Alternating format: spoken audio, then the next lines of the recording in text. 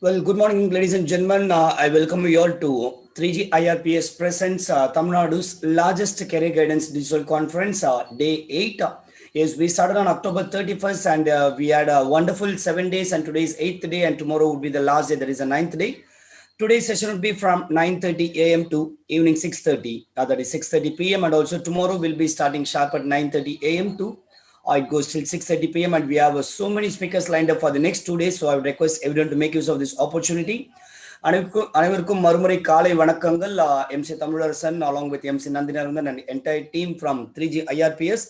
இது தமிழ்நாட்டுடைய ஒரு பிரம்மாண்டமான கேரியர் கைடன்ஸ் டிஜிட்டல் கான்ஃபரன்ஸ் அப்படின்ட்டு சொல்லலாம். லாஸ்ட் 7 days ரொம்ப சூப்பராக போயிட்டு இன்னைக்கு வந்து we are starting the 8th day. So now we'll play a couple of videos and then we'll start the first session sharp by 9:30.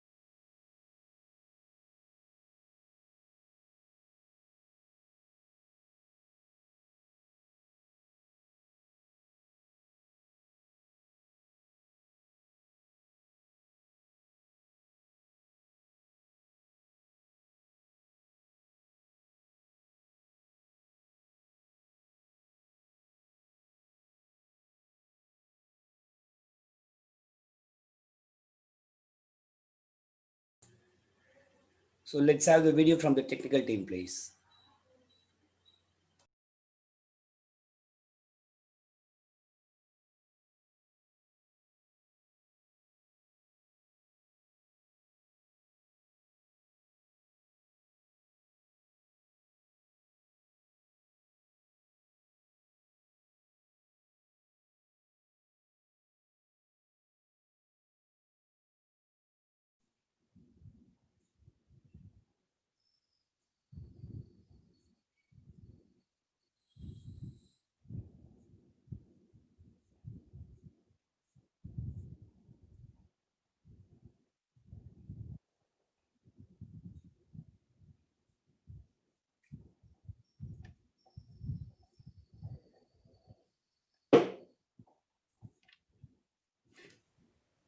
I would request the technical team to replay the video again with sound, please. You need to select the computer sound and then play that again.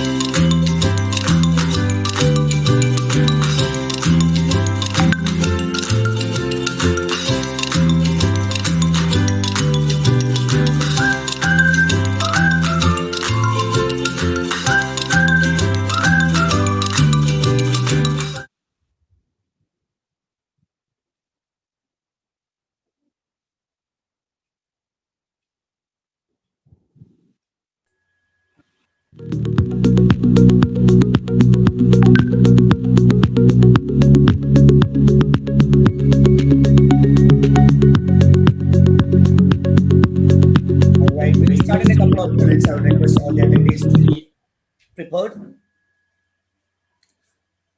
Thank you so much. I would like to once again welcome you all to 3G IRPS presents Tamil Nadu's largest career guidance digital conference. This is day 8. And a small disclaimer as always before we start the event. Since this is Tamil Nadu's conference, speakers would be using here and there Tamil language as well. I would request the non-Tamil speaking audience to bear with that instead of keep on putting the message in the chat box saying switch out to Tamil. I would request you to maintain patience for a while because the speakers, they would switch out to English.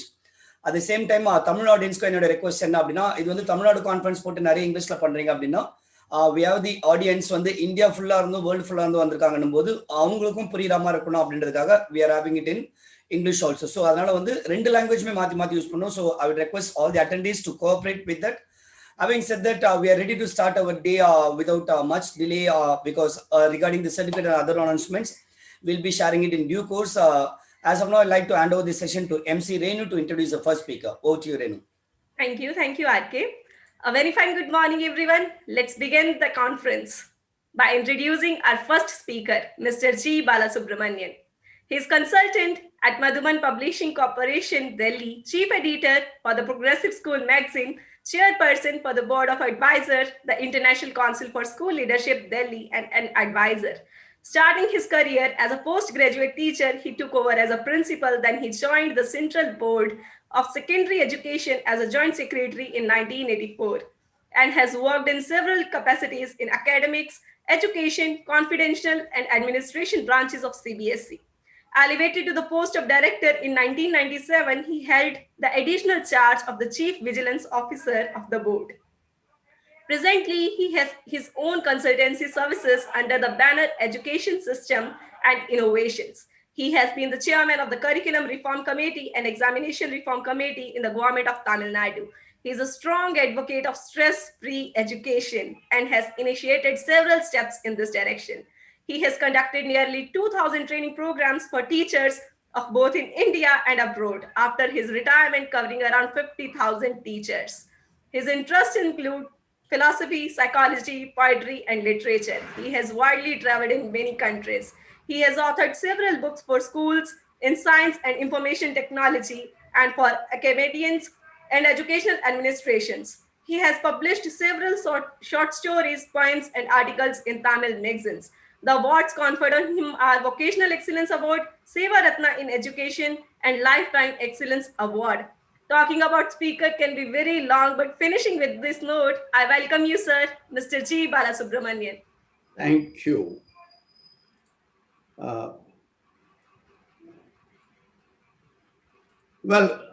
Good morning, everybody. And it is indeed a great pleasure to be with all of you this morning.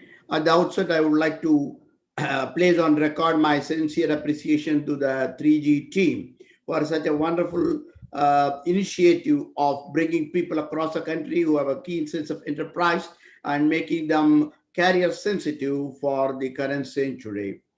As all of you are aware, for the last couple of months, we have been facing one of the greatest challenges of this century, not only in Tamil Nadu or in India, but all across the world, right? Both in terms of the COVID, right, which has not only impacted, it started as a health crisis, but slowly and steadily it became like an octopus, right? Impacting professional works, industries, business, trades, finances, well-being, families, education, and we can go on listing many things over there. So this has really created a kind of a challenge, and no wonder the kind of learning that we have had because of this COVID has been enormous, which has not been really brought out from any textual material, right? And my memory goes back at this time to one of the greatest futurologists, Alvin Toffler, who wrote the book called The Future Shock sometime in mid-60s, right? And he said that the illiterate of the 21st century will not be one who cannot read and write, but who will be one who cannot learn, unlearn, and relearn. I think that is the essence of the 21st century. Why? Because, the if you look at the way that knowledge, skills, and the learning has been moving in the last couple of centuries, you can classify them under four different societies. We started with an agricultural society where knowledge was sustained for centuries together, and we were depending on the muscle power, whether it's a human muscle or the cattle muscle. We were depending on the muscle power, and there was a linear transmission of knowledge through Shruti and Smriti, the power of listening and the power of memory. Somewhere in the 13th century, we moved towards the industrial society, wherein the focus came to machine power. We were able to produce a lot of things through the machines, and therefore the paradigm shift from agricultural society to the industrial society led to a great discovery called the printing machine. The printing machine was facilitating to printing of knowledge, and therefore you never needed a human being, and you could store knowledge in a print form, and therefore we moved from linear knowledge assimilation to analytical knowledge assimilation. Even without a teacher, we could read that. Somewhere in the 19th century, we moved from the industrial society to the informatics society, where we moved from the machine power to what is called the microchip power, the third M, muscle power to machine power to microchip power. All that knowledge of a textbook would be compiled into a small microchip, and we could carry a small pen drive in our pockets and reproduce the knowledge wherever it was required. And therefore, the assimilation, the storage, and the access to knowledge went changing, right? So if you look at all the three societies, you will find that the life period of agricultural society was few centuries. The life period of the industrial society was a few centuries, and in terms of the informatics society, it was for a few decades. Now we are moved into what is called the knowledge society, where the life period of knowledge is said to be for a couple of weeks, right? It is said that the knowledge and skills are changing every 6 weeks. That is the speed of the dynamics of knowledge. So it is not merely the assimilation of new knowledge, but our management of the irrelevance of knowledge that matters at this point of time. So the way we learn has undergone a tremendous change in the last couple of decades over there. So how are we placed in the 21st century? And this COVID has been a great disruptor, right? Or a game changer, I would say. The reason being that there has been a kind of a mismatch between industry and education. Industry had evolved to a world of 4.0, a generation of 4.0, where the education continued to remain in 2.0. So there has been a mismatch, and it was necessary for someone to come and build the cat. And I think that was the role the COVID played, because within a matter of a couple of weeks, I could see whether it's a school education or it's a college education, or for that matter, informal education, people were able to move from the formal structures of learning to informal structures of learning, thanks to the technology that's available. So we are moving to a world of what is called blended learning, right? From a structured learning where you needed a human resource to deliver knowledge. Now we are moving to a technology-based world where you find that the knowledge is available at the click of a button, and you can access any amount of knowledge through search engines at no point of time. So that puts the pressure on the learner rather than on the teacher. In other words, the focus of the 21st century is going to be self-learning. So it doesn't matter whether you are a student at a school or a college, you are a teacher, you are a professor, you are an administrator, you are a marketing executive, you are a chairman of a company, it doesn't matter. Even if you are an entrepreneur, it doesn't matter. All of us are in a world of self-learning. You cannot wait for someone to come and teach you. You cannot wait for someone to come and train you. In other words, the future of learning depends upon your curiosity, your willingness to learn, your adaptability to change, and your passion for growth, right? So We are moving also to a very interesting feature of what is called a world of informal learning, right? When I was a student in a school, in a college, probably 90% of all my learning was from my college or a school, and 10% of learning was from outside, right, from the family and from the society or not. But today, 80% of learning is from informal sources, thanks to the media, thanks to various other learning inputs that are available. And you find 80% of learning is informal and 20% of the learning is formal, right? And therefore, the paradigm of learning is changing. Now, how do we synergize all that we learn outside to what's happening inside a structure? In other words, the focus is also shifting towards what's called the experiential learning, right? Now, in our formal education system, we learn something and try to convert that learning into a kind of an experience. But today, we experience something and we are trying to convert that experience, link that experience towards with the knowledge, right? So, in terms of what you call learning theories, also you find a very interesting dynamics. About in mid 50s and 60s, we talked about behaviorism, where we said that learning was resulting in a behavioral change. Then we moved to what is called cognitivism, where we said that all learning is about how you are able to assimilate knowledge, access knowledge, store knowledge. Then we moved to what is called constructivism, where we said mere assimilation of knowledge is not sufficient, but is very important for you to construct your own knowledge, because no two people think the same way. All the people who are sitting in this webinar, probably whatever I am talking to you, you will be constructing the idea into your own mind, and no two minds will match the way the knowledge is perceived. So we talk about construction of knowledge, uniqueness of the human individual, both in terms of knowledge as well as in competency, right? And then we are moved from constructivism to what is called social constructivism.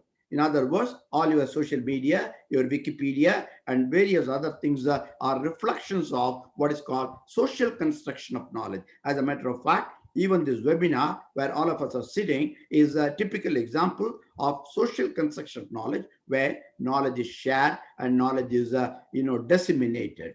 And also, the gift of the modern century is what is called the connectivism. Not only we socialize, but we connect our knowledge. So with the team experience, the team efforts seem to be dominating over the individual efforts. For example, now with the focus on home-based working, now what happens is that you don't need even an office, but still we can connect. So we talk about connectivism as a part of the learning process in the future, right? That is a way that the dynamics of knowledge is changing. But what is important is that in all that process, are we increasing our skills? Are we increasing our competency? I think the focus of today and the focus of tomorrow is going to be on competency assimilation, competency display, and competency assessment. In other words, your degrees, your celebrations of your knowledge in terms of paperwork is not going to matter, but how you are going to manage your knowledge, demonstrate your knowledge, parade your knowledge is going to be there. So what will be the role of schools and colleges and other educational centers? It will be more like knowledge caves. You go to a cafe, coffee day, sit down, talk with people, have a cup of coffee and come. And similarly, you might go to an institution of learning where you will share knowledge. That's why the focus of structured learning is moving towards what's called blended learning. Blended learning, you might get hundreds of resources, inputs for our learning. Thanks to artificial intelligence, thanks to augmented reality, possibly in the next couple of years with quantum computing walking into the corridors of knowledge, you will find the speed of assimilation of knowledge, the way we manage our knowledge is going to be entirely different. So learning, what is the future of learning? Future of learning will depend upon exclusively non-institutionalization, but the individual customization of learning inputs. You might need knowledge capsules, you might need customized knowledge experiences, and therefore there's a huge opportunity in the world of learning for entrepreneurs. I've been talking that the next decade is going to be the decade of the pharma and the decade of edu technology, right? The anticipation of the industry of the turnover in educational technology to an extent of about 3 trillion in the by in about a decade is something amazing. So entrepreneurs sitting here, people who are looking at terms of career growth might be able to look at education, right? But not a routine education, not the linear thinking way, but how do you use the knowledge packages to create new knowledge? The focus of the future, whatever you are, is going to be on synthesis of knowledge and production of new knowledge. You might wonder, how can I produce knowledge? The neurocognitive psychologists very clearly say that every human being is competent to create a piece of new knowledge, and therefore, you will have to use your thinking. That's where the whole problem comes. Two things that doesn't seem to be happening today. That is a great wastage of time from our young people. I'm sorry if I'm really going out of the way, but I think learning has got to be focused by our youngsters, because there's an ocean of learning which is absolutely waiting and knocking at your doors. No piece of knowledge. You may be a mechanical engineer, but still you need to know a little about agriculture. You may be an agricultural engineer, but you might be needing to know what you call something about economics, because two things are happening in the present. One is a convergence of knowledge. The other is called the divergence of knowledge, right? For example, when I was a student, I did not think of agricultural economics, right? We did not talk of biomathematics. Today, that convergence is happening. Transdisciplinary learning, interdisciplinary learning is happening. So you need to move away from the classical linear mode of knowledge assimilation. Similarly, diversification of knowledge is also happening, because when I studied as a chemistry student, probably there were only 2-3 phases of chemistry, but today you got 60 pieces of chemistry available. So it doesn't matter whether whatever subject you read, you need to grow beyond your discipline, right?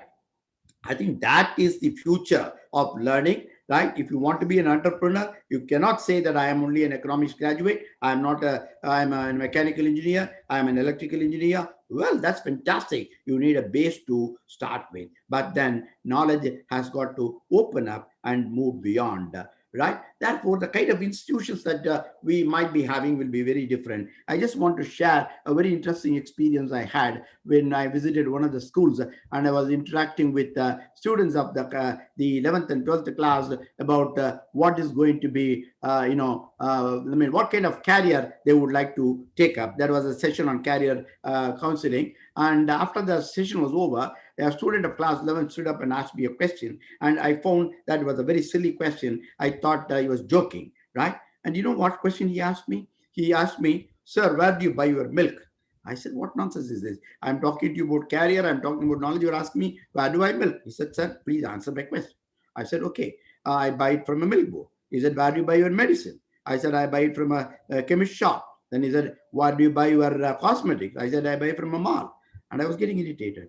And then I asked, "What do you want, my dear? Tell me." He said, "Sir, if you want medicine, you go to a farmer. If you want milk, you go to a milk booth. And if you want cosmetics, you go to a mall. Why do you want me to come to the same school for physics, chemistry, and biology? Can I go to one school for physics, one for chemistry, one for biology?" And that's the future of education, where people, institutionalization will diffuse, where knowledge seekers will seek the best of knowledge, what is available thanks to technology. I say technology is a culture catalyst. It's going to change the way you think, the culture of your thinking, your thought architecture, the way you live, the way you interact with people, the way you design your future. So design thinking is becoming a very important aspect, whether for your personal life, like your career, or for that. I think youngsters of today need to understand the basics of what you call the thinking. I was very recently impressed by two books which I read. I wish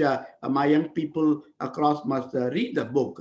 One book was by Patrick Dixon called The Future of Almost Everything. I think that is a futurologist book. And every page I read, it was a shock that how the future is going to be impacted, both in terms of thinking as well as in terms of lifestyle. The second book which I was impressed was a book by Michio Kaku, who wrote called The Future of Mind. How the researchers in mind are leading to a kind of digitalization of the brain, right? We talk about the digitalization of the computer. We talk about digitalization of our processes. Now, how could the digitalization of the human brain could happen with a lot of interventions through? And I think mind-boggling way that we do, things happen. We don't know what's going to be the next decade. And attending one of the conferences in Bangalore, one futurologist just said the life period of the half life of knowledge is 6 weeks. I was surprised when you use the word half life because that's used only for radioactive elements and others. He said the way knowledge is moving today is shelf life is very, very limited. Therefore, I go back to my own term. The first statement I made by Alvin Toffler, who said the illiterate of the 21st century will not be one who cannot read and write, but who will be one who cannot learn, unlearn, and relearn. Friends, I would like to draw your attention before I wind up to a very important statement. In somewhere in 1999, the United Nations, UNESCO in particular, made a committee, a global committee, which was headed by a French educator and a minister called Jacques Delors, on what should be the dynamics of the learning in the 21st century, right? And the title of the book is called Learning the Treasure Within, right? And it runs about 300 pages. And India was represented in that committee by a person called Dr. Karan Singh. I think all of you know, a great scholar of the first order, right? That committee came with 4 important pillars of learning for the 21st century. And I would like to quote them before I leave. The question is, 4 pillars of learning. They said, whether you are in India, whether you are in Britain, whether you are in US, it doesn't matter. Wherever you are, the basics of 4 pillars of learning will be: 1, learning to know. Knowledge. Knowledge is all pervasive. In the future, you cannot survive without knowledge. And therefore, if you are holding a degree, remember, if you got the degree yesterday, it is outdated by 24 hours today. That's the speed of dynamics of knowledge. So all our learning in terms of degrees and books and others is not going to be of absolutely any use. You have to be a continuous learner. We are in a learning community, and therefore learning to learn is more important. Not learning physics, learning chemistry, learning engineering is important, but learning to learn, how do we learn, is important, because we are in a learning community and we are engaged with lifelong learning. That's learning to know. The second is learning to do. I got all the knowledge in my brain, but I don't know how to convert it. I'm a very good expert in binomial, in mathematics, but I also know all the theories of computer, but I cannot handle a keyboard. I think absolutely no use out of that. A piece of knowledge which cannot be converted into skill is absolutely no use, and therefore learning to do is very important. That's a dynamic. So reinforcement of knowledge on skills is the second dynamics.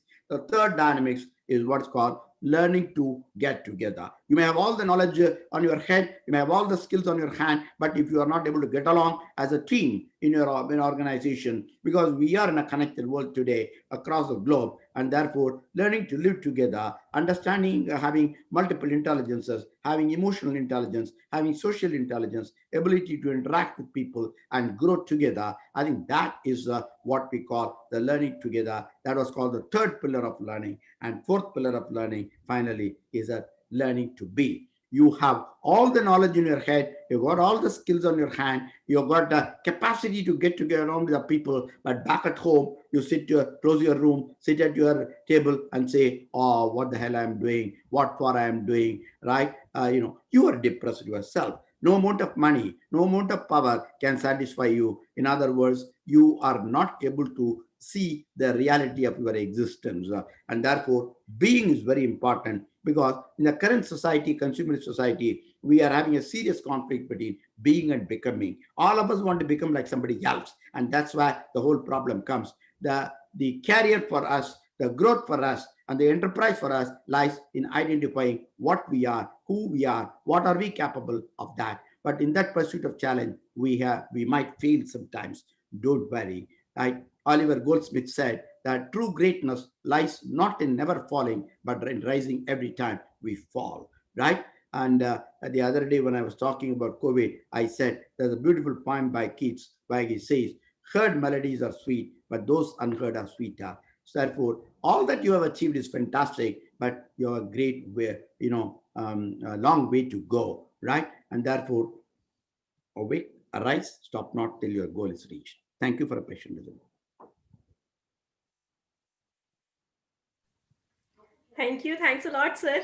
The session was really very great, and you informed a lot about technologies and coming generations. And thanks a lot, sir. So, to value your time and this wonderful session, I would ask my technical team to give you a e-certificate. Thank you. This is for you, sir. Thank you. Great. Thank you very much. Thank you. Thanks a lot, sir. So, to keep the session moving, I would request my technical team to play a video.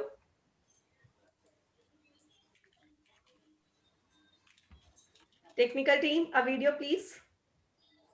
Yes, video is getting played.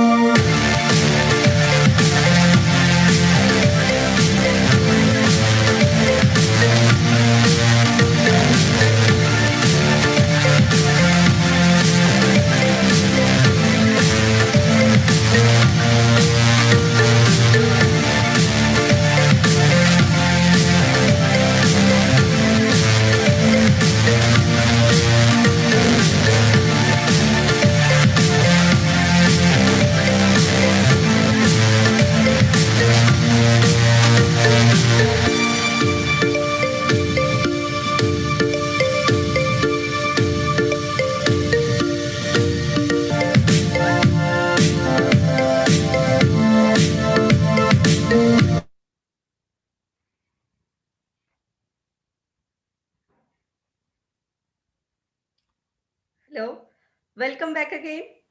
So, we have our next speaker, Dr. Shahid Chalail, with us. He is the man, the myth, and the legend behind it all. A humanitarian, serial entrepreneur, futurist, and a strong advocate of technical singularity.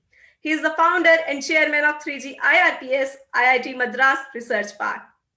Dr. Shahid's venture into multifarad speed for a decade has resulted in a fecundity of thoughts and eye-opening experiences around the world.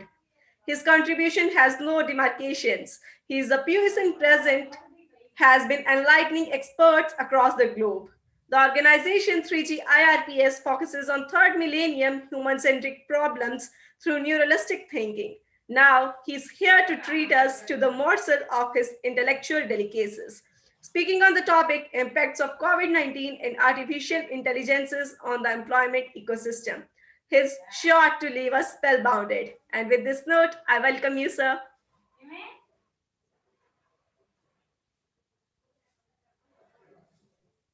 A very good morning, each one of you. Yes, sir. You're audible. Yes, audible, right?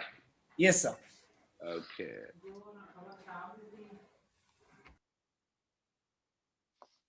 Yes, guys, let us start. I'm going to share my screen.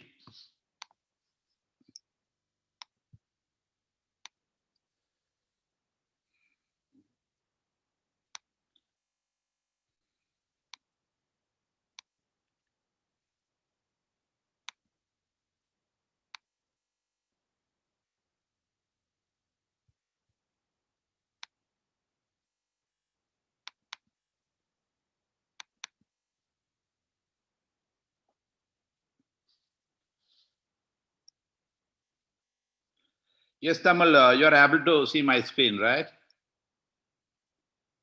Yes, sir. Okay.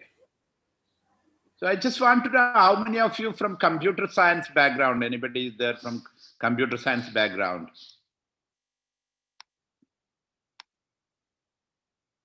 Yes.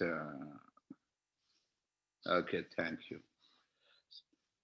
So as you all know that, the artificial intelligence is the buzzword. I'll try my level best to decode the lament of what exactly this artificial intelligence, how it is going to affect our life, how it is going to change each one of our life, what impact is going to happen. Uh, this is going to be, if those are not first time in my class, I can assure you it is going to be a life-changing event, and within 2 hours you will be a different person altogether.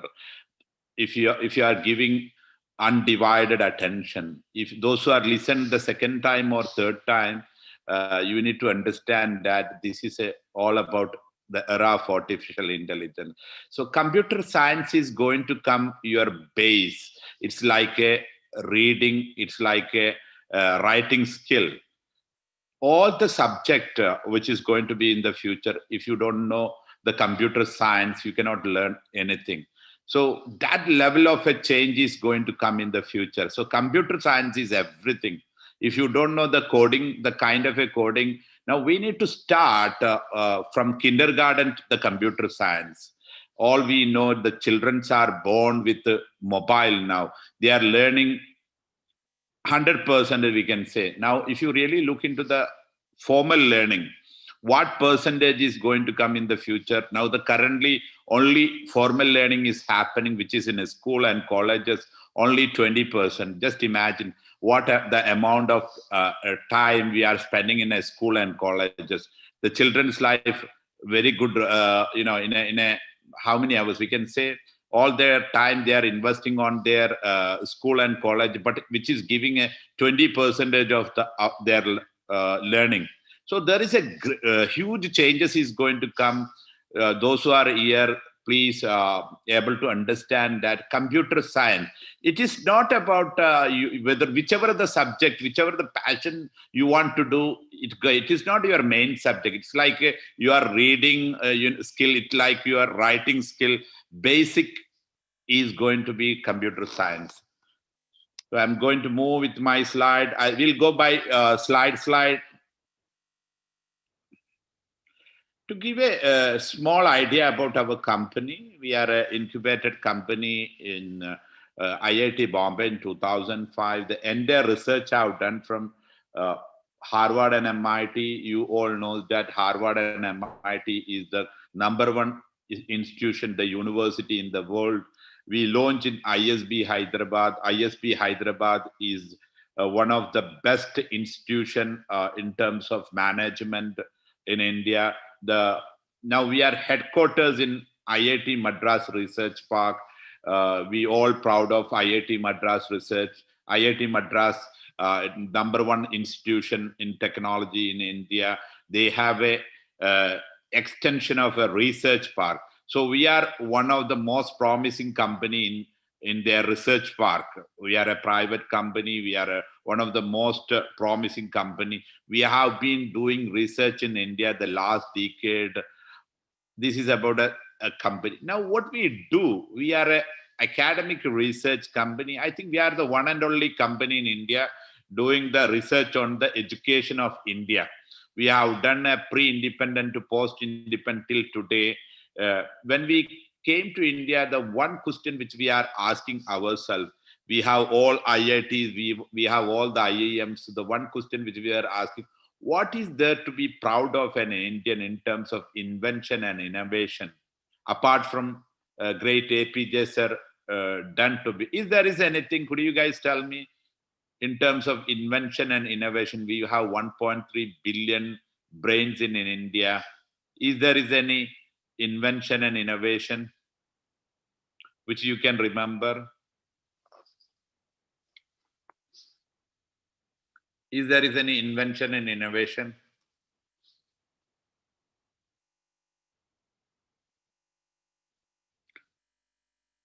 Yeah, automation is there, but invention and innovation, anything in India which we can proud of? We are the largest engineering producing country to the world.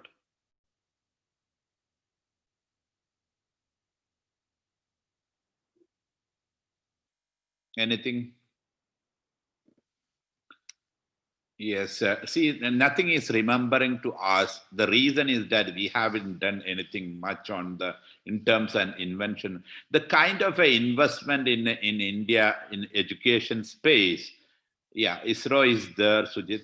Okay, ISRO is this where I said apart from APJ sir done, it is the APJ sir result, but it is not our educational output of actually. ISRO, what and all it done, Dr. APJ Salam, we are all proud to him. We even the 3G, the project, the entire contribution we have taken from, he is the guy, we all have to be proud. Before he died, someone asked to him whom you want to be known as. You want to be known as India's president or missile man or, he said that I want to be known as a teacher. So we have taken a baton from him. The education, the 3G, the entire dedication goes to him. Cloud technology is not from India, actually. No. So there is nothing to remember much because we haven't done anything. Even what we need to understand that even kindergarten, sometimes we are recommending. Grade 1, we are recommending. But at the end of the day, what is the outcome which we got? Here is something wrong happening. Just imagine all you and me spending all our time for the education. Nothing. So we are a company, we have done a huge research about Indian education. We spent around a decade to understand Indian education. Now we are coming up as well. Why we have done this kind of a research in India? The reason is that we are entering to one of the biggest threat to the humanity called technological singularity. That is the why part of this company. What is this technological singularity? Technological singularity is okay, science fails, where the maths fails like a black hole. So because of the technology, the world is going to fail. It means that 80% of the people are going to lose their job.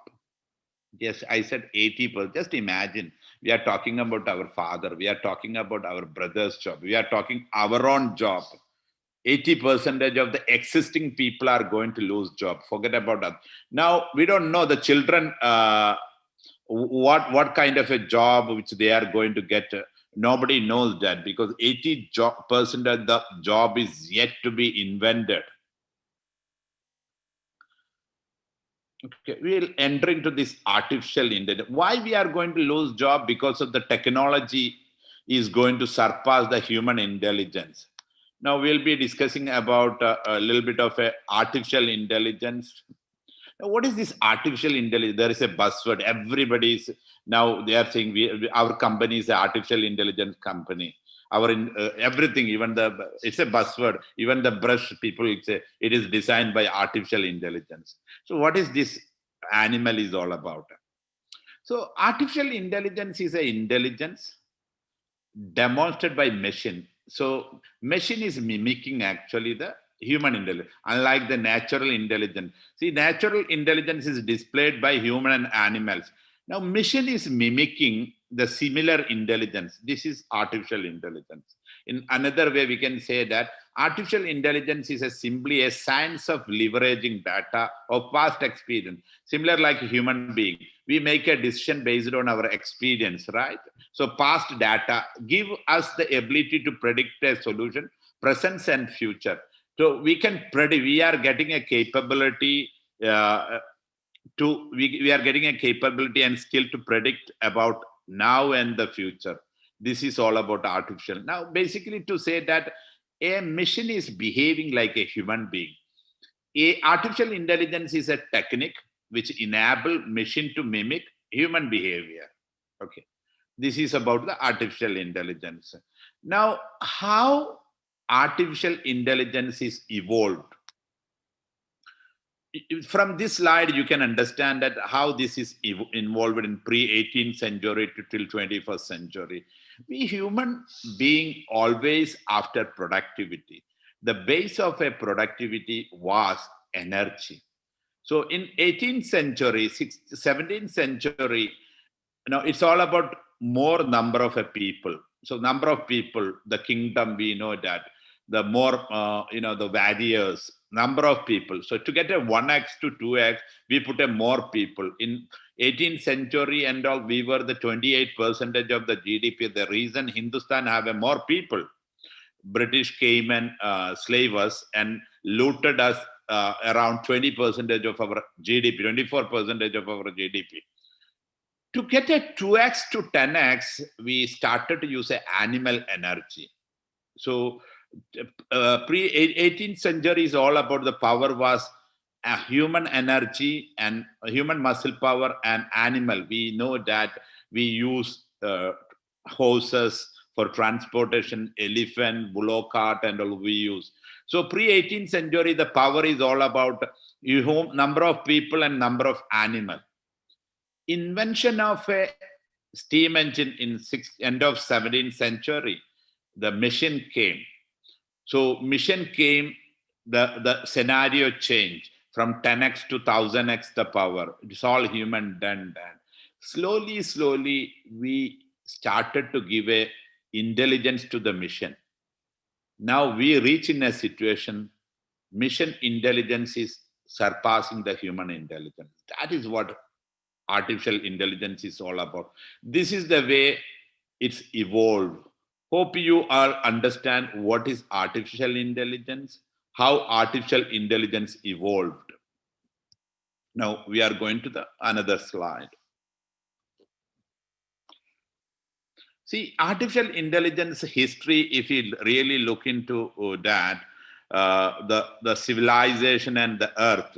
Now, universe is created 13.8 billion years ago. Earth is created 4.5 billion years ago. Modern human 300 years ago. Civilization 12,000 years ago.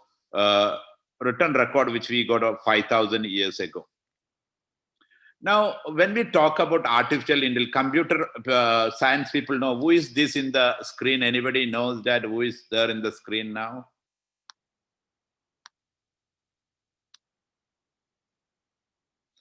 Any idea who is there in the? When we talk about, we cannot talk artificial intelligence without him. The people who knows in the computer science, they know him. Yeah, father of modern. Who is that? The name.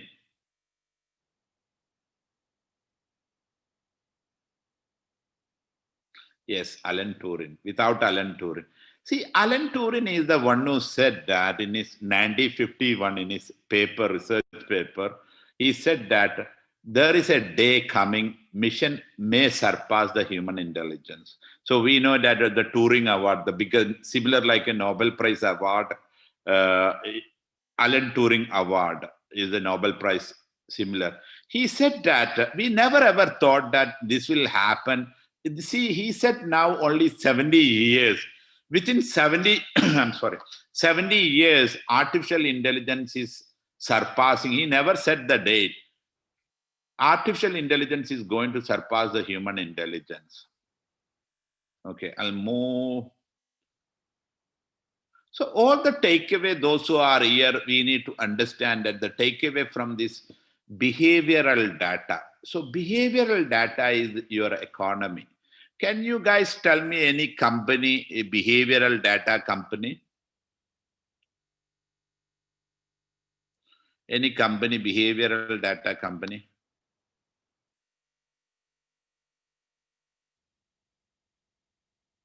Instagram, LinkedIn, yes. Instagram, LinkedIn, Google. So what we need to understand, the economy is all about behavioral data. So what is behavioral data? Okay.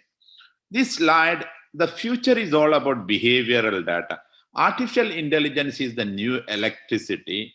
Behavioral data is the new oil. So what the takeaway from this slide you need to understand, if you want to get the best job, it should be connected with the behavioral data.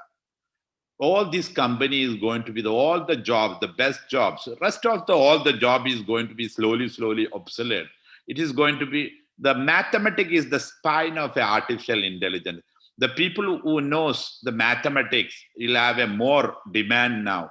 And India is India is the answer of 21st century. Why India will be answer of the 21st century? Any idea? India will be answer of the 21st century.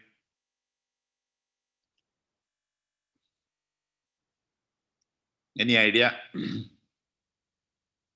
Yeah, more productive of the population. See, the population. So behavioral data is going to be the, remember one thing, your future is all about behavioral data. So it's all about behavioral data, behavioral data, behavior. You have to this mantra. If you want to get a best job, you need to join a behavioral data company in the future. Rest of all the company is going to be slowly dying. You will have a best job which is available in behavioral data. The last century, everything was a fossil fuel oil. In a very simple manner, I can say that any changes in the oil price, we know that bus price increases. Okay. So we are exiting from the oil, all the money, India, the largest money come from India, from the Middle East because of the oil. So all the money made last century from oil. Now we are exiting from the fossil fuel economy to artificial intelligence. Whenever artificial intelligence comes, you have to remember behavioral data. People doesn't know in India yet to be, understand artificial intelligence, yet to be decoded artificial. In India, people think that in India, if you learn machine learning, if you learn data science, if you learn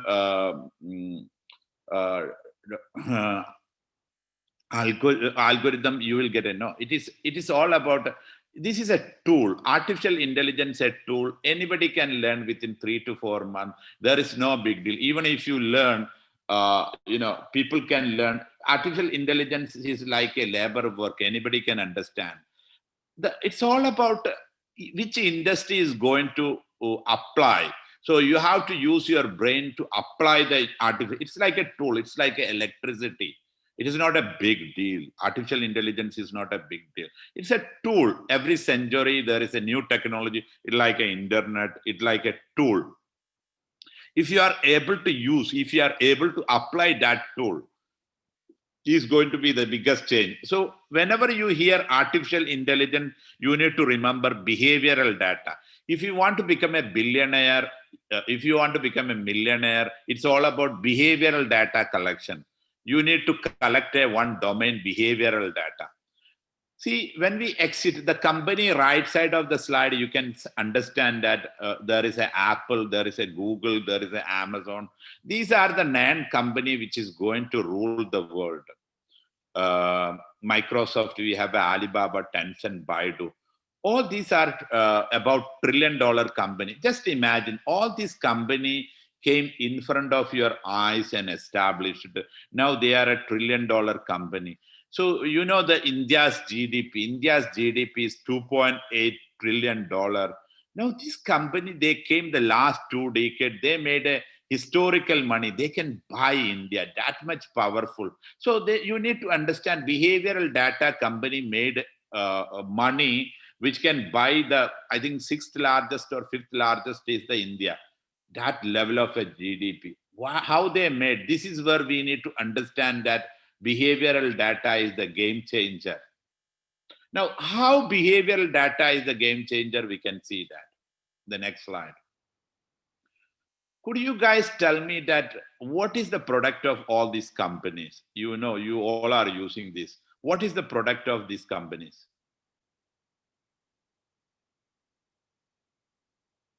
What is the product of all these companies?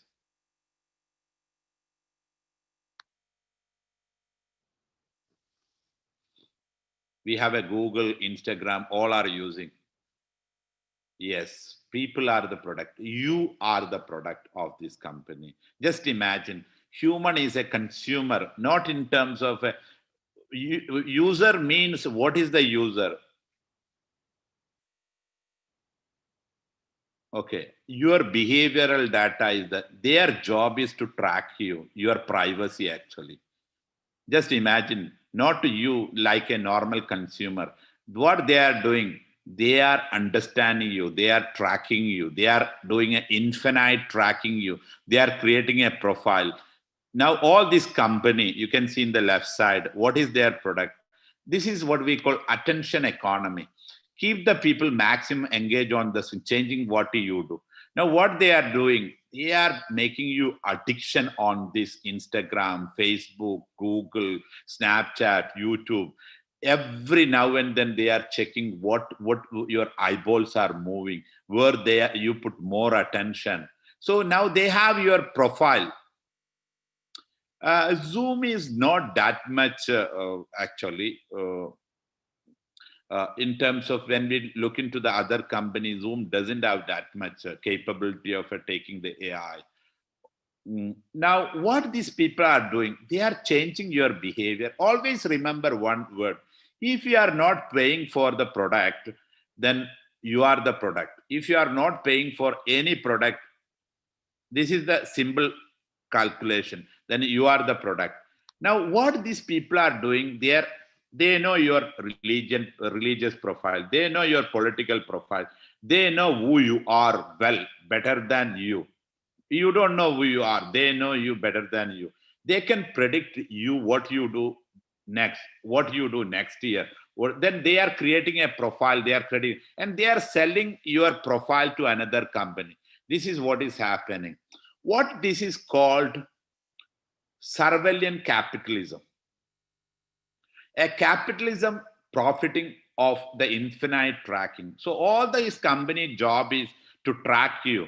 If you really analyze that in a Instagram, you all are using, you know the Instagram, or if you know the Facebook. If you are watching a video, the next video will be, and the next ad will be, it is interconnected along with it.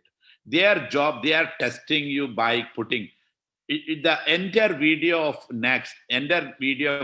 what is coming in your screen. It is not controlled by you. All their job is through putting content to decode you. So what is happening here? They are figuring out now what is their business model. Keep people engaged on the screen, tracking maximum. They are figuring out how to get as much as this person attention, get you spend, tracking all the possible way, and define the profile of a person. We are the product. Our attention is the product of being sold to advertisers. Changing what you do is gradual. They are changing you. It is life changing what you do, how you think, who you are, the way in a commercial. Now the problem with us, they are selling with a commercial interest. Now these companies are enough capable to destabilize a country, to destabilize an economy, to destabilize a election. All it is possible because they know everything about us. So surveillance capitalism is a new word. You see all the cameras which is installed. It is normal. It is not normal camera. It is taking you all your behavior in the surveillance. From there, it is understanding you. All the cameras are enough capable, possible to understand your behavior. Now they sell. Now just imagine what they are selling. They are selling guarantee business to the people, those who are advertising. Guarantee offered to the advertisers. Those who business model is to make sure that advertisers are successful, possible. This is the new kind of a marketplace now. We now have a market that trade human future at a scale. It is a marketplace that never existed before. It is a marketplace that trade exclusively in human future. We are now have a market that trade human future at a scale. Those market produce $1 trillion that have made internet company richest companies in the history of humanity. Just imagine, nobody became that much rich. Who is the richest company now? Anybody knows who is the richest company now?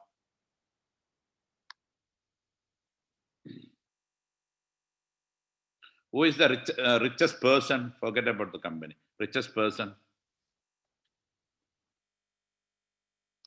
You all want to become a billionaire, right? I'm going to teach you how to become a billionaire, how to become a millionaire. So tell me, who is the richest company? Yes, Bill Gates was. Now the person.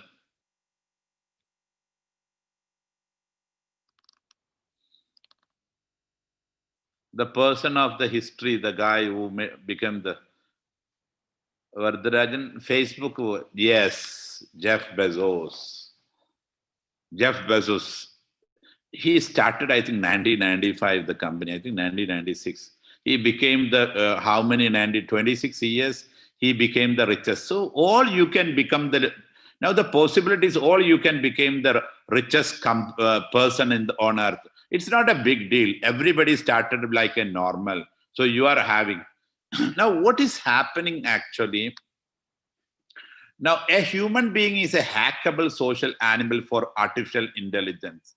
Now, anybody can monitor you from outside the world, not from India, even outside. Not only do we have the technology today to decode what you think, what you want, it's also possible to predict your choice, manipulate your desire in ways that we never ever possible before. Now, unless we have we need to create an artificial antivirus for human mind. Now, here is the problem. Just imagine.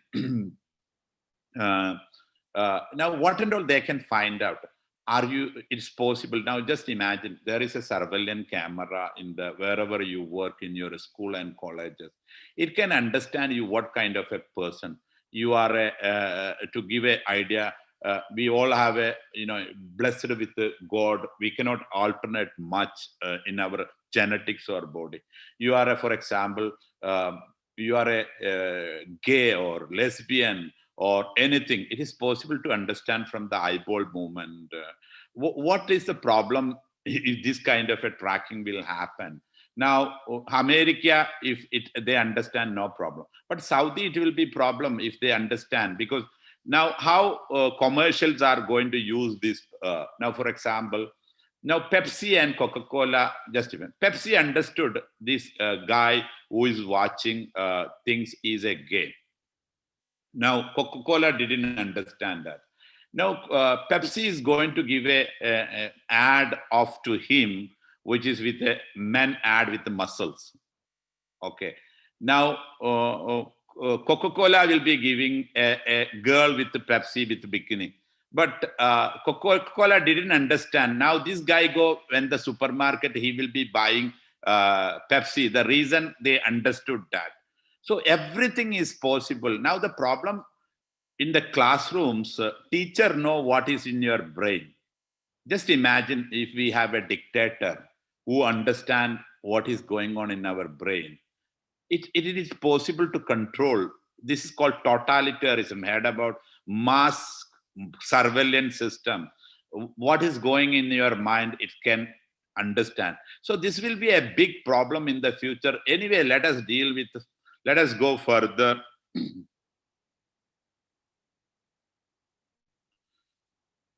Okay, here, this slide will make you more understand what is going to happen. So this is where we are just comparing the intelligence of a human intelligence versus technological and biological intelligence. So biological intelligence have a lot of limitation. We have the frequency of 200 hertz. Operating frequency of AI is 200 gigahertz. Transmitting information speed, which is axon. Now we have 5 senses. Through all 5 senses, we human receive the information.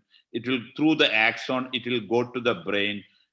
Then brain will tell what to act. Now, for example, if I am touching a glass of a water which is having the temperature is very high. When I touch, the information will go from through my finger axon to my brain and tell to take back the hand. So this speed is 200 meters per second. But the artificial intelligence information speed is 3 million meters per second. It's like the light speed.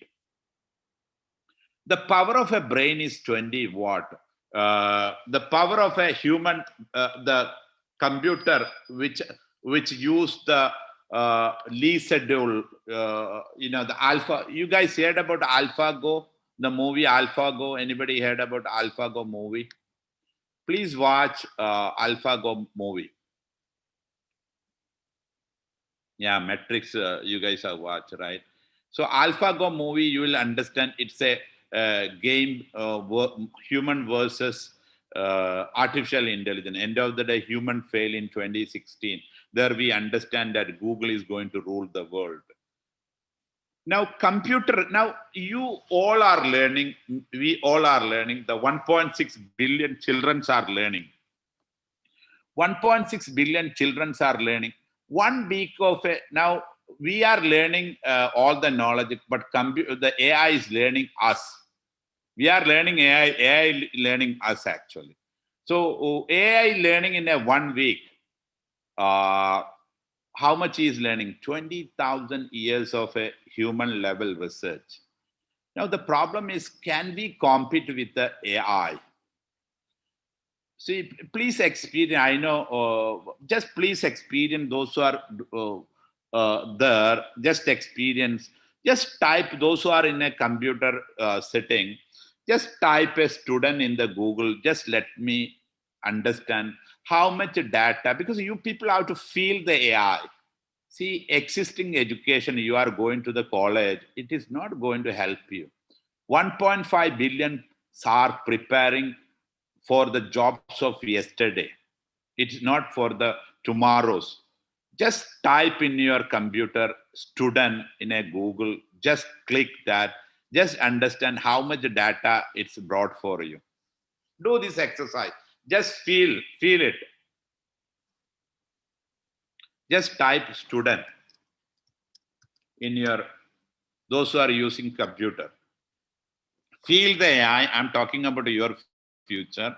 If you didn't understand AI, you have no space in the future. AI is the base of any education. How much data it fetch you, how many minutes it took.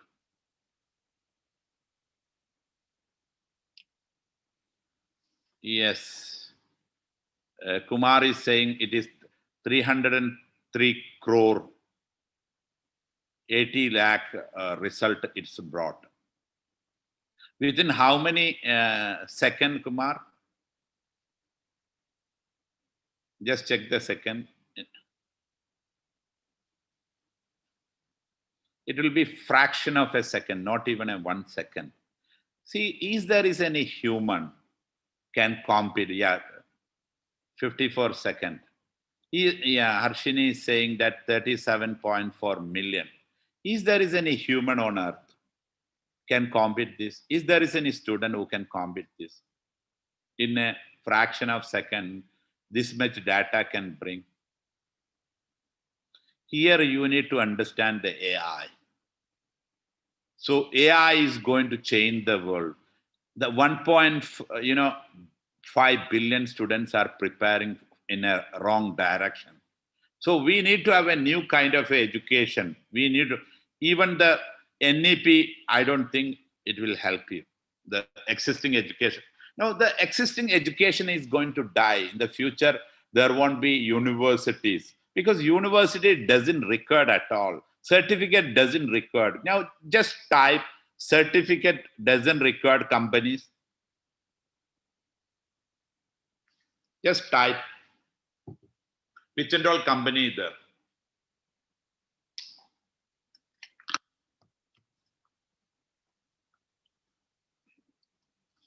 It's all good. You feel yourself. We are talking about your future.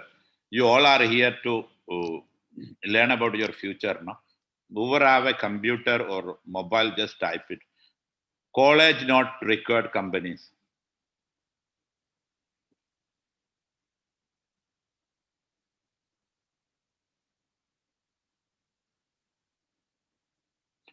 College not record company. Just put it.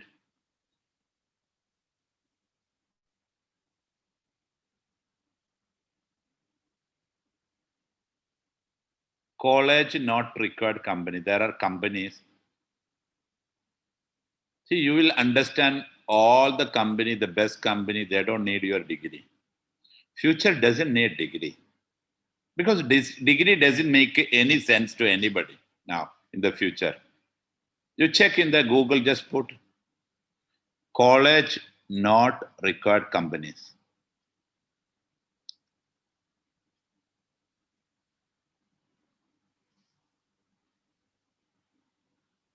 Anybody is doing that?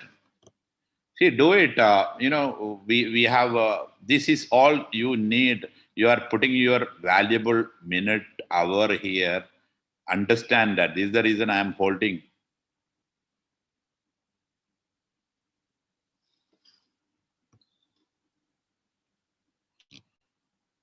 College not record companies.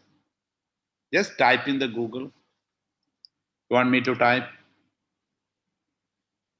Apple, yeah. Shruti is saying Apple. Apple, Google, all the best company in the world, they will not ask your degree. Then why you are going for a degree? The world doesn't need your degree now. So future company, nobody is going to ask your degree. See, you need to understand your parents are investing 5 to 10 lakhs. Sometimes you are investing 3 to 4 years. This is all going to be waste. Unless, see, the people we know that 99% of the MBA people are doing +2 studied job. All the engineering kids are doing a job which is the +2 basic jobs. They are not doing their job, what they studied, because it doesn't have any value. Okay, now the question is going to come is that why we said that 80% of the jobs are going to lose. How 80% go? The question come, we created the artificial intelligence. Computer came to the world and we got more money. And how computer can take or AI can take our job. Here is the answer for you. So we human have a two kind of a skill. One is physical skill. Second is the cognitive skill. So in the future, AI, machine can do the job, both physical and mental. We all know that we cannot do risky job whenever anything happen. AI can fly and do job. It doesn't have any problem. From this, you will understand, it is very difficult to upskill and reskill the people in the AI age. Now in India, all the countries are investing money to upskilling and reskilling of people. Why it is very difficult? Okay, I can explain you here for you guys. See, majority of the people in olden days was farmers, right? Okay. Now, the first industrial revolution here it happened. It is a steam engine. From agriculture to steam engine, there was no issue upskilling and reskilling. It's a physical job actually. From second industrial revolution, it was electricity for the mass production. From here to here also, upskilling was not an issue. Now, the third industrial revolution happened, the information technology. Here is the first time. Now, physical, not automated, cognitive system automated. It happened in front of our eyes. The last 2.5, we can say the last 2 decades, it happened. The automation of a cognitive. So what happened actually, now all this company, in whether it is a Infosys, whether it is a TCS, whether all this company, information related company went to the campus, they recruited the fresh student based on their IQ, irrespective of their engineering, whether it is a civil engineering, mechanic, they didn't care anything. They simply took them because of their IQ. Then they trained them. So what happened actually, the people, those who are in their 40s and 50s now, they are outdating slowly. Now, if your parents want to buy something in the online, those who are majority of the parents, I'm not talking about the very special cases. It is very difficult to use the technology for them in their 50s because they didn't update. They have no time because they are taking care of us, our problem. So they are going to be a useless class to the society. They are going to lose their job. And it is very difficult to update them, upgrade them. They are called as a useless class. They will not be benefiting for them or their families and their society and the world. Okay. The reason is that all the jobs are going to come in the future is an analytical job, because this is a transition period, that another 2 decades, it is going to fundamentally change everything. So the technology, artificial intelligence, 3D printing, nano computer robotic, quantum computing, this is fundamentally affect every human on earth. Now the problem here, if someone lose their job, like a cashier, like a driver, it is very difficult to train them for an analytical job. If a driver lose job, make him an analytic guy, it is very difficult. If a cashier lose job, making them, it is very difficult. So upskilling and reskilling this time is not easy. This is the reason people are going to be useless class for a 2 decade. We are talking about 2 decade, another, which is the most important life in your time. If you really look into the technology, the major different RDA, robotic desktop automation, what is the difference with it? Now the olden, it was a process-driven technology. RPA uses structure of input and logic automation. See, it's a structured game. You can see here. All the technology was current, which we have, it was doing. But what is AI is doing, it's a data-driven. Machine learning, artificial, it's a data-driven. It is thinking actually. The power is thinking. Here was doing, we automate in such a way. Now it is thinking power it's got. Okay, I'll give few examples for you. All the technology which it gave in earlier, it was rule-based in the initial stage. For example, washing machine. Okay, the rule is there, okay, this much water, this much powder, this much weight of a cloth. There is no data availability. Then we go to machine learning. What is the machine learning? And the different is, machine learning is like a kind of a doctor. It is analyzing its data. It's a pattern. It's understanding the pattern. Now it's like a doctor. When we go to a doctor will ask what happened. Okay, I got a fever. Okay, he will ask symptoms. He will check all the symptoms in the body. Then he will give a medicine. So machine learning is based on the pattern and giving the solution. But deep learning is not like that. It's like a human being. It's learning from the mistake by himself. It's a complete, there is no human intervention at all. It learn here, even it's a human intervention is there. Here, there is no human intervention. It's learning by itself, like a child. Now, for example, a child is touching he learning by itself. He understand hot. When he feel and touch, then he will not go again and touch that. He is learning by himself. So deep learning, artificial intelligence is a branch of a deep learning. It's learning by itself. Now we think that the computer science, those who are in computer science, 60% to 80% of the people will lose their job, because we don't need the code people. Majority of the people currently they're in the code. The codes are created by the AI. So there also, it's a huge challenge is going to come. Now, product 1.0 was this, basically a programmed smart one, all this. Now, the product 2.0, we got it is a crowd intelligence. This is basically, we are using crowd intelligence. Now, the product 3.0, which we are using, ecosystem-based engine.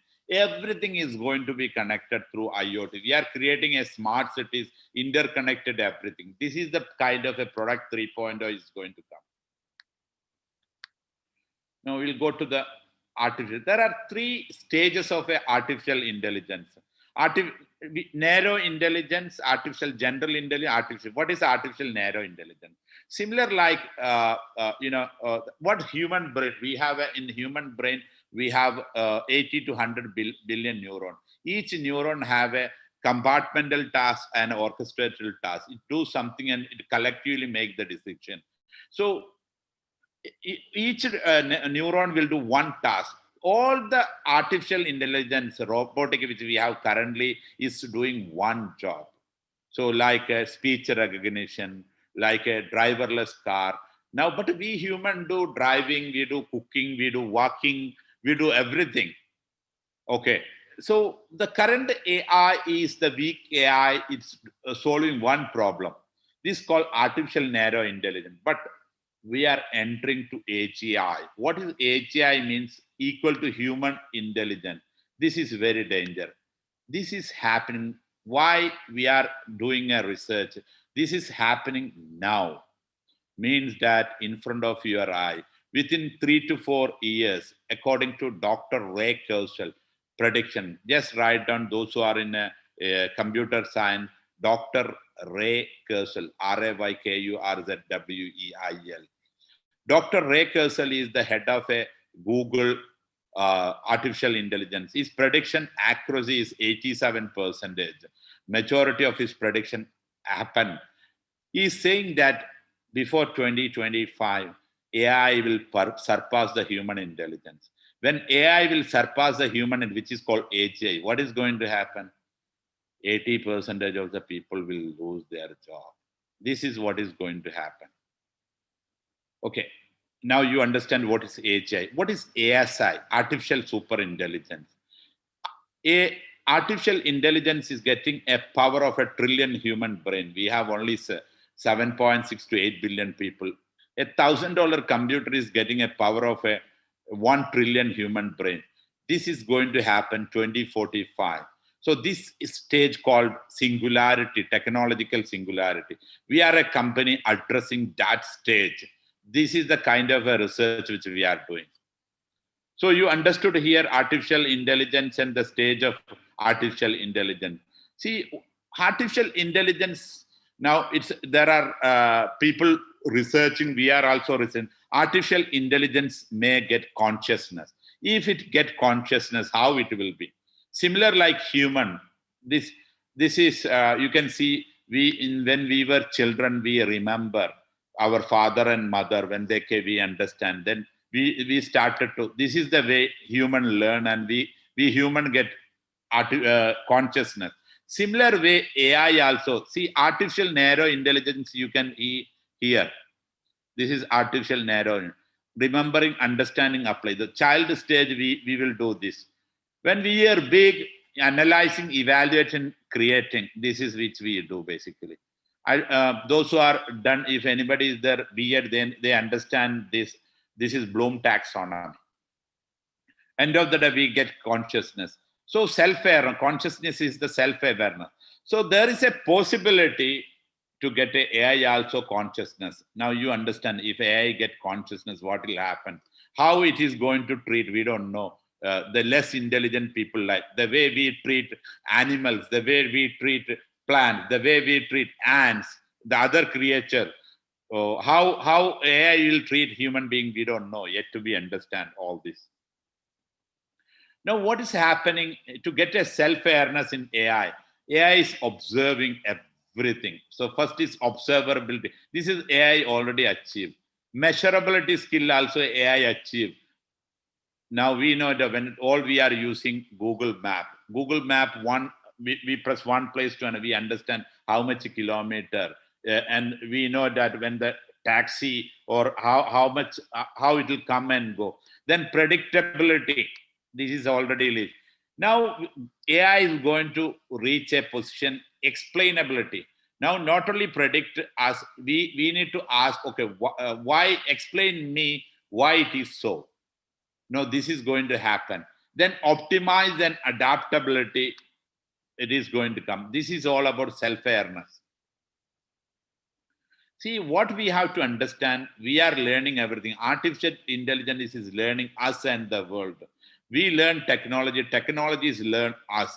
AI means to learn us. It observe us. It look the way we are answering and understanding and mimicking us. That data point and even what are our answers and certain. Now, why this is happening now? Why it didn't happen before? Because this is the reason. Now, internet, it got connectivity, all the devices, cloud computing, and the algorithm, artificial intelligence, machine learning, data science, and IoT. All because of this is happening. It never happened like this before. Now, where the AI is going? Now, AI is understanding all the formulas, all the handwriting, all the languages, all the email. Like us, we understand all this. Then it convert to knowledge. We all convert an application, mistake, and behavior. This is the understanding set. Then what AI will do? AI will personalize for us this as a curriculum, because we all are different. One size fits for all education doesn't help. It is going to give a different curriculum for a different people. It content, it's like a problem and solve. It personalized based upon the people. Then it is going to talk like going to communicate with you. Whenever you face a problem, you can communicate like a better than human, better than a teacher. So it's speech with you, it converse, it's gesture, it's have an emotion. This is the AI integration which is going to come. So, we always remember, okay, why we want this kind of AI. Now, we need to understand one thing. We have only knowledge about the brain 5%. 95% is a hypothesis, which is happening because we don't know anything about the brain, how human behave. Okay. Now, first time AI will help us to understand in the universe, if we ask ourselves, our life is not our choice, right? Do our life is our choice? No. Our genetic, which control us, is not choice. Our death is not our choice. Nothing is in our choice. Now, if you really analyze why AI is required, AI is one side risk. It's a boom too. The question. It's a tool or weapon. It's a tool actually. Now I'll give an example for you. When we compare Earth and universe, how big universe or Earth? Just compare Earth and universe. Guys, tell me how big is Earth or how small is Earth when we compare to Earth and universe?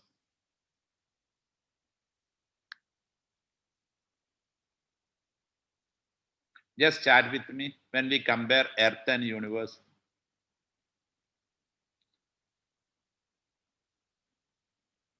See, the question come AI, why we need AI? We ask ourselves, if this AI is making a trouble, then why do we need to?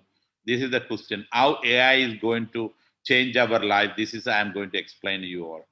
So can you help me to understand how? Yeah, no comparison. It's a very negligible, a dot. Earth is a dot. Now, by sitting a dot, we 7.6 billion people are saying we know everything about the universe. See, when you understand universe or God, you need to understand Earth is a dot. in a dot, we are sitting and telling we know everything. We don't know anything about the world. It's stupidity to think about universe.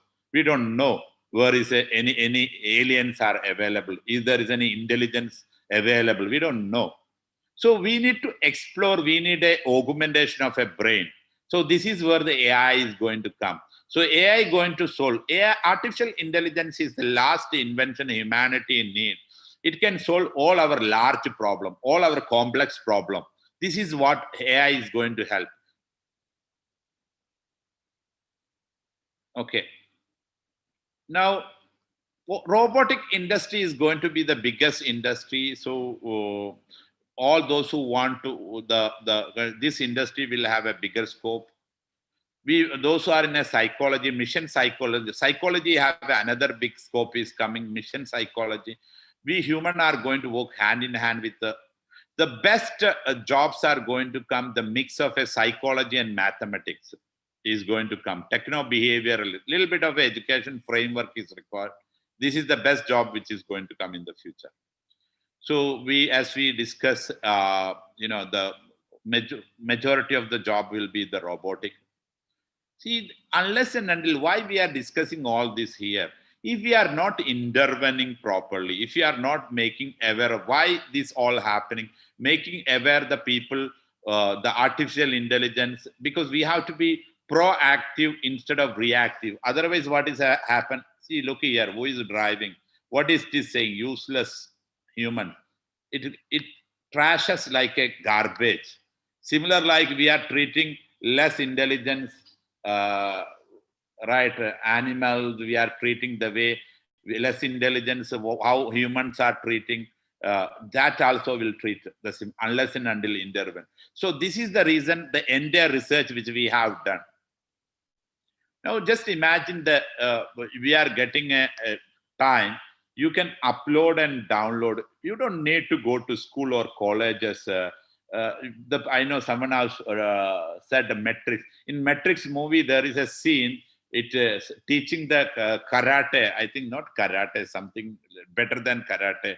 Teaching within second, right? Similar way, you can upload and download all the knowledge in the world to your brain. Here, AI can now see where is the trouble. As I discussed earlier, 97 accuracy. This is, you can check in the internet all the information. 97% of the accuracy. Now we can understand what is there in your brain and translate into the word. That's already came.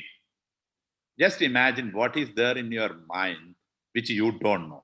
That is the sad part. You and me don't know.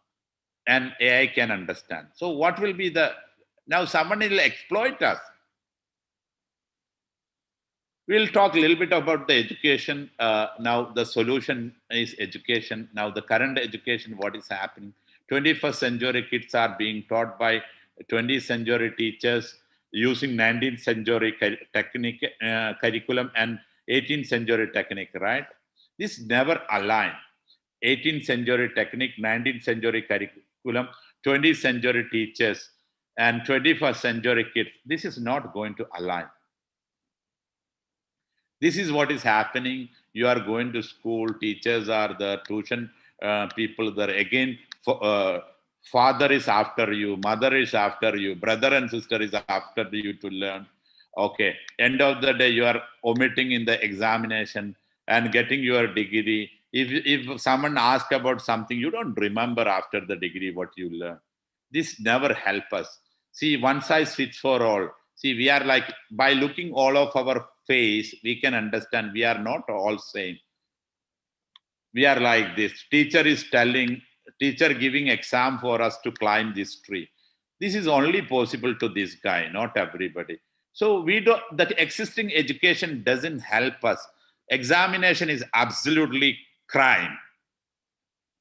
It's a crime actually to do exam, because we are not, if anybody want to do exam, it is a one size fits all. It's based on my capability. So we need an individualized dynamic curriculum. Even NEP doesn't make much sense. It is not India's problem or anything. It is a world problem. The time is over. 1.5 billion students are teaching wrong thing now, making capable on the yesterdays. So you will understand later. If you are not understanding the AI, it is a big trouble. So this is where I said that computer science is the base. It's like a writing and the writing skill. It's all about communication skill. Whichever the subject you want to learn, the base is going to be computer science in the future. So existing education, we know it. We were very good people. We came out like what it is all internet thing. Before we finish, every 2 hours, 3 hours, someone is committing suicide in India because of the educational pressure. 70% of the students are chasing dying career. All we are chasing dying career. See, just imagine attention span of a generation C is 8 seconds.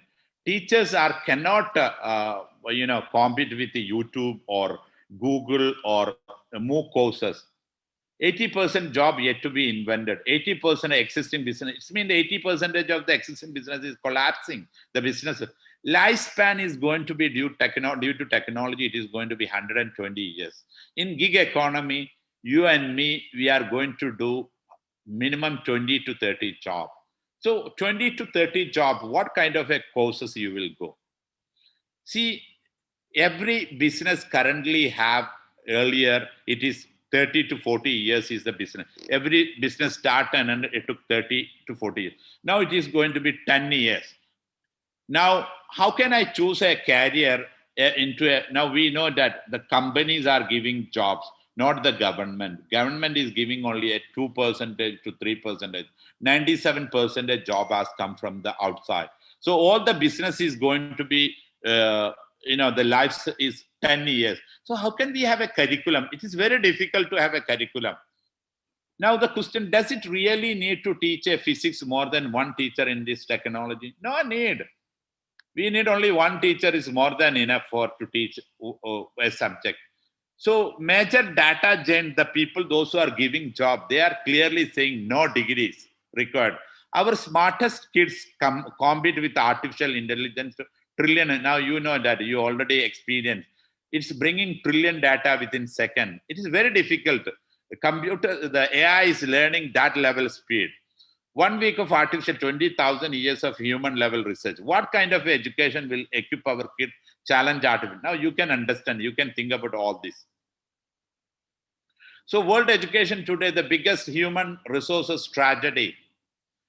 See, Stephen Hawking, what he said, that the development of a full artificial intelligence could spell the end of the human race. Our own Sundar Pichai is saying, fear about artificial intelligence is very legitimate. How many people are following Elon Musk? You guys are following Elon Musk?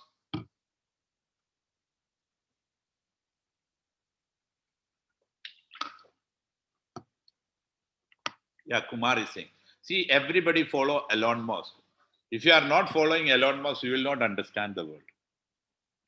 Artificial intelligence could be an immortal dictator and fundamental risk of a human being.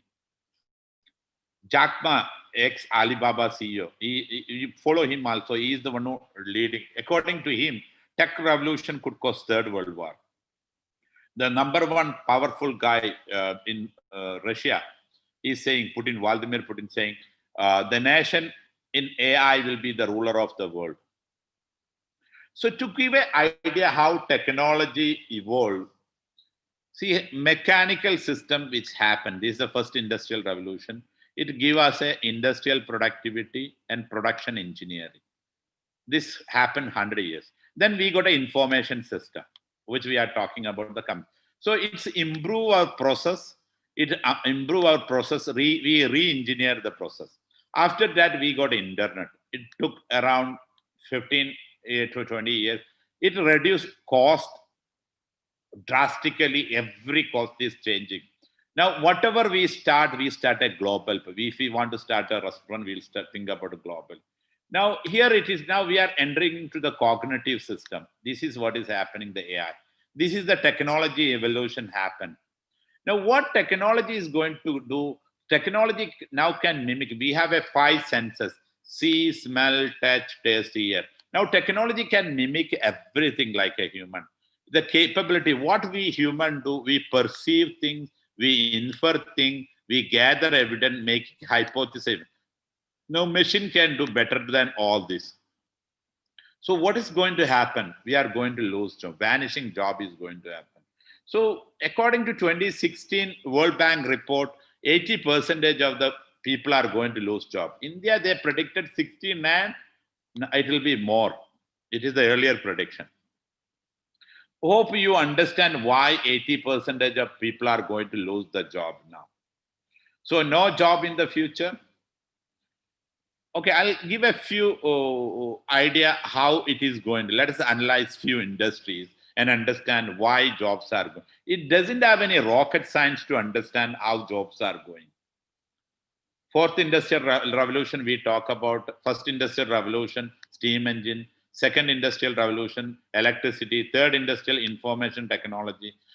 We understood the technology is coming, artificial 3D printing, nano robotic, automated car, quantum computing. Fundamentally, it changed. So we are exiting fossil fuel era, which was the era people made the money. India getting the largest money from the Middle East because of the fossil fuel. See, the fossil fuel was controlling government, nation, economy, war, peace, policies. Oil price hike, all we know that we are exiting from that. So no, there is no oil. Now, the second largest industry is the automobile industry. Every 6 people, one house. We all know those who are not educated, though they will go for auto rickshaw driver, car driver, Swiggy driver. We can say that bus driver, lorry driver. 6 people. The largest employer in the world is automobile industry. Now, just imagine before 2030, 100% driverless coming. So we have a 2.5 billion vehicle in the world. 0.5 billion, let us put as a personal vehicle. We have a 2 billion commercial vehicles are available. All these vehicles have a driver.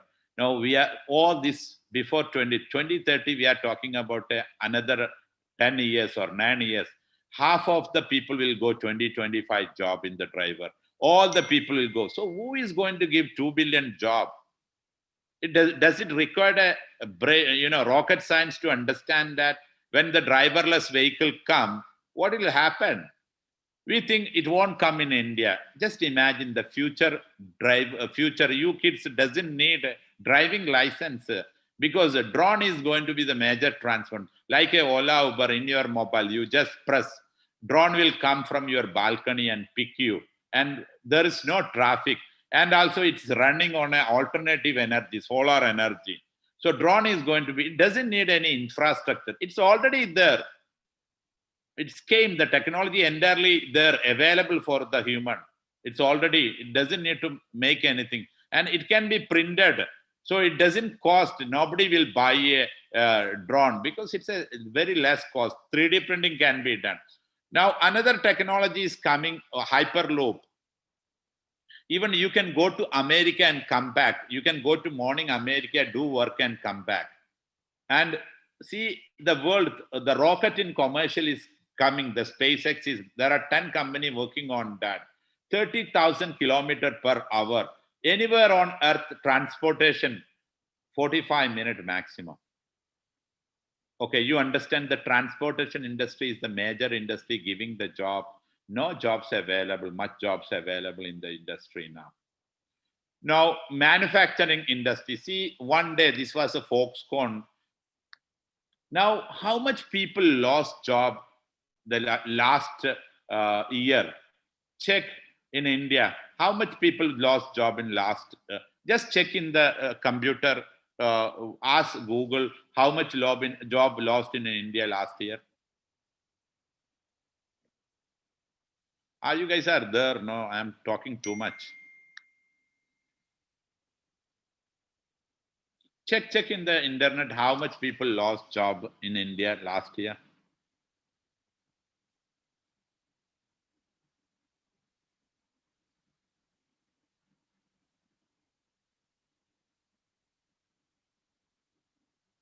Yeah, you are there. Just check in the internet, someone. and tell me. I'll put a pause because otherwise it is not good to take a more than hour.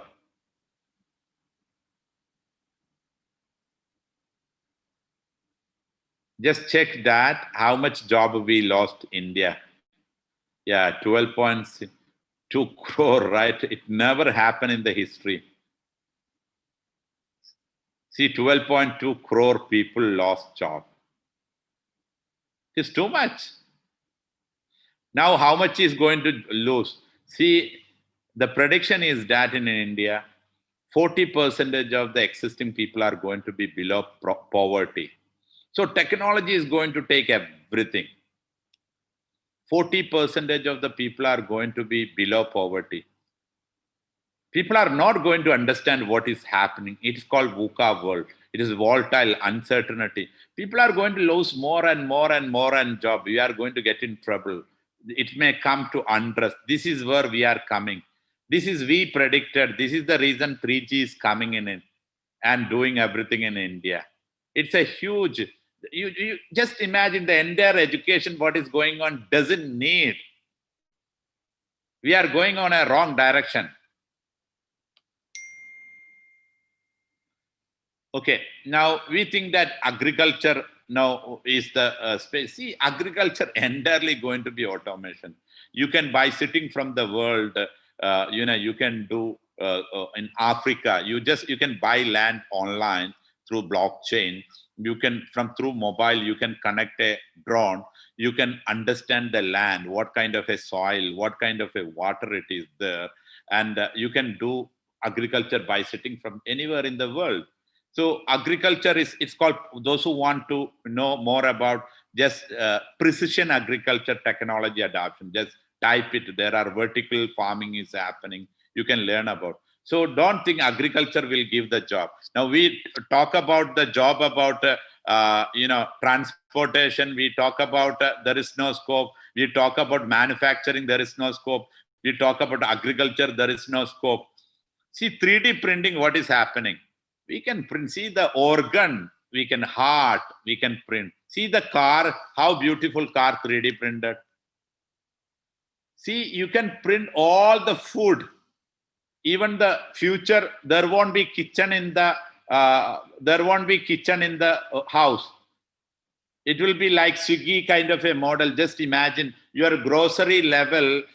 You can get, we in a house, if we have 4 or 5 people, all our taste is different. If you are getting an organic food in the home, breakfast and lunch, dinner, half of your grocery amount, you will be going that. In the future, there is no kitchen in the kitchen, and the role of a female is going to change. See the 3D printing in Dubai, one day printed. See the dresses 3D printed, even the diamond. So 3D printing is going to change everything, the job. See the logistic coming, this is all driverless.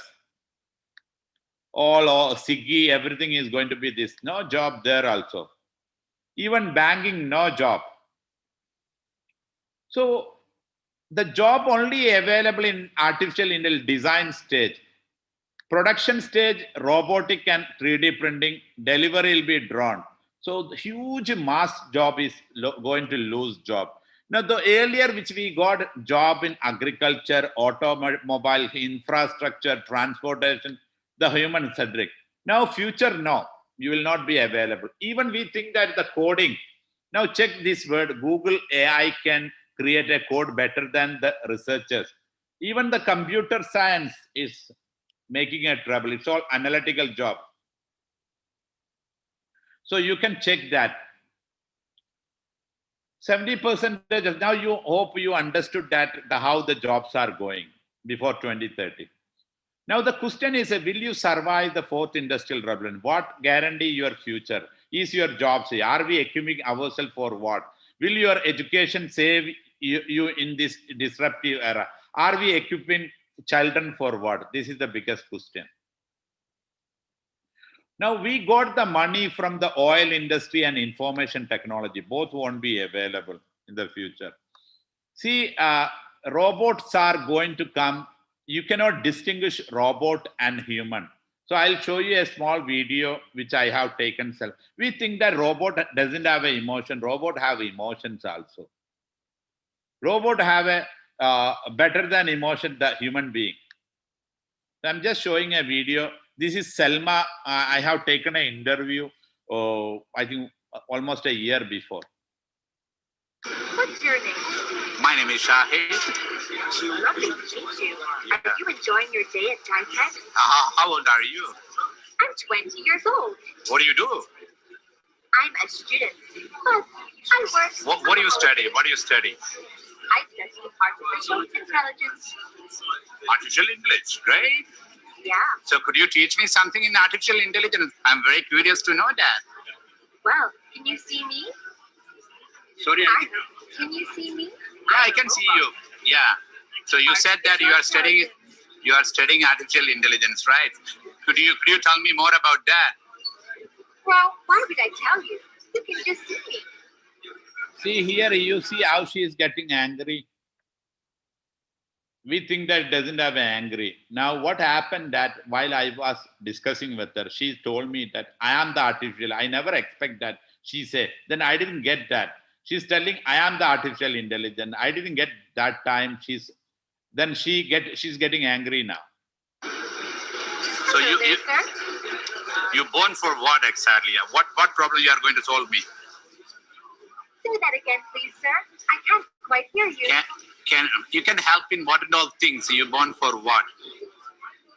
I'm here to entertain my friends. Okay, what and I all like kind to of? meet everyone around me. See how the wording, the angry word you can feel. I am here to entertain my friend.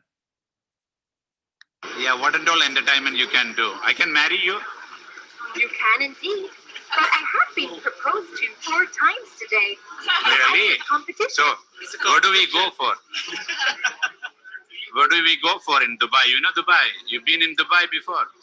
This is my first time, sir. This first I've time, only been sir. here It's 4 amazing place. It's a wonderful place. Yeah, I'm having the best time. the night is very good over here. We can go for a date. Say that again, please, sir. We can go for a date. Wow, I would be honored. Okay. Where would you like to take me? Sorry. Where would you like to take me? Today we can go for a Burj Al Arab. You heard about Wow, Burj Al Arab? that is impressive. Ooh. You would have to carry me, though, because I can't walk. Oh, yeah, definitely I'll do. Fantastic. See, just imagine what and all kind of a robot is going to come. We are entering to a world, just imagine you and me, we are living in a I agree life. 100% we are not perfect for each other, whether it any kind of a relationship, whether it is a father and children, whether it is a husband and wife, it's all we call I agree life. Parents cannot accept 100% children. Children cannot accept 100% parents. Similar like a husband and wife. And we are entering to a world, you will have a wife and husband. You will have a wife, more beautiful than Aishwarya Rai. You will have a husband better than Salman Khan. Okay. You will have a babies better than the way in your fancy world. Now, what kind of a world will be? Now, the question comes, do we reproduce children? Do we marry? Because even the robot can do sex better than human being. So what kind of a world is going to come? Would you like to hear my song? Yeah, definitely. I'm ready. This is my favorite song. I'm going to show you all just now. Walking on to find what a way to make living. Wow. It's all taking and no giving. Just use your life and they never give you credit. It's enough to drive you crazy if you So let. I'll be showing that another one to give a better idea. So what kind of you all are going to create your own cloning. It's called personal artificial intelligence. So you can create, you take your video, you can create your own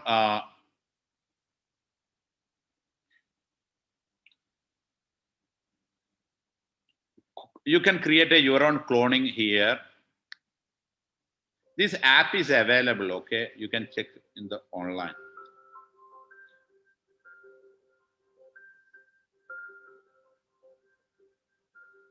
Hi, I am a virtual copy of Nikhil, made using Organ's artificial intelligence technology. As Nikhil's personal AI, I enable Nikhil to spend more time with his wife and 3 kids, enjoy a nice hike, or go off-roading. 你好，我是尼克尔，来自虚拟世界。我长得帅，能唱歌，能跳舞，还会说中文。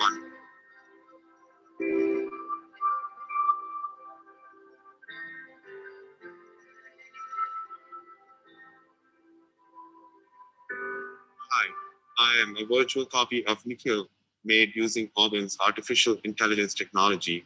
I'm also a pretty good singer. I have a better voice than the real Nikhil. Let me sing for you.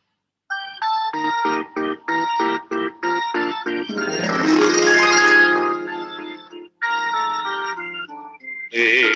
Just imagine you can sing any language songs. You can sing better than Yeshudas. You can sing better than S.P. Balasubramaniam. You can talk to any language of the people. And, you can do, see, this is driven by artificial intelligence. And you all will be having a cloning. You all are going to live immortal. And nobody can delete you. And your cloning will be making more money than you in the future. This is the world which we are entering. We'll go back. So we discuss about this. So AI is touch almost every aspect of life. It is not only now, see what we need to understand that not only people are not going to be connected, everything is going to be connected in the world. Okay, how can you become a billion-dollar guy? Here you need this one word you need to keep. What is this AI is all about? AI is one single domain, huge amount of data. You can train a system to be superhuman in performance. So keep in mind the future is, I told you that it's all about behavioral data. If you want to become a millionaire or billionaire, in a one domain, you collect the maximum data. So data, huge data. Then we need to have a computer capability. That anyway, it is going to come. Then we need to have an AI capability in depth. We can make anything automated. So to give you an example, what Swiggy's are doing, what Uber Eats are doing, it's taking our behavioral data of food pattern. So they are getting continuously money even though they are not in a profit. You can see Ola, Uber. They are taking our traveling transportation movement. Now, for example, in Chennai, Ola, Uber can understand from one building how many people are going, what time it is going. They can predict everything. They can give a package accordingly. So if you want to become a billionaire or millionaire, collect one domain data. That should be your aim. Now, AI can play golf, AI can diagnose cancer, winning debates, everything AI can do, machine translation, face recognition. So there was a 4 waves of AI. It came initially like Google, Facebook, Alibaba. This is the first wave. They made money. Second wave, people understood, the business people understood. Bank used, insurance used, brokers, hospital, government, they are using. The third wave called perception AI. Perception is AI all about, we are getting things from see and hear, through our eyes, through our ear. So this is perception AI. Now face recognition, smart speaker. This is what is happening now. This is the fourth AI. It is autonomous, agriculture, manufacturing. This is all this happened before 2030. This is the reason we are saying 80% of the people are going to lose their job. Now, the sad part, actually, if you really look into AI, there is no Indian company. This is where we say that in India, we are going to miss the bus unless and until serious people get into AI. In India, yet to be understand what is AI. Look here, in any company here, Indian companies are here. Even now, Reliance is just ended. Jio is just ended to the AI. We are already 2020. There is no company. This is where all the people now in India, problem, everybody we are asking to go to machine learning, go to data science, go to teach and learn Python. But at the end of the day, who will give the job? In India, there is no AI companies. TCS is not an AI company. Wipro is not an AI company. People doesn't understand AI company means behavioral data company, a company which have a huge data. In India, could you tell me, guys, tell me one company having a huge data? One company having a huge data. Any company? See, I'm talking about your future. Please respond with me. Then I'll talk more and better. Infosys HCL doesn't have a data, that is the programs. And the data which have not owned by them also. It is a foreign company. They are only outsourced and with outsourced. They have no right to touch the data.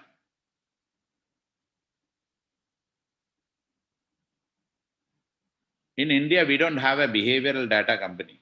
That is a problem. This Indian education people doesn't understand.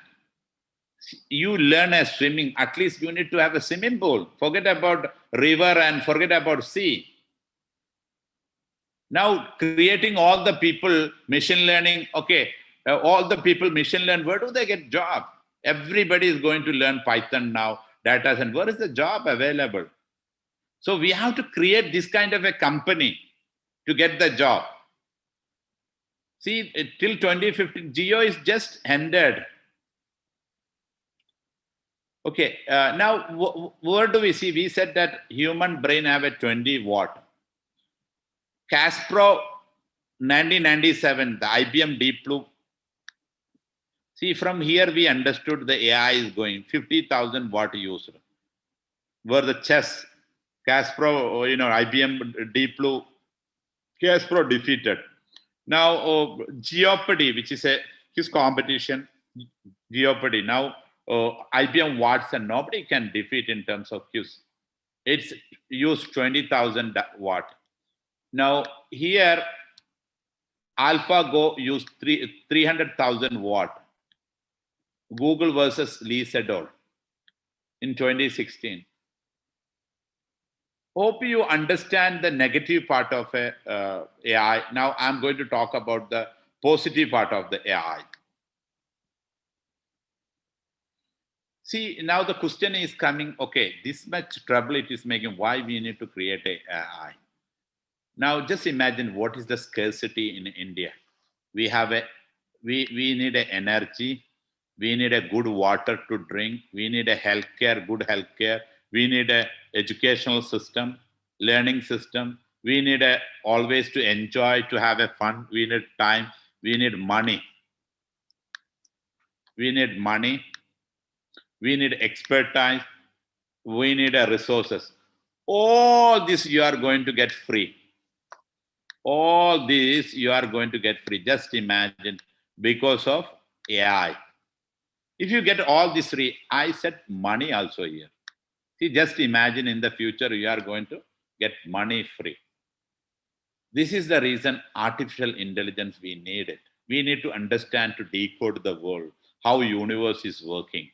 So it is going to be abundant. We will be having a problem only 2 decades. It's all depend who is going to handle the AI. Now, in terms of money, we are going to get a huge money. Just imagine 15.7 trillion money is going to come because of the AI. It never ever happened in the history this much money is going to come. So you guys no need to worry, it brings huge money. And also you cannot say, I'm going to prove you guys, if you are not become a billionaire or millionaire, it is your mistake. What do you need to do? You need to learn. You need to Uber yourself before you will be Kodak. Okay. From this slide, I'm going to make you understand, if you are not a billionaire or millionaire, this is because of you. You cannot blame your parent. You cannot blame your government. You cannot blame your institution. The reason it is, Generation Z millennial has absolutely no excuse for being a billionaire. 21st century entrepreneurship is all about ideas. See the idea. Now we will understand from this. These companies, these are the years, these are the companies, okay? Now, to become a billion-dollar company, it takes years in the earlier. Now, Google came 1998, Larry Sergey created. It created a billion year, it took around 9 years. Facebook came 2004, it take around 7 years. Tesla came 2003, it created $1 billion around 4-5 years. 2009, Uber came, it $1 billion around 3 years. WhatsApp and Instagram came, Snapchat came, Oculus came. If you look into the Pokemon 4-week, $4 billion. Now look into the Oculus guy or Pokemon guy. All these people came from zero. Oculus guy get a money from crowdsource. He seek money. He put, I got a good idea, guys, pay for me. It is a crowdfunding source. He collected money. See, it's all about ideas. If you have a mobile, that's enough. It's all about your thinking. The existing educational system, if you think you are not going to achieve, you have to think beyond. You have to think out of the box. You don't need the existing educational system to become a billionaire. Everything available in YouTube. Whatever you seek in YouTube and Google, it is available. So what you need to think? You need to think out of the box. If you are not thinking, see, this is what Jeff Bezos, billionaire, said that, I don't care what is happening in board meeting, but I am scared about two guys sitting in somewhere together. I'll give you one more slide to make you more understand that the business model where it is changing. Now, Tata. We have to respect Tata today because of India is India, because of they invested, they huge. We have to salute. But that company itself outdated now. It is 1868 company, many vertical, 700,000 staff, more than 100 countries, valuation 110 billion. Now, we have a company started in 2000. You all are using Instagram. 1868 company, 2010. Many vertical, only one vertical. Employees 700,000 here, only 13 employees. Just imagine 13 employees. More than 100 country, all the country. 110 billion, valuation 110 billion. Now just imagine 2010, 13 people, now you enough to become a $1 billion company. One mobile is enough or laptop is enough to become a billion. It's all about things. See, 80% of the business is going to change. It means you have an opportunity to create that business model in online. So the opportunity is so high now. See, here you can understand what is happening. Business model is in the biggest, largest taxi company. Or if we think that, okay, we think that who will become a biggest taxi company? We think that the people, those who own the largest taxi. Now we understand Ola, Uber, they don't own any taxi. It's a software. We think that media company, though created the largest media content will be. Here, look, the largest media company, Instagram, and they are not creating content. We are creating content, right? The biggest retail, we think that they will be the biggest, inventory system, but they don't have any Alibaba. The largest movie company, we think that those who create movies, Netflix become the largest movie company. Oyo and Airbnb become largest hotels. See, what it means that by sitting from home, you can become a billionaire. It's all about thinking. We have the 5G capability. We have the internet, it's free. India, we are not thinking. That is the biggest problem. This is where 3G is coming and trying to help all of us. Now, to create what we have to do to create a company, don't think about create a product, create a platform. Google, who is giving content? We are giving content. Facebook, it's a platform. We are giving content. Instagram, WhatsApp, Instagram, this is all platform. We are the one who giving the business to them. So think about create something similar like this. See the billionaires from 2011 to 2015. Billionaires are coming with a laptop here. See, you can be billionaire by sitting from the home. So this is the opportunity for you actually. You can become the $1 billion. See what is happening here, internet users, 2010 year 1.8 billion, year 5.5 billion, year 2028 8 billion people. So 2025, everybody connected with the internet. And connected devices, just imagine 250 billion, 50 trillion, everything will be connected. Now we'll be communicating with our animals. We'll be communicating everything on Earth. All the table, all the chair, everything will be interconnected in the future. See, what we need to understand that it is not just being connected by people. It is connecting everything on Earth. It is going to connect by internet. So what is really happening if you think that faster, cheaper computing power is coming? It is accelerating exponential. The convergence of a new business model is coming. Why new business model is coming? This is the opportunity for you to create. All the old company, all the fortune company which is available in the world is going to die in front of your eyes. Now you can be, it is not because of they don't have a money. It is not because of they don't have a resources. The business model is changed, which they don't understand, but which you can understand by sitting from the home. So convergence of this technology, network and sensor, synthetic biology, robotic, 3D printing, AR, VR, artificial intelligence, blockchain, all the new, the business model is changing. This is where you have to think about. By sitting from the home, you can become a billionaire. If you think the similar school and college, what they are teaching you, you are not going to be nobody. Because they are putting you in a box thinking.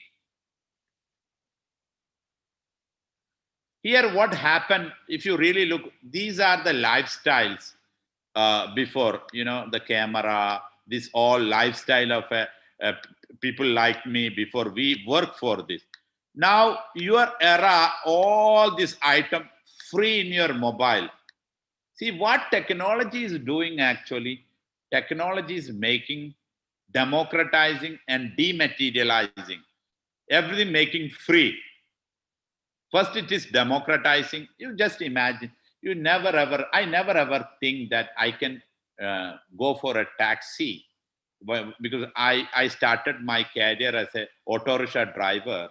I never thought that I can, travel by a taxi in a city. Now we don't mind. You have so many drivers, right? A taxi becoming very cheap now. Because of what? Because of technology. In the future, I told you the drone is going to come. It's almost free. So technology make everything dematerialized or democratized. Or it creates in such a situation, you don't need to travel. Everything is going to come to you. So transportation is going to dematerial. When we have a mixed reality, you guys watch the video, what happened in IIT Madras. Have you guys watched that mixed reality which show in IIT Madras convocation? You guys watch that? Anybody just type? Anybody have seen that video? IIT Madras convocation happened with mixed reality. Yeah, I'll show you. Let me see. I have the download of mixed reality. Yeah, I'll show you here.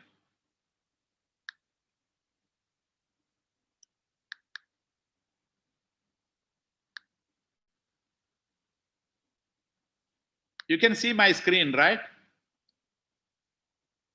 Tamil, Nandini, anybody just say you can see my screen? Yes, sir, it's visible. It's visible. Yeah, I'm going to show the, this is the IIT Madras one, okay? In every convocation since 1964, everyone has looked forward eagerly to the award of the President of India Gold Medal. It would indeed be very disappointing if the awardee is not present here with us for the first time. Rajat informed me that he would try to be here in person.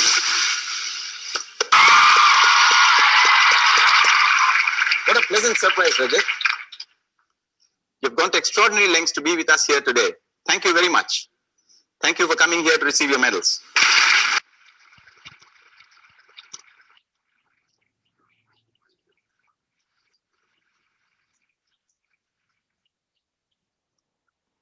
Fantastic, Rajat. This was a once in a lifetime experience.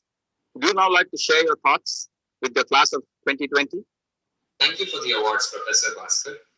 This achievement would not have been possible without the support of numerous people who I am grateful to. Now, guys, think about do you need to travel now?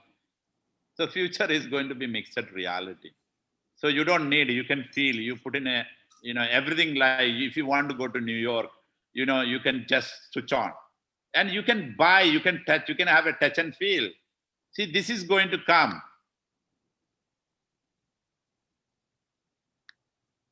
So everything is going to be dematerializing.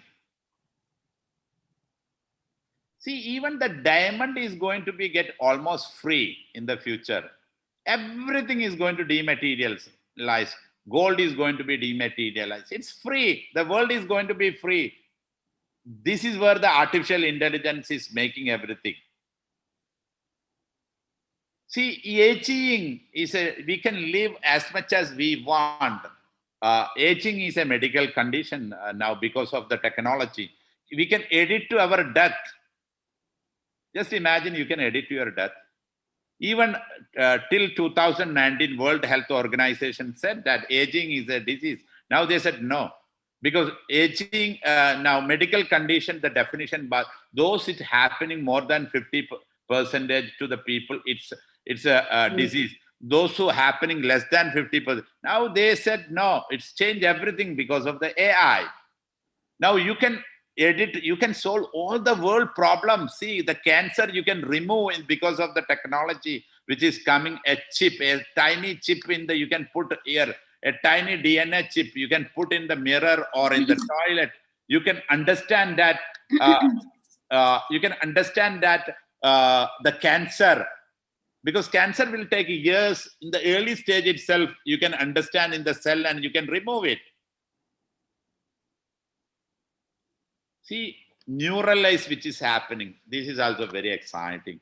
See, this is the our brain, the head. What is happening neuralize? This is the limbic system which we have, which is responsible for our emotion. This is the neocortex which take the, in between we are going to put a chip. So what benefit is going to come is here, we are going to, now for example, a thought process came to me. It has to decode it like a voice to me and or to communicate, or I need to type to the Google. Now straight away brain and cloud compute is going to interface. This is called brain machine interface. This is happening. The device look like this. If you look into the I think 1 month before, Elon Musk demonstrated live this in a pig. He showed this. Now we humans are going to communicate each other through images. Language is going to be obsolete. Just imagine, language is going to be obsolete. We don't need to imagine. See, if this come, the equality is going to come. Nobody can fool anybody on earth. We can control AI. We'll be a superhuman. This is going to happen. So everything, see the inequality to equality. Yes, whether DNA can be edited, you can live as much as you want. I told you. Aging, we can stop the aging. Before born, not only after born, newborn baby, now they are editing before born. From the womb itself. All the problem they are understanding before the birth, they are correcting it. See, now that we will be having a problem in a privacy, we will be having a problem in security, biased data, dominance, the robotic dominance, wealth equality, job displacement. This is all going to happen this 2 decades. The area or the current AI will have a problem in creativity, love. So these are the 2 areas, all the job will be available in the future. So we have a company done a huge research on this, and we put which are the jobs are going within 5 years, which are the jobs are going 10 years, which are the going 15 years, which are the job going in complex level, which is available, safe job. We have created a book called Blue Book. So all our the research based, we understand the problems of what is going to happen. We are going to give courses accordingly to the people, what is really needed to the world to equip the children. We are going to give a career counseling or career guidance for 315 million students through 3G Me Life exercise. So it is very much required. Every one of us need to understand what is artificial intelligence, how artificial, you guys have understood it now.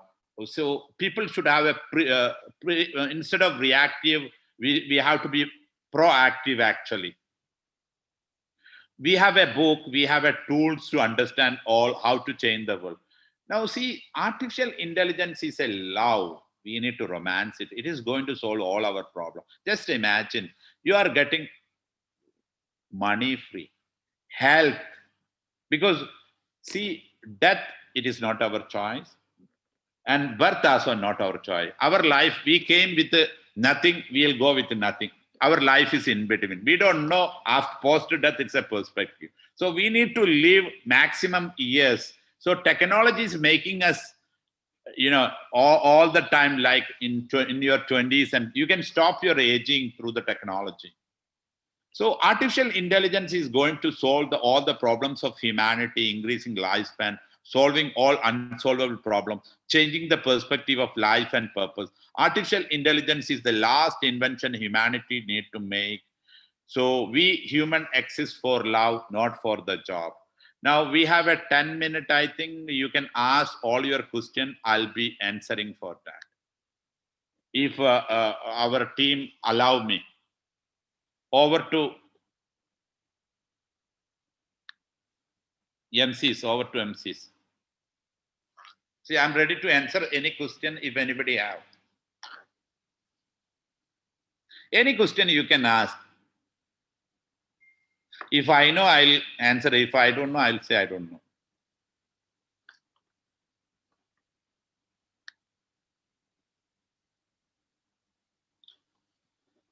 Kumar is saying it is bad. No, it is good, right, Kumar? Just imagine, you will get money, okay? You can live as much as you want. It will give all the resources, and nobody can fool you. There is a problem 2 decades, but if you are a proactive guy, it is good for you. If you really teach everybody what is AI, it is good for everybody. Yeah, definitely we don't know. See, technology will change. Now we came from various technology from, first industrial revolution till today. Now, currently AI, we don't know which technology is going to come. We thought internet is everything before. Now we are saying AI is everything. Now blockchain is the another level is going to come. It's all connected in AI actually. See, AI good for emotional connect. Yeah, emotion is all about which are the chemicals, serotonin, dopamine, oxytocin, and endorphin. These are the 4 chemicals controlling our emotion. So AI can understand better than us our moods. Now, for example, if your mood is swinging, AI can understand your mood. Your cloning will understand your moods are swinging. So he will trigger you in such a way, will trigger you your favorite actors and actresses, and he will talk about, and he will sing for you that level. He can change your happy chemicals. So it can make you ultimate happy. Yes, as Kumar says, government have a bigger role to take care of our data. But in India, we are now digital slave. You guys have to wake up. You know that you all, whatever all your data is already sold out. Ask Guy your question. We are talking about your future. You don't have anything. 2 hours I was killing you guys. Shahid sir, Yeah. so they are asking about the advanced program. So you can just give a insight See, about advanced what will be program, taught. we are having a 3G Me Life, especially it is creating a career. Will be to those who are interested to become an advanced career. We'll be teaching you everything what is going to happen. It's more on a career counseling job. We are going to create a 1 million entrepreneurs as a career coach. We'll be teaching you. We'll be driving you. This is the need of the hour, and also you can make a good money from it. Depend upon, of course, it's not a quick rich scheme. You have to work hard from minimum from 10 to 20K to 100,000. You can make it. We'll be explaining tomorrow in detail. Those who want to know more about that, just leave your number and we will be calling you. We'll be explaining you. We'll be sending you in depth. We'll make you understand that. Now, will government policy curtail the AI entry? I didn't get exactly curtail mean. What is curtail mean?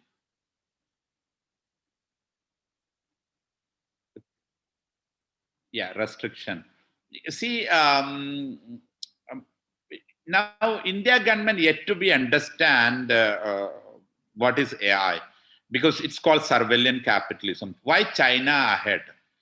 China had the only reason they have a full control on the surveillance. Now the game is going to be, if you are giving your data to anybody, they will give you back your life. Means they will be taking care of you. If you are not giving your data, especially we will be healthcare is most important, right? So AI can take care of you in healthcare. So most probably we will be giving data to everybody. Will be, if now just imagine that we cannot stop Google, we cannot stop all these company. I think restriction is not going to be the game. We can come up a blockchain in an example. Blockchain in an area, your data, we will create a cloud computing system. You can store your data and it give an idea to you who and all taking your data, they have to pay money for you. And you can sell your data. That model is going to come. So restriction, it won't make any sense now. Because those who are in a surveillance, China is aheading only because of data, behavioral data. Their algorithms they are far ahead than America. Yeah. MCs, please take down these numbers and pass to I think Irfana can handle this number. I think Shubha put the number. Yeah. Sure, sir. Sure, sir. So guys, ask the question, understand any doubt. You will not get this kind of an opportunity. Any question, I'll explain for you about AI.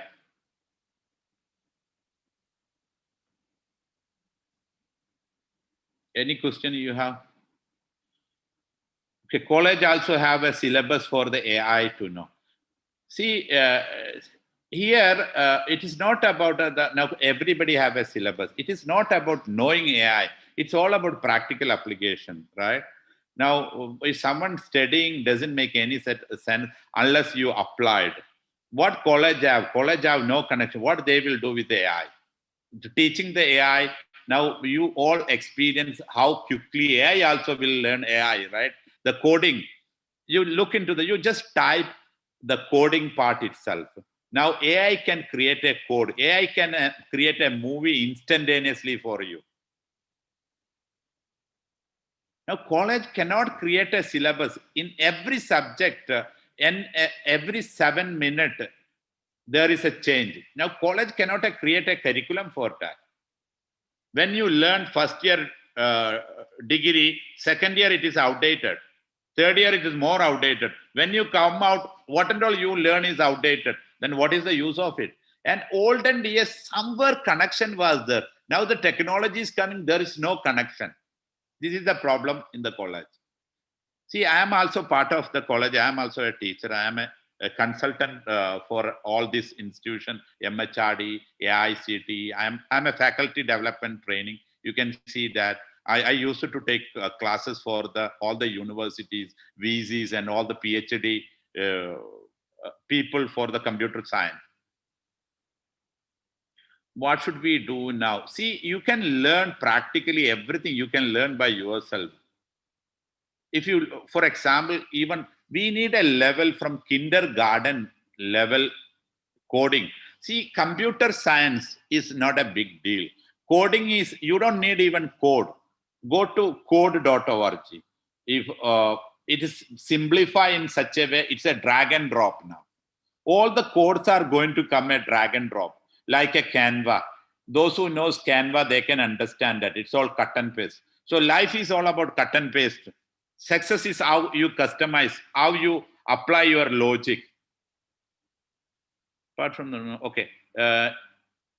Apart from the advanced career guidance, 3G is offering any other? Yeah, 3G is offering courses like a School of Psychology we are offering. We are offering artificial intelligence courses. We are offering various other courses.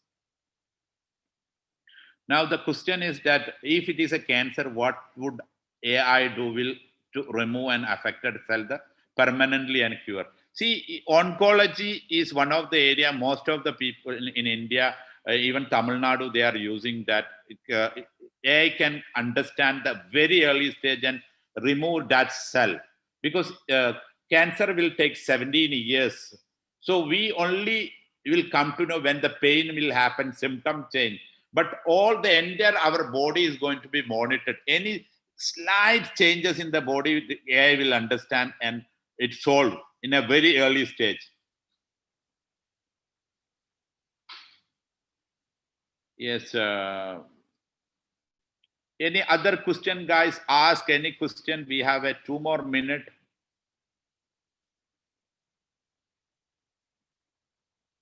My number is available if anybody want to connect with me.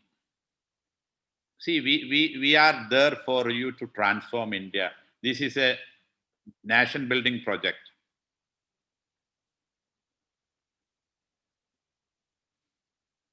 Okay, so Mr. Murali Dharan has raised hand. So could you please let us know your question? So you can just type in your question there. Thank you.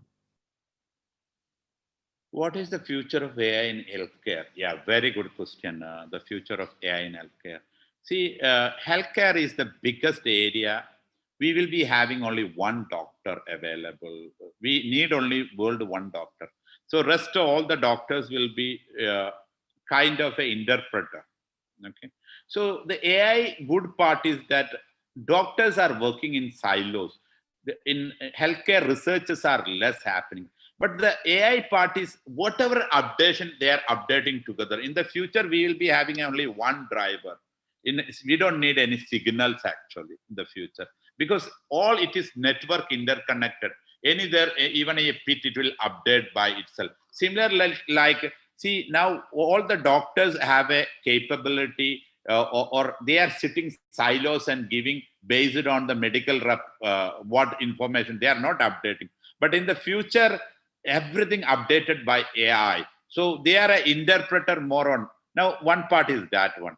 So everybody is getting healthcare almost free. It is again democratizing and dematerializing. Even the village people have that kind of a facility, almost free level.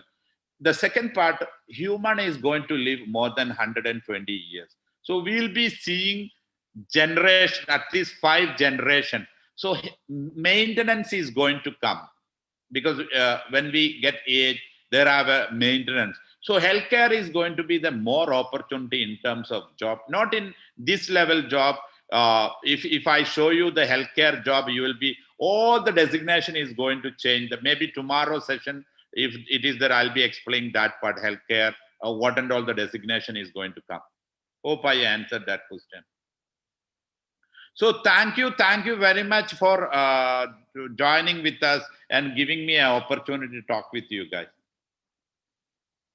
Yeah, thank you very much, sir. And that was a wonderful session. And again, I would like to thank all the attendees for having so much of interaction with Shahid sir in getting to know more about, AI, artificial intelligence, and the whereabouts. Thank you very much. And handing over the session to the next MC.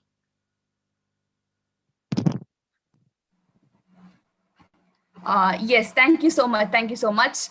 Now it is a time to welcome one wonderful person, that is Bharat Aditya sir, who has received Walk Free Best Youth Leader of India from Australian Foundation by having 600 members team in Karnataka.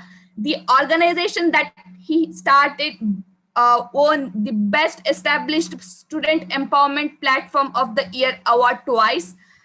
And he's also received Social Entrepreneurship Award from Bangalore E Division in collaboration with the BMSIT ISE. And he is also the recipient of Promising Student of the Year Award, Outstanding Student of the Year Award, Resource Persons Expert Lecture Series, Distinguished Alumni of the Year Award. And he was the guest of honor to about 30 events. And he received 15 Best Motivational Speaker Award and Alumni Wall of Fame and Alumni Hall of Fame from BMS University. And he was awarded with Sustainable Development Goal Award for Framework Importance of Ecosystem Building and Strategic Consultant to Great International, India's major hospitality services and importing company, and currently working with domestic Indian textile leaders as sales and business consulting partner. He worked as public relations head for World Merit India and also global head of impact with World Merit UK. He is also business head with Avish Group, connecting retailers to manufacturers, and design heads with about 10 head and former a partner for Credence Robotics, which is into research and development of digital infrastructure projects in India. And also he is nominated to core advisory head in Vision Karnataka Foundation, which is a think tank to state government Karnataka in ecosystem building of ease of doing business forum. And finally, he is the founder of the Bharat Aditya Collections fashion brand. So with a round of applause, help me welcome on the stage Bharat Aditya sir. Over to you, sir. Thank you for a wonderful introduction, Namita. Coming to an online platform, I think after 6 months for a speech, I think it's wonderful, and thank you for a wonderful invitation from Tamil Nadu 3G Institute as well. Privilege to actually speak to a lot of youth who are really interested to take things forward and achieve something figuratively very well in India. I mean, being a very revolutionary stage India is in right now, I think it's a right way to connect to individuals and youth as well in a very formidable way. So definitely, thank you so much for this wonderful invitation. Hope I am audible, guys. I'm sorry, I think, am I Yes, audible? sir. Yes, sir. Loud and clear. Right. Thank you so much. Thank you. So firstly, I think that there's time constraints that I have to follow. I have sharp 15 to 20 minutes given to me. So it's going to be a complete case study based involvement where I'll not be showing you any PPT, but I'll be taking real life examples as analogies and explaining how you can actually fight back for your pullbacks. I would definitely tell you what are pullbacks in the initial stage itself. But in that 15 minutes, because it's a 3 case study model tweaked into one raw example for youth, I want everyone to at least have that engaging session. It may be through chat. If you're replying me, I can get to know that okay, you guys are hearing and responding for sure.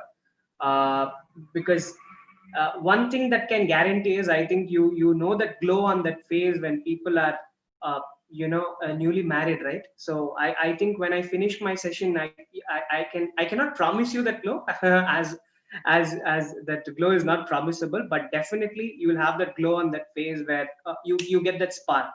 This is how we actually have to go through. But if not, that glow is going to vanish. So I mean, telling you now itself. So I'll start off with an analogy. It's a disclaimer that I have given that you will get a glow on your face for sure. Right. So I'll start off with a case study.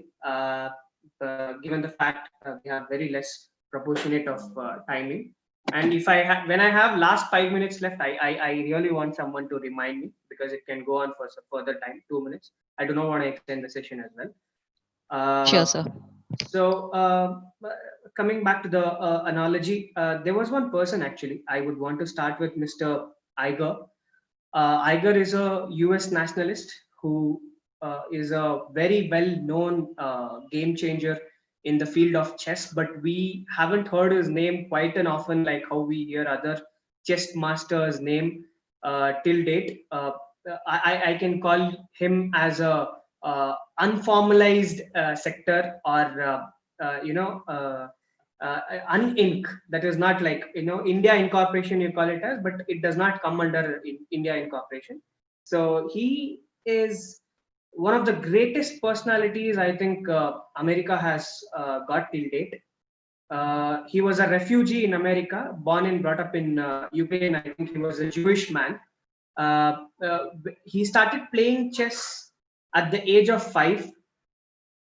You will get to know why I'm getting to start with this analogy before even telling those key points that you will have to note for today. He started playing chess at the age of 5 when his father was there. I think his father was the person who taught him, and he became very passionate about chess because it involves, every game requires new challenges. Every game requires new strategies. Every game requires new mindset altogether. And every day, every game requires a new commitment and a determination to, go forward how many ever times you are losing. So he learned all these things in a very pretty standardized format. He got used to the game, but his uncle was there, Uncle Sam from US. He could not have definitely done his schooling or work in Ukraine because that caste issue was there. He was a Jewish, and there was no opportunity. They were very ill-treated in format. So when he shifted to America, there was a opportunity for him to continue his chess mastership, and he participated in his schooling and college events, won several games, and he went on to play for states. He went on to play for zonals, and he won a couple of awards, beating so many individuals who have been performing really well in the industry and in the chess game. But he was in a format where he had to take the decision whether to go with the career, because playing chesses was not earning money and he was a refugee. So, but that was a passion, and this was something he had to commit in a professional manner. So he started teaching chess, right? He thought for a while. He started teaching chess to earn during his college days so that he can feed his family a bit. Then one day it comes that he has to go to a job, and chess in fact actually helped him take up the job because of the critical thinking, quick thinking abilities, and the fluidity of mindset that he had, right? And he had actually attained over the period of time. He wanted to get into a job, but he did not want to leave chess, because the more away you stay from the game or from the passion, I think the more deteriorated your mindset will also become in terms of how you're gonna make up your. Yes, so great idea here. Thank you. Absolutely, he had a great idea. He started teaching chess. He won. I think he had a couple of draws with great slam backs and people who had won international level chess players. So he went on to teach his students, and his students started to break a lot of records, winning money, awards. But when this career opportunity started, he literally was in a very bleak situation, because it was a very tough professional job, and his time getting devoted. Normally, chess player gives about 5 to 10 hours a day in practicing, but he had to only he could afford only 5 to 10 hours a week because of his hectic work schedule. So there came another problem. But the way he actually fought this back as well is very important. I'll tell you. He had to marry. He had to give salary to the household, his family. But the way he fought back, I think he left his job. Time management is the key. So I'll tell you, I have written down. I think first thing, why when I talk about pullback, I talk about problem solving. Here I would take a pause. I'll tell you. See, every life, I'll take a pause. I'll come back to the story. Just hear this one phrase that I will tell you. Whenever there is a math, see, it's very simple in taking decisions, people say, right? And whenever we take decision on behalf of others, we do predominantly well. But when it comes to us, we feel that we are taking lack of decision or it's a lack of effort. All these things clings on in our mind. You can solve a math problem once you know the formula, and when you know the formula, the solution becomes very easy because it's quite simple. You have to do whatever the formula tells and you are solving the key problem. But you can only apply the formula once you know the problem statement to it in a proper way. So if you understand the problem, then only you can solve the problem statement by applying the formula. Otherwise, whatever formula you are getting the derivations of the answer, it is going to be wrong, because it may be how much of effort you are putting, but if in return it is not for the right problem, or it's not a right approach to that problem that you have selected, your answer is going to be wrong. So taking that, he had to go through facing tough decisions in life. That is the first setback of a pullback. Second thing is, he was dealing with new challenges, because once job started, it became hectic. Once he got married, it became more hectic. He had to devote a lot of time, but he was in top 20, top 25, but his ratings and his ranks also started deteriorating. When he actually left his job and joined a new job, which had very less work commitment, but still he could give, I think, 5 hours, 3 to 5 hours. Again, he got back to the track. 3 hours a day he could give to the chess game. So he again got back in track. He was doing really well. But again, his son was born. I think that commitment to that family again increased a lot, and he had to give back again. But he had to somehow stick to his passion. And so he went through a lot of things. I'll give you that formula, how to go about that formula. He went through a lot of things. Yes.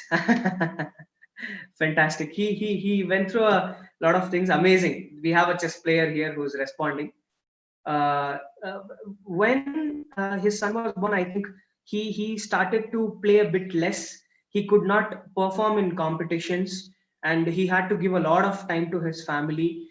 Because I mean, he had a lot of promises to his uncle Sam as well. So I think there was one moment when his father was 58-year-old. He lost his father from cancer. I think that was the time he thought about a comeback. The person who had taught him chess, and I think we always tell that, you know, in one click you can actually turn around things. I think that was one spontaneous thought which completely had a turning point in life. Yes, turning point in life. Making a comeback was very much necessary. He started devoting a lot of time for his session, and he again made a comeback. He in spite of, you know, having such a huge break, 2 to 5 year break, he had several draws with an international player, national players who are actually Grand Slams, world champions. He was doing again quite well. So he actually got one thing: when you approach the problem, when you analyze the mistake properly, you approach the problem in a much more effective and an appearing manner, in a very approaching manner. So I can tell you these points which has actually helped you know, a lot of us. When we were running, I think 300 member, 400 member, 600 member teams and community members, I think the community was growing loud and clear, but it was really amazing to see how we actually made use of this formula. It's a very simple formula, because I'll tell you, this formula is related to only one thing. Most people would know the game of chess. Most people don't know the game of chess, but it only involves one thing. When your king is in trouble, you do not go in an offensive manner. Same way in life, when your king is in trouble, I'm relating it to the game of chess. So it may be people who are making career choices. It may be intrapreneurship. Intrapreneurship is you join a wonderful organization, but you want to reach a very commendable level inside the organization, or you want to get into a full stream of an entrepreneurial life. I think we listen to a lot of setbacks and we tend to take it back. I think going back is very important, not to burn all the bridges, right? But what it involves is when your king is being attacked, or he's being checked, or he's being followed, you always, your next move is to stay in the game. It means you have to save your king and then go into a defensive, or you then go into an offensive mode. So first you need to accept that. So what does that mean? You always have to say B after you say A, and I have to come back to A, right? So sticking to the basics and the fundamentals is very important, because when a lot of mentors speak, they tell you, how they did, what they did, how they did, how it happened, who did it. This is the way he did it. But when it comes to critical thinking, how they think, what made them think this, I think we have to be very open in terms of that. So I'll tell you those few steps which I feel very necessary for people to count back and make it as a formula sheet when they are actually going for it. Until and unless you know this problem of yours, you cannot count on this formula sheet. Assess the situation. This is what the Grand Slam medalist told.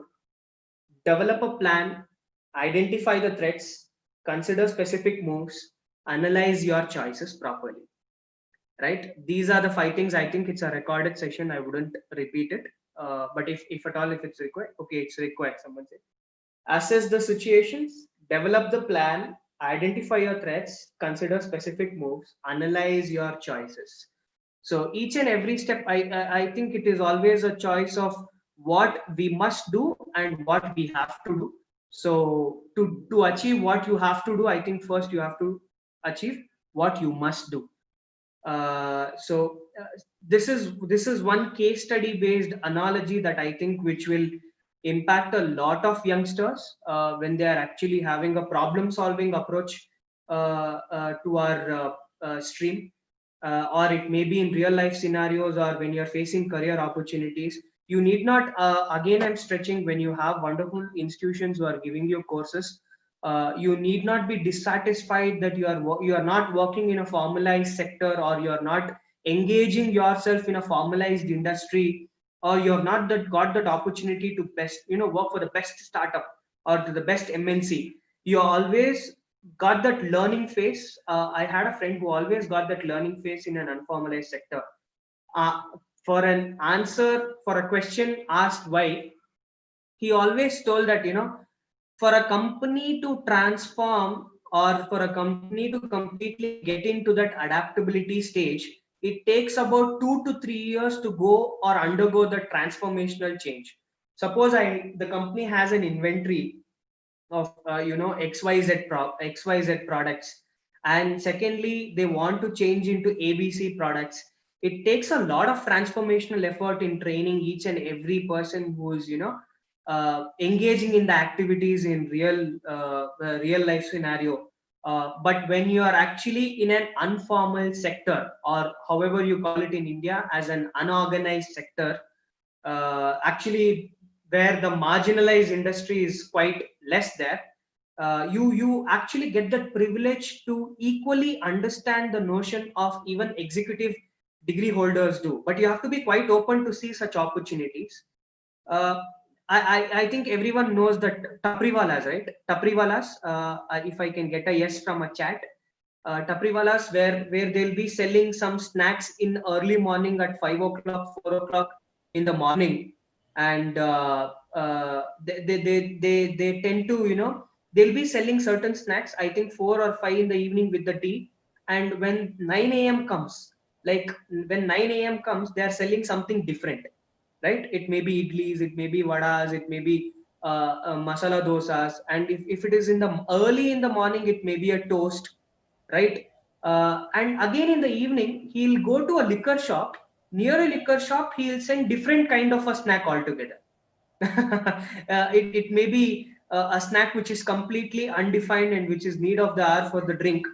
The way, you know, companies actually take in a formalized industry, it take 2 to 3 years to change certain inventories or their shelf space. People go through a lot of design thinking capabilities, a lot of principles added to it, a lot of design innovation added to the inventories, because I think all of you know that shelf space is often bid for the best. There's a lot of fight happening for the shelf space. But when it comes to unformalized, you know, a formalized unorganized sector in India, they tend to take it for, like, you know, 3 changes a day, and they tend to do it repetitively with a lot of margin. So this is one understanding that you need to follow, because it's gonna be very quick learning when you know, people tell you why you need to do have a experience, work experience, when you before you know, come and study your MBA syllabuses. Because I think the case studies and the understanding towards the subject, the fluidity of it, the adaptability of it becomes much more simpler and much more clearer. Because this person whom I told is a dropout from London School of Economics, and before that he tend to start his own company, but he was lacking in few aspects, but he did not get his ego there. He went back to step one. He wanted to learn from the beginning, so he did not want to delay his starting up his own venture. That was one reason why he concentrated towards learning from the unorganized sector more, and jumping into the organized sector in a much more cultural manner. Because we marginalize those sectors, or we tend to, you know, give those drawbacks to those people in a very, very, very uncultured way.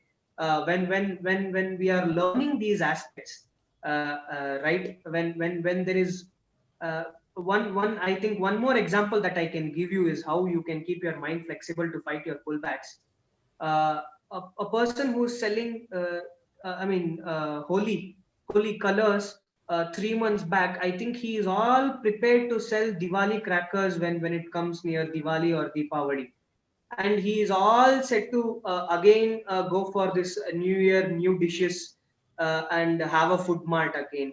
And he is all set for this Sankranti with a new shop, right? And when we see how things actually change faster, when you're grasping fast in an unorganized sector, and when you're learning it through, and then you're correlating it with your syllabus or your curriculum, or it may be your case studies, I think it will become much more simpler. Because when you are using certain keywords or buzzwords, what you call, in industry or in research or in market or in institutions, I think when you relate or correlate with the analogies, right, it takes a lot of effort, but when you correlate with the analogy, it becomes much more simpler. So this is what I definitely wanted to convey. That is how I actually clubbed certain case studies to only make it much simpler for you when you're understanding in that 15 minutes gap. Keep it flexible, because it gives you continuous learning opportunity. Learn from the unorganized sector, learn from each and every possible sector that you are analyzing, right? Even when one person, I think when you go to these malls, right, when you go to these malls, you find these bookstores, or you find these big brands, Jack and John's, Flying Machine. When you go to the small food street, or probably when you really dress good, and when you take to the fashion street, that is the local fashion street, a mid-scale fashion street, where even five dresses actually seem to be 5,000 rupees, but no, they you get it for 500 rupees. When you go there, the person who's standing there near the dress shops, he actually sees the person, analyzes that person dressing style in less than 5 seconds, immediately takes out a dress and shows, we have this collection. which involves a faster and quicker decision-making capabilities and thinking abilities, which you actually even don't find it inside malls or big complexes, right? It's an amazing case study. It's an amazing opportunity when you keep your options open, how to learn from an unorganized sector, but how to link it to an organized framework or a cultural framework, or how to develop from India Inc. and convert it to India Inc. Right, this is one analogy which we really love. He immediately makes his mind, he knows the way you dress when you're coming out, he immediately takes it from the stack, observing you in less than 5 seconds, because you're passing by. There will be at least 200 300 stores which are simple, the dressing stores that are where you find similar dresses.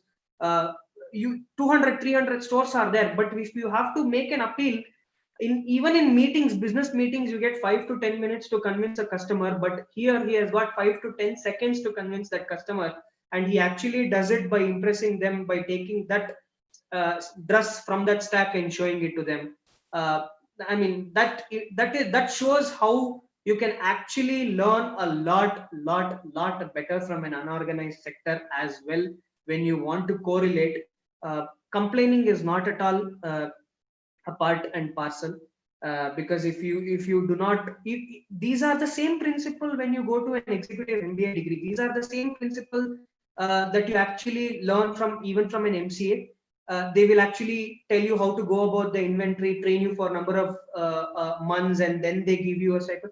Here it takes only 2 weeks. If you want to be on your feet and take that into a development phase or a development stage in a very quick manner, having that capability and adaptability to quickly shift to that unorganized sector, learning it from them, grasping from them, and then making a strike is all it takes. Because making right decisions at critical time is very important when you are actually looking for a massive career.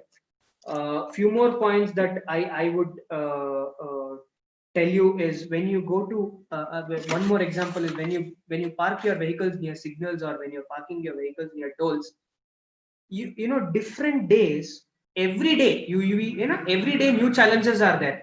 Every day we see the same child coming and giving a pen, a big pen, for selling 5 rupees, 10 rupees. Next day he will give you a toy, something which you have not really seen in any mall. Next day he will give you something which is innovative. Every day the toys are changing, every day the selling adaptability is changing, and it need not go to the CEO level to confirm the decision. If he likes your face, it's going to be immediate 50% off on that product there. So that is going to be the everyday new challenges that he is actually, you know, getting into. Such massive scale of opportunity is always there when you keep your eyes open, and that is the massive opportunity that we can encash. By telling this, I would go back and tell you what are the points that we actually discussed in this pullbacks. Those are the only 5 points I would want to conclude. Facing tough decisions, dealing with new challenges, making a comeback, simulate strategies for any decision. It may be in life, it may be in career, because what we think is different, what we do is different, it cannot be the same. Analyzing mistakes and making the right decisions. When time after time we must decide between what we can do and what we must do. I think that is one part. When I had an opportunity to, you know, go abroad, have that leisure life, but no, I just wanted to stick to my basic roots.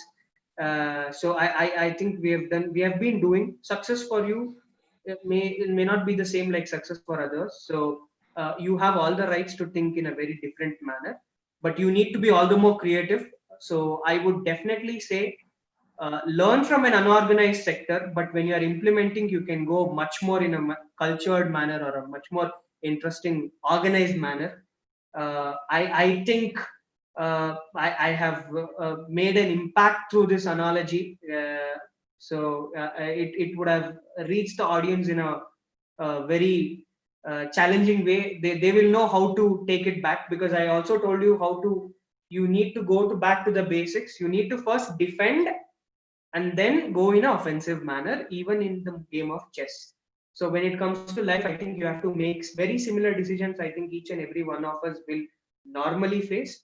everyday new challenges is going to make you. I think you'll be so trained that you will start loving everyday new challenges.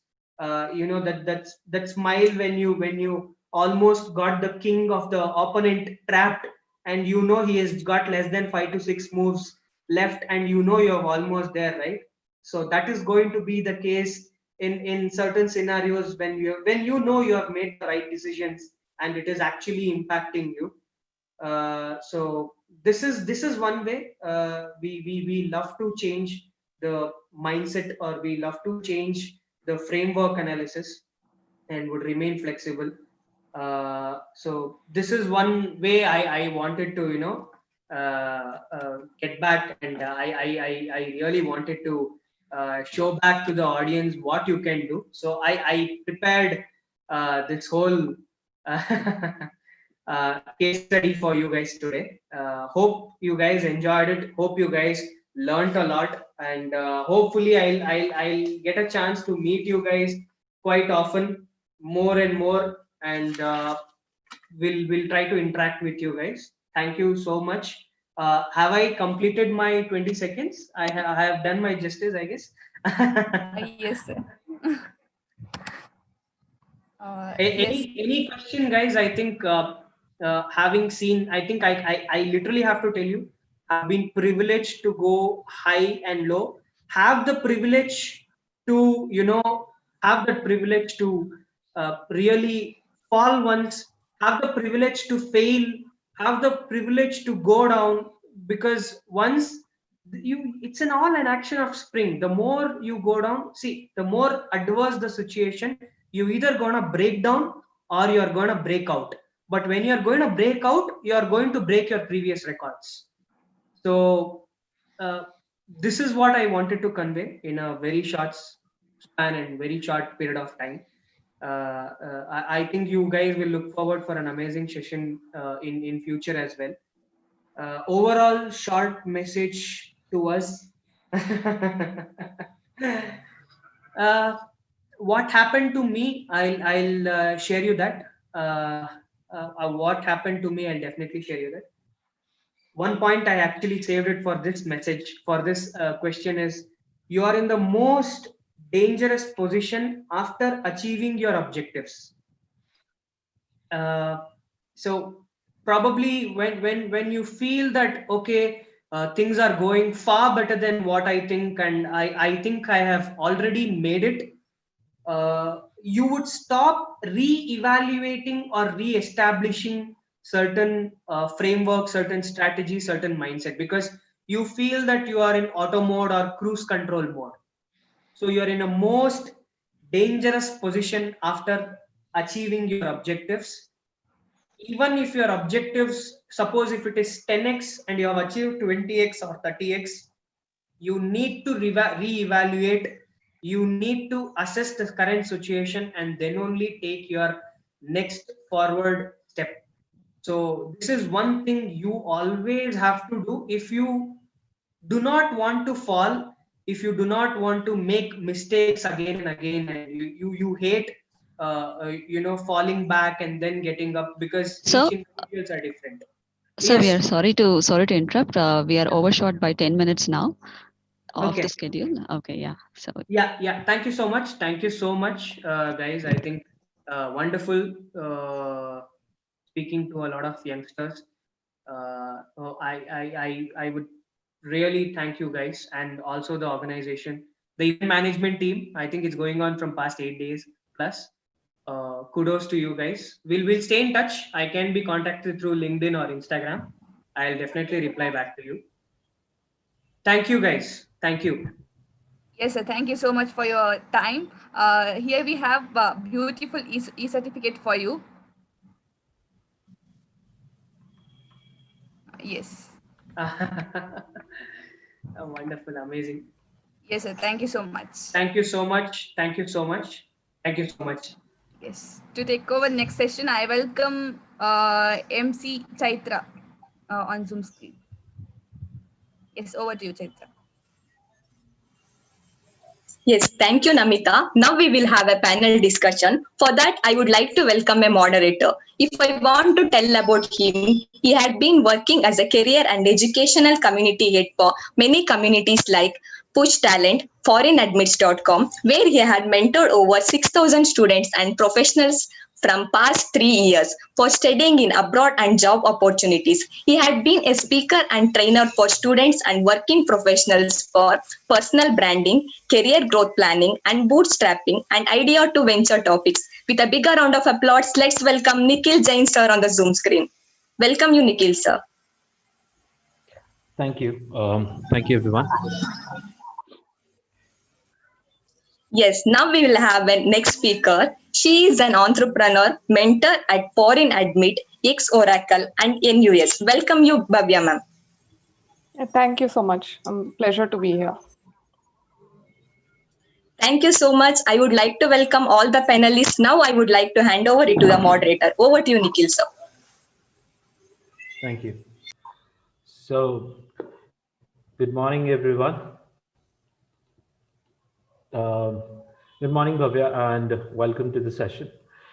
Today, we are basically going to discuss a few things about digital transformation, the impact of COVID at this point of stage in your career and potentially in the industries wherein your career options are going to be, and how can you look towards the post-COVID scenario in terms of your career choices, and what are the industrial choices in terms of getting a right fit candidate with a new mindset or the new specialization for your career options.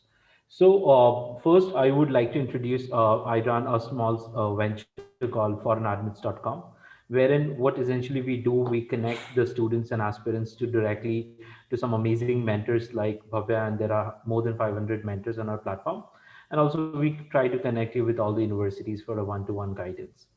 But here, what essentially we are going to understand from Bhavya first about her digital journey towards now running a SaaS venture, and how does COVID has affected businesses right now, and what kind of skill sets she might have also looked to equip, and what are her challenges or suggestions for other generations to come in terms of getting into the workforce or probably choosing their career options in terms of the post-COVID scenario.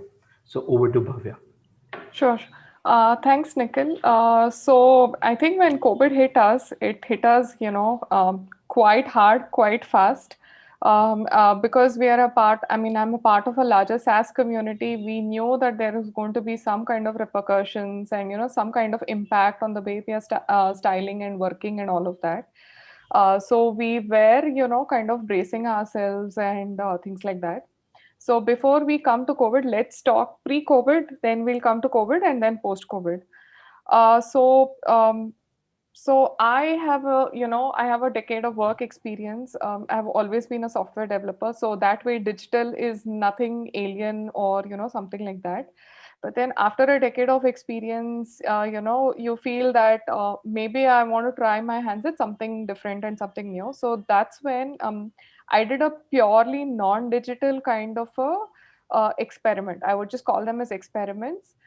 So that was it was almost like setting up something in the retail space, setting up something in the retail space and NGO and all of that. But when you take a step back right now and when you think about it, even retail today is digital. No one is stepping out into a store without looking for that particular store online.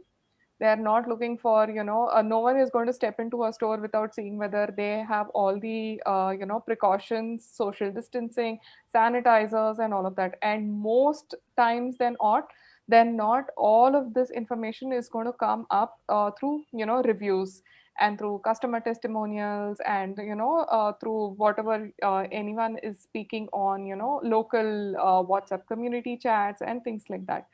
So I think, from always being a software developer to, having a short sprint in the non-technical space, I am so glad that I am doing SaaS today, because most industries other than SaaS who have not, equipped themselves quickly and evolved themselves into, selling their products online or, selling digitally, have had to face a serious impact, in terms of how they're operating, their profits, their revenues, their inflows, and all of that.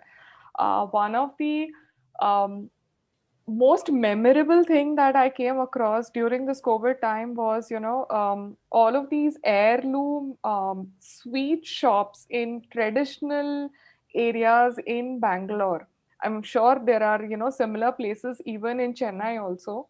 I saw WhatsApp messages coming out and reaching out to, apartment communities saying that these people are now delivering through Dunzo, now are delivering through a Swiggy. So that is, so digital transformation of a traditional heirloom sweet shop is, something as simple as that, being available on WhatsApp, ability to take, orders through WhatsApp, ability to, just distribute their products through something as simple as, starting off as simple as, a Dunzo or a Swiggy.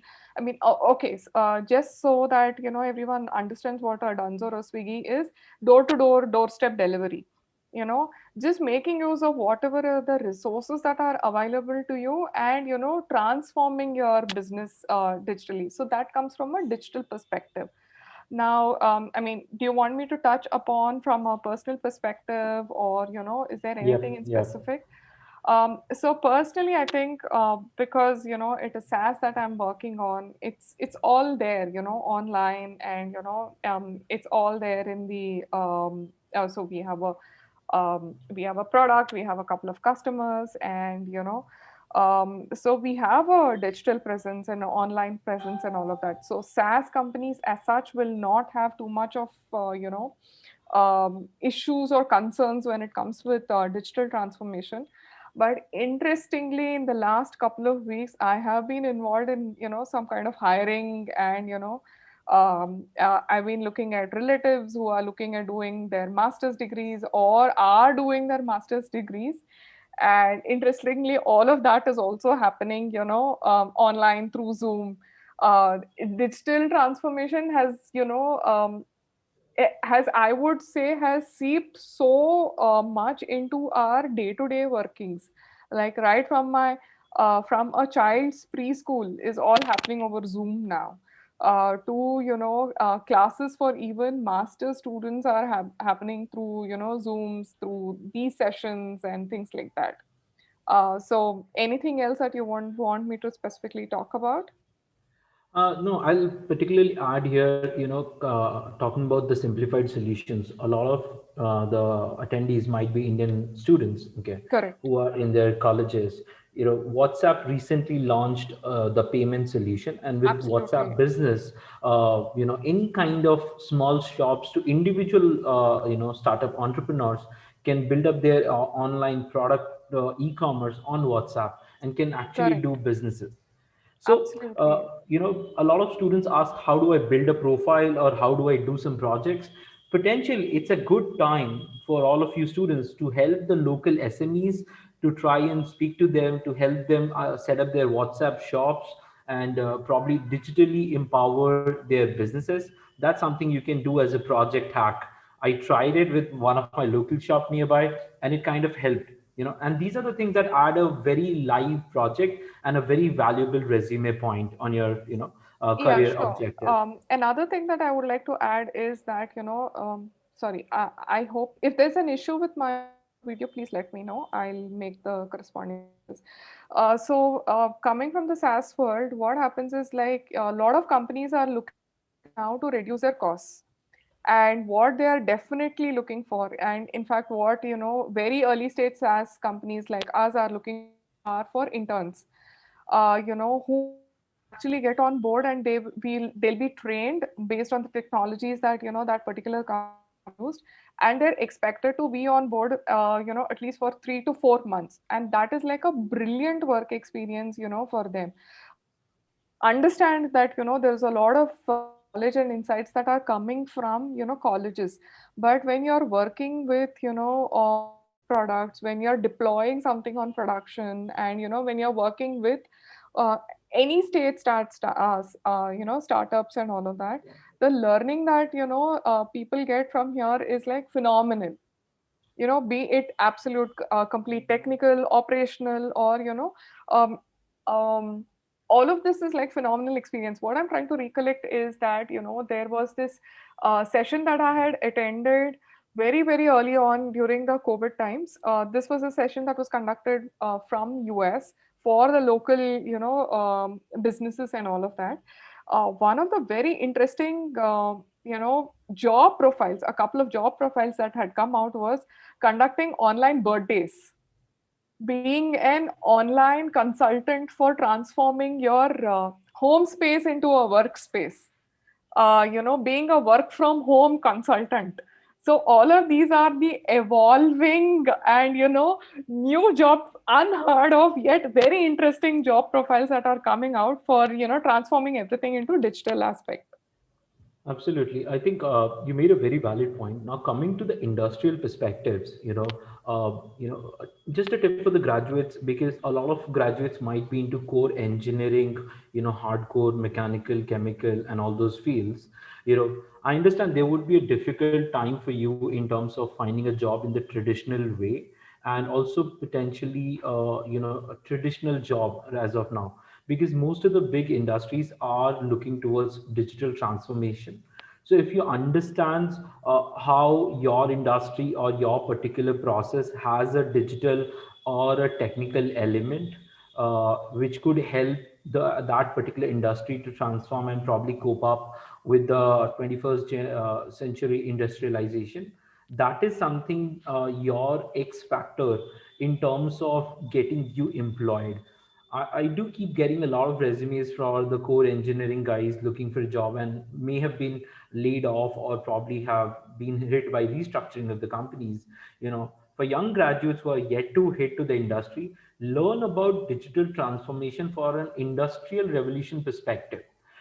Siemens, GE, even Amul as a traditional industry, they are banking heavily on AI, ML, IoT in terms of the digital processes.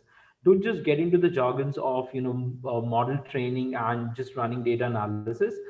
Understand the business use cases. What are you going to solve with that amount of data? What is the business outcome that you can drive with that amount of data?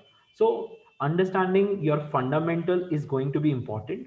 And when you go abroad or probably you study higher education in India, you need to get a specialization which has some technical element into it. Okay, when I'm saying technical element, it could be as basics as learning Python or R programming.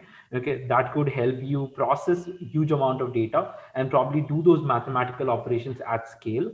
The other ones could be data visualization, so that you can probably take out chunks of data and can have some meaningful relationships shown to the decision maker, that this is how your batch productions are affecting and this could be optimized on further nodes.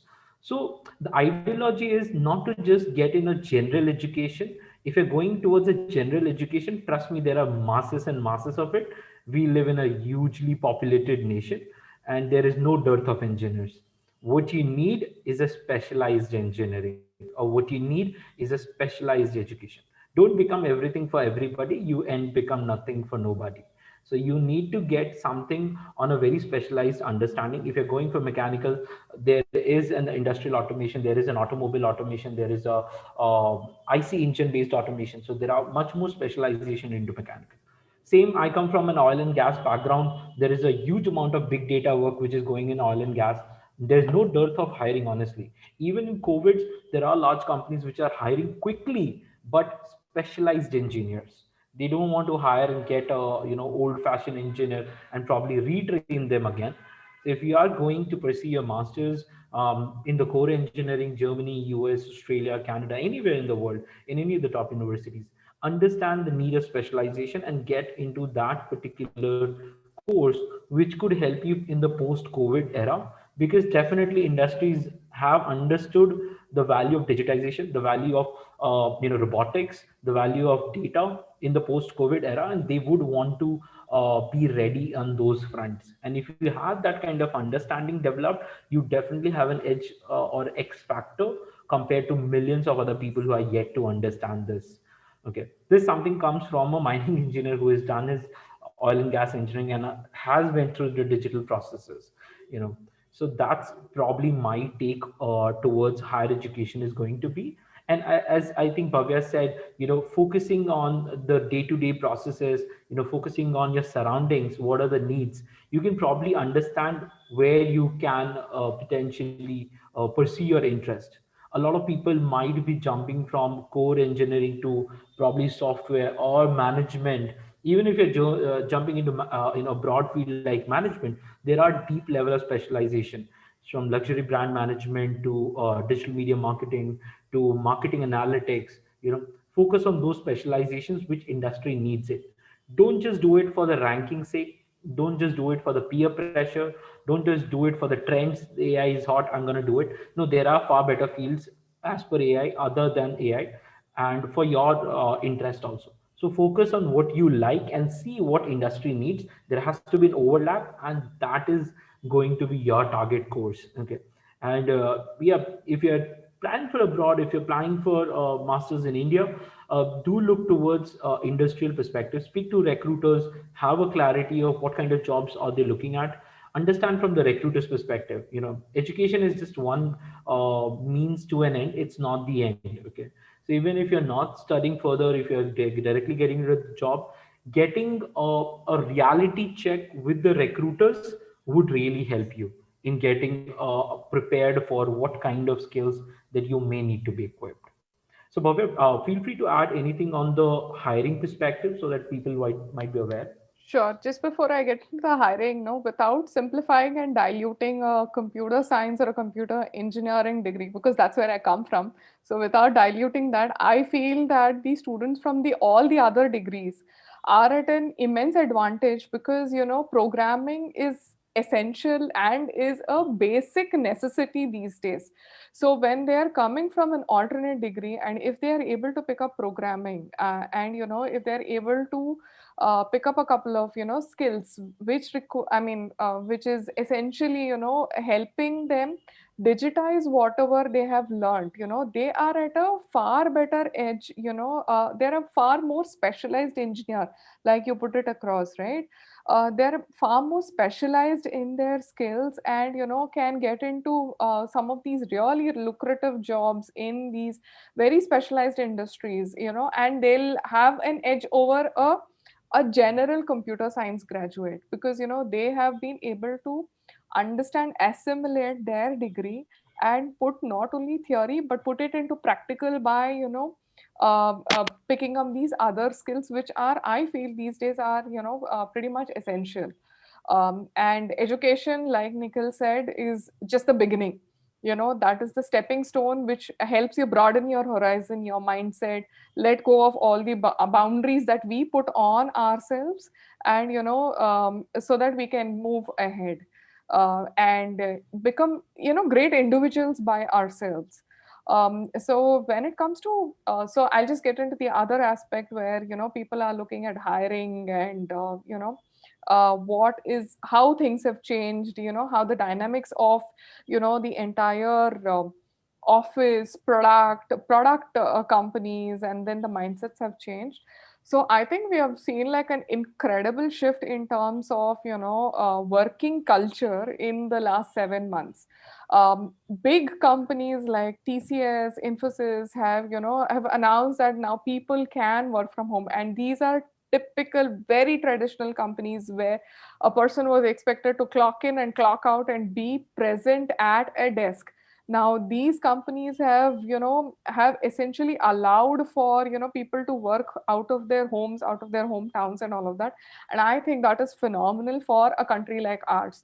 And with the government of India and NASSCOM working towards easing the labor laws, so that work from home can be defined as an actually people are working from home, not working for home. There is a difference between the words here, because a couple of years ago when I graduated, when I said that I'm working from home, it essentially meant that all my team members would assume that that she's on a pseudo or a falsetto off today, but that is not the situation anymore. So working from home is not looked down upon at all, and in fact more and more companies are actually going remote. And that phenom helps because we see a lot of, especially in a place like Bangalore, we see a lot of migration of people coming in from a lot of these small towns.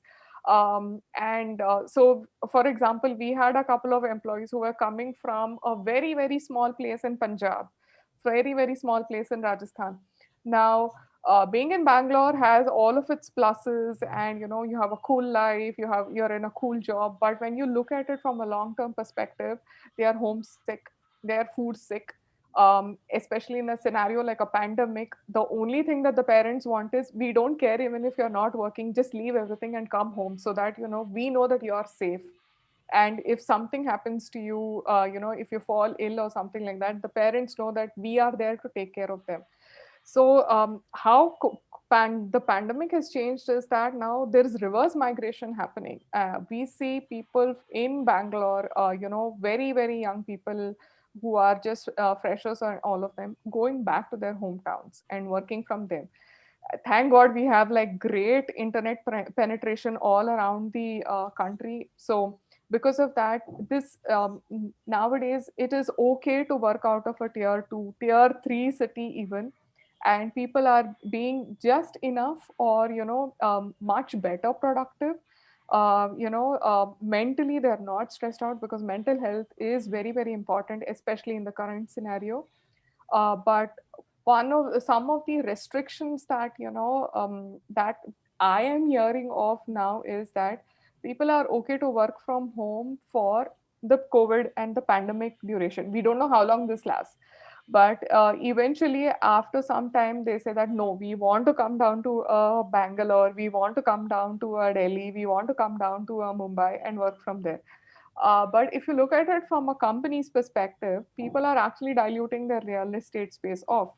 So I think my only request is, for recent graduates and all of that, have an open mindset. You're not missing, there is no fear of missing out of anything if you're working from your hometown. In fact, when you come here and if you have to work out of a Bangalore or a Delhi, that's when you'll actually realize probably that, you're missing a great quality of life, which you probably did not have, when you are in a Bangalore or a Delhi. So have an open mind, be open to working remotely. Working remotely only requires a basic office setup, but it also requires you to be extremely disciplined. And discipline is something that comes with time, with practice, with patience. But a master's degree definitely gives you that discipline. I mean, that's where I learned it from. So I'm all with Nikhil to to tell you all that if you're thinking of that master's degree, don't postpone it for too long. Absolutely. There are some certain facts which now I think would be a right time to add on. Since you clearly mentioned working from home is a normal. Big companies like Slack, InVision, Zoom, Microsoft, even JP Morgan, these guys have let their most of the employees work from home for at least a year and for next 6 months. Okay, this is a big step. Working from home, I can tell much better because my entire company, since inception till date, has been a remote working company. Now we are a team of somewhere around 20, 25 people.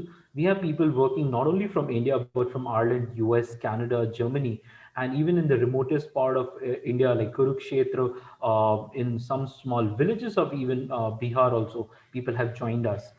The best way the companies can actually find you even from your remotest places, you can still work. The challenges are there. Definitely internet penetration is really good, and it requires you to be extremely disciplined, open, and good in communication. The challenge with most of the Indian graduates, which I see, is the communication and the discipline in understanding the remote work is exactly like office work. You have to be transparent, you got to be upfront, you got to be communicative. And yes, there would be certain, barging, just like from 9 to 9, it may not sometimes work. Sometimes it goes beyond because you are yourself coping up, the employer is coping up with the entire process. And that's where there would be some learning experience. But yes, it trains you to actually work for any company in any country in the world if you have mastered your work from home experience. I personally have worked from home for almost past 7 years with 6 to 7 US and German companies, and it helps me understand what the employer requirements is and how can I contribute. You understand the value of hourly contributions to your employer, and you kind of value them. Okay. And talking about the master's degree or a PhD or an MBA, the best understanding that you get from a foreign university or a foreign exposure is, number one, time management. Number two is your personal management. Number three is your financial management. And number three is overall perspective development and collaborative learning and working. In India, we don't have a very strong collaborative learning or working environment as of now. We are still molding, we're still very nascent in that. But when you actually learn, I'm working 6 hours from home, and maybe 5 days a week I work from home. One day I go to office and have those meetings. It's a very relaxed way of working also. It kind of releases the stress. You are there around your relatives or your family, so you kind of are always in that emotional coverages. Okay, when you're low, you have your mother, your sister, or your siblings or your partner to support you. But when you're there working from your remote, working to a middle a modern city, coming out of your village and all, you're very far away from the people. There will be a loneliness pressure, there would be all kinds of self management that you definitely have to struggle. So in this particular era, and also it reduces a lot of real estate pay that you may want to incur. A lot of candidates now are taking work from home, and on a lower pay also, surprisingly. But that's what they feel. They are more relaxed. The productivity shoots up. They don't have to spend hours of traveling in Bangalore or Bombay.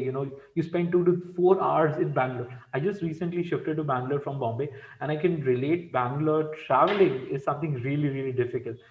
Though Bombay is no far behind, Bombay has its own problem with rains.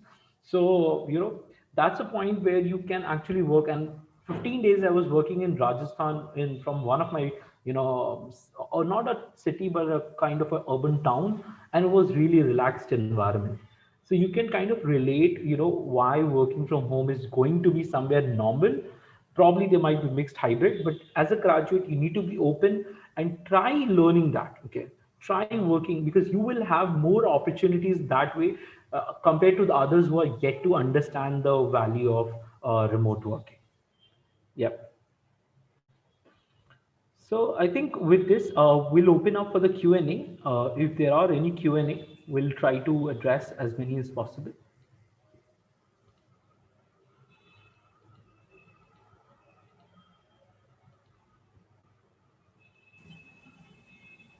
Yes, sir. If anyone have any questions, you can type down in a chat box.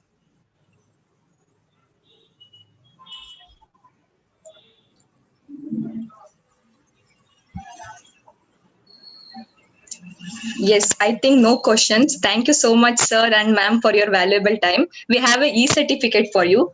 Technical team, can we have?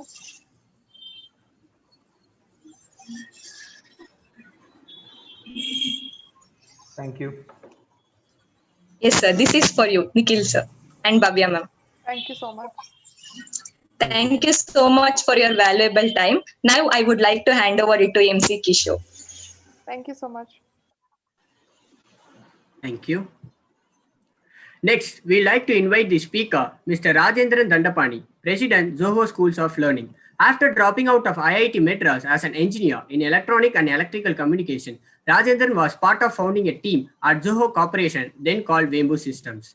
Later, he spent 7 years at Zaraho, Asia's largest new age marketing entity, as the Chief Alchemic Officer, managing projects and services for clients including Citibanks and SIFI. After rejoining Zoho Corporation in 2004, he has been serving a triple role at the company. He spearheads mobile development at Zoho with multi-talented team that builds mobile applications for its 45 million plus customers. He is the Vice Chancellor at Zoho University. Zoho owns ongoing social experiment seen by many as a viable alternate to conventional college education.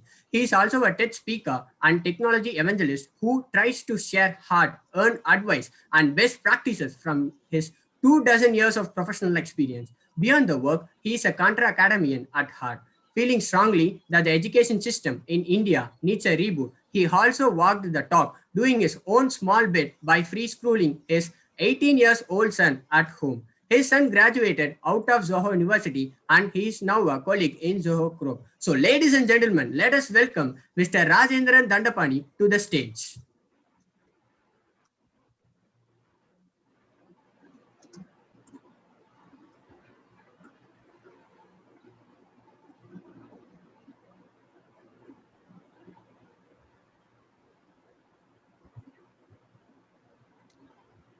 Good afternoon. Can somebody confirm you're able to see me and you're able to see the slides around me?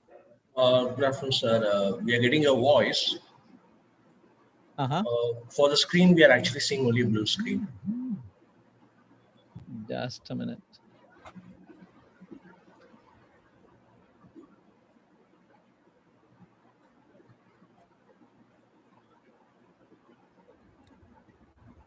All right. Okay.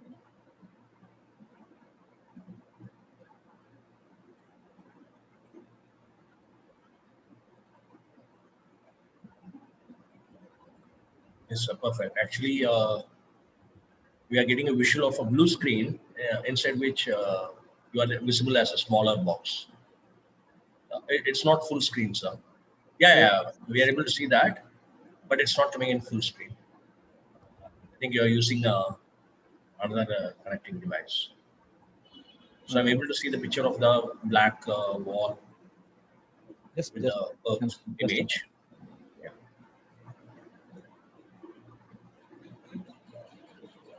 Okay. Sorry about this. Give me a minute.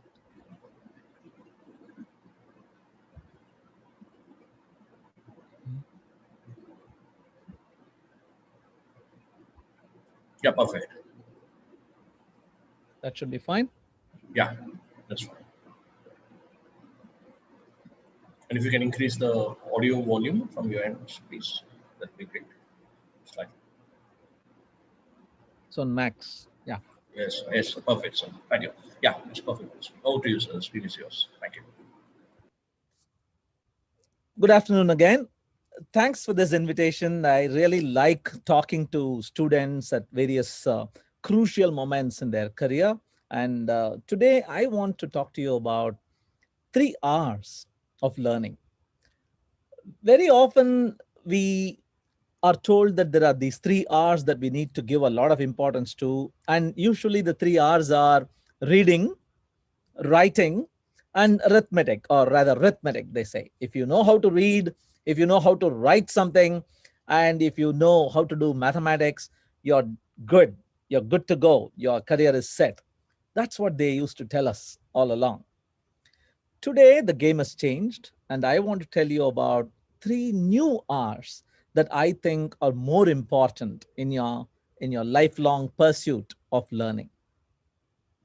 The first R I want to tell you about is resolution. By resolution, I don't mean New Year resolution. I need to reduce my weight. I need to put on muscle, or I will start a new habit from now on. No, it's not that resolution. It's the resolution of being able to distinguish finer details. Take a look at this picture. How does this look? Compare it with this picture. There is a very clear case of a higher resolution. What used to be pixelated, standard definition, became high definition, became 4K resolution. From a very poorly distinguishable image to a very clear distinguishable image. Resolution is the ability to tell fine differences. If you go to Greenland and ask an Eskimo there about what is this thing that is falling down from the sky, he won't give us one word. If you ask a North Indian perhaps, or if you ask somebody in Tamil Nadu, they will probably say pani, one word. That's all they know. They haven't even seen snow in their lives. But if you ask an Eskimo who probably lives all his life in this world, whichever direction he turns, this is what he looks at. It seems they have 50 different words for snow. The snow that has just fallen, the snow that has fallen on water and is actually a trap, because if you walk on it, you will fall inside. Snow that has been compacted over many years, snow on top of which you can actually ride your vehicle, snow that you can cut into pieces, snow that you can actually compact and create an igloo. Each of these has a different word in their language, because for them, it is life and death. It is their livelihood. They even have a word for snow that can be boiled, heated for drinking water. Come closer. Come to Tamil Nadu, come to Mahabalipuram. There is this beautiful elephant sculpture. Do you think there is just one word for an elephant in Tamil? There are as many as 48. Madangam, Kari, Putkai, Kaliru, Pagadu, Kunjaram, Karayadi, even Gumki, the one that we saw in the movie. Each is a different kind of elephant. An elephant that is going mad, an elephant that is adolescent, an elephant mother who is refusing to give milk to its baby cub, an elephant that is wild, an elephant that has just been tamed, an elephant that knows how to tame other wild elephants. All these, we can't just call them elephant. There is a resolution there. The point I'm trying to convey here is, in every step of your way, whatever you're learning, your quest should be for getting better resolution. Can I learn more about it so that I can tell the difference between very, very finely differentiated things? When you look at A.R. Rahman, when you see him holding an earphone to his head, what would you think? Does he listen? Does he listen to music like we do? Can he enjoy it? Can he? Because when I listen to music, I just close my eyes and let it wade through me. It washes over me. But given his knowledge, given his expertise, I am sure he actually splits it up into 4 different tracks. There is the voice coming in. He identifies what are the various individual instruments that are contributing to that music. That again is the mark of a learned person, the ability to tell the fine differences. Look at this puzzle. White to play and win.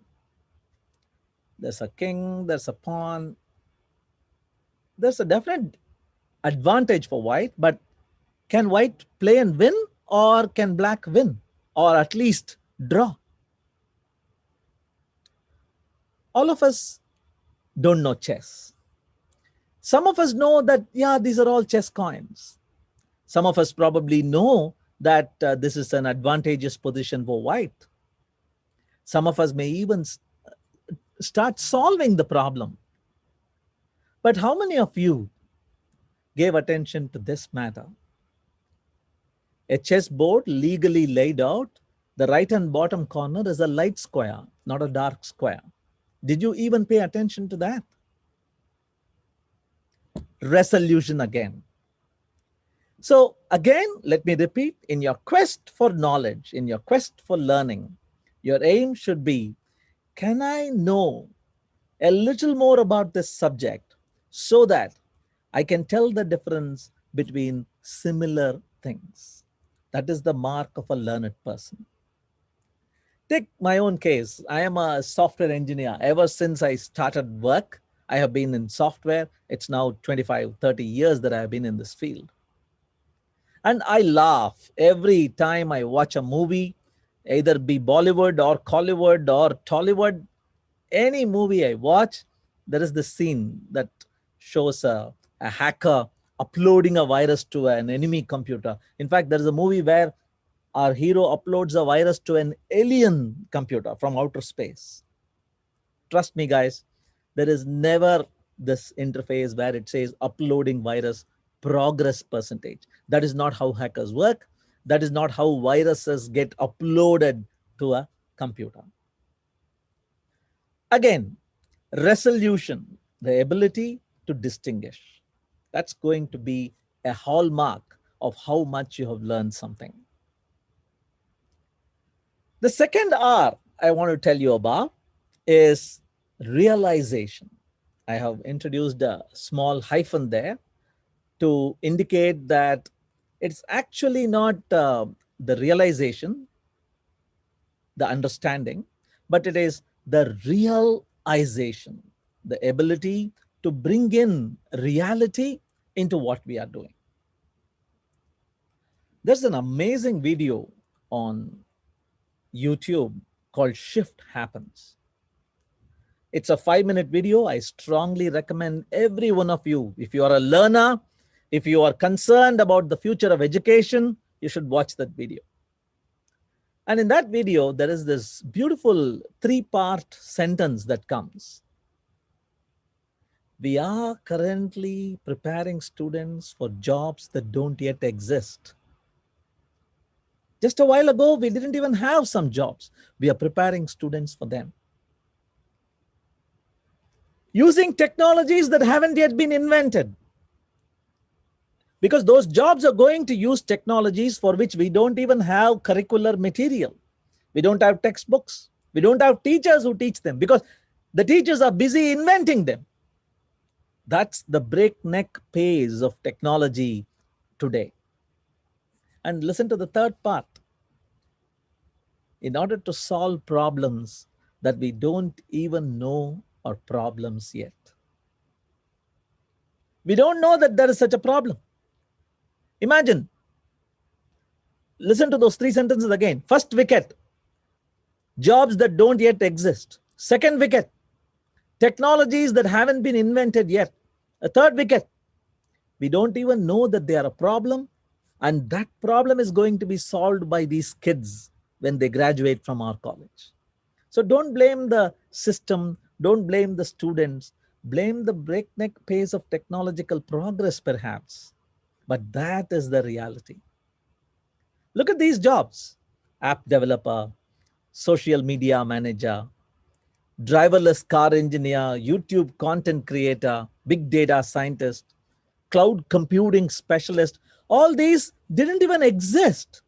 They are new age careers. 8 years ago, 10 years ago, you didn't have these as opportunities.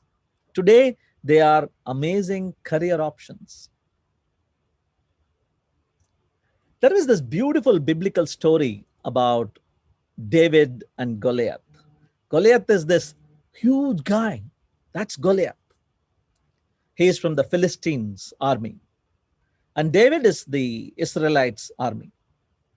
And these two armies, instead of facing each other off and fighting and so much bloodshed, they discuss among themselves and say, okay, send your strongest man and we will try to beat him with our strongest man, and let us all resolve the conflict with just that one-on-one fight. No problems, the Philistines say, and they send Goliath, a huge 7.5, 8-foot giant, an amazing warrior, clad in metal armor, carrying a very heavy spear and shield. He comes running in. Everybody turns around and runs away because they are afraid and they're saying, he's so big, and they're running away. But what does David do? David is a shepherd. What does David do? He says the same sentence. He's so big that I can't miss. I take my stone, I take my sling, I hit. Even if I am not good at my aim, I'm not going to miss. He's so big. That's the attitude that David demonstrates. And many people stop the story there. They say, look, even David defeated such a giant like Goliath because he had the right attitude. But let me stretch the story a little further. There is this other advantage that David has. Look at Goliath. He came fitted out in the armor. He can't remove it easily. He needs two people to remove the armor. It's so heavy, it's weighing him down. He has one weapon. He has picked it up when he started from home. He's carrying it and he's coming into a battle. He has one attempt. He can throw the spear with great aim and he has to hope to hit the opponent. Okay, look at David. What is his weapon? This is Goliath's weapon. What is David's weapon? His weapons are everywhere. All he needs to do is bend down and pick it up. Wherever he sees, he has potentially a lethal weapon. Get the difference? The ability to improvise, the ability to learn along the way, the ability to pick something up wherever you are, turn whatever you have in your hand into what you need. This is the only thing probably that we all need to learn at school and college. Because as we saw in that video, much of what is going to be needed of you in your career, nobody is going to be able to teach you. You need to learn. The only thing you need to learn is how to learn, how to pick things up along the way, how to work while learning, how to learn while working. If you can master that art, I think you're set for your career. This is Stefan Sagmeister. He's a creative genius, famous TEDx speaker. He also runs a creative agency in New York. One fine morning, while thinking about all that he has achieved, he felt, oh my creative output is taking a beating.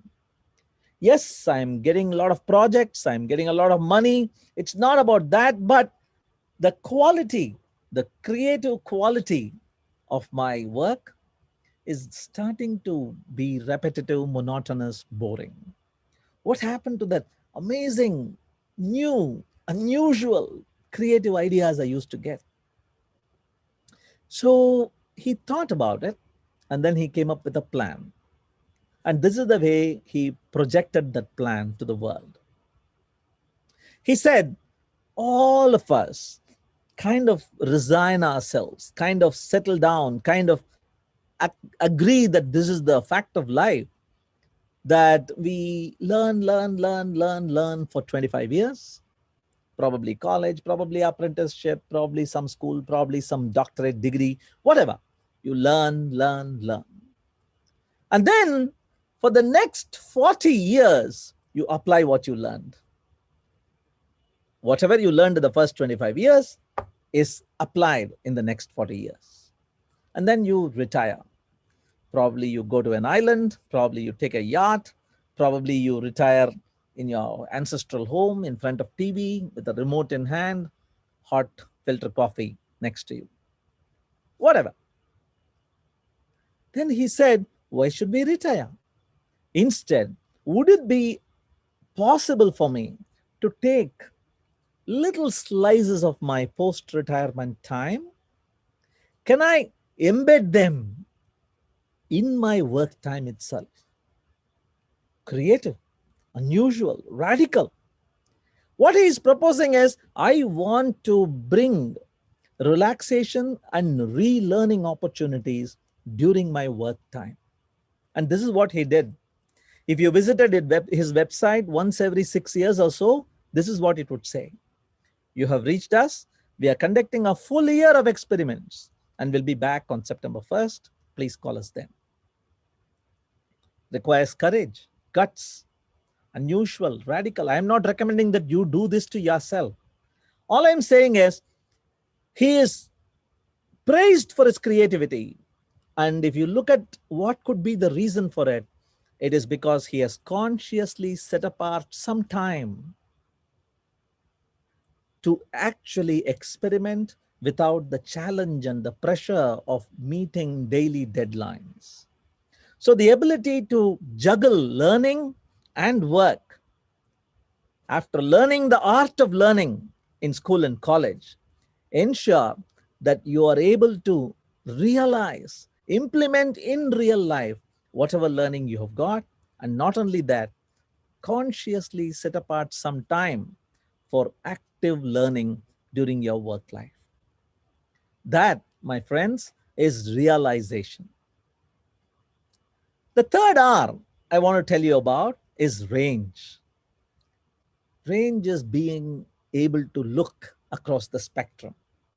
When we see Ravana as a 10-headed demon, probably mythology gave us the wrong message. Probably what they were trying to say is he was a musician, he was a Shiva devotee, he was an amazing sword fighter, he was a singer, he was a king, he was jealous. All these, each of them had one character. And when all of those 10 came together, like in the Maniratnam movie, Ravanan, he has each of these dimensions to his personality. So my recommendation to you is be far and wide, have a range, don't focus too much on one thing. But let's rewind, because this is the advice we have been given. We have been told, you know what? There was this amazing archer, Arjuna, and he and his brothers were all lined up, and Drona was asking him, shoot. And what do you see? Every student came and said, we see mountain, we see tree, we see bird. One boy said, I see clouds, I see bird. Another boy said, I see bird, I see wings, all that. But what did Arjuna say? Arjuna said, I see blackness. What? What blackness? The blackness is in the left eye, the center of the left eye of the bird, which is sitting in the branch, on the tree, in the ground, with clouds and mountains behind. But I see blackness. And that's when Drona said, yes, this is the focus I'm talking about. Single-minded focus on your target, forgetting everything else, and you're going to be the greatest archer in the world. He blesses Arjuna. And they have been given this advice all along. Gary Vaynerchuk says, 9 or 90, stop trying to fix the things you're bad at. Focus on the thing that you're good at. Again and again, we keep getting this advice. Joyce says, find the one thing you're good at and focus on that. But I am asking you, hey, hang on. What about this man? When Steve Jobs launched, probably what could be called the world's greatest single individual computer launch ever, way back in the 80s when he launched the Macintosh. Journalists asked him, how? What magic? How could you pull this off? What was your special technique? And he's supposed to have said, the Macintosh turned out so well because the people who worked on it were musicians, artists, poets, and historians who also happened to be excellent computer scientists. Look at the range that Steve Jobs is giving there. If you go back to the time of Galileo actually invented the telescope. He put 2 or 3 lenses together and was able to look far. And he is also credited with identifying that the moon, the surface of the moon, has mountains. But when you go to the Galileo Museum in Italy and look at the real telescope and look through it, you will notice that it's not at all of good quality. It's not as if through the telescope you can see everything, and that is how Galileo discovered that there were mountains on the moon. Not at all. So what's the secret? The secret is he had a hobby. He had a hobby of shading. They call it chiaroscuro. It's an art of shading, the play of light and shadow on paper. So our man has been drawing, he has been drawing terrestrial mountains, landscapes, sunlight, shades, and all that. And at night, he looks through his telescope, he looks up at the sky, and he sees that I see very similar shading. And that is how he had that leap of faith, that brain wave, that out of the box thought that yes, there is mountains on the moon because it's very similar to the shading I give here. So a totally unconnected hobby helps a scientist discover something special that nobody else had. In this book, Adam Grant has written something called Originals. And in this book, he talks about the research he conducted on 3,000 scientists. Around 10% of them have won the Nobel Prize. He compares the 10% with the 90%, and he identifies that there is a unique distinguishing factor when it comes to the ones who won the Nobel Prize. It's not that these guys knew more science, or they were better at science, or they had a deeper knowledge. No. With respect to the science quotient, all of them were on par with the others. What differentiated them was if they had interest and ability in music, they were twice as likely to be a Nobel laureate. If they had interest in arts, crafts, writing, their percentage success as a Nobel laureate increased. Just think about it. If you are a scientist, good. But if you are a scientist with an interest in performing arts like stage demonstrations, dance, oratorical efforts, and so on, you are 22 times as likely to become a Nobel laureate. That's the result of Adam Grant's research. Again, the ability to have a range. In Human Accomplishment by Charles Murray, he identifies 20 great scientists who have had the greatest impact on all of humanity in the past 300 years. And 15 of those 20 were what we will call polymaths, people who are interested and hugely capable in more than one field, not just science, but in more than one field. Through the ages, they have been called different things. They have been called philosopher king in the case of Marcus Aurelius and Archimedes. They have been called Renaissance persons. They have been called gentlemen scholars, polymaths, and outright genius in the case of Zuckerberg or Elon Musk. Whatever you call them, they are people who didn't pocket themselves into one narrow field, forgetting everything else and pouring themselves only into that field. Because that's what they say, be like the tea. You have to learn across domains, and you must be able to apply that into that specific domain. That's the best way to learn something and become good at a particular domain. Take the case of the creator of the Dilbert comic app. This is Scott Adams. Of course, everybody can draw. There are a lot of people who can draw. Nothing special about these single pen sketches, right? But when you overlap on top of that, can they tell a joke? Again, you overlap that, you already get a small slice only. Can you draw as well as tell a joke? What Scott Adams had was a third layer. He actually had worked in a bank as a software engineer and product manager. So he had the ability, the exposure, the experience of working in corporate environments and taking funny moments from there about the boss, about project plans, about deadlines, and so on, and convey it in beautiful art. That's what was special about him. The ability to be in the narrow overlap of wide domains. And it's never been easier. Don't say I'm too old, I can't learn this anymore. I've always wanted to do it, but I'm not interested in it. And there's nobody to teach me. Because today with the internet, remote learning is more possible, easier than it has ever been before. And it's not just easier, friends, it's also important. Because our man Charles Duell in 1899, he is the commissioner of the US Patent Office, and he goes on to say everything that can be invented has been invented. And today we see how wrong he is.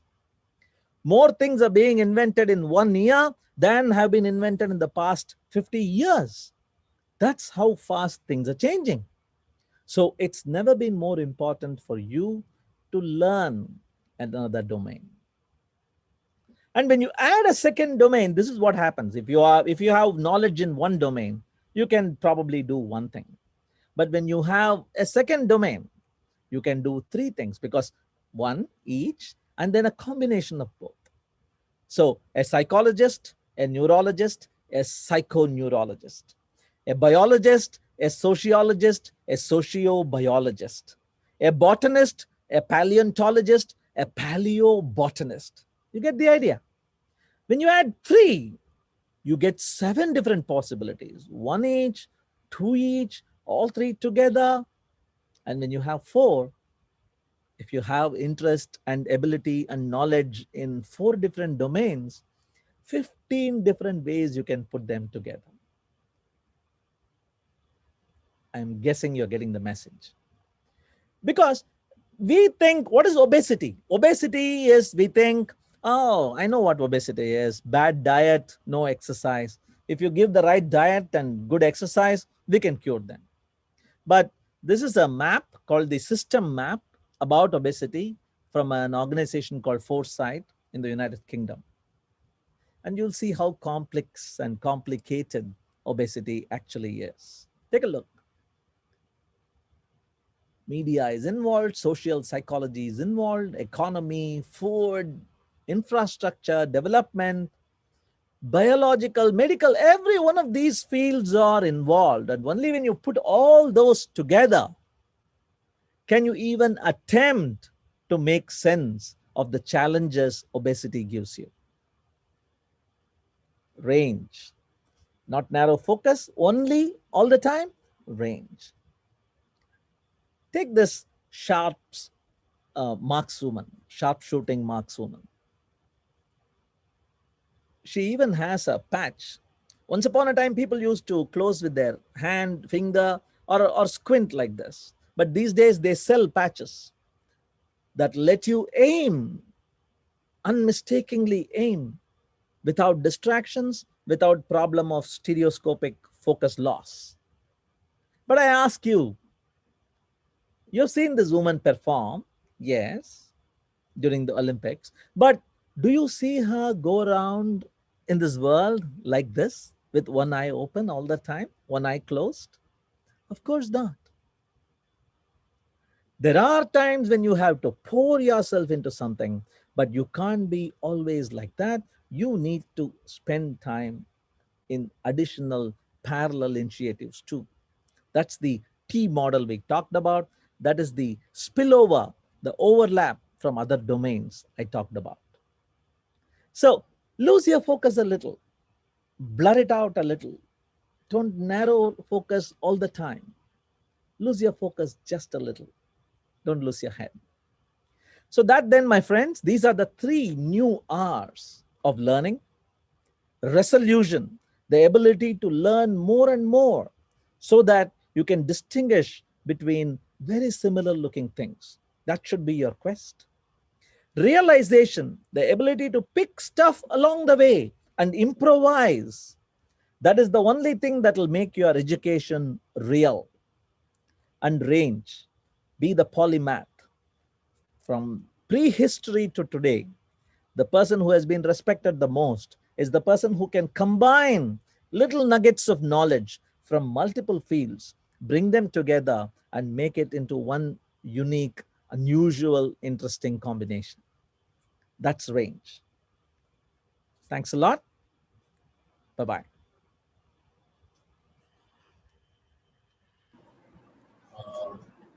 So that was a wonderful session, sir. So thank you, Nadu sir.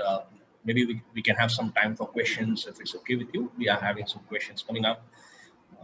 So let's take it, and if it's okay with you. Yeah. Yeah. Okay, perfect, sir. So, okay. So the first question that has come up is, would you agree to say, as an employee, one is trying to provide solutions as a sole person, whereas an entrepreneur is trying to provide solutions as a team? Repeat the question, sir. Would you agree to say an employee is trying to provide solution as a single person, and an entrepreneur is trying to provide solutions as a team? So that's where the differentiation they're asking. See, first of all, I have stopped looking at entrepreneur as a person and more as a personality. I can be an entrepreneur while being an employee. I can be an entrepreneur without running a business. Because entrepreneur, the purest definition of it, in my opinion, is trying to bring disproportionate results, making a dent in the universe, Steve Jobs called it. Not just making some small impact in some small locality, but with very little impact, with very little effort, maximize the impact. If you are a true startup professional, if you are a true entrepreneur, to double or quadruple the impact on your world, you shouldn't have to quadruple the number of people working in your company. Just by adding 2 more people in 1 more domain, you should be able to have triple the impact. That disproportionation, disproportion is what I'm looking at. So yes, you can say broadly that that's the difference between an individual and an entrepreneur, but it's in the spirit, it's in the way you look at things. The next question, is actually a part of the question is from the audience, and a part of the question is also from myself, because I'm also working on and becoming a T-shaped expert and also a polymath. So that thing is there, and I know that Zoho stands for a lot of polymath work and T-shaped people having your own Zoho Learning Center and all those things. So one question is, as an individual, how do you manage your time? Because you are seen in different platforms, different forums, and you're always available and extremely responsive to WhatsApp and all those things also. So how do you, as an individual, how do you manage your time? That's one part of the question. The other part of the question is, since you also head and inspire a lot of people to become T-shaped experts and polymaths, what will be your recommendation on how they can manage their time and different interests to become not just have superficial knowledge on different areas, rather develop a set of deep intensity in different domains? So what is the answer for these? So the first thing about this time management is it's a myth. I'm actually not a very good manager of my time. What comes through though is my passion and my ability to completely disregard other needs on my time and focus all my energies on the ones that I am passionate about. You are thinking that I am managing my time well because you are tapping me in the one thing that I am very passionate about. If you ask my wife or my son or my next door neighbor about how well I am managing my time, you will hear a very different story. I think this is true for all of us because we are all blessed with 86,400 seconds a day. It is not time management, it is mind management. Can you miss out and still be happy? JOMO, they call it, the joy of missing out. Or will you be always suffering with FOMO, the fear of missing out? Oh my God, I haven't watched what happened in IPL last night. What do I do? So when you withdraw yourself from these demands on your mind and manage your mind, in Tamil they call it Manakkurang. It's a monkey there, the procrastinator monkey, the distraction monkey. It's a whole kishkinda happening inside. So if you can understand that and play well with those monkeys, I think you don't even need to be good at time management. You can still be a successful professional who is meaningfully productive in society, because that is what is important. It's not about making money or getting fame. It's about helping others achieve their dreams. If you can turn it, it's about them. It's not about you. If you can turn that around and point it at, hey, I helped a couple of people become better today. And if you can point it that way, energy and time will automatically present themselves for you. Yeah. Perfect. Perfect, sir. Let me just have a quick check if any other questions. Do we have any questions for the speaker from this one?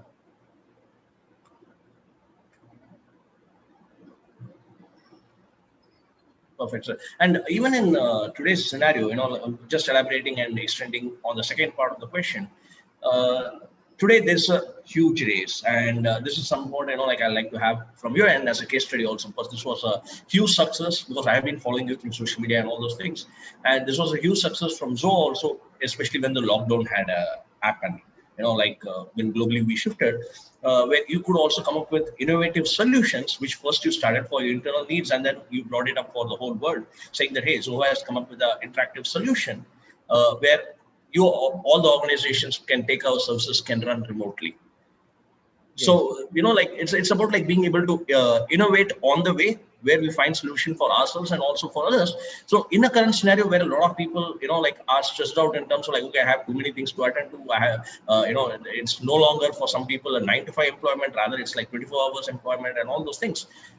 Then how does a person, like really prioritize in terms of being innovative? Are there any practices, like even if a person is not innovative by their innate nature, apply this and this is what it is? Of course, like when it comes to mind management, meditation is there, journaling is there, and all those things are definitely there. However, what will be your recommended practices, or like something that you would suggest for all the listeners over here to become more innovative on the trot and take it forward from there?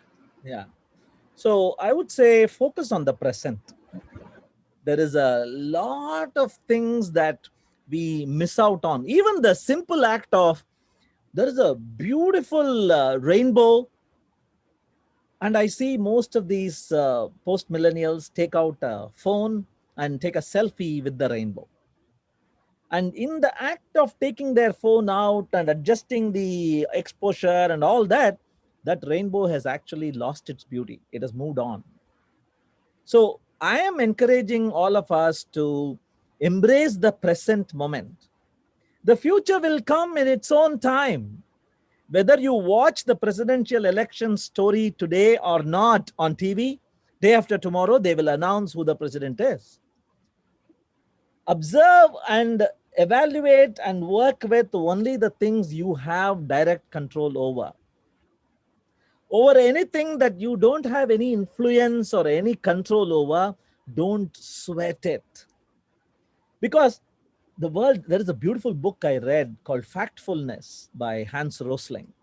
And in that book, he says 10 important reasons why the world is much better than you think it is.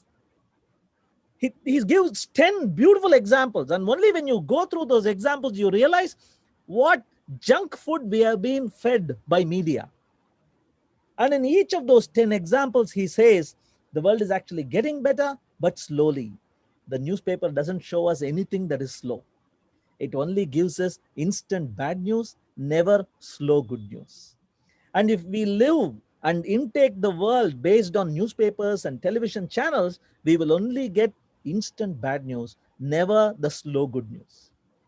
So it's good, it's okay to relax, it's okay to shut yourself out, it's okay to focus on the moment. The power of now is what you need to focus on. In the Adam Grant book I told you about, Originals, he profiles 25 different companies, creative companies, from Nike to Hewlett Packard to Silicon Graphics, 25 different companies across domains that were born just few months, 2 months to 6 months after a great global calamity. Could be the World War, could be the World War I or II, could be the Vietnam War, could be the tsunami, could be an earthquake in Africa, could be any of these, could be a pandemic. But what could be the Great Depression, the stock market crash. These companies, when the chiefs were profiled, how? When the world around you is dropping dead, when the world around you is collapsing financially, how could you build a company? And they said, we had an idea and we had the conviction that this is an amazing idea. We had people working in our company. We had salaries to pay. We had a dream. We had a path to follow. Nothing else mattered, is what he says. Every one of them came out with that. So if you can fill your current moment with enough interesting things to do that is focused outwards on the people around you, how can I benefit the ones around you?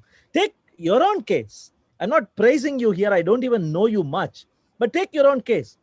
What prompted you getting all these speakers, running it 7 days in succession with no prior understanding whether you will really make, you're not charging for this, I assume.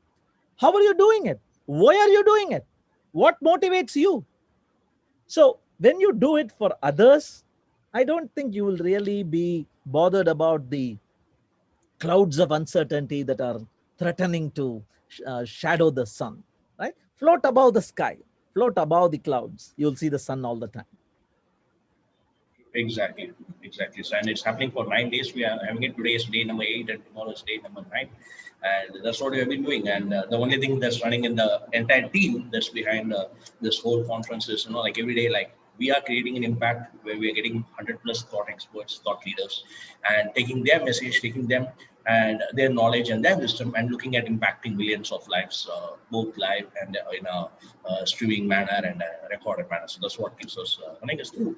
And we have been really grateful to have people like you to come and grace the occasion and like share your valuable inputs. Also, there's one more question that we have from the audience, and that is in terms of what will be your advice to parents in bringing up children with values. So let's understand one thing. The exponential curve that we saw with the pandemic, COVID, has taught us a lot of lessons. Many of us didn't understand what exponentiation meant until we saw number of deaths and number of cases go up like that. We heard news about, you know what? The first million cases took 6 months. The next millennium happened in 15 days. That's the power of exponentiation. So the first thing all parents need to learn is what worked for you will simply not work for the next generation. What happened in a span of 30 years for you will happen probably in a span of 6 months for your children or shorter.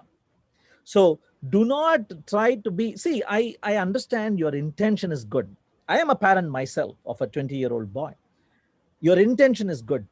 You think you mean well for the child, but unfortunately, the knowledge that you have is no longer wisdom. It is outmoded. It deserves to be in a library, to be put there for cold storage. It is not good enough to be used as active live wisdom. The only wisdom a student can take today is on the field, from the people he is working with, the ones that he is learning from, not even from the teachers, I would say. The most important learning you can get is from the field, from the practitioners of the art. Don't learn Java from a Java teacher. Learn Java from the company that invented Java. It has created courses. It has put it out there. Every change it makes, it immediately publishes the next day. The books that you read in colleges are 6 years old. 6 years in internet times is 50 years. So don't even touch that. And learn from other students who are learning similar things. These are the best ways to learn. So again, coming back to parents, leave the kids alone. They can find their way. And if you don't make any mistake at all, you won't invent anything new at all. You won't achieve anything at all. Let them make mistakes. Provide them emotional support. Tell them you are standing below to catch them if they fall. Tell them you can support them emotionally. Tell them it is okay to screw up and make mistakes. Be the shoulder that they can cry on. Be the one person they can trust you. They can come to you, whatever happens, whatever mistakes they make. If they come to you knocking, you will embrace them with both hands and say, it's all right, my son. It's all right, my daughter. Everything is going to be fine. I am with you. What next? If you can just achieve that bit, I think you are one amazing parent. I would like to be your son or daughter. That's really wonderful. Be the support, provide the cushion, and allow them to fail and achieve big. Dream to achieve big. That's like a really wonderful summary of the thing. And I think we are getting some really wonderful comments from the attendees in the chat box. So with this, we're coming in for conclusion for the session, and thanks for extending the time for the Q&A session. Now I'd like to pass it on to the MC team. Yeah, thank you very much, sir. That was a wonderful session. As Dr. Maharaja said, there were like a lot of amazing comments, coming up. As like you can see some of the comments here. And thank you very much for your time and presence. Now, may I request the MC to do the needful. Thank you, MC Nandini. It was a wonderful session, sir. In token of love from 3G, we have a e-certificate for you, sir.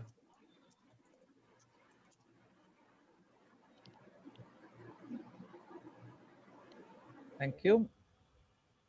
Thank you, sir. Thank you so much for spending your valuable time with us, sir.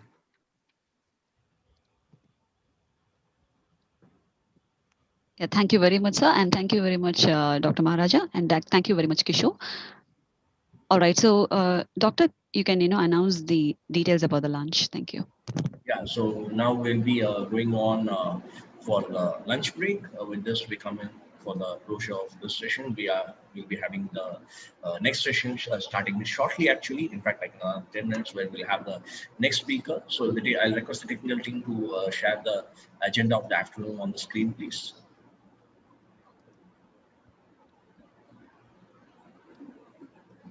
Can the technical team quickly share the agenda of the afternoon session? Yes, doctor, we are doing it. Yeah, please.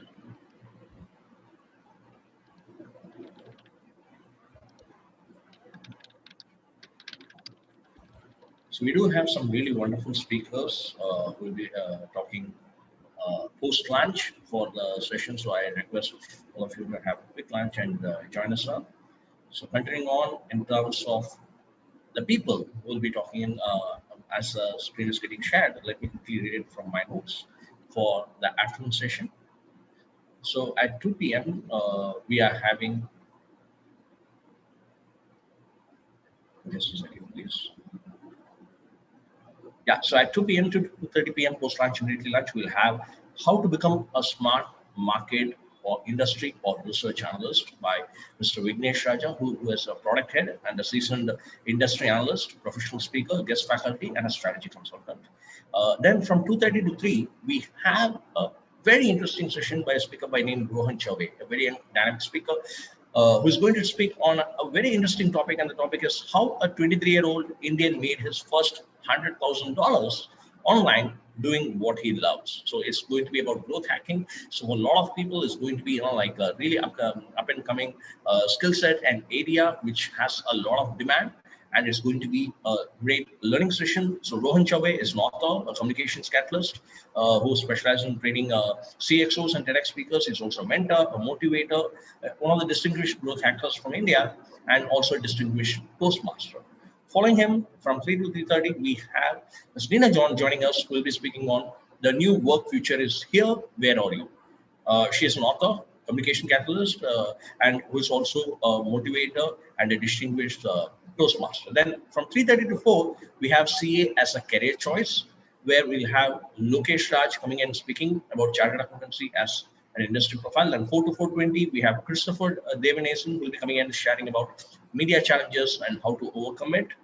Then 4:20 to 4:40, we'll have crochet possibilities by Soumya Vardhan, who is a crochet coach, founder Yarn Wonders, and an entrepreneur herself. Then 4:40 to 5, we have a discussion on the field of medical coding by Dr. Ramasubbu, who is a certified healthcare compliance officer, medical author, managing director.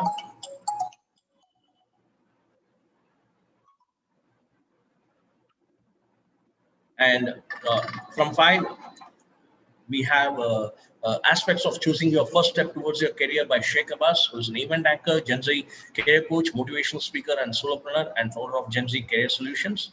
And then we have 2 internal speakers coming up on speaking on benefits of volunteering. This will be a panel presented by Bamsi Raju, who is the event coordinator and Gen Z head 3G IRPS. Then Sheikh Abbas and Tamarasan and Nandini Aravindan will be coming and sharing about the same. And then we'll have a panel on online events and virtual emceeing presented by Thamarasan RK, who's the co-founder of 3G International Event Academy, lead MC and MC trainer, and Nandini Aravindan, who's also the co-founder of 3G International Event Academy, lead MC and MC trainer. And from 6 to 6:30, we have a session on inventory and audit of life by Dr. Amanullah Khan, who's the director at Knowledge and Learning at Bigways, entrepreneur and a strategic coach and consultant. So these are the wonderful sessions that we'll be having, and looking forward to have you all for the upcoming session. So now over to the technical team to take it from here. Thank you.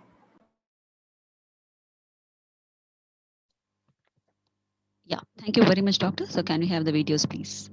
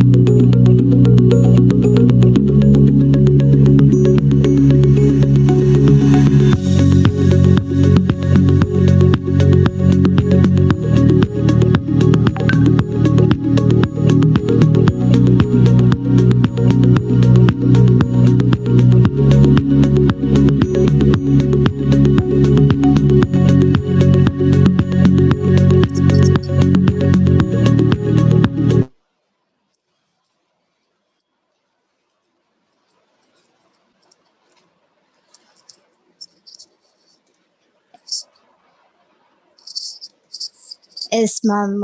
Okay, welcome back to the next afternoon session. So I think we are all are excited to proceed with the afternoon session. So with the same excitement, we would like to invite our first speaker for the afternoon, Mr. Vignesh Raja, a lifelong learner who strongly believes on the power of giving. For more than 15 years, he has been on business research, analytics, and counseling expertise, which includes corporate affairs. He also has experience working across services, manufacturing, and e-commerce industries. His industry sectors are chemical, materials and food, consumer packed food, goods and services, pharmaceuticals, home and kitchen appliances, e-commerce and rural markets. As a management consultant, he have helped individuals and companies to grow with focused research intelligence, making positive impact in any project. As a professional speaker, he loves to share his personal and professional experiences, mostly on the topic related to entrepreneurship and business leaders.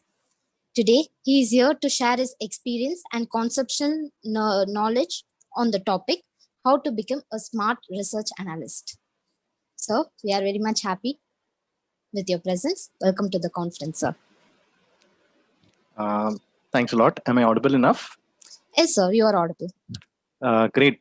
Thanks a lot. I have to really thank the 3G event, the community, and in particular, Dr. Maharaja for inviting me. And I'm extremely delighted to share my perspective on how one can become a smart market, industry, or a research analyst. And another very important thing I would like to do is I would like to keep this event very interactive. So I will, please feel free to share any questions or ask any questions because I realize with the time being short, I do not want to have this like a Gyan session. I want to have it as taught as possible, but it's more important that we have as much interactions. Great. With that, I'll get started. And as a general practice, can we have everyone on the video mode for a minute? Because I normally try to derive inspiration and energy from the people around. So if we can step in the video for a minute and just say hi, if there's a possibility. I'm not too sure if that's possible because this is a webinar. If it's still possible, then just give me a hi and I'll just get started with sharing my screen. Yes, sir. This is a webinar mode, so the video option is disabled for the attendees. Sorry. No worries at all. No worries at all. Completely understandable. Thank you. Yeah. But a quick question to the host. Will participants be able to ask questions in between? Yes, sir. The chat message box is there for them to, interact with you. Okay. Yeah. So through chat, they can do that. Okay, great. Thanks a lot. Thanks a lot. So I will get started with the area of how one can become a smart market industry or as a research analyst. I have myself started my career as a business research analyst. And the business research analyst, you may wonder what's so special about this particular role. It's very, because many people do not understand the power of information. And in today's day and age, information is something which is crazily abundant, which is where people talk about data analytics, big data, and whatnot. So effectively, information plays a very, very critical role. And how do you, or where do you collect information? How do you go about picking the right information? And how do you go about analyzing it? How do you go about processing it? How do you understand what information is right, what information is not? And how do you go about analyzing and sharing insights? Because the easiest thing is you may pick a whole abundant of information, but how do you piece everything together? So I would imagine that a market or an industry or a research analyst is typically a person who is a person who's like solving a puzzle, a jigsaw puzzle, putting everything together so that it makes sense to the end user. And you may wonder what or who an end user could be. An end user could be a person looking to start a new business. and or an end user could be a person, a venture capitalist or an investment person who's looking to put money into a new business venture, or it could be a company which is already there in the industry but is looking to invest or introduce their products into a new market region, or it could be a small company, a startup looking to take on the biggies, taking a very guided approach with regard to information. And with regard to whole, I mean, you could do a whole lot of things with the information, and I would take you guys through every bit of it. Yeah, so you can do a, so it's more like, you put in a magnifying lens and trying to understand what goes into picking the right information. I will showcase a little bit more with regard to these. Okay, so these are some very quick information or benefits on what a startup, while it is mentioned as a startup, uh, typically any or every company, whether you're a startup, you're a 5 or 10-year-old company, or you are a company who's been there in the business for 100 years and looking to do something great, you can do it. And I will spend my time towards making you understand what each and every bit of these here are. So the first is industry outlook.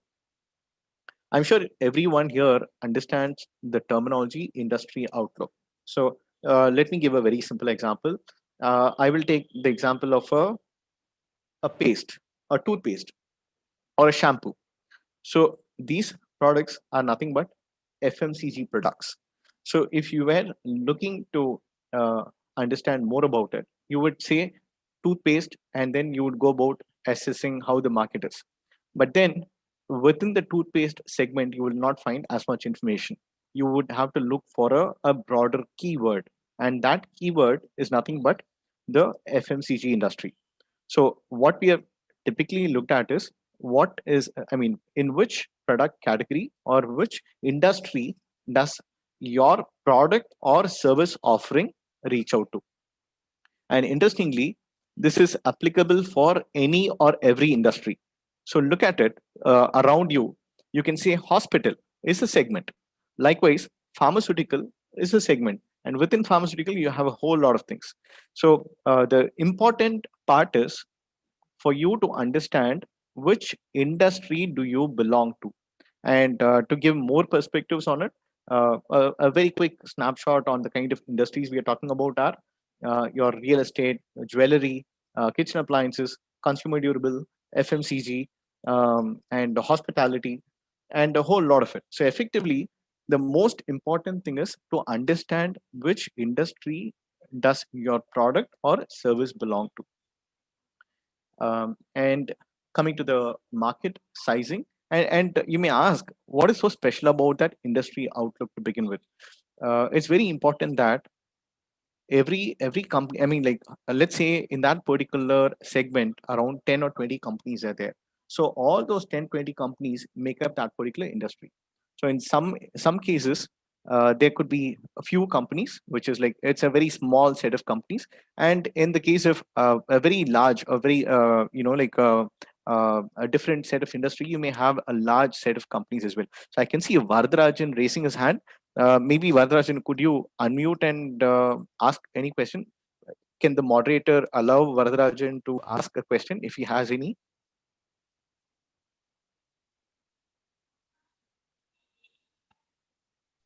Yes, sir. We will do that now. Thank you very much. I'll wait for a minute and then I'll proceed on because.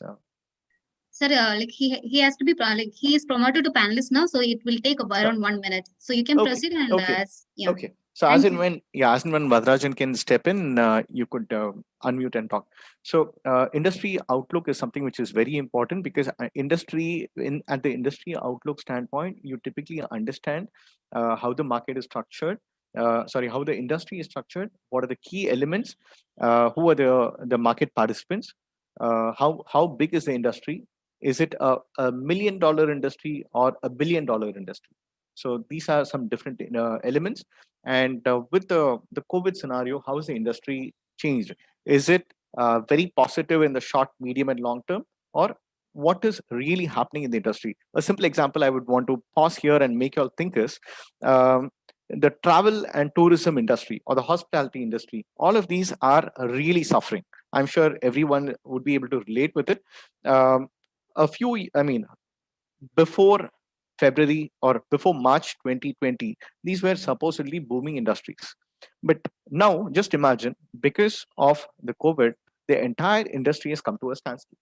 And if you see a ripple effect, it goes on to the aviation industry as well. So you will have to see which industry elements are related with you as well, so that you will know whether how is the industry behaving and are these in tandem with the market lines. Uh, and I'll move on to the next part. You typically have the market size. So this is what I was mentioning about how big your industry is. Is it like $1 million industry or $1 billion industry? How big is it? And who are the key competitors? Who are the people you're competing against? Are there people whom you can complement and work alongside, collaborate? Because the key word today is all about collaboration. That's a very, very key element. And within that market size, what is your market share? So these are related terminologies: market size, market share. So many times you would have seen all of these uh, reports from AC Nielsen or IMRB saying that the FMCG industry is $25 billion industry, and Hindustan Unilever or a particular company has 10%, 20% of it. So these are the separate elements. So typically an analyst would be tracking or assessing all of these so that you can draw in the big picture. So if you notice the entire exercise of what an analyst would be doing, you will have to have the flexibility of looking at the big picture at an eagle's view, and as well go into the finer elements as and when you find the right information. So those are very, very critical. I can see some information in the chat box. Give me a minute. I'm sorry. Is Vardarajan there? Vardarajan, would you want to ask any questions, or if not, I will keep proceeding on with my presentation. Okay. So next, moving on to the market trends. This is exactly what I was mentioning with regard to what is happening in the industry.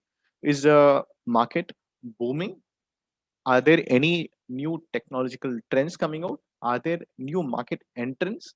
Is the government regulation supporting it, or are there any state policies, or are there any local policies which are introduced to make it more comfortable for a particular industry sector or the segment in which you are involved in? Competitor research is something which is a very, very interesting case for me. I typically love doing these competitor research. Many times you miss out on these elements. Many times people think that, okay, it's a very small company and it doesn't really mean anything. But whenever someone does a competitor research, the most important thing you will have to focus on is, if it's a very, people only look at the companies which are featured in the market share elements, or the top 3 or top 5 market participants, or the top 5 people who are succeeding in the business. But what is happening in these days are, these are very interesting times where, because of technology, digital technology are buzzwords, and these are revolutionizing the way we are doing business. So what's happening is, there is a small startup which has never existed until now, and none of them are aware of it, but suddenly they step in, they get that initial seed fund, and they go on to pick, let's say, series A, series B, and then they completely revolutionizing the space. A simple example I would like to give here is, take the case of the taxi drivers in India. A few years back, probably not more than 5-10 years back, you didn't really have people like the Olas and the Ubers of the world. So what happened? You had only the people like Fast Track and Bati, or the typical call taxi ones. So they were thinking that they were quite comfortable in the way they were operating. But just imagine what's happened. Now, the entire thing has changed, and they are actually in the under the mercy of the taxi aggregators, or the technology taxi aggregators. So competitor research is something which is very important, and it's very important that companies, whether it's a startup or a well entrenched company, look at it very constantly, because you do not notice these companies very clearly, because you will so to avoid making such mistakes, you will have to always be on the watch for how the market is evolving. Who are the key market participants? Are there any new market entrants in that particular industry? Are there any new technological trends which are happening? Are there any customer pain points which are happening, which these people are solving? A simple example is, why do you think a company like Ola or Uber have taken the world by storm? Only because people missed out on that key element of ensuring that the customer, the taxi people were charging a reasonable price. If that was taken care, I'm sure Ola's and Uber wouldn't have been able to acquire the market like crazy. So those are some very, very important points. And towards achieving this objective, thankfully, there are a whole lot of tools. There is a concept called as social listening. And this is a concept which you can check for yourself. Nothing but listening to your customers in the digital media or the social media. It's a very, very interesting point. So beyond your typical searches, you can typically understand what customers are talking about, brands and trends. So that's one element. And buyer persona. So buyer persona can mean two things. One, would you what does the customer want? So typically it's about understanding holistically, getting a 360 degree view about the individual. So that's a very, very key element here. Market segment is something I already focused on. So like he said, on the industry outlook, you have a bigger chunk like your consumer durable or your kitchen appliances. Within that, you will have sub segments. So these are nothing but your market segments. Next, you will find the target segment. So target segment, what it means is you know that the market is huge, but then you will want to attack only a specific segment within the industry. So you will know that who is your target segment or the target audience. Another example I would like to offer here is, take the case of a radio, maybe a simple example like a radio. You see that you have Radio Mirchi, you have 94.3, or you have Radio 1, and you have another radio. I'm not too sure about the exact name. I think there is one radio here in Chennai which streams only English and Hindi content. So they are a very niche player. They know that they're catering to that particular target segment. So it's very important to understand who your end use customers are. It needn't be that you have to provide your product or service offering to anyone, everyone. Doesn't need to be. You can target people, target your end use segments or your customers on the basis of price points, where you can price it low or price it medium or price it high, like in the case of a elite product. Or you can focus on the basis of age groups, or the basis of habits, or the basis of the frequency in which they purchase, or in the basis of region. So take some examples. You have companies which will focus only on a regional. When I say regional, it could be on the basis of geographical segment. So a company will not necessarily be present all across India, because they know that it's going to be challenging for them to service a customer and provide as much support. They know that they will want to focus and acquire as much market because there is as much potential to be done only targeting the Chennai region, or only targeting the Tamil Nadu region, or only targeting the South zone, or only targeting a certain part of India. Or another case I would like to offer here is, even the Olas and Ubers of the world, they have not cracked the entire of India. I'm not too sure if you're tracking it. They have only gone up to the cities or the urban cities. That is the target segment. So that's one example there I would like to offer you. So that's the beauty about identifying who your target segment is. That's something which is very, very important. Competitor market share is something we already discussed about. Whenever you do a competitor research, you will assess how the market is structured and how your market, the competitor's market share is. And you may actually wonder how people will typically get such information. Typically, these you have a lot of industry reports which are being published. You have industry bodies or associations which keep publishing these reports. And you also have companies which are specific market research companies which keep sharing it. And I would like to also offer one other tip.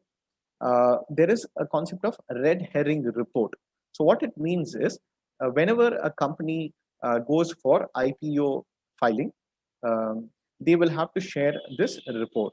And this report will share a whole lot of information about the industry, how is the market structured, what are the key channel in which the product or service offering is done, who are the key competitors, and what is the market size, market share, key trends and challenges, and how the market is poised for growth in the future. I think these are some typical elements which are shared in these kind of reports. I'm sure you would be able to pick it. And you may wonder, okay, if in case you're going to be asking me how you will want to do it, you can typically do any of these tasks, or you can capture or you can gather any of these information on the basis of primary and secondary research methodologies.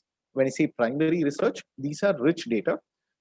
Primary, as the name mentions, it's something which is a first line, where it's something which is fresh off the ground, where you're picking information directly from the market yourself. And these you could do it on the basis of doing focus group discussions, surveys, research surveys, end-use surveys, customer surveys, or interviews, and also some expert panel discussions which you could offer from industry market participants. So these are ways by which you can get as much very interesting information over here. Product pricing is again a very, very straight point. You will want to understand what is the price point you are offering vis-a-vis your competition, and is there any undercutting happening? Is there any price issues which are happening across the value chain? Because when you see the product pricing, many people think that, okay, great, MRP is listed. What's so special about it? But you also have to understand that MRP is the maximum retail price which the end customer is supposed to pay. But you have other pricing as well. You have a concept of MOP, which is market operating price, and you have dealer pricing, you have distributor pricing, you have retailer pricing, and you have a whole lot of promotional elements which the companies provide through their primary and secondary channels. So it's important that you understand all of these elements so that you know whether your pricing is in sync with the market and in which way would you want to promote or provide promotions to the industry participants. Lastly, product marketing is something which is a very, very interesting piece. It completely differs with regard to the nature of business you are in, especially if you are a B2B market or B2B industry participant or a B2C. And here you may ask, what is so special about a B2B and a B2C? B2C is nothing but people like you and me. We are the end customers buying a product. So it could be your dal, oil, pulses, any product which we are using for our own personal consumption. And just imagine there is a B2B segment, which means a business to business. So look at all of your software products. It means, so a company like CTS or TCS or Wipro, they will want to provide their product or service offering to another company. So that's how it typically works. And so which means the way in which you're going to be promoting or promoting your products are also going to be very, very different. A simple example I would like to offer here is B2B. LinkedIn is something which is very, very powerful when it comes to B2B marketing. When it comes to B2C marketing, you may want to explore a whole lot of channels where your customers are. So which means as a B2C, I'm sure that people already are aware that you can look at the television, the radio, the newspapers, the out of OOH, which is your outdoor advertising, and the entire world of social media marketing. So here within the social media marketing, people are well aware that Facebook, Instagram, and WhatsApp are coming to be a very, very forceful element. And over and above this, your the Google ads or the YouTube, where people are accessing your product or service offering. So the most important thing you will typically understand here is you see that as a product marketeer, what you will do is you will try to assess where a customer will typically spend their time towards, or where is the intent of the customer. So here, like I said, a very clear example in the B2C case, it's about the entire world around us. In the B2B, it's a very, very niche space. If a person wants to promote their product offering on a B2B, you would typically imagine something like your Just Dial or probably the India Marts of the world, or you may want to focus on putting up a stall in the trade center, or the event trade shows, or a whole lot of areas where you know where your market is. And on the digital front, I would recommend that LinkedIn is a very, very powerful element for B2B marketers.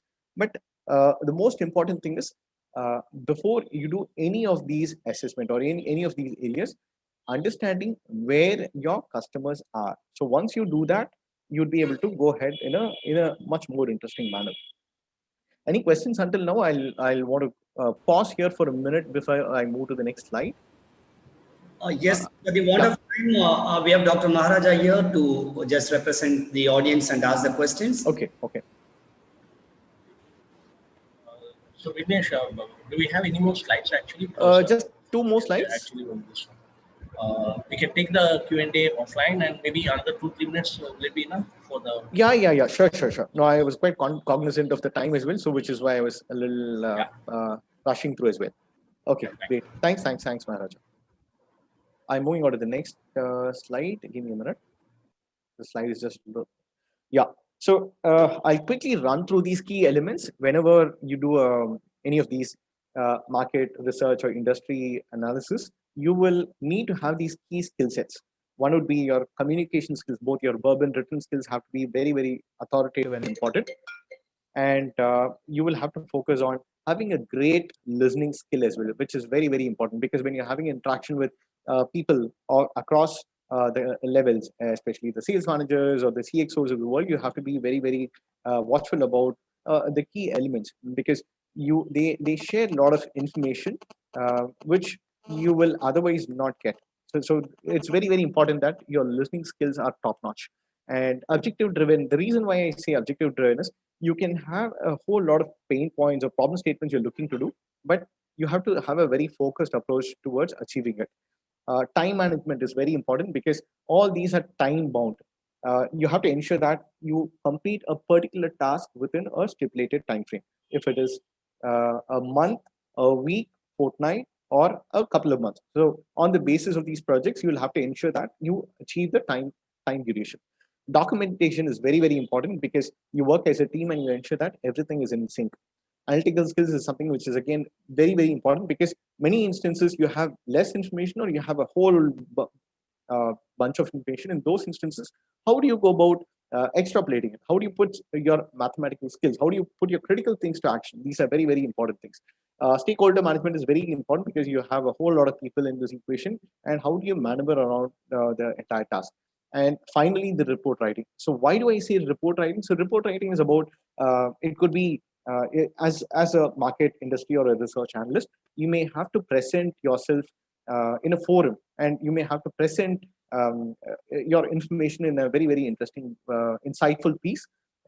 It could be a case study, it could be a white paper, it could be a document, it could be a proposal, it could be a whole lot of things. So it's important that you have to have a whole lot of these skills, so that you can become a great market industry or research analyst. So these are some key elements. And lastly, considering that, I'm sorry, I do not see one slide, or am I moving ahead? 1 minute. There was one particular slide I want to showcase. Okay, yeah, I'm sorry. Looks like there is a slide which was flipped. These are some career roles, considering that this is a session meant for people looking at career roles. I've just given a very high level view on what kind of roles are existing in the market and what keywords you're going to be looking out for. Market research analyst, industry analyst, research analyst, investment analyst, equity analyst. Investment equity, you can see that your financial element comes into place here. And over and above this, you have the MIS analyst, you have the process analyst, the specialists and research managers. So what is happening in the industry today is a lot of these interesting roles are being created internally, and people are taking advantage about it. So like I said, important for you all to analyze or assess the market, understand, and also ensure that you present that information in a very interesting way. And I would like to conclude by saying that data storytelling is, or data visualizing are some very, very interesting skills people can step up and learn, so that you can take these as a very important areas for you to focus on, whether it's Power BI or Tableau or anything, and you can get started with these. So with that, I would like to get to a closure and take up some more questions. And I'm happy to connect with any of you all on my LinkedIn as well. Thanks to the team here, and thanks, Maharaja.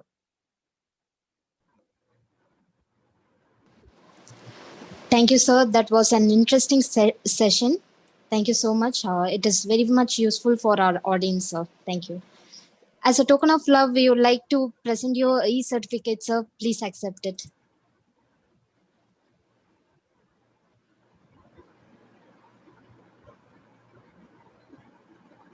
Thank you very much. That's very kind of you. Thank you, sir. It's our pleasure. So keep on moving to our exciting session. Now we would like to invite our next speaker, Rohan Chaube, who celebrated as a growth hacker, a best-selling author, a publisher of the Growth Hacking Book 1 and 2, and the host of Rohan Chaube TV, and the co-founder of International Growth Hacking Day, that is July 13th.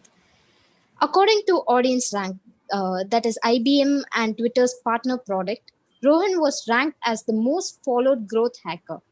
Rohan's growth strategies and SaaS products have helped notable organizations including UNESCO, Uber, Red Bull, Canra by Kalyan Jewelers, Fresh Workers, BBN Times, Upgrade, and many more, and SaaS startups from the NYC, DC, and Bay Areas.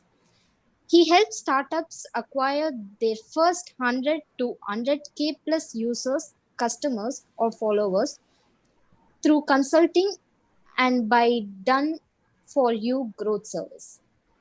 Rohan's work is featured in multi outlets including Forbes, Entrepreneur, HuffPost, The Next Web, Your Story, The Good Men Project, Yahoo, Indian television, newspapers, and Billboard. He's the most watched WordCamp speaker in India. He grew his social marketing following to he grew his social media followers to 3 lakh plus in record time. He routinely empowers audience of entrepreneurs, marketers, change makers, thought leaders, and students at corporate offices, conference and university through his keynote address and breakout session on startup growth hacking, SaaS sales, personal branding, and marketing that garner top praise from attendees and organizers. Today, he is here to enlighten us on the topic how a 20-year-old Indian made his first $100K online doing what he loves. So we are very much happy with your presence. Welcome to the conference. Thank you. Thank you so much for the wonderful introduction.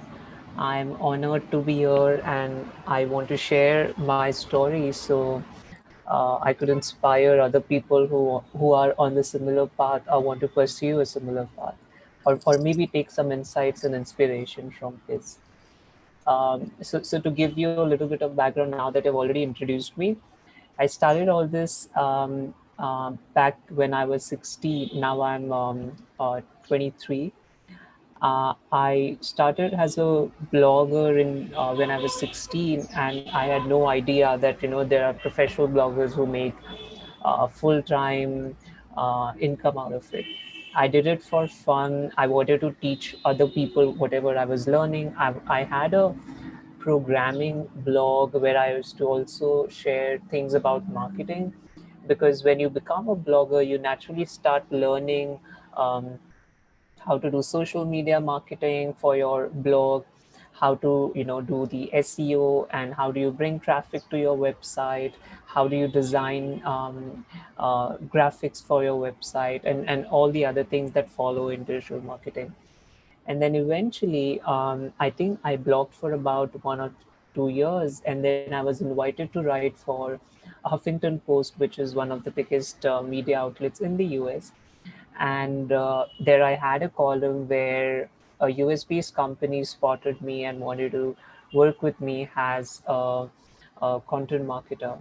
Back then, I did not really know that all of the things that I was doing was really monetizable or anything to do with my career. I was doing it for fun, and to my surprise, this company uh, only wanted to get me to work for 4 hours a day, and they were paying more than an average Indian salary. So I was suspicious of them that maybe this is a scam, or maybe they're trying to fool me or trying to get some personal information of me just so that they can benefit out of it.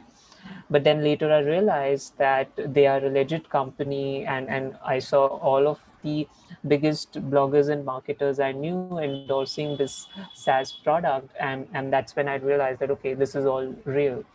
I ended up working with them for about 2 years remotely. They were based out of San Francisco, but I'm in Mumbai, and that's when I realized that there is this exchange that we can benefit from, because there is a difference between our currencies, that is dollars to US Indian currency conversion.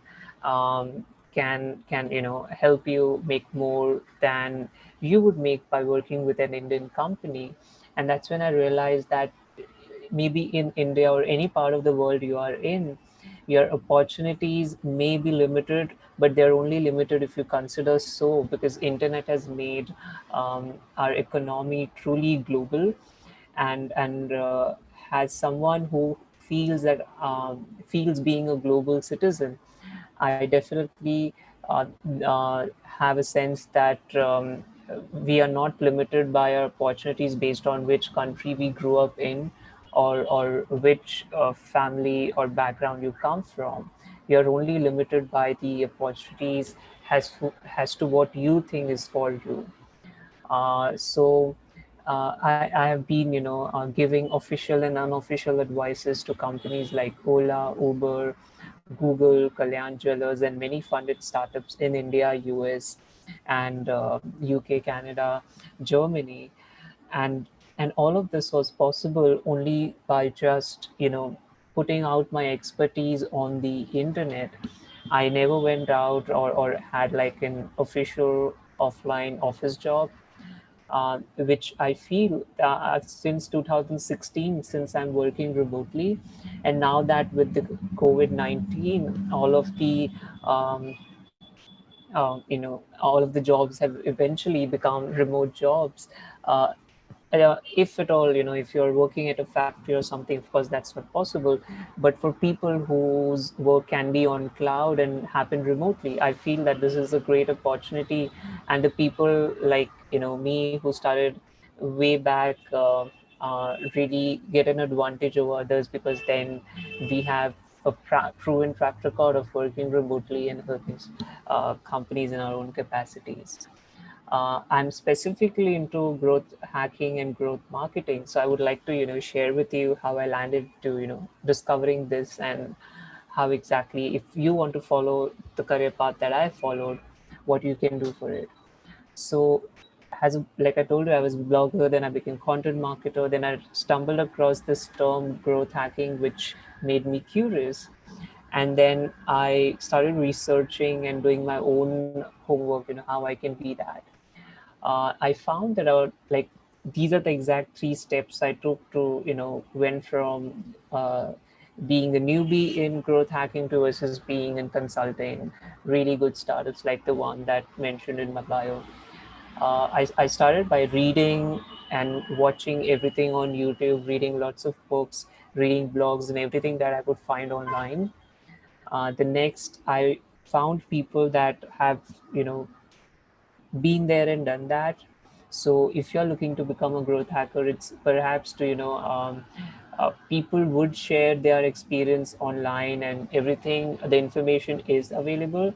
But a lot of the information that marketers share is either outdated, or they hide from you what exactly it takes to grow these companies.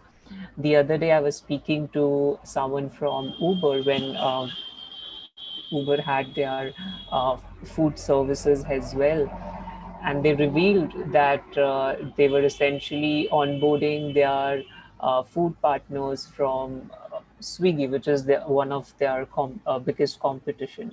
So all of these things, Uber employees and Uber as a company is not going to come out and say publicly unless and until you really work with them or you talk to them and try to get some insights from them. So next thing I would say is talk to people who really work at these companies like Google, Flipkart, Uber, Ola, and all the big startups that you can find who are doing things at massive scale, and try to find through them that what exactly it takes to grow a company like this. Of course, they would not know everything, but you can actually know the specific function that they work at the company, and they can at least share insights about that. The next would be, once you have read everything and know everything that you could find online, and I've talked to people and worked with people, the next would be to come up with your own experiments to try. Before I talk of experiments, I think I forgot to share with you what exactly growth hacking means. For me, I've written 2 books on growth hacking: the Growth Hacking Book 1 and Growth Hacking Book number 2. Uh, my definition for growth hacking is finding unconventional marketing strategies to grow a user base or customer base for a startup, or to retain them using data. When I say unconventional marketing strategies, what I really mean is try things that have never been done before, do things that have been never tried before, and try to see if we can achieve breakout growth through that. Um, Maybe, let's say if we pick example of email marketing, if that was working, maybe you had 50-80% open rates in 2010. If you try to do the same in 2020, of course it has been saturated and the results come down overall.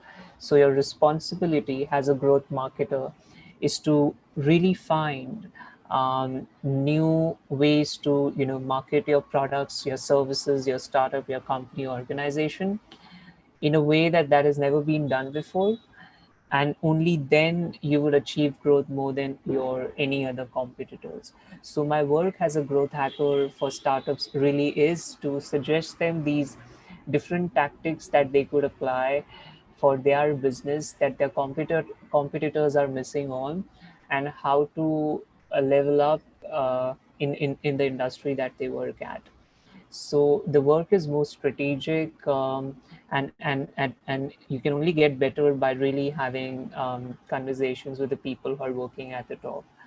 um, throughout um, uh, throughout my I mean how the past 3 years of experience, what I found is that there is only one um, advice that I keep close to my heart and implement it in my own life, is that I learn from people who are better than me.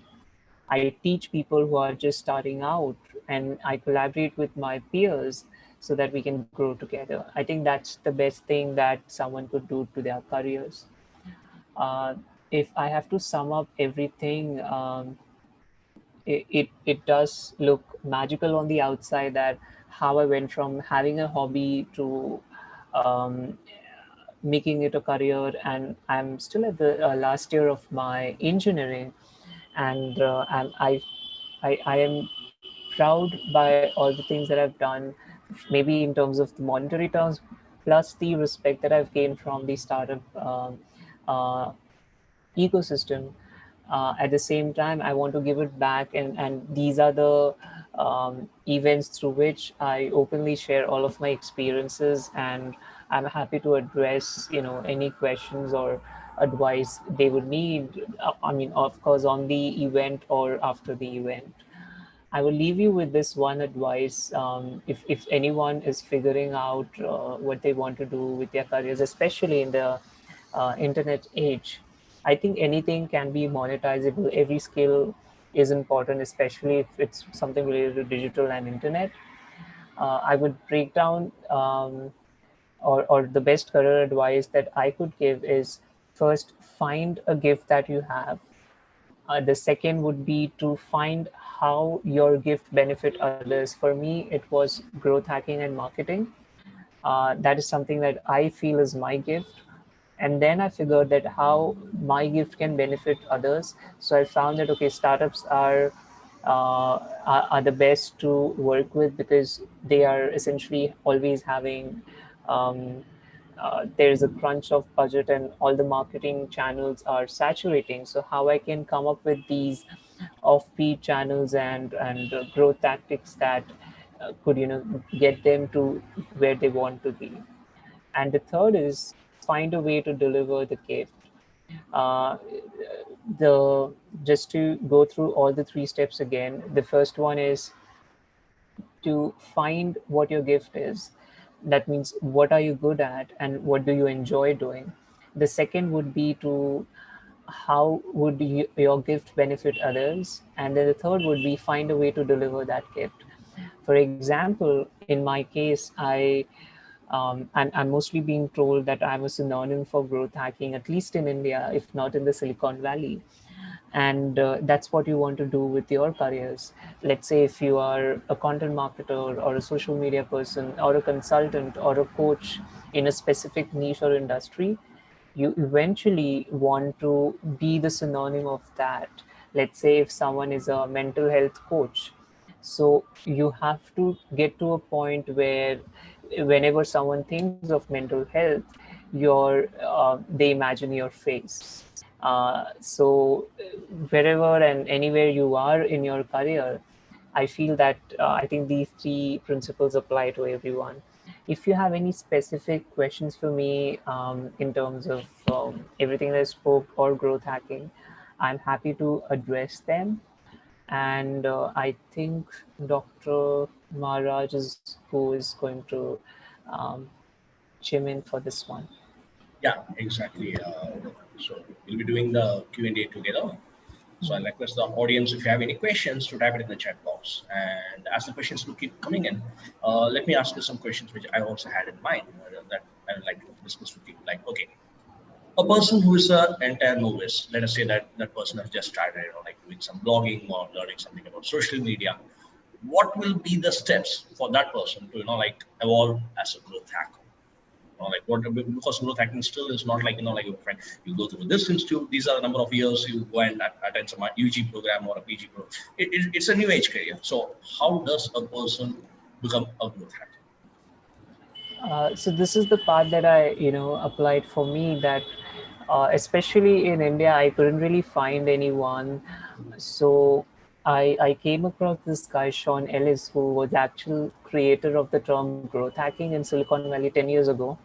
I started taking their courses, started taking their mentorship to really understand what their concept is. And then when I see Indians posting content on growth hacking, that's when I realized that there is a gap in understanding of what they think growth hacking is in Silicon Valley and what they think is growth hacking in India.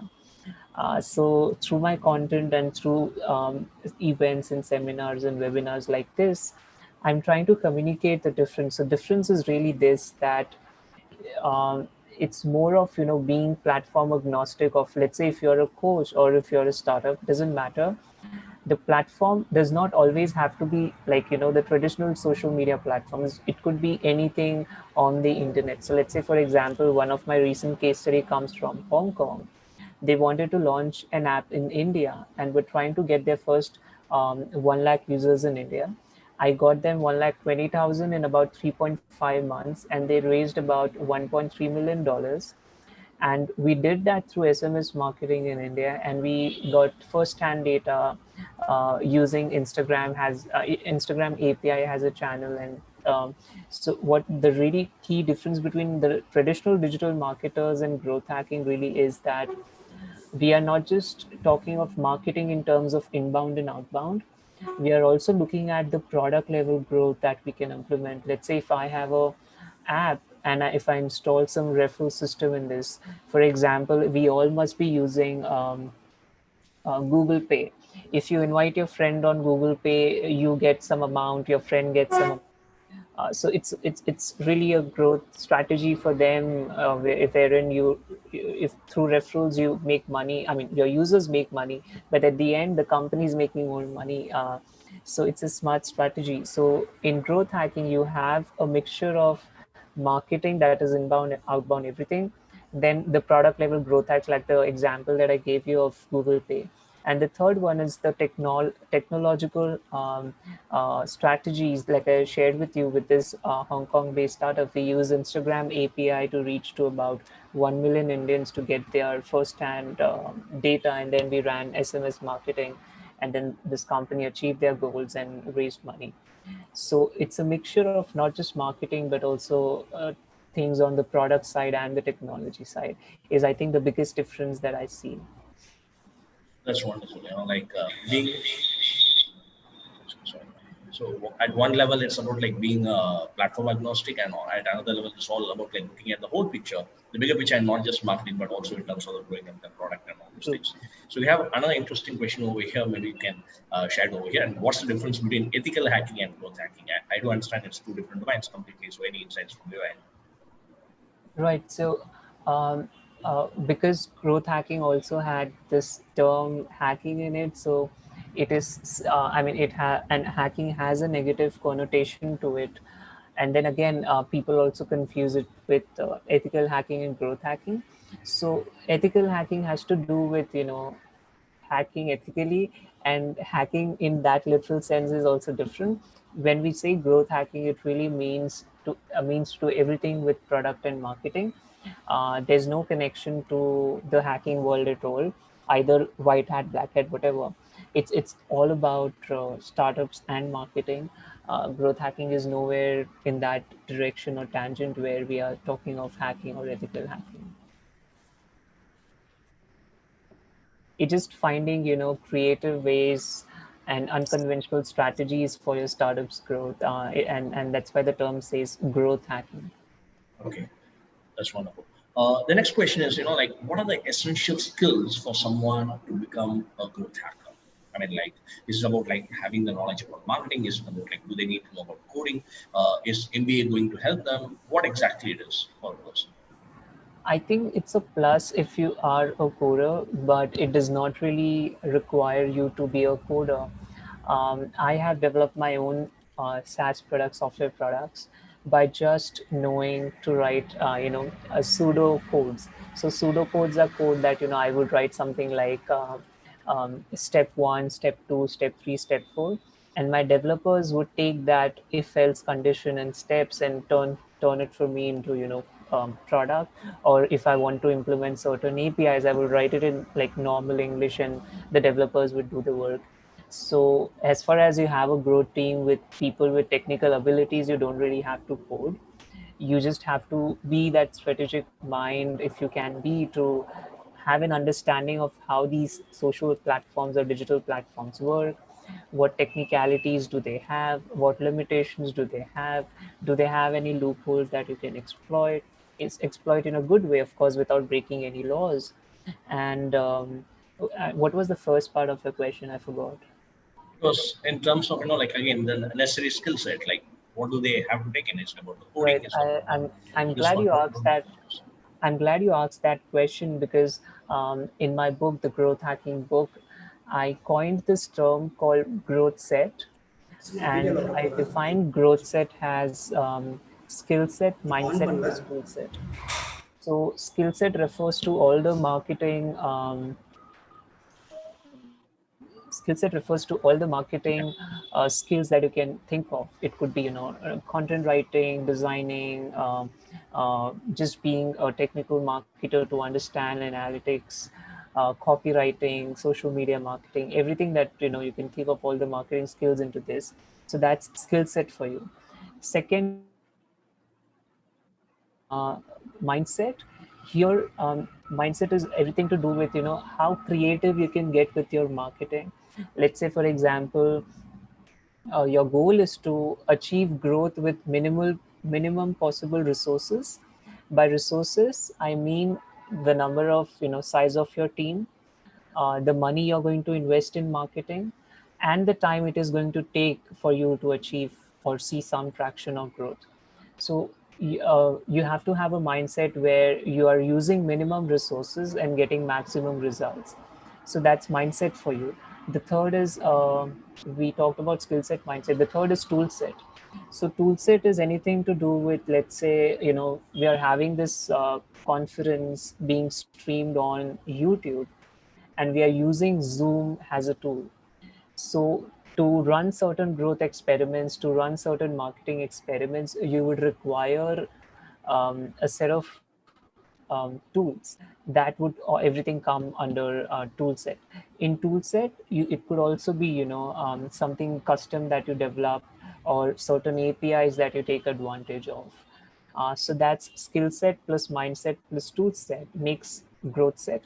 And to become a growth hacker, I suggest to work on your growth set. That's all my book is about. And I feel if anyone is trying to be a growth hacker, they have to work on their growth set. That's wonderful. So the one last question that I have for you, I do understand that we are also having a fight with the time over here, is like, what is a typical day for a growth hacker looks like? So it depends on what level of where in the company hierarchy you are. For me, I'm more of a fractional growth manager for companies. I get into companies, I see their existing workflows and processes, try to scale them, optimize them, and then move out. So typically the contracts are about 3 to 6 months or 12 months. And then I'm just trying to get into the company, optimize with all the knowledge that I have, and then move out, leaving them better than I found them. That's all what I do. So for me, as a growth, I would say growth master for these companies, it's more of consulting. So it typically is like I would start the day with getting team to see what are the current experiments they are running this week, how are those faring, and if there is anything, it's something more to do with on the being on the analytics side, because we are always trying to get data to understand that okay, whatever we are trying, is it getting us to somewhere. And because it's how a doctor would never say that they are an expert or having a job. A doctor would always say that they are practicing whatever they would be, right? Similarly, for a growth hacker, we would never say that we have a job or we are experts. We would say we are experimenting. And that's the key difference between an expert and a growth hacker, is that we are always on a research and an experiment to find what new channel can we bring in, what new idea can we bring in to achieve breakthrough growth, if that makes sense. That's a wonderful answer. And so, like as we come up to the closing of the session, like it was a really great session. I'd like to announce to the participant that we have shared my contact details, and Rohan Chaubey is also very much prolific online. I think they can connect with you through LinkedIn, through YouTube. You have some really wonderful video series on YouTube, so all of you can go and search for him online and connect with him, and also connect with me. My contact details are in the chat box, and I'll be happy to connect and give an introduction to Rohan for all of you. And as a token of appreciation for coming over here and sharing your valuable time, I do understand that you have like a lot of things happening, and you are a busy person in that. Thanks for making up the time for coming in as a speaker for this conference and sharing your valuable insights. We'd like to present you with this e-certificate. So I'll ask the technical team to quickly share the e-certificate for Rohan Chaubey, please.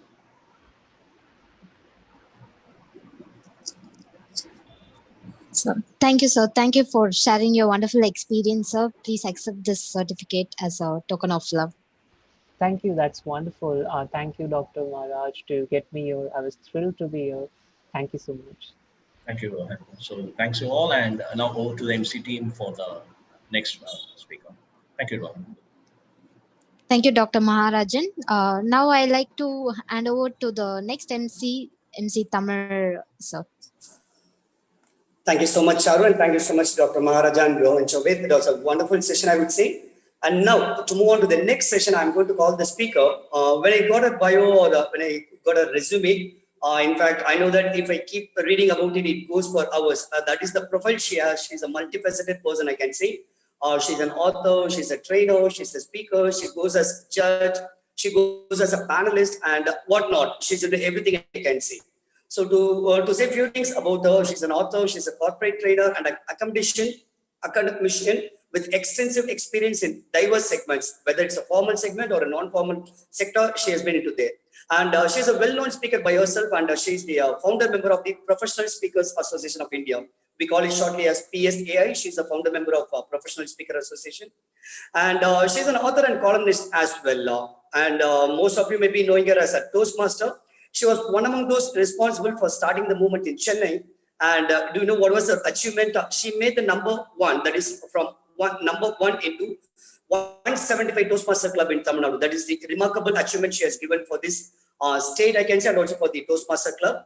And she has served as a district governor, a division governor for Kerala and also for Tamil Nadu, and as international conference chair and as the past district governor for District 82, comprising over 242 clubs in India and also in Sri Lanka. Not only in India, she has also extended her service to Sri Lanka as well. She is currently mentor pool chair District 120. And I will definitely like to talk about a remarkable achievement, which is nothing but receiving awards from the Prime Minister, the ex-Prime Minister, I can say, Honorable Prime Minister of India, Mr. Atal Bihari Vajpayee, in his presence, and also in the presence of Royal Highness Prince Charles, the Prince of Wales, on 30th of October 2003. What was the achievement she did, or for what was the award she got was, she said she was a recipient of the JRD Tata Mentor to the first prize winning entrepreneur national award of the decade. That is from 1992 to 2002. That was an award that's given for a decade. So it's my pleasure having over here such a great personality who has accepted to spend a valuable time with us for our audience and also for 3G. Without any further delay, I would like to welcome Mrs. Nina John onto the stage to address this gathering. Welcome, ma'am. Thank you so much, Mr. Tamararajan. Thank you so much to 3G IRPS for inviting me. And I would like to say good afternoon to all those who are here. Can I start by welcoming all the audience and checking what exactly are the jobs you are applying for? Can I have some answers in the chat? All those who are here, are you students? Technical, all right. What else? Counseling. Technical, a couple more, come on, quickly.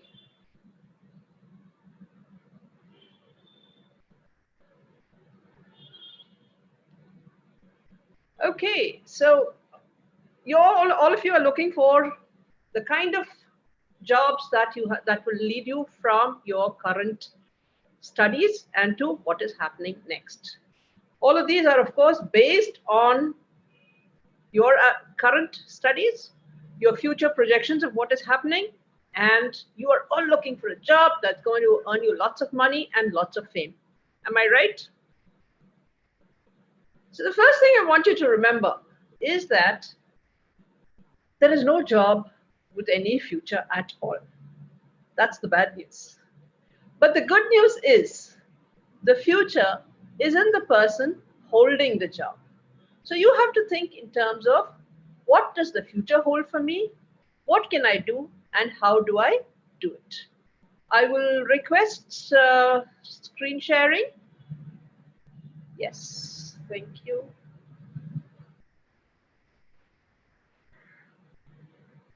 So what am I covering? I'm covering the things in terms of the work future is here. Are you ready?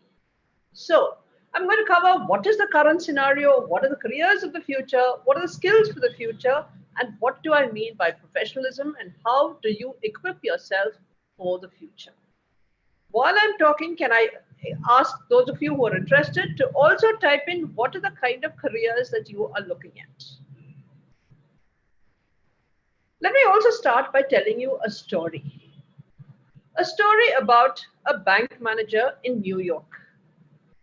His bank was prospering, he was making lots of money for his company, and he had absolutely no more office space. Being on what they call the high street meant high rents, high work, lots of high pressure in terms of expansion, he was racking his brains. He sat down and kind of analyzed what does each person do and how much work does space and work does each person require. And then he realized the actual number of people who deal with the customer is barely 10 or 15. The rest of them, in terms of actual interactions, were doing accounts, adding up ledgers, doing a lot of work that did not involve meeting the client. So he thought of this bright idea of separating those who did not directly meet the client into a smaller office downtown where he could have more people in there, they could do more work, and he could pay a lower rent. This first division of what we call the front office and the back office led to a lot of consequences that he himself would not have foreseen. First, back office, front office. With the growth of the internet and the computers and an internet that could connect countries across continents, the back office did not even have to be down the street. It could be in another country. And that is how business process outsourcing was born. The BPO office, as we call it, could do payroll accounting, could do a lot of functions that could not have been done otherwise. That's just one of the ways in which the internet has impacted our lives. And to go forward, you realize there's also the Internet of Things. This very Zoom that we're talking of is part of the Internet of Things. And as we grow further and further, you will realize the internet, computers, artificial intelligence, all of these are impacting our lives in so many different ways. Meanwhile, in India, in China, in the USA, the coronavirus struck. And thanks to the fear of COVID-19 spreading, thanks to the fear of diseases and all of these absolute panic, governments across the world, especially in India, imposed a lockdown. So in India, we are looking at a long-term lockdown. We're looking at the fact that suddenly, overnight, people were locked into their homes, their offices, even rail, bus, sea, road transport was blocked. Overnight, factories could not work. Distribution was stopped, except for essential services. So it is also a question of how do we deal with that? This is where we realize the internet, artificial intelligence, all of these have both advantages and disadvantages. So while we have technology as a disruptor and an enabler, we need to think in terms of how does it actually work? So you realize in terms of what is happening, technology can be both an enabler, as I said. So you have online classes from across the world. You have kindergarten kids today having online classes. You have PhDs and Cornell University offering programs online. So there are advantages, there are disadvantages. The education sector is the one biggest sector that has been disrupted by both technology and COVID-19. The same applies for the medical field and travel and hospitality. How are all these sectors coping and how are they doing? What are they doing for the future? We need to understand, yes, at every level, there are hurdles. But just as technology is widespread, it also offers opportunities of many kinds.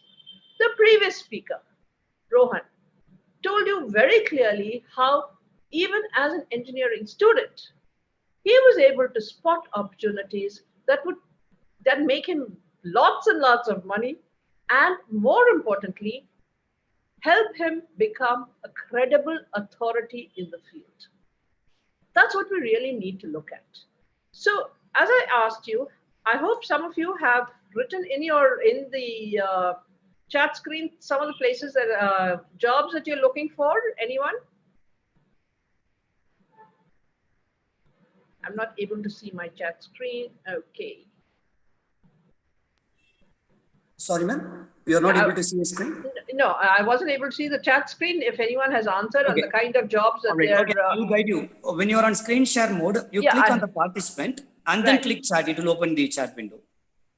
Okay, I have open chat window now. I don't see any questions. Okay. So anyone, can you tell me what are the jobs you think the future will bring now that we have both technology and artificial intelligence in the mix? Anyone? So we are having a person mentioning engineering. Okay. Psychologist, technology-driven engineering. Right.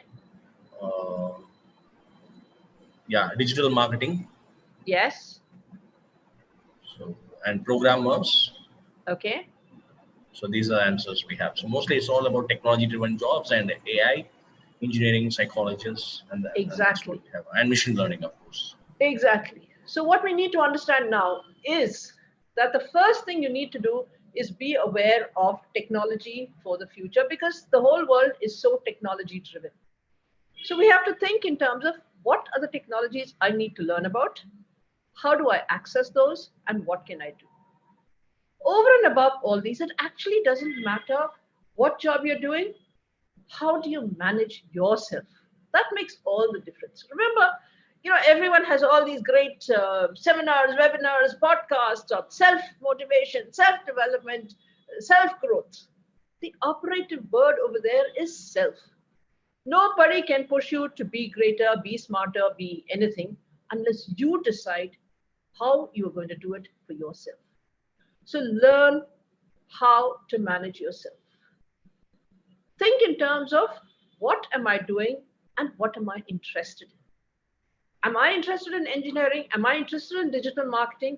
Do I find a future over there, or am I doing this because my father told me, my mother told me, my friends have all joined this college, so therefore that's why I also want to do this particular course, and they all say this is the hot career of the future. No, think in terms of what are the things that are required.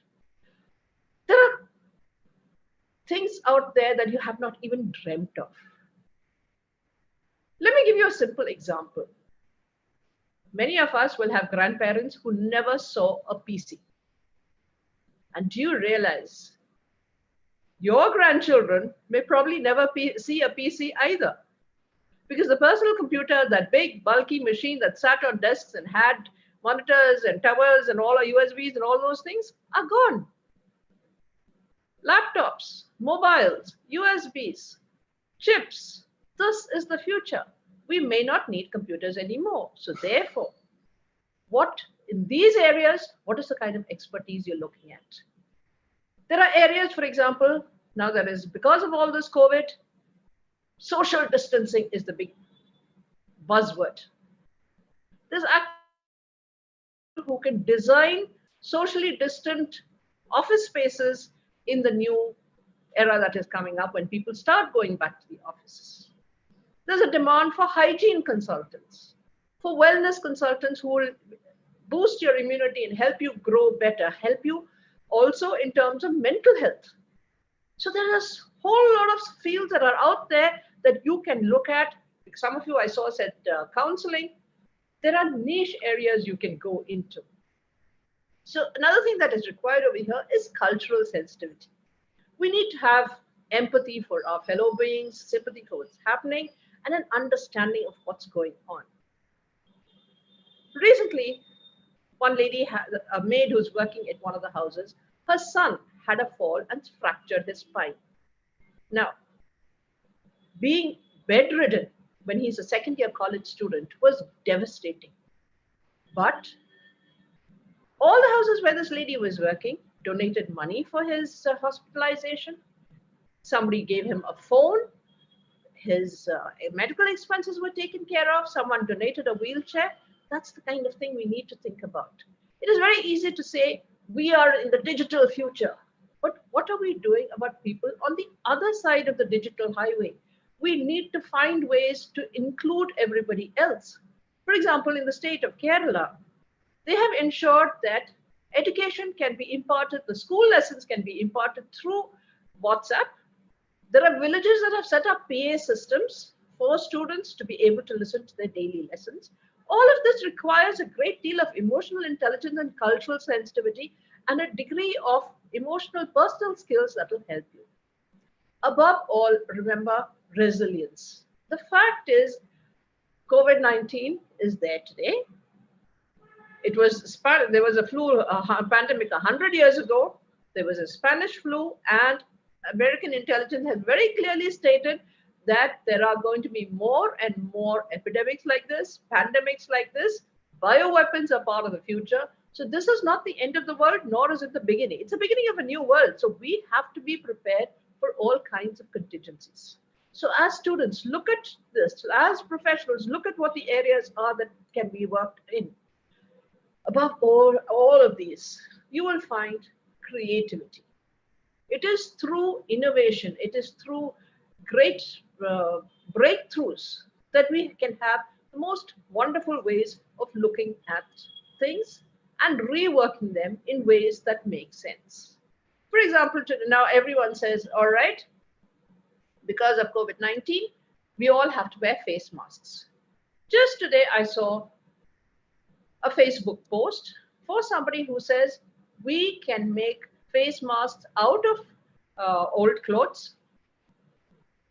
I assume these are unused clothes, and give jobs to those who need them. So we are fulfilling a social need, we're fulfilling other needs, and we're making sure that people do things. So how do we make sure that things work? We can't just sit around saying we need a job, we need all of these things. So I come to examples of professionalism. Again, I come back to the point about self-management. Everyone has this great thing of, oh, if I need anything, I'll ask my mom. If I get into trouble, I'll ask my dad. So once you get out of that particular syndrome, you realize you are on your own feet.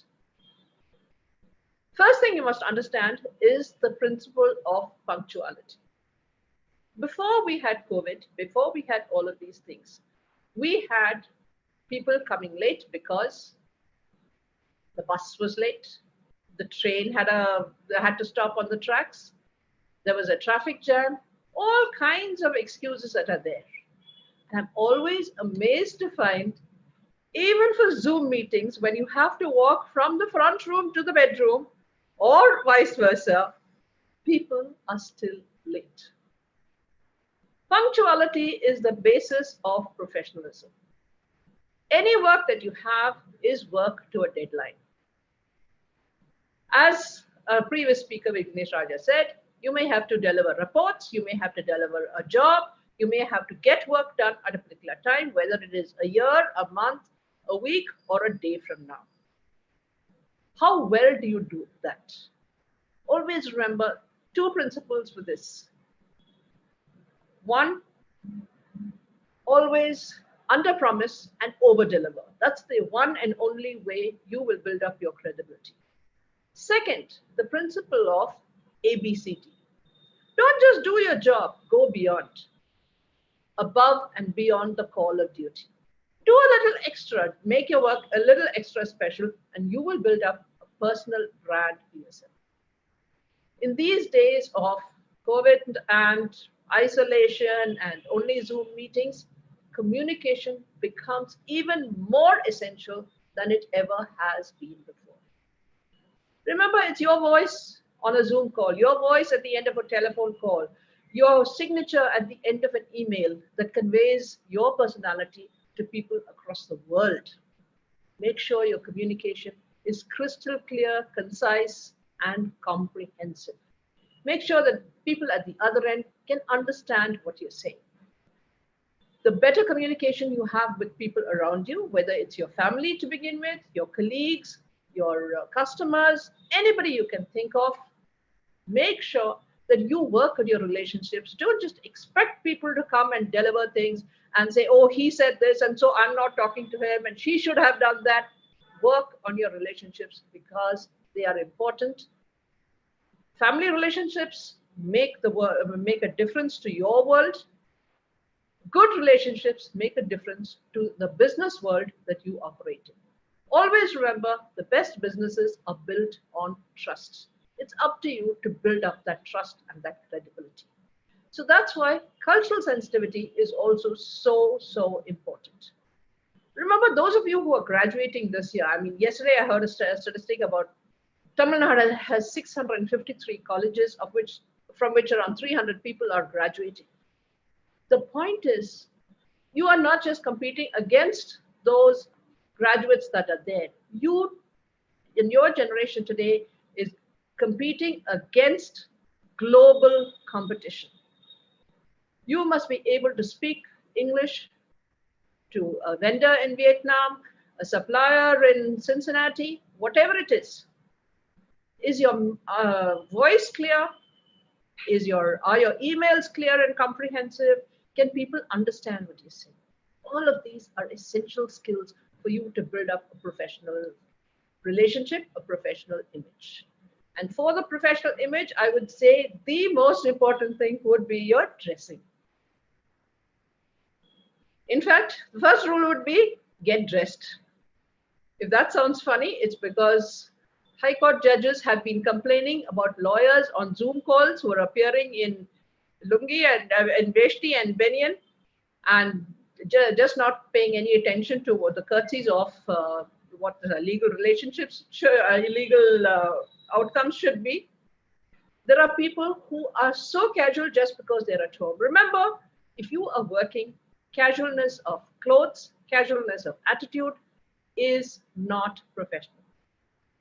Dress up according to your organization, dress up according to the kind of meetings you have, and make sure that you project a professional image all the time. So build up your credibility by first domain expertise. Secondly, build it up through interpersonal relationships.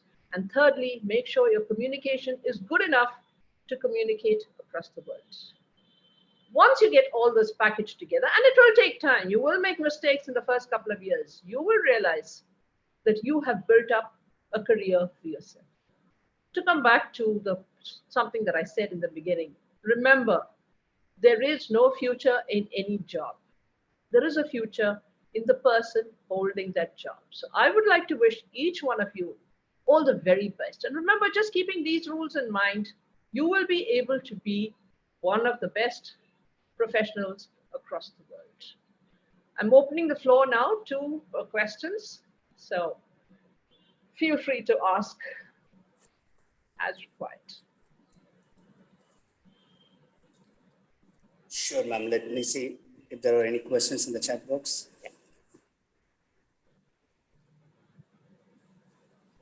Yes, there have been a lot of acknowledgement for you in the chat box when you were sharing your experience, like true procrastination, ma'am, due to lack of knowledge. Self-discipline is important at every moment of life. Right.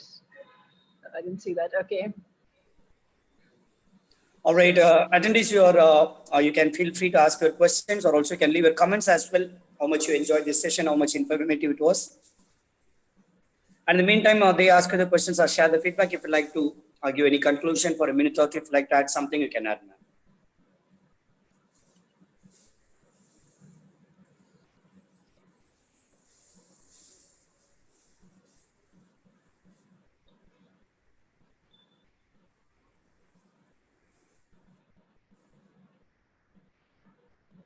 Feel free to ask questions about anything. I mean, it doesn't necessarily have to be about exactly what I spoke to you here about.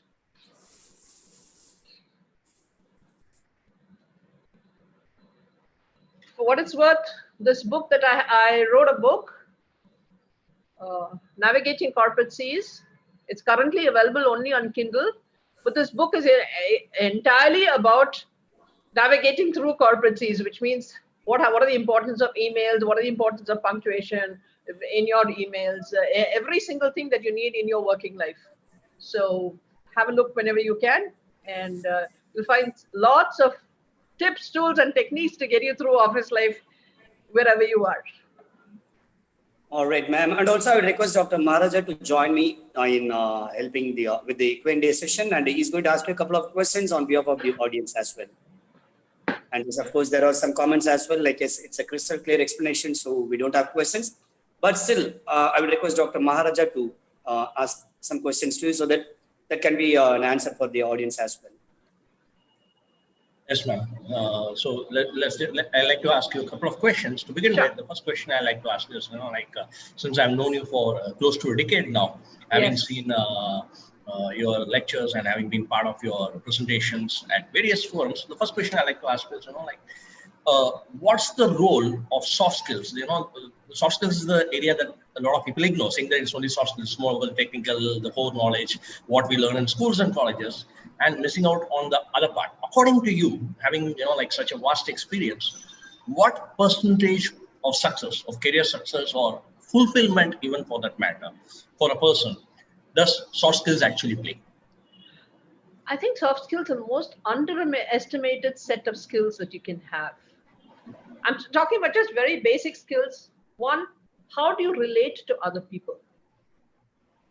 Very important in your, as I said, interacting with your colleagues, interacting with your business associates, interacting with your family. All of these are so important, and we think, oh, you just take it for granted. But if you understand, how do I approach this particular person? What are my strengths and what are their strengths in, for example, a negotiation settlement or in some kind of a conflict situation? When I go through all of these things, I need to understand how can I, or if I want to help that person, what's the kind of help that he needs? In this COVID situation, everyone is just walking around, with their hands out and say, oh, here, take some money or take this. What is the help that they actually need? Maybe they just need a helping hand to get them to an interview. Maybe they just need counseling about a particular aspect of their lives. People don't necessarily want just money. So communication. First of all, reading. I would say the most important skill that people should have is of reading. Another underestimated skill. Remember, now this is my personal secret formula, which I'm going to let all of you have. It's called the WWW formula. Read whatever you can, whenever you can, wherever you can. Whatever you can, whenever you can, wherever you can. The more information you have about everything, about current events, about what's happening in the neighborhood, how do I build up my vocabulary, all of this is essential. And the better vocabulary you have, the better you're able to talk to people, the more confident you sound, and therefore your credibility quotient goes higher. People accept you much more readily. And the other thing, underestimated skill of listening. People think, oh, I'm talking all the time. People, why is that person talking? Learn to listen. Learn to understand what is that person saying. Why are they saying that? It's something as simple as a marital life. Listen to your spouse. Talk to them every day. And I mean, really talk, not just have a fight or not just arguing about which movie to watch on Netflix or anything like that. Have serious talks once in a while, and you will find your communication is much, much better. So I would say soft skills, absolutely essential for this world. Perfect. So summing up what you have shared, interpersonal empathy, active listening, and taking it forward and working on in terms of being of support and help to other people. That's something that's really important. Absolutely. And improving your communication skills, the levels at which you speak or write, everything. Yes. Exactly. And of course, the WWW, the secret of your success, which I get now. The second thing is, having a distinguished personality like yours, multivariate work with different associations, different forums, making a real impact. It does involve a different approach in terms of attitude, in terms of, a mindset from within to say that, yes, this is the impact I'm looking at going and creating. Because once you create the impact, then everything else, the name, fame, money, recognition, place, they all, are something that you just have to open up and receive. So what is the mindset and what is the attitude that a person should adapt to it, take from within, and then go on to look at creating that long-lasting impact? I don't think we can create that mindset. Mm-hmm. It's, I think it's one of those things that are inborn. I mean, you like doing things for people. You like helping out. You don't think, I would say name, fame, impact. These are not things that you can calculate how much you're going to get or whatever. Just do whatever is required basically what's from your heart, and if it has an impact, it has an impact. That's all. So I don't think you can inculcate that in people. I mean, to get back to the previous speaker, mindset, growth set, tool set. So if you have a mindset to help people, you will find the tools to do it, and you will go ahead with the growth. So that will come automatically. So listen to your heart and have the right mindset, and rest of the things, it will happen honestly. Absolutely. Yeah. Okay, that's wonderful, man. So thanks for this one. Let me just check if you have any questions. Yeah, perfect. So we are just receiving a lot of positive feedback. Also from Lokesh saying that it's always a joy to hear Nina ma'am, you nailed it with timeless principles. So with this, I'd like to now ask the MC team and the technical team to come over and take it over from here. And as a token of appreciation from our end, ma'am, for sharing your valuable time with us and also sharing your wisdom with all of us, we'd like to present you with this e-certificate. Thank you so much. Yeah, that's the e-certificate. Somebody has given a special gratitude to you, ma'am, for the last quote. Listen to your spouse. Thank you, ma'am. Yeah. Thank you so much, Dr. Maharaja, for helping with the Q&A session, and thank you so much, Nina, John, ma'am, to have joined us. Thank you for your time, and also thank you so much for spending your valuable time on the technical run, because that's one thing I appreciate with the speakers, because they want to deliver in a better way. They want to make use of the audience time. So you spent your valuable time yesterday almost for 15-20 minutes understanding what's the background you're going to say it, and how you're going to deliver to your audience. I really appreciate that. Thank you so much once again, ma'am. I should say thank you to you, because it made such a lot of difference. Thank you so much. Thank you, ma'am. All right, with that, I would like to hand over the session to the next MC, Anand, to take it forward to introduce the next speaker. Go to MC Anand. Can I have the certificate, please? Okay, great. Let's have the certificate. Yes, ma'am. Thank you so much to 3G IRPS for this. Such a pleasure receiving that. Thank you. Thank you, ma'am. I'm looking forward for having you for more such sessions in the future. Thank you, ma'am. Thank you so much. Yes, over to the MC team. Okay, thank you so much, Amalasan sir. And once again, thank you for all the attendees of the event for your valuable time and presence. And this is your EMC Anand J. So now it's my honor and privilege to welcome our next speaker, who is going to add massive values on the topic CA as a career choice. Mr. Lokesh is a chartered accountant with 8 years of experience in handling accountancy and statutory compliances. He is also an licensed company secretary and holds an advanced diploma management accounting in CIMA UK. He's a passionate professor and a member of career counseling program of ICAI for students, where he mentors entrepreneurial students in sailing through the chartered accountancy course. He has been successful in helping businesses to come out of tax litigation smoothly. His effective understanding of organizations and their structures helping him come out the quick customized solutions. He's on a mission to help redesigning business structures to maximize the tax benefits. With that short introduction, so I would like to call upon our wonderful speaker, Lokesh sir, to the Zoom screen. Thank you, Anand, for that wonderful introduction. Before I would start with my presentation, I would like to actually thank the 3G IPRS team, Mr. Dr. Shahid Cholail and Dr. Maharaja and the team behind this. Because we are suffering from a pandemic and the economy is slowly recovering. At this juncture, it is very important that students get to know about the various career opportunities that lies to them. If I go back, I am reminded of how I chose CA. If you were asking me what you are going to do, Lokesh, with your future, I would say when I was in my 9th standard, 8th standard, I would say I would be doing something in technology. Probably I will be doing something with software. Probably I will be doing something with hardware. So that was my intention at that time. And after I wrote my board examination, my father one day called me, Lokesh, here is a small program that is happening, which is on career guidance. Why don't you go and attend this program? And if you go and attend this program, probably you can select the group that you have to choose in +1, +2. Till 10th standard, it was all subjects put together. And from +1, +2, we had to decide whether we had to go in engineering, medical, or commerce.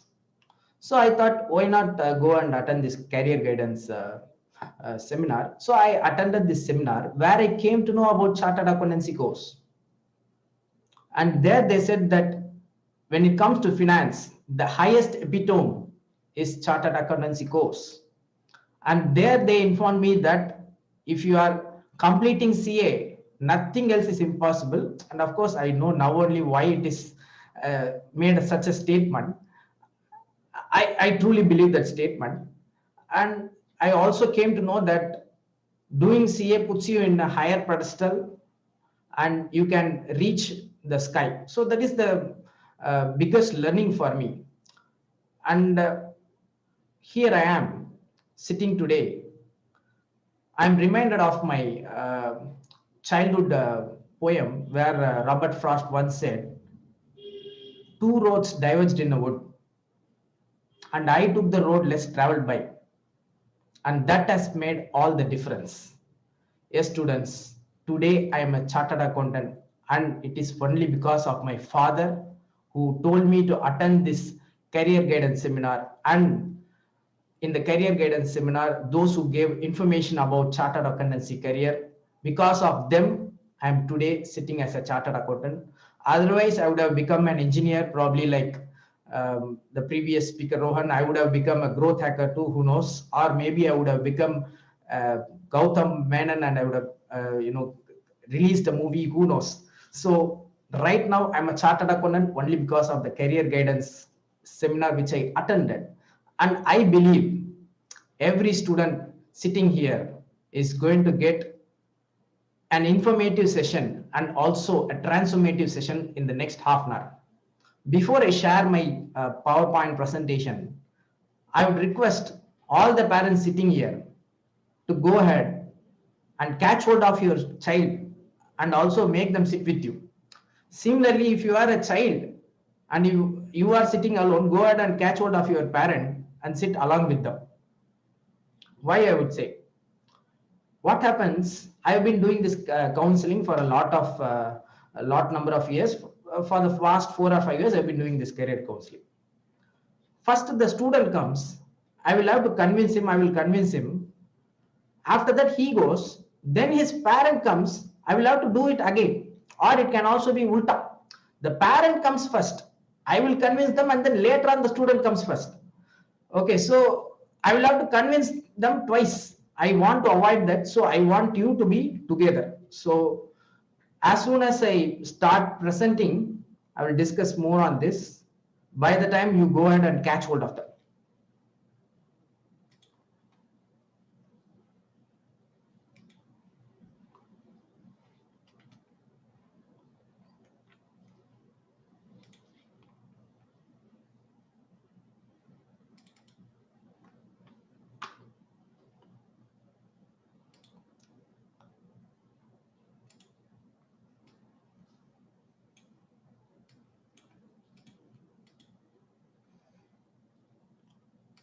Yeah, now we are set. CA is not only the right career choice, it is also a bright career choice. It always surprises me how humans have survived when we are together living with the animals in this world. You have lion which is strong, tiger which is strong, an elephant which is strong. One-on-one, a human can never win an animal. But he is the king of the food chain. And these animals are below him. And as I was thinking why it is happening, I came across this quote from Jack Ma, the founder of Alibaba. He is the richest man in China, and he says, if you put bananas and money in front of monkeys, monkeys will choose bananas because monkeys do not know that money can buy a lot of bananas. Not only this, animals can not think to the level with which a human can think.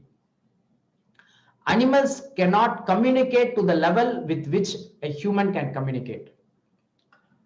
Animals cannot collaborate to the level which a human can collaborate. Imagine some 1 lakh monkeys doing together something. Impossible. But 1 lakh humans doing something together, possible.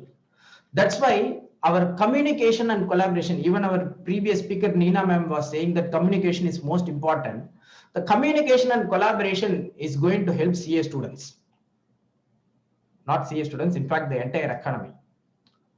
Because of communication and collaboration only, we have our economy. The large scale collaboration, we call it as economy. But if you look at the individual unit, we call it as business. Our growth is measured in terms of GDP, gross domestic product. Gross domestic product is nothing but the output of business.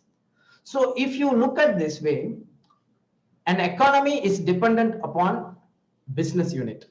So if there is no business, then there is no economy.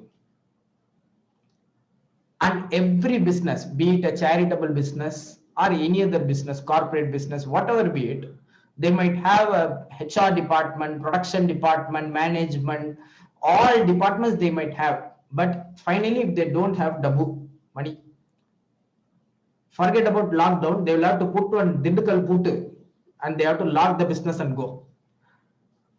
So much is the requirement of finance that without finance, even a business cannot run. And in order to have a proper finance management, you need a chartered accountant. Let me explain. This is a wonderful picture of the trinity of Hindu gods, Brahma creation and Vishnu protection and Shiva the destroyer. You need to start a business. We have something called incorporation process, wherein you have to create a memorandum of association, articles of association, and you have to get it registered with the registrar of companies. And as soon as it is registered, he will issue a certificate of incorporation. All this process needs the help of a chartered accountant. Okay, let's say you have started the business. Now, in order to run your business in a profitable manner, you need to manage the finance properly. And in order to manage finance, you need a chartered accountant. And suppose you say that your business is not running profitably and you are going to close the business. You need to appoint somebody called liquidator. If you appoint a liquidator,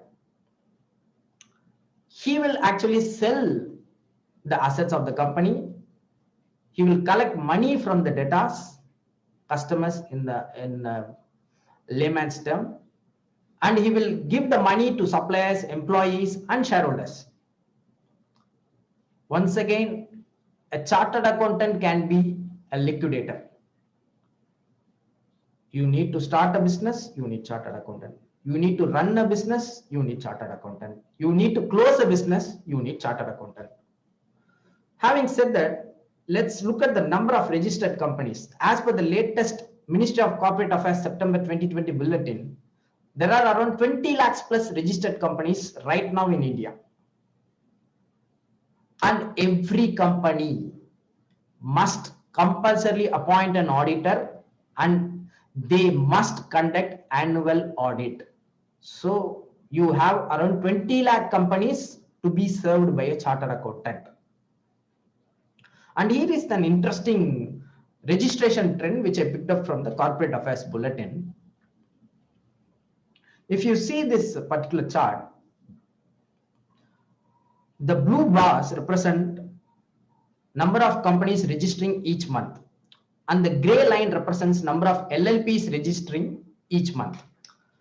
As you all know, the months of February, March, April, May and all, they had this lockdown. So if you could see, there is a drop in the trend of registration.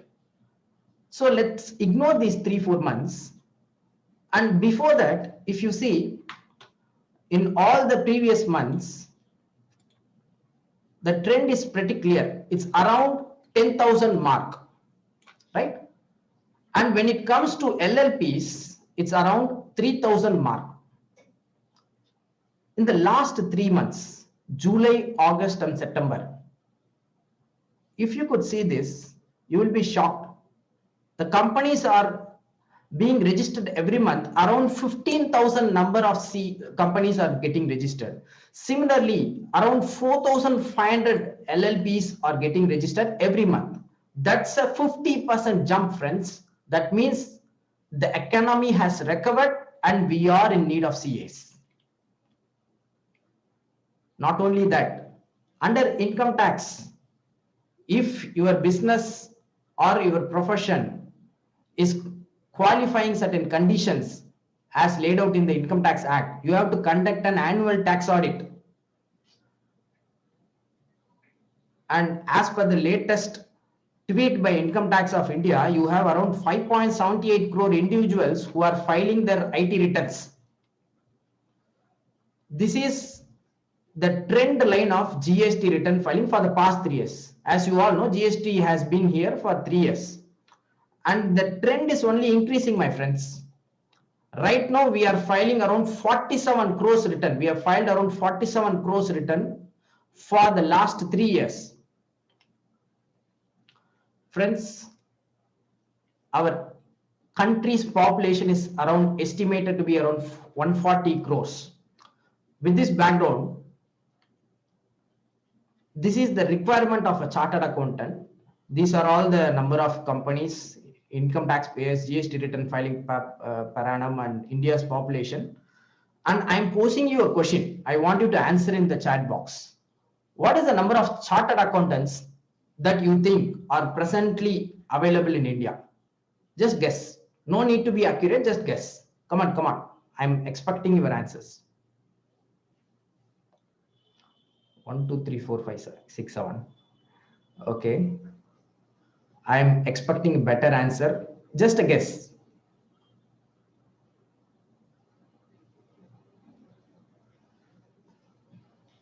Number of chartered accountants, 20 crores, 20 lakhs. Students and friends, it's only 3 lakhs. Only 3 lakh chartered accountants are there. And these 3 lakh chartered accountants have to serve so many number of companies and individuals, and GST returns have to be filed with the help of these 3 lakh chartered accountants. You all know economics. Suppose a product is in short supply and is in huge demand, then obviously its price will go up.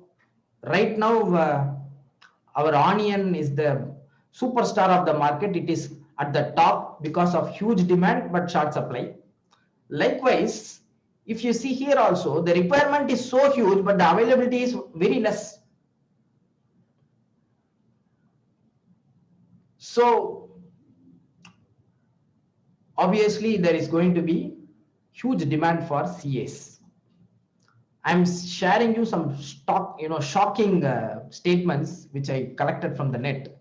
In 2010, Ashutosh Agarwal from Jaipur was offered 76 lakhs per annum salary in CA campus interview by Olam International. Of course, it's an overseas placement. In 2015, Ms. Pallavi was offered rupees 58 lakhs per annum salary. So this is the power of a CA. And if you look at the latest record, which is the campus placement report by ICAI, around 24 lakhs per annum is the maximum salary offered in case of domestic, and 36 lakhs per annum for international posting.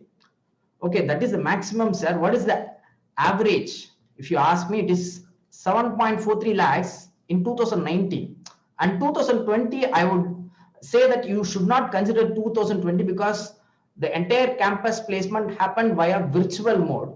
And still, there is an improvement. If you could see this, from 7.43, it has become 8.91 lakhs, which means that people say that this is recession. Even during recession, there is a career growth for chartered accountants. So I would say that CA is a recession-proof career. And if you decide to become a chartered accountant, how all could you earn? You can start a tax practice. You can have your own office, just like a clinic of a doctor, where you have clients coming in, clients going out. You will be able to service them with respect to the direct tax and indirect tax requirements. And you can also choose to be in jobs, whether domestic or overseas, as the case may be. And if you choose to be in a job, my friends, you are having a very interesting opportunity, which is called Chief Financial Officer, which is the topmost finance role. And you are going to be responsible for so many important decisions like budgeting, costing, and risk management, compliance, so many things. Only a chartered accountant can do all this. And you can also be a consultant, wherein you can provide expert services to businesses that need your expertise. You can also become a teacher. Friends, I'm doing so many things, but out of all the things I do, I love only one thing very passionately, which I do which is something. Teaching is something that I do passionately. Teaching is something you can do even after qualifying CA. It's up to you. You can also become a tax lawyer. With the number of changes happening and the number of litigations that are arising between the department and the companies, wherein the department wants to interpret tax in their own manner and the companies want to interpret beneficially for them, you can be a mediator in between them, and you can argue cases. And of course, you can be either on the side of the client or you can be on the side of the government. Either way, you are going to make good money. These were our traditional earning avenues. There are certain modern earning avenues. International taxation. Earlier it was some DTWA and some transfer pricing. Now the stakes are much higher. You have something called MLI. You have something called MAP. There is something called GAR. So all these are going to add much more value addition to your CA career. Hero, Honda. Suppose they want to join. Somebody has to go and check how Honda is maintaining or how Hero is maintaining their books of accounts. Whether there is any statutory due, whether there is any payment that is pending to employees. All that needs to be verified by someone. We call this in technical terms due diligence. It can be done by a chartered accountant. And investment banking, it is a wide area where any chartered accountant can go and help a company with respect to initial public offering, getting funds, corporate finance, all that you can do when you are an investment banker. My good friend Vignesh would have spoken about analytics. I don't have much points about this because he has already spoken, but I would say something. An analyst does analytics and the management knows what it wants. Somebody needs to be in between the management and the analytical professional. He needs to say, this is what I want. And as soon as he gets the information from the analytics professional, he will have to present it in a manner understandable by the management. So all that a chartered accountant can do. And we all say that AI driven economy, right? I have a twist with respect to AI. We call AI is going to, we say that AI is going to take over the world. Ray Kurzweil has predicted that there will be technological singularity. But let me tell you something which is interesting also. If I ask you what it is or what this is, you will say, can somebody say in the chat what it is?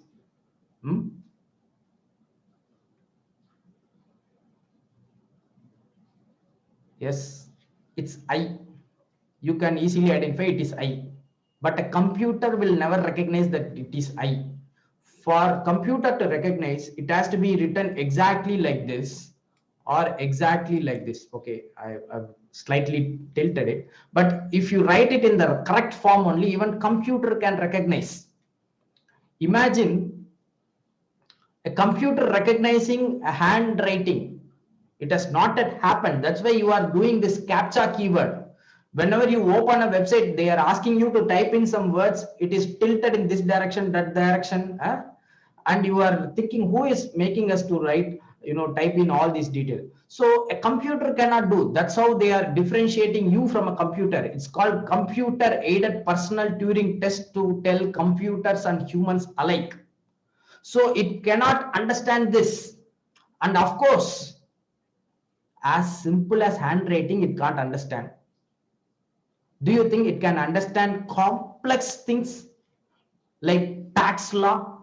It's not possible. Of course, there is Watson, IBM Watson, it is learning things, but I don't see an AI robot coming and standing in before the in the court before the judge saying that, judge, I am representing my client. It's not going to happen unless and until laws permit it. So CA is an AI proof career. And industrial revolution 4.0, everything is going to be technology, and future is going to be knowledge economy, and only top skilled professional will be able to earn from it. And you have been hearing about gig economy all these days. Gig economy is, I give money, you do the job, after that our contract is terminated, no employment, nothing. So even here, only those who are exceptionally skilled in multiple areas will be able to earn. Even then, a chartered accountant is going to earn more. There are other benefits being a CA. First, you can focus life when you want, or if you want earnings, you can go ahead and earn, or you can contribute to the society, because once you qualified, your life is going to be completely flexible. And let me tell you, if you are a chartered accountant, when you go to the public and say that you are a chartered accountant, there is going to be huge respect. And not only that, irrespective of how brainy you are, people will perceive that you are a brainy person, and multiple choices will be available. Last line is most important, and I love it. If you are a man, in order to become a great man, your sign must be called autograph. And when you are paid for your signature, then you will be called chartered accountant. I would like to bring across what Kumaramangalam Birla, the owner of Aditya Birla Group, what he said about CA. I am a chartered accountant. My father put me through chartered accountant. I was not interested, but now I feel that is the right decision. Friends, when he entered the business, the company was making around $2 billion turnovers. Now it is making around $48 billion turnover. And when he entered, the average age of an employee was 54. And when he entered, his age was only 28, my friends. You know why? Institute has given so many benefits. Okay, ICA has recently come up with one particular provisional registration provision. What is this? Suppose you have completed your 10th standard, you can provisionally register for CA and you can start preparing as soon as you qualify 10th standard. Not necessary that you should complete 12th to start your CA. Even before starting your 12th examination, you can start preparation for CA. So before I proceed with the number of levels, is there any question that you have that I need to answer in so far whatever I've discussed?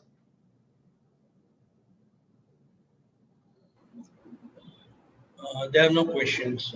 Okay, okay. Yeah, so I can proceed, I think. Yeah, please. Yeah. There are 3 levels in CA. One is foundation. That is the starting level, like your NEET course, MAT, ZAT, CAT, whatever be it, like that. We have foundation. Next, after that, you have to finish intermediate, and after that, you will have to go and finish final level. And once you finish final level, you are a qualified chartered accountant. Okay, there is a question. Does CA has scope after 10 to 12 years from now? Nice question.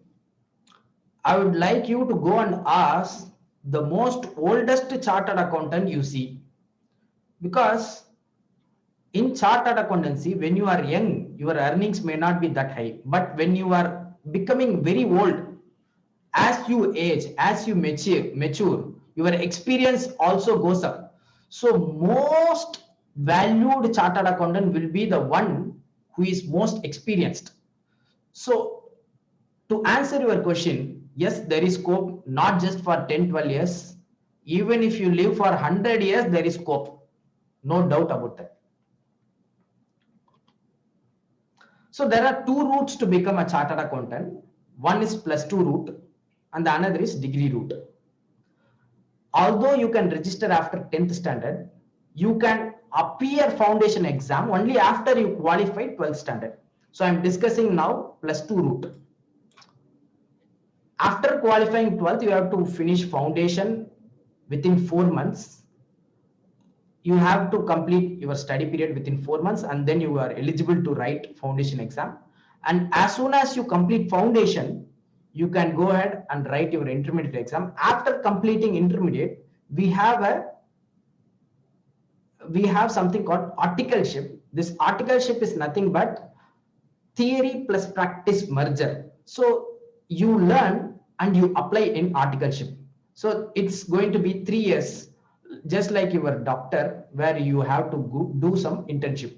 And as soon as you complete articleship, in fact, after the last 2 years, okay, in the first 2 years, you will not be eligible to write finals. After 2 years, in the last 1 year, you can go ahead and write final examination and you can become chartered accountant. And you also have a degree route. And in this degree route, you have to qualify degree with 55% marks if you are from a commerce background. And if you are from non-commerce background, you have to qualify with 60% marks. Or there are also certain sister courses in finance like CMA and CS. If you qualify the inter-level, you can also directly join foundation. That's why I've striked foundation, join intermediate directly. So you can save the time spent in foundation and you can join directly intermediate, and also you can qualify while you simultaneously do articleship. And after finals qualification, you will become a chartered accountant.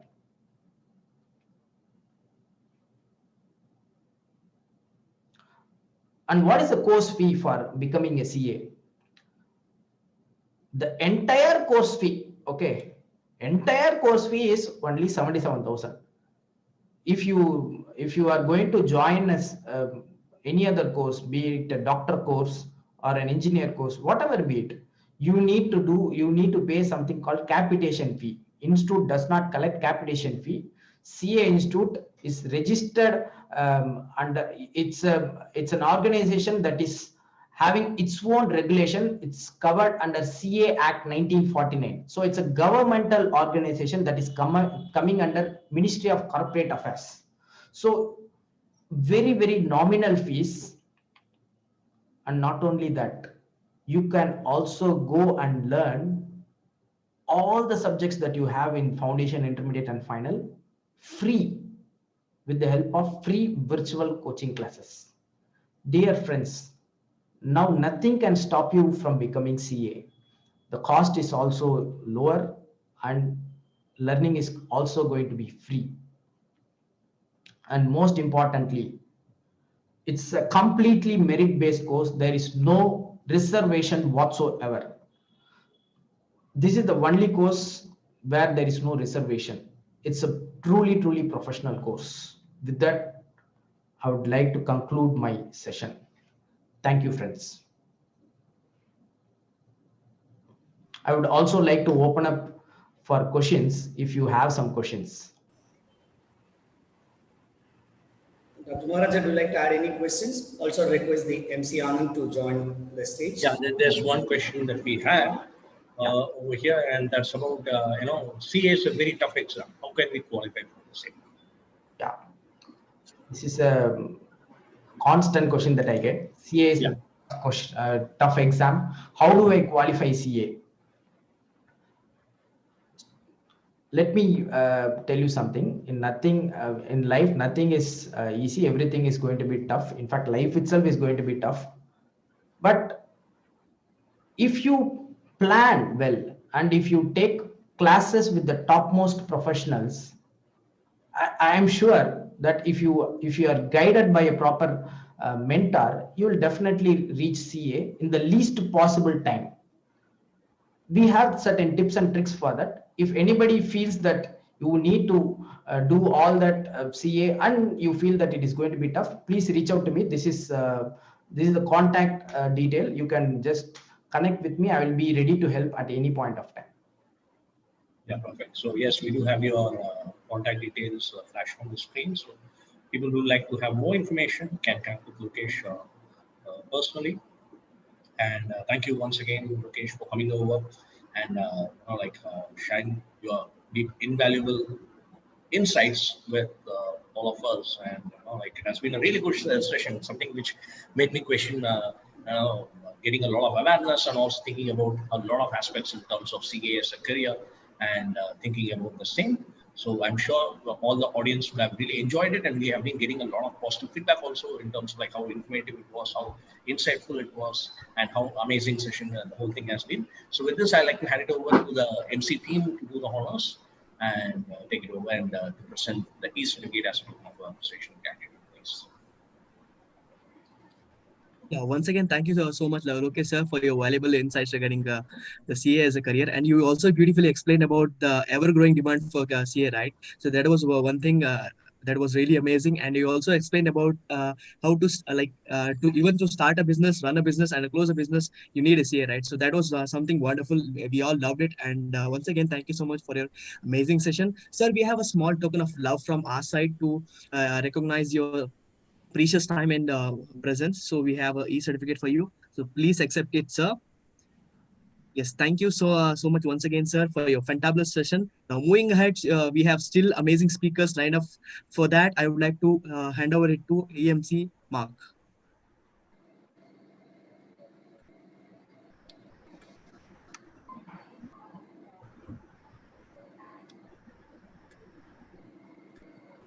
So, good evening, ladies and gentlemen.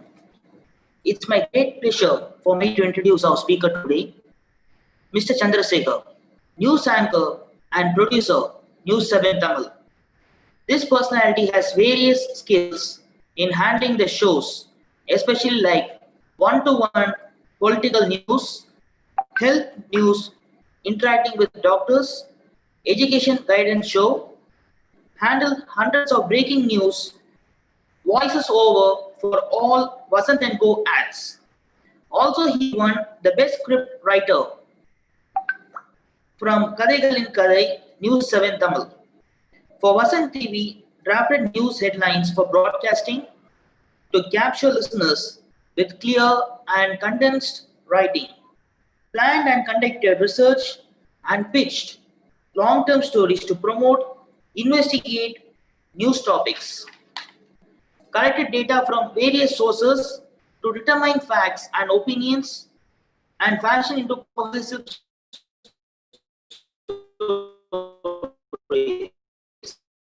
For News 7 Tamil, mindset, reviewed and edited colleagues, scripts to maintain viewer confidence, coordinated work and supported anchors, videographers and emerging and engineering staff, producing more than 10 hours of daily content. Planned and conducted research, pitched long form stories to promote investigate news topics such as Kadaigalin Kadai. So let's welcome Mr. Christopher on the stage. Welcome to the dais, sir. Thank you.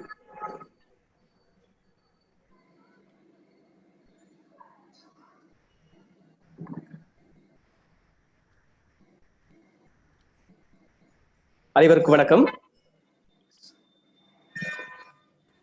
S Christopher, கேக்குது. Okay. So இன்னைக்கு நம்ம பேச போறது media பத்தி. Because நான் மீடியாவில் work பண்ணிட்டு இருக்கேன். ஆல்மோஸ்ட் 14 இயர்ஸா மீடியாவில் ஒர்க் பண்ணிட்டு இருக்கிறதுனால மீடியா பத்தி பேச போறோம். ஸோ மீடியால குறிப்பா என்னென்ன சவால்கள் இருக்கிறது அப்படிங்கறத பத்தி தான் நம்ம இன்னைக்கு பேச போறோம். மீடியா அப்படிங்கிறது இன்னைக்கு எல்லாருக்கும் தெரிஞ்ச ஒரு ஃபீல்டு, ரொம்ப முக்கியமான ஒரு ஃபீல்டு வேற. கண்டிப்பா இன்னைக்கு உலகத்துல நடக்கிற எந்த ஒரு செய்தியையும் நம்ம தெரிஞ்சுக்கணும் அப்படின்னா மீடியா ரொம்ப இம்பார்ட்டண்டா இருக்கு. ஸோ அதனால மீடியா அப்படிங்கிறது இன்னைக்கு தவிர்க்க முடியாத ஒரு துறையா இருக்குது.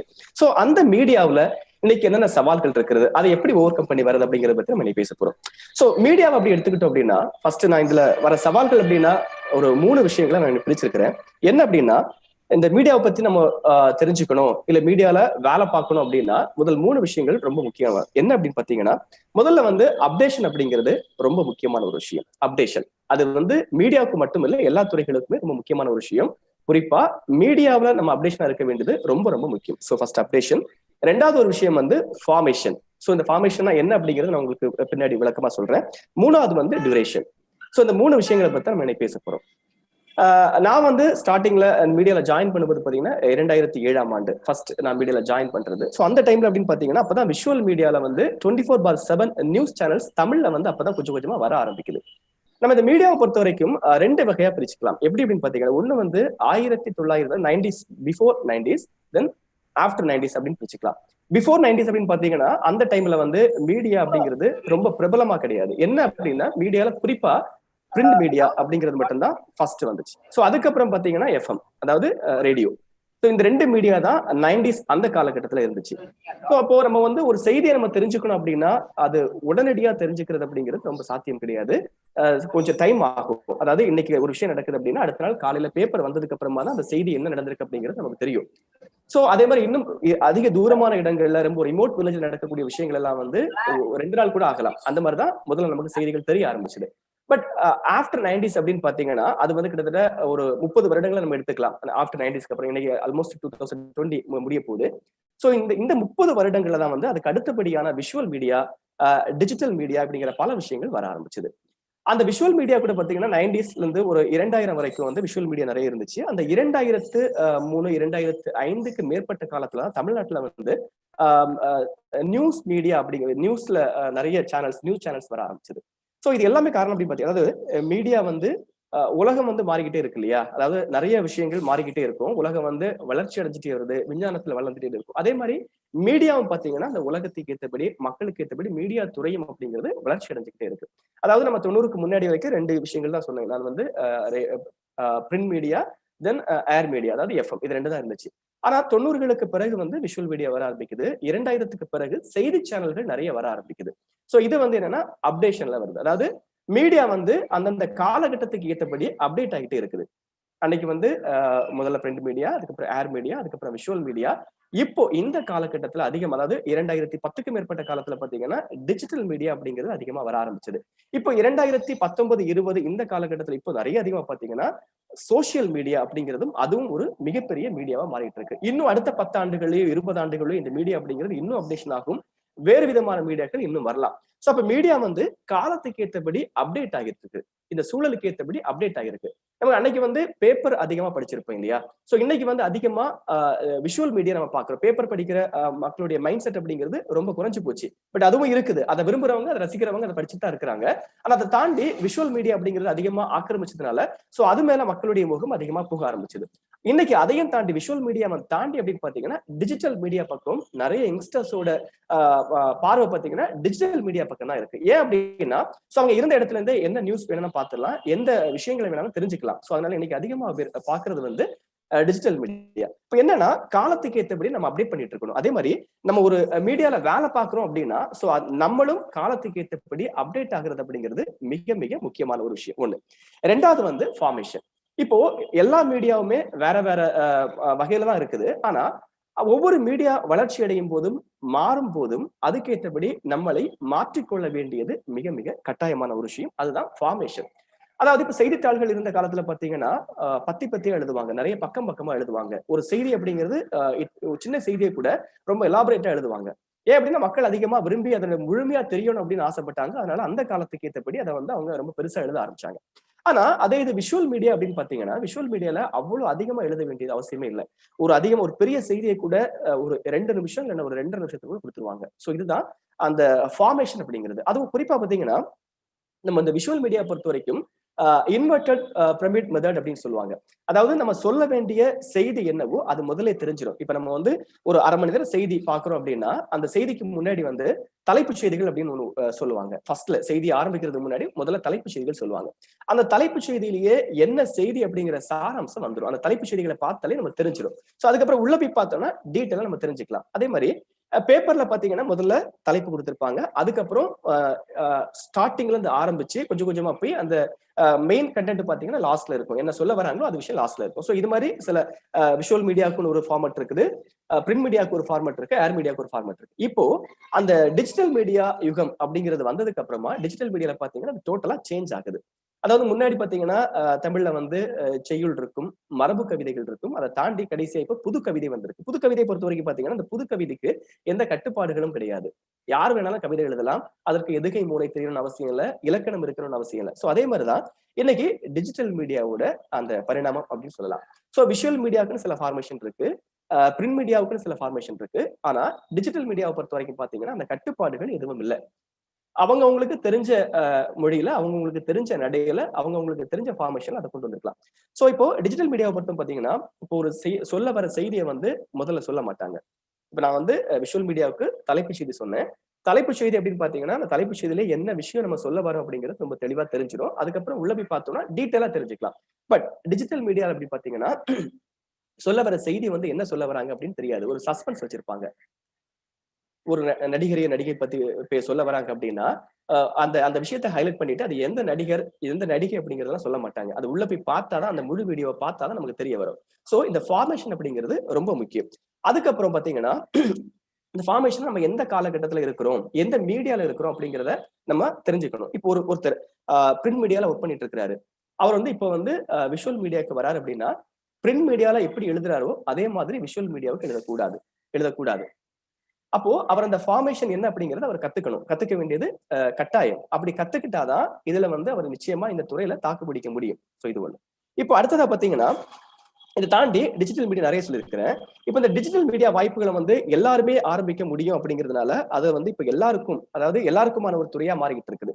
சோ இது இந்த டிஜிட்டல் மீடியா வந்து எல்லாருக்கும் வாய்ப்புகளை கொடுக்குது.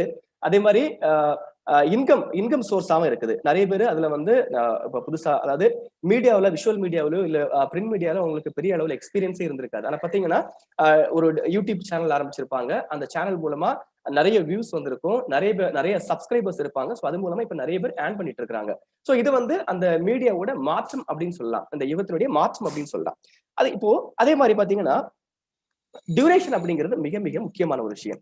அதாவது எந்த மீடியாவுக்குமே டியூரேஷன் அப்படிங்கிறது மிக மிக முக்கியம். இப்போ வந்து இன்னைக்கு காலகட்டத்துல எல்லாருமே ரொம்ப நேரம் செலவு பண்ணி ஒரு விஷயத்த பார்க்க மாட்டாங்க. இருக்கிற கொஞ்ச நேரத்துல ரொம்ப ஷார்ட் அண்ட் ஸ்வீட்டா பார்க்கணும்னு ஆசைப்படுவாங்க. அப்போ விஷுவல் மீடியாவுக்குள்ள இன்னைக்கு அதுதான் மிகப்பெரிய போட்டியா இருக்கு, மிகப்பெரிய சவாலே அதான் இருக்குது. எப்படி கொடுக்கறது, மக்கள் எதை விரும்புறாங்க, எப்படி சொல்றதை விரும்புறாங்க, எப்படி நம்ம கொடுத்தா அதை ஏத்துப்பாங்க அப்படிங்கிற விஷயங்கள் ரொம்ப ரொம்ப முக்கியம். சோ மக்களுடைய மனநிலையை நம்ம புரிஞ்சுட்டோம் அப்படின்னா அதுக்கேற்றபடி நம்ம அந்த ஒரு கண்டென்ட் கொடுக்க ஆரம்பிச்சோம் அப்படின்னா நிச்சயமா மக்கள் பார்க்க ஆரம்பிப்பாங்க.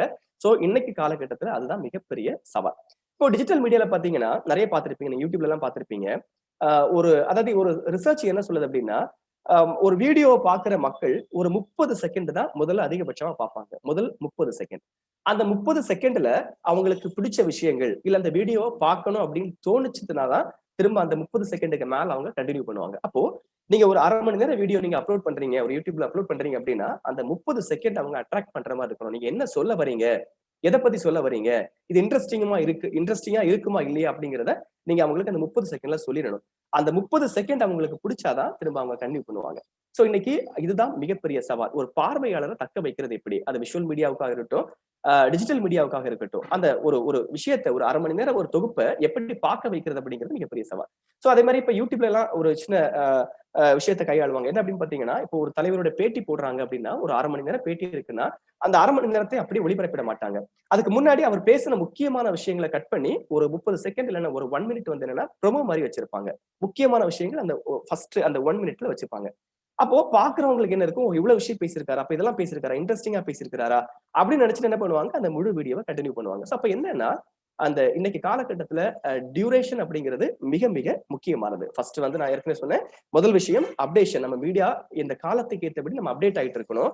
என்னென்ன விஷயங்கள் புதுசா வருதோ, அதாவது இப்ப மீடியால ஒர்க் பண்றவங்க நிறைய பேர் பாத்தீங்கன்னா இப்போ வந்து ஒரு 40 வயசுல 50 வயசுல உள்ளவங்களும் மீடியால ஒர்க் பண்ணிட்டு இருப்பாங்க, ரொம்ப சீனியரா இருப்பாங்க. அதே இது பாத்தீங்கன்னா இப்போ ஒரு 25 வயசு இல்லைன்னா 22 வயசுலயும் ஒருத்தர் ஜாயின் பண்ணிருப்பாங்க. ஆனா நாலேஜ் வைஸ் பாத்தீங்கன்னா அவருக்கு எக்ஸ்பீரியன்ஸ் ஜாஸ்தியா இருக்கு, நியூஸ் பத்தின நாலேஜ் நிறைய இருக்கும் அந்த ஒரு 40 வயசுல இருக்கிறவருக்கு. ஆனா ஒரு 22 வயசுல ஒரு 25 வயசுல ஜாயின் பண்றவருக்கு பாத்தீங்கன்னா டெக்னாலஜி வைஸ் நல்லா வச்சிருப்பாரு. அப்போ இப்போ இந்த புதியவர்கள், அதாவது இளைஞர்களோடு நம்ம வந்து போட்டி போடணும் அப்படின்னா, புதியவர்களோடு போட்டி போடணும் அப்படின்னா மீடியாவுக்குள்ள நம்மளும் அந்த காலத்துக்கு ஏற்றபடி டெக்னாலஜியை கத்துக்க வேண்டியது மிக மிக முக்கியமான ஒரு விஷயம். புதுசா என்னென்ன டெக்னாலஜி வந்தாலும் நம்ம மீடியால இருக்கும்போது கண்டிப்பா கத்துக்கணும். ஏன்னா எல்லா துறைகளுக்கும் முன்னோடி மீடியா அப்படின்னு சொல்லலாம். மற்ற துறைகள் முன்னேறும் போது அதுக்கு முன்னதாகவே மீடியா அப்படிங்கிறது அட்வான்ஸ்டா போயிட்டு இருக்கும். அப்போ அதுக்கு ஏற்றபடி நம்ம என்ன பண்ணணும், நம்மள அப்டேட் பண்ணி வச்சுக்க வேண்டியது. அதனால முதல்ல சொன்னேன் அப்டேஷன்.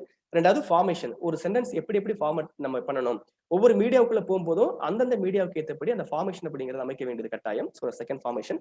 மூணாவது வந்து டியூரேஷன். அந்த டியூரேஷன் வந்து மிக மிக முக்கியம். நம்ம வந்து இப்போ ஃபார் எக்ஸாம்பிள் ஒரு செய்தியை வந்து நம்ம 2 நிமிஷத்துலயும் சொல்லலாம், 5 நிமிஷத்துலயும் சொல்லலாம், 10 நிமிஷத்துலயும் சொல்லலாம். எக்ஸாம்பிள் இப்ப பாத்தீங்கன்னா ஒரு சின்ன கதை தான் இருக்கும், அந்த கதையை ஒரு சின்ன குறும்படமாவும் எடுக்கலாம், 5 நிமிஷத்துல ஒரு குறும்படமாவும் எடுக்கலாம். அதே கதையை ஒரு 2.5 மணி நேரம் முழுநீள படமாவும் எடுக்கலாம். அதே கதையை ஒரு மெகா சீரியலாவும் எடுக்கலாம்.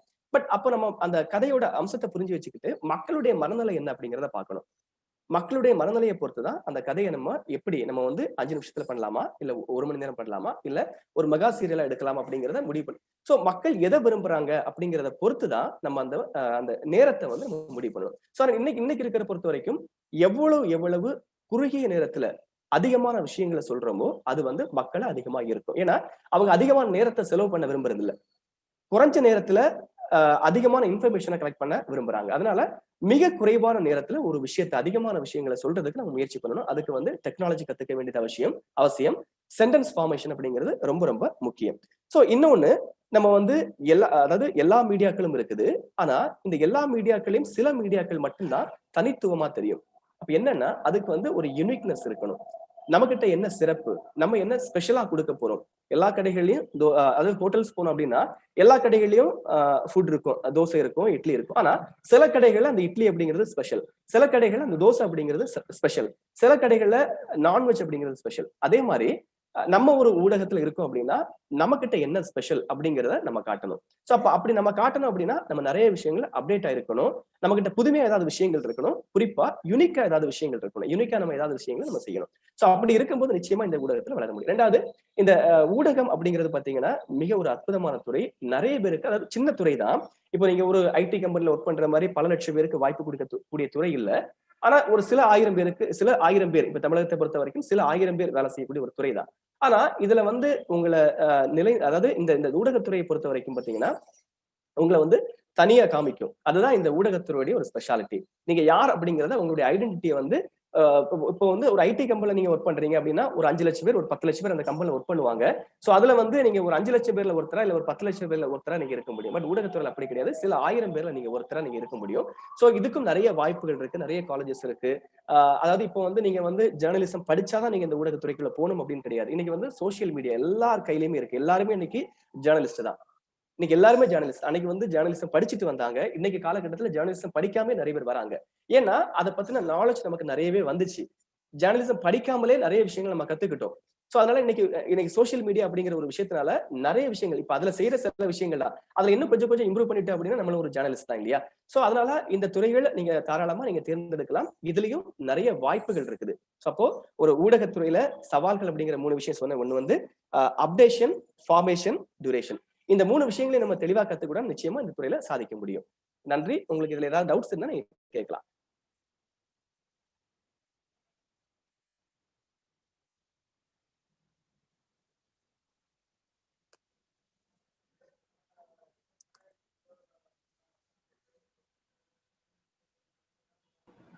Okay, thank you sir. கொஸ்டின்ஸ் கேள்விகள் ஏதாவது இருக்கா ஸ்பீக்கருக்கு, ஆடியன்ஸ் கிட்ட இருந்து? ஓகே, ஸோ ஆடியன்ஸ் கிட்ட இருந்து கொஸ்டின்ஸ் வர வரைக்கும் நம்ம கொஞ்சம் டிஸ்கஸ் பண்ணலாம் சார். ஸோ இப்போ என்னோட ஃபர்ஸ்ட் கொஸ்டின் உங்களுக்கு என்ன இருக்கும் அப்படின்னு பார்த்தீங்கன்னாக்கா, இப்போ மீடியா ஃபீல்டு, ஜேர்னலிசம் இது எல்லாத்துலேயுமே வந்துட்டு ஒரு காமனான ஒரு இது வந்துட்டு என்னன்னா, நம்ம வந்து நிறைய விஷயங்களை பற்றி தெரிஞ்சுக்கணும். சம்டைம்ஸ் வந்து அது நம்மளோட இன்ட்ரெஸ்ட் ஃபீல்டு கோர் ஃபீல்டு அப்படிங்கிற மாதிரி சொல்ற மாதிரி ஏரியாவில் இருக்கலாம். சம்டைம்ஸ் வந்து அதுக்கும் நமக்கும் வந்துட்டு ஒரு சம்பந்தம் இல்லாத ஒரு புது துறையாகவும் இருக்கலாம். அப்படி இருக்கிறப்போ வந்துட்டு அங்க அந்த ரிசர்ச் கெப்பாசிட்டி, அந்த விஷயங்களை புரிஞ்சுக்கக்கூடிய அந்த தன்மையை வந்து எப்படி வந்து ஒரு பர்சன் சார்? ஆக்சுவலி இப்போ அதை நீங்க நல்ல கேள்வி. இப்போ மீடியா பொறுத்த வரைக்கும் எல்லாரும் எல்லா விஷயங்களும் நிச்சயமா தெரிஞ்சு வச்சுக்க முடியாது, அது சாத்தியமும் இல்லை இல்லையா? இப்போ நம்ம காலேஜ்ல படிக்கிறோம், ஒரு ஸ்பெசிஃபிக்கா ஒரு சப்ஜெக்ட் எடுத்து படிக்கிறோம், டிகிரி படிக்கிறோம். ஃபார் எக்ஸாம்பிள் இப்போ சயின்ஸ் படிச்சோம்னா பாட்னி ஒரு சப்ஜெக்டா படிக்கிறோம், சுவாலஜி ஒரு சப்ஜெக்டா படிக்கிறோம். ஸோ அதுக்குன்னு தனித்தனியா நம்ம படிக்கிறோம் இல்லையா? இப்போ மீடியாவை பொறுத்த வரைக்கும் ஒரு மீடியால ஒரு ஜேர்னலிஸ்டா வராரு அப்படின்னா எல்லா துறைகளையும் தெரிஞ்சு வச்சிருக்கணும். ஃபார் எக்ஸாம்பிள் கிரைம் பத்தி தெரிஞ்சிருக்கணும், பொலிட்டிக்ஸ் பத்தி தெரிஞ்சிருக்கணும், எஜுகேஷன் பத்தி தெரிஞ்சிருக்கணும். சோ இந்த மாதிரி எல்லா தமிழுடைய வரலாறு, இந்தியாவுடைய வரலாறு, இந்த மாதிரி பல விஷயங்கள் வேர்ல்டு பொலிட்டிக்ஸ் வரைக்கும் தெரிஞ்சு வச்சுக்க வேண்டியது கட்டாயம். அப்போ ஒருத்தரால இவ்வளவு விஷயங்களை கத்துக்க முடியுமா அப்படிங்கிறது ரொம்ப பெரிய கேள்விதான் இல்லையா? கண்டிப்பா எல்லாராலையும் எல்லா விஷயங்களையும் கத்துக்கிட்டு மீடியா துறைக்குள்ள வர முடியாது. சோ இதுலயும் வந்து ஸ்பெசிபிக்கான சில விஷயங்கள் இருக்குது. இப்போ உங்களுக்குள்ள இப்போ ரிப்போர்ட்டர்ஸ் அப்படின்னு பாத்துட்டீங்கன்னா அதுல வந்து தனித்தனியா பீட் வச்சிருக்காங்க. இப்போ வந்து சிலர் வந்து பார்ட்டி வைஸ் பார்ப்பாங்க, சிலர் வந்து பார்ட்டி வைஸ் பார்ப்பாங்க, சிலர் வந்து எஜுகேஷன் மட்டும் தனியா பார்ப்பாங்க, சிலர் கோர்ட் நியூஸ் பார்ப்பாங்க. சோ இந்த மாதிரி ஒவ்வொருத்தருக்கும் சிலர் கிரைம் பார்ப்பாங்க. அப்போ அந்த கிரைம்ல இருக்கிறவங்க வந்து அந்த கிரைம் சம்பந்தமான எல்லா விஷயங்களையும் கத்து வச்சிருக்க வேண்டியது ரொம்ப முக்கியம். ஏன் அப்படின்னா இப்போ எல்லாரும் எல்லா விஷயங்களும் கத்துக்க முடியாது, ஸ்பெசிபிக்கா இருக்கணும் அப்படிங்கிறதுக்காக இந்த மாதிரி மீடியால வச்சிருக்காங்க. அதே மாதிரி இப்போ கோர்ட்ல ஒருத்தர் கோர்ட் பீட் பாக்குறாரு அப்படின்னா அந்த கோர்ட் சம்பந்தமான விஷயங்கள், கோர்ட் சம்பந்தமான நடைமுறைகள், வழக்கு சம்பந்தமான நடைமுறைகள் எல்லாமே அவர் தெரிஞ்சு வச்சுக்க வேண்டியது அவசியம். அதே மாதிரி கல்வி சம்பந்தமா எஜுகேஷன் பீட் ஒருத்தர் பாக்குறாங்க அப்படின்னா அந்த கல்வி சம்பந்தமான விஷயங்கள் தெரிஞ்சு வச்சுக்க வேண்டியது. சோ ஒருத்தர் வந்து எல்லா விஷயங்களையும் தெரிஞ்சுக்க முடிஞ்சதுன்னா உண்மையிலே அவர் ரொம்ப பெரிய ஆளு, மீடியால ரொம்ப பெரிய ஜாம்பவானா வர முடியும். பட் எல்லாராலையும் அதுக்கு சாத்தியம் கிடையாது. ஒரு குறிப்பிட்ட துறையை தெரிஞ்சு வச்சுக்கிட்டு அதுல ஷைன் பண்ணதும் சாத்தியம். Okay, wonderful answer. ஸோ இப்போ இதுலயே வந்துட்டு இன்னொரு கொஸ்டின் ஆடியன்ஸ் கிட்ட வந்திருக்கு, என்னன்னாக்கா what is the best way to explore in media? Sir திரும்ப சொல்லுங்க. What is the best way to explore in media? Media துறையில எப்படி வந்து நம்ம எக்ஸ்ப்ளோர் பண்ணி ஜாப் ஆப்பர்ச்சுனிட்டிஸ், கெரியர் க்ரோத்துக்கு எப்படி நம்ம எக்ஸ்ப்ளோர் பண்ணலாம்? ஓகே, ஆக்சுவலி இப்போ வந்து அதுக்கு பேசிக் கோர்சஸ் எல்லாம் இருக்கு சார். இப்போ வந்து ஃபர்ஸ்ட் வந்து இன்ட்ரெஸ்ட் தான். எந்த துறைக்கு போறதுமா இருந்தாலுமே கண்டிப்பா இன்ட்ரெஸ்ட் நமக்கு. இப்போ வந்து இப்போ டீச்சிங் லைன்ல போறோம் அப்படின்னா நமக்கு அந்த டீச்சிங் லைன்ல இன்ட்ரெஸ்ட் இருந்தாதான் முதல்ல அந்த லைனுக்குள்ள நம்ம போவோம் இல்லையா?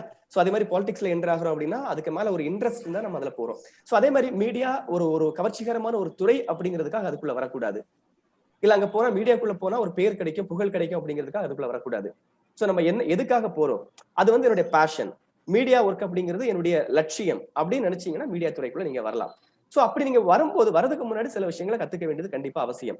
இந்த மீடியாக்குள்ள போறதுக்கு அதுக்கான பேசிக் கோர்சஸ் இருக்கு. இப்போ ஜேர்னலிசம் கோர்சஸ் இருக்கு, அந்த மாதிரி நீங்க இது பண்ணலாம். சோ அதை தாண்டி ஒருவேளை அது படிக்கல, இல்ல வேற டிகிரி படிச்சிருக்கேன், இல்ல இன்ஜினியரிங் படிச்சிருக்கேன், இன்னும் நிறைய இன்ஜினியரிங் ஸ்டூடெண்ட்ஸ் எல்லாம் வந்து மீடியால ஒர்க் பண்ணிட்டு இருக்காங்க. சோ அந்த மாதிரி வேற கோர்சஸ் படிச்சிருந்தாலுமே அவங்களுக்கு அந்த மீடியாவை பத்தின சில விஷயங்கள், அதாவது இன்ட்ரெஸ்ட் இருந்துச்சு அப்படின்னா உள்ள வந்துகிட்டு கூட கத்துக்கலாம், தாராளமா கத்துக்கலாம். ஆனா பேசிக்கா அதுல ஒரு ஐடியா இருக்கணும், மீடியா பத்தி ஒரு ஐடியா இருக்கணும், பொலிட்டிக்ஸ் பத்தி ஒரு ஐடியா இருக்கணும், நியூஸ் அப்படின்னா என்ன அப்படிங்கறத பத்தி ஒரு ஐடியா இருக்கணும். சோ அந்த மாதிரி ஒரு ஐடியா இருந்தது, பேசிக்கான நாலேஜ் இருந்ததுன்னா கண்டிப்பா அவங்க வரலாம். உள்ள வந்து கத்துக்கிட்டு அதுக்கப்புறம் ஷைன் ஆகிறது சாத்தியம். Wonderful sir. கடைசியா ஒரு கேள்வி, அது என்ன அப்படின்னாக்க, இப்போ சில துறைகள் இருக்கு, மருத்துவம் இருக்கு, அதே மாதிரி வந்து பாத்தீங்கன்னா போலீஸ் இருக்கு, ஜேர்னலிசம், மீடியா, அதுலயும் வந்து பார்த்தோம்னா நம்ம இந்த டைம் ஃப்ரேம்ல தான் வேலை பார்க்க போறோம் அப்படிங்கிறது சொல்ல முடியாது. நிறைய வந்து அன்சர்டனிட்டிஸ் இருக்கக்கூடிய ஒரு ப்ரொஃபஷன் அப்படிங்கிறப்ப ஒரு ப்ரொஃபஷனா வந்து மீடியா ப்ரொஃபஷன் சொல்லலாம். திடீர்னு நியூஸ் வரும், திடீர்னு அதை நம்ம டீடைல்ஸ் கலெக்ட் பண்ணிக்கிட்டு நம்ம அது பேசுற மாதிரி இருக்கும். அப்படி இருக்கிறப்போ இந்த துறைக்கு தேவையான சாஃப்ட் ஸ்கில்ஸ், அதாவது அந்த பொறுமை இருக்கணும், அது மாதிரி வந்து என்ன குணங்கள் இருக்கணும் ஒரு பர்சனுக்கு?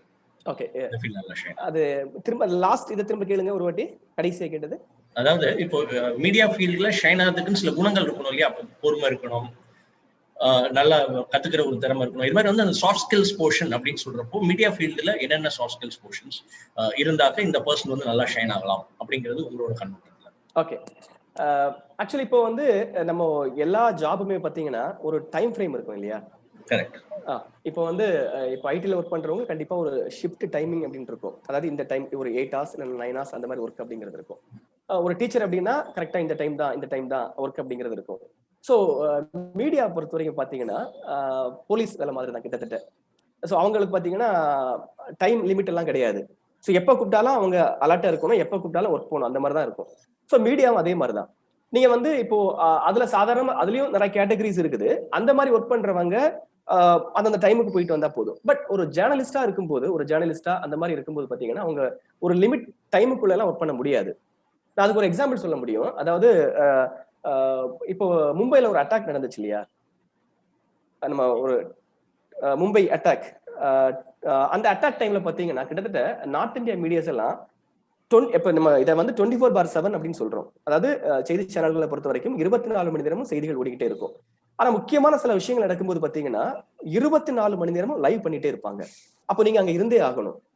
ஃபீல்ட்ல இருக்கிறவங்க ஜேர்னலிஸ்ட் ஃபீல்ட்ல இருந்தாகணும். ஸ்டுடியோல இருக்கிறவங்க கண்டிப்பா ஸ்டுடியோல இருந்தாகணும். அந்த டைம்ல நீங்க ரெஸ்ட் எடுக்குது, எனக்கு டைம் முடிஞ்சிச்சு அப்படிலாம் போக முடியாது. ஸோ அப்ப என்னன்னா இதுல பொறுமை மிக மிக அவசியம். அதே மாதிரி டைம் லிமிட்டுக்குள்ளதான் நான் ஒர்க் பண்ணுவேன் அப்படிங்கிற ஒரு மென்டாலிட்டி இதுல இருக்கவே கூடாது. நான் இந்த டைம் தான் ஒர்க் பண்ணுவேன், இவ்வளவு நேரம் தான் ஒர்க் பண்ணுவேன், வாரத்துல 5 நாள் தான் ஒர்க் பண்ணுவேன், அடுத்த 2 நாள் நான் லீவ் எடுத்துருவேன், கவர்மெண்ட் ஹாலிடேஸ்ல ஒர்க் பண்ண வரமாட்டேன் அப்படிங்கிற ஒரு மைண்ட் செட் இங்க இருக்கக்கூடாது. ஸோ அந்த மைண்ட் செட் இருந்தா கண்டிப்பா இங்க ஒர்க் பண்ண முடியாது. இதுக்கு நிறைய எக்ஸாம்பிள் சொல்ல முடியும். ஃபார் எக்ஸாம்பிள் இப்ப ஃபிளட் நம்ம தமிழ்நாட்டுல வந்து 2015 நினைக்கிறேன்.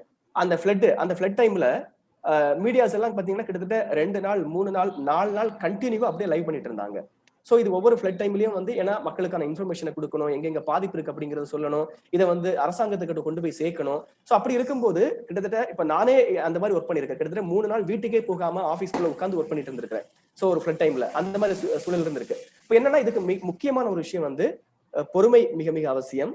அதே மாதிரி ஒரு இந்த லிமிட்டான ஒரு டைமுக்குள்ளதான் நான் வந்து ஒர்க் பண்ணுவேன் அப்படிங்கிற மென்டாலிட்டி இருக்கக்கூடாது.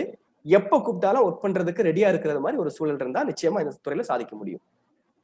அதுக்கு தகுந்த மாதிரி நம்மளோட மைண்ட் செட், நம்மளோட எமோஷன்ஸ், நம்மளோட குடும்பம், நம்மளோட டைம் மேனேஜ்மெண்ட், நம்மளோட ரிலேஷன்ஷிப்ஸ், நம்மளோட ஹெல்த், பிசிக்கல் ஹெல்த்தும் அதுக்கு தகுந்த மாதிரி டெவலப் பண்ணி எல்லாத்தையுமே நம்ம மாத்திக்கணும். ஸோ மிக்க நன்றி. உங்களோட உரையாடல் வந்து எனக்கு வந்து ரொம்பவே சந்தோஷமாக இருந்தது. So now I will hand it over to the MC team to do the honors for giving and sharing our token of appreciation for the East debate. Over to MC Thamizhasan, please. Thank you. Yes, can we have the certificate for Mr. Christopher, please? Thank you. Thank you so much. Thank you so much, Christopher. எங்களுக்காக நீங்க வந்திருந்து ரொம்ப அழகா பொறுமையா time spend பண்ணி media பத்தி, in fact நேற்று கூட அப்படிதான் ஹேமா வந்து பேசியிருந்தாங்க.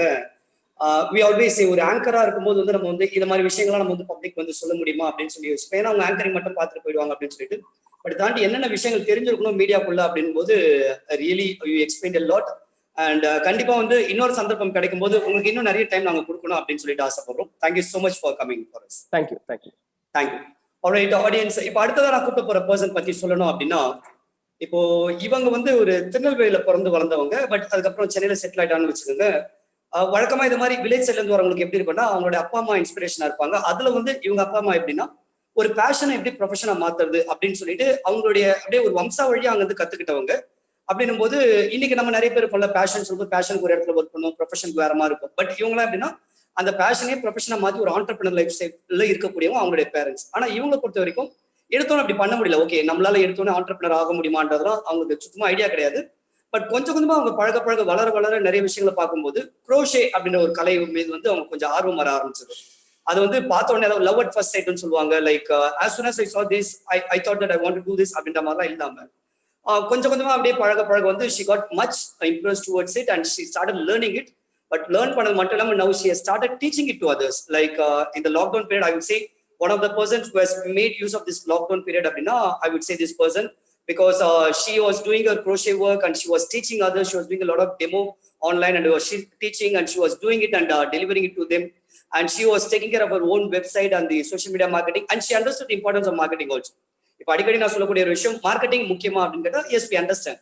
பட் நமக்கு மார்க்கெட்டிங் வராது, பிடிக்காது, புரியாது அப்படின்னா at least we should have someone to do that. அது மாதிரி இவங்க வந்து okay, for my business I definitely need marketing, but even though I don't want to do that I can hire external people அப்படின்னு சொல்லிட்டு She was doing the core work, that is crochet work அவங்க பண்ணிட்டு marketing outsource பண்ணிட்டு she was balancing both. Beyond all these things, she's a housewife I can say. Like lockdown period la வந்து குழந்தை இருக்கவங்க நிறைய பேர் தெரியும், home schooling I mean online classes நடக்கிற பேரண்ட்ஸ்க்கு தெரியும் எவ்வளவு சேலஞ்சஸ் இருக்கும். You need to take care of your kids as well. But கிட்ஸையும் பார்த்துக்கிட்டு அவங்களுடைய குழந்தையும் பார்த்துக்கிட்டு ஹஸ்பண்டையும் பார்த்துக்கிட்டு ஃபேமிலியும் பார்த்துக்கிட்டு but still she was able to do this online crochet அப்படின்னு சொல்லும்போது we were very happy to bring her over here. So we thought that okay, she should be a right person to talk in this career guidance conference. ஏன் அப்படின்னா எனக்கு சில பேருக்கு doubt வரலாம், okay crochetக்கும் கரியருக்கு என்ன சம்மந்தம், அது ஒரு ஹாபி தானே அப்படின்னு நினைக்கலாம்.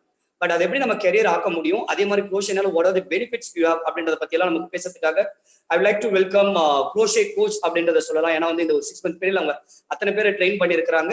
And also she is an entrepreneur. She has a brand called as Yarn Wonders. It's none other than Mrs. Soumya Varadan ma'am. It's my pleasure welcoming you over here. Over to Soumya ma'am. Yeah. Hello. Yes, we can hear you ma'am. Yeah, thank you Thamarasan. Thank you for the wonderful intro. So yeah. So Yarn Wonders அப்படின்றது it is my dream project I would say. ஏன்னா இப்போ இருக்கிற world of ஆப்பர்ச்சுனிட்டிஸ்ல இங்க நீங்க வந்துட்டு ஒரு just one minute. Yes, we are able to see the slide. Yes, yeah, just 1 minute. Okay, so நான் வந்து சின்ன வயசுல இருக்கும் போது I would have heard my parents or everybody say that நீங்க வந்து ஸ்டடீஸ்ல மட்டும்தான் கான்சென்ட்ரேட் பண்ணணும், ஆர் உங்களோட பேஷன் வந்துட்டு R craft or any thing don't pursue that, studies பண்ணா மட்டும்தான் you can come up in life அப்படின்ற மாதிரி ஒரு ஒரு என்னோட ஃப்ரெண்ட்ஸோ எல்லாரையும் I have heard the parents say. But அப்படி இல்லை, even if you pursue your passion you can become successful அப்படிங்கிறதுக்கு ஒரு எக்ஸாம்பிளாக ஐ am here to talk the crochet possibilities. அதாவது crochetனால உங்களுக்கு என்னென்ன கரியர் ப்ராஸ்பெக்ட்ஸ் இருக்கு அப்படின்றத பற்றி பேசுறதுக்காக I am here. Okay, so crochet அப்படிங்கிறது நிறைய பேருக்கு ஒரு நியூ வேர்டாக இருக்கும். ஓகே, crochet அப்படின்னா it is nothing but a needle art. இப்போ you create fabric with a needle. Okay, இப்போ நான் I'm talking about a fabric, I'm talking about a needle. எல்லாருக்கும் இமீடியட்டாக தோணக்கூடிய ஒரு விஷயம் வந்து knitting. But crochet and knitting are not the same. Crochet and knitting, there is a lot of difference. ஒரு பேசிக் difference பார்த்தீங்கன்னா crochet needle வந்துட்டு ஒரு single needle வச்சு பண்ணுறது, knitting வந்து ஒரு டபுள் நீடில் வச்சு பண்ணுறது. ஆல்சோ knittingக்கு வந்து இப்போ நிறைய மிஷினரிஸ் வந்துருச்சு. நீங்கள் ஒரு ஃப்ரண்ட்லைன் ஸ்டோரில் லைக் லைஃப் ஸ்டைல் அந்த மாதிரி ஸ்டோர்ஸில் பார்க்குற woollen garments or knitted garments, machine made garments. Whereas crochet அப்படிங்கும் போது it is completely handmade. crochet பார்த்தீங்க அப்படின்னா it's been there from 19th century. World War I and IIல it has played a major role. That is women of the country, அவங்க வந்து அவங்க சோல்ஜருக்கான clothing அவங்களே knit பண்ணி அவங்களே crochet பண்ணி கொடுத்துருக்காங்க. On top of that, messages pass பண்ணுறதுக்கும் crochet கார்மெண்ட்ஸ்குள்ள சீக்ரெட் மெசேஜஸ் பாஸ் பண்ணி எழுதி அனுப்பிச்சிருக்காங்க. So this is an interesting story that I came across. So crochet அப்படின்னு நான் சொல்லும் போது ஃபர்ஸ்ட் ஆஃப் ஆல் என்னென்ன ப்ராடக்ட்ஸ் பண்ணலாம் அப்படிங்கிறது உங்கள் எல்லாருக்குமே தோணும். அதில் ரொம்ப 2 அட்ராக்டிவான ப்ராடக்ட் அப்படின்னு பார்த்தீங்கன்னா டால்ஸ் அண்ட் கிட்ஸோட ட்ரெஸ்ஸஸ். ஓகே, ஸோ டால்ஸ் அப்படின்னா இப்போ நீங்கள் crochet அப்படின்னு ஒரு கேரியர் நீங்கள் யோசிக்கிறீங்க, ஒரு ஹாபியாக நீங்கள் யோசிக்கிறீங்கன்னா when you start browsing அதை பற்றி படிக்கும் போது you will come across a word called amigurumi. Amigurumi is nothing but a Japanese form of crochet, and it's nothing but making dolls out of crochet. So these are the products that we can make with crochet. ரொம்ப ஈஸியாக பண்ணக்கூடியது, ரொம்ப குவிக்காக கற்றுக்கிட்டு குவிக்காக, அதாவது initial ஸ்டேஜஸில் you wouldn't want to spend lot of time learning or doing something. So ரொம்ப குவிக்காக கற்றுக்கூடியது அப்படின்னு பார்த்தீங்கன்னா ஆக்சசரிஸ். ரீசெண்ட்லி இப்போது இந்த லாக்டவுன் பீரியடில் ராக்கி அப்படிங்கிறது ரொம்ப நல்லா போச்சு. That was also the main reason because it is very less time consuming. அந்த மாதிரி இன்னும் கொஞ்சம் நீங்கள் பண்ணக்கூடியது வந்துட்டு இந்த women's accessories and every thing. So என்னோட ஹாபியாக நான் வந்து I came across crochet about 5 years ago. So when I started learning, எனக்கு வந்து first time when I held the needle, I was determined to learn this craft somehow. So appo I didn't think of it as a business. Appo I didn't think that I could make money out of it. So when I started learning, anga வந்து I had I completely learned from online YouTube tutorials and everything. அப்போ I felt a lot of gaps in the tutorials. So ஒரு tutorialல சொல்றது இன்னொரு tutorialல வந்து கன்சிஸ்டன்ட்டா இருக்காது. So then I decided to fill that gap and then I started teaching others. So எனக்கு வந்து ஒரு learning period அப்படின்னு பார்த்தீங்கன்னா ஒரு 6 months இருந்துச்சு. அதுக்கப்புறம் அங்கிருந்து I started teaching others. When I started teaching others, இன்னொரு ஒரு சேலஞ்ச் வந்தது. That was the availability of yarn. Crochet பொறுத்த வரைக்கும் அந்த யானோட டைப்ஸ் எல்லாமே வந்து நீங்க கத்துக்கணும். அப்படி கத்துக்கிறதுக்கு பேக் தென் அதுக்கான ஒரு மார்க்கெட் வந்து இங்க சென்னையில இல்ல. ஸோ நான் என்ன பண்ணேன், I started browsing and I started looking out for யான். நான் பஞ்சாப்ல இருந்து லுடியானால இருந்து யான் வந்து ஹோல்சேல்ல சோர்ஸ் பண்ணி I started storing those yarns. In turn என்னோட கிளாஸஸ்க்கு நான் கற்றுக் கொடுக்குற என்னோட ஸ்டூடெண்ட்ஸுக்கு அவங்களுக்கு அந்த யான் ஸ்கேர்சிட்டி இல்லாமல் இருக்கணும் அப்படிங்கிறதுக்காக I started selling yarns. So that is how Yarn Wonder started. So குரோஷேயோட ஒரு அட்வான்டேஜ் பார்த்தீங்கன்னா, முக்கியமான advantage work from home and it's of minimum investment. இப்போ வந்து இருக்கிற ஏஜ்ல அமேசான்ல you can find all kinds of yarn. And even the local fancy stores, they have started investing and bringing in a lot of new varieties of yarn. So இப்போ வந்து அந்த யான்கான ஒரு market வந்து இங்க தமிழ்நாட்டிலேயே வந்ததை நான் பார்க்குறேன். பாஸ்ட் 5 இயர்ஸ்க்கு இருந்ததுக்கும் இப்போ ரீசெண்ட் டைம்ஸ்ல there is a lot of value for handmade products. So investment அப்படின்னு பார்த்தீங்கன்னா குரோஷே கத்துக்கிறதுக்கு it's less than 1000 rupees. That is உங்களுக்கு வேண்டியது you just need a set of needles and some yarn. And it's very easy to learn. உங்களுக்கு வந்து ஒரு video பார்த்தாலே வந்து உங்களுக்கு புரிஞ்சிடும். அதை வச்சு you can self learn and யார் வேணாலும் கற்றுக்கலாம். Anybody above age of 10, that is needle ஒழுங்காக பிடிக்கக்கூடிய இது அண்ட் கொஞ்சம் பேசிக் மேக்ஸ் தெரியுது அப்படின்னா you can crochet. Okay, so these are some of the people who have been successful in crochet. இந்த கப்பல் there from Haryana, they sell knitted frocks. So crochet வந்துட்டு business மட்டும் தானா அப்படின்னா இல்லை, அதுக்கான ஒரு சோஷியல் காஸ் கூட இருக்கு. That is a Instagram page call rose against violence. So அவங்க என்ன பண்றாங்கன்னா, she makes crocheted flowers and city ஃபுல்லா ஆர் வேற வேற கண்ட்ரியில இப்போ எனக்கு கூட ஒரு இன்வைட் அனுப்பிச்சாங்க. இந்தியாவில் நீங்க வந்து எனக்கு இந்த ரோஸ் அகேன்ஸ்ட் வயலன்ஸ் அப்படின்ற வேர்டை ஸ்ப்ரெட் பண்ணுங்க அப்படின்ற மாதிரி she is doing it for a social cos. So அந்த மாதிரி இன்னொரு லேடி ஒருத்தங்க அமிக்ரூமி டு க்ரோ அப்படின்ற ஒரு வெப்சைட் வச்சுருக்காங்க.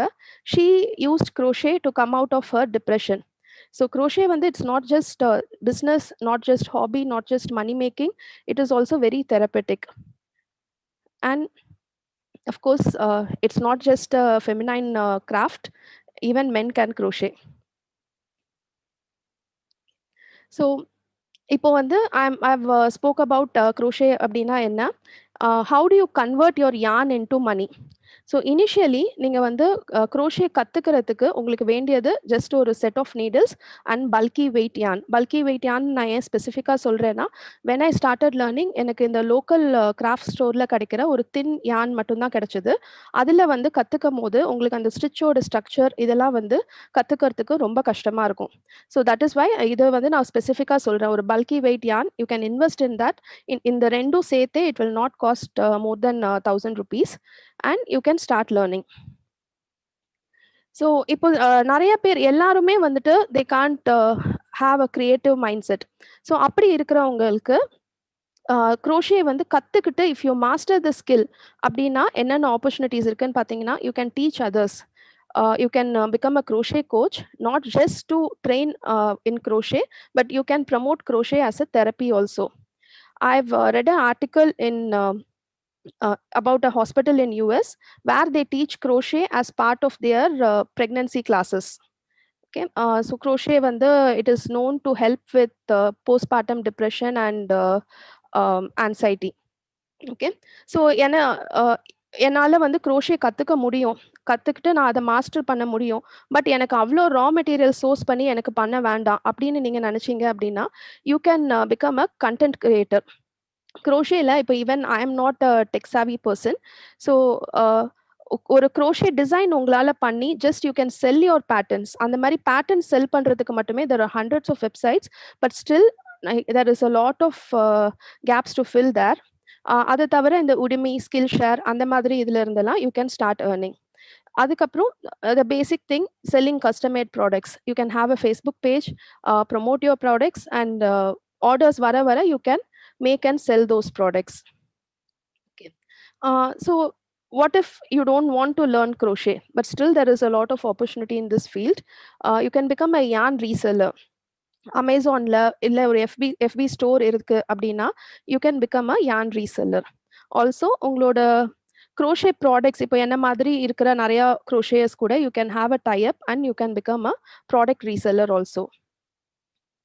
Okay, so that's it about how you can earn from crochet, and these are my social media handle.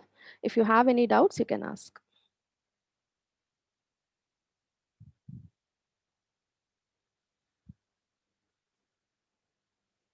All right, we can take some questions, ma'am, if Yeah, people sure. would like to ask any questions. And we could see a lot of comments from the audience side. Okay. So, how to become a reseller? How to become a reseller? Yeah. So இப்போ யான் வந்துட்டு யானோட major market இந்தியாவில் பார்த்தீங்க அப்படின்னா Punjab and Chandigarh. So இங்கேருந்து you can purchase yarns for wholesale and you can become a reseller. You can approach the local shops or you can register with Amazon. Okay, people are asking about workshop, ma'am. Are you conducting workshop? How does the training happens? Can you maybe Yes. once again explain it a little more? Yes. So training பார்த்தீங்க அப்படின்னா I conduct one-on-one coaching also. I can take up group classes also. So training வந்துட்டு என்ன பொறுத்த வரைக்கும் within 6 to 8 classes you can learn crochet. So அந்த 6 to 8 classes ஆன்லைனில் இப்போதைக்கு நான் ஆன்லைனில் மட்டும்தான் பண்ணிட்டு இருக்கேன். ஜூமில் நடக்கும். You can contact me through one of the social media handles. Thank you. All right, let's take last one or two more questions, and then probably I'd like to talk something about this. Okay, audience, yes, of course, you can keep leaving your messages, I mean your appreciations, your feedback, and also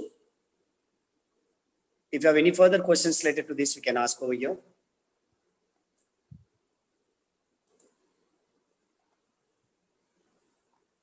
Let's wait.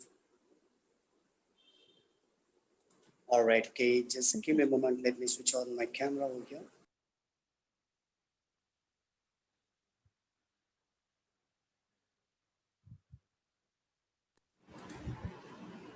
Well, thank you so much, ma'am. எங்களுடைய request accept பண்ணிட்டு ஏன்னா ஸ்டார்டிங்ல வந்து இது மாதிரி art ஃபார்ம்ல இருக்கவங்க வந்து first they will hesitate to come. Okay, what am I going to speak in a career guidance conference அப்படின்னு சொல்லிட்டு. But we have seen her growing in this lockdown period. என்னோட introductionல சொன்ன மாதிரி she was making use of this opportunity in the right way.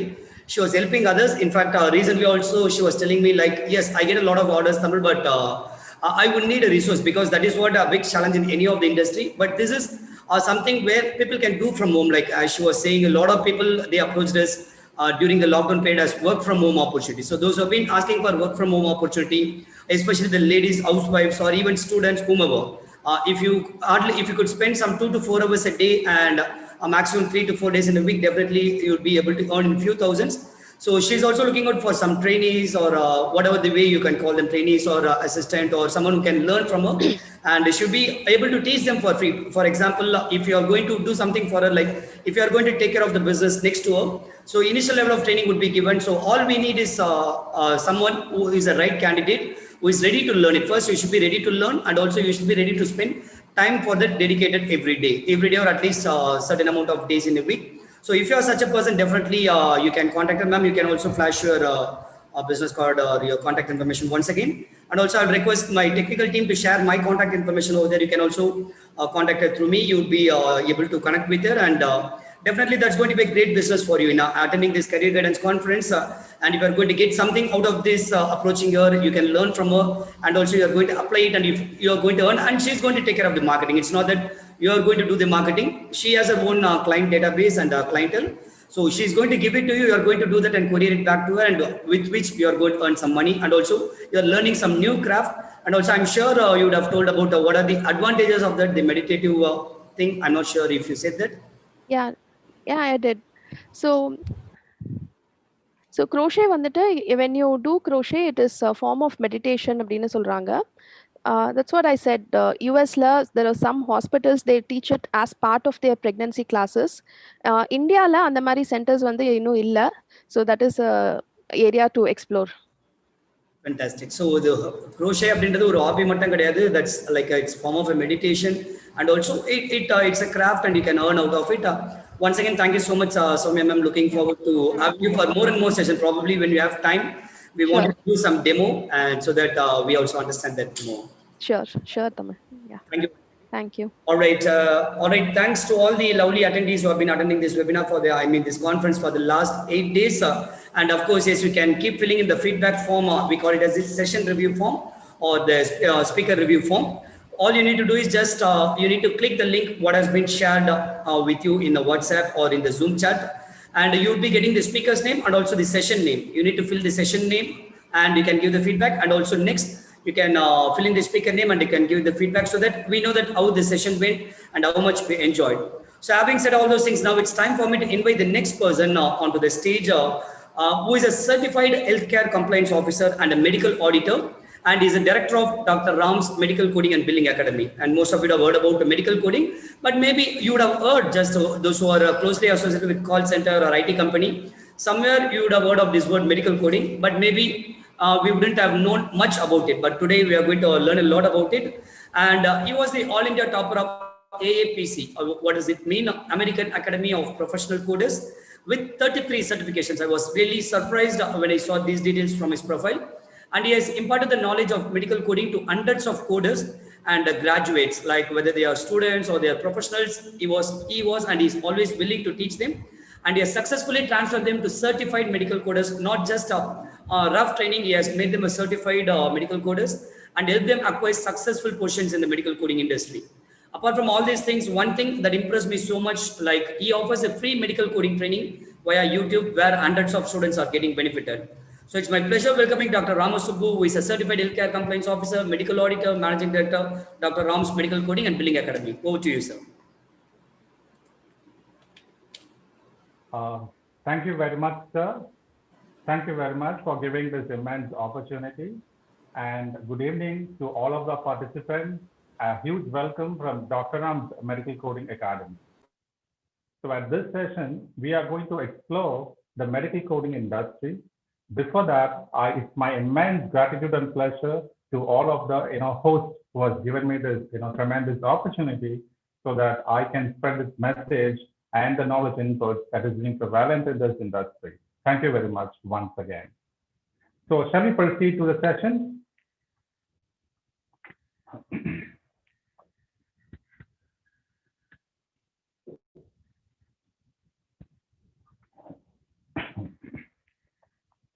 So medical coding. So many of us might be asking, like, what exactly it is. We haven't heard about it. There are so many doctors, still practicing in government sectors. They are nurses and pharmacists and physician assistants. They keep questioning me, what exactly is this process of medical coding? Well, to all of us, it appears that it is the most, recent industry, but that isn't the case. Because we have this industry, long years ago, it's like about 300 years old. The system of medical coding was first developed in England, actually. So this was done to classify and to identify the cause of death, especially in children. So it's like the history began 300 years back in England. But now it has come to the limelight because you can see this industry has been an inseparable section of this insurance sector. So what happens is we can see diseases spreading, multiplying. So we had Ebola virus outbreak. And before that, we have this anthrax. And now it is this COVID infection. So what happens is when diseases multiply, now healthcare programs need to be developed because by the government agencies in order to help or in order to alleviate the sickness of the population.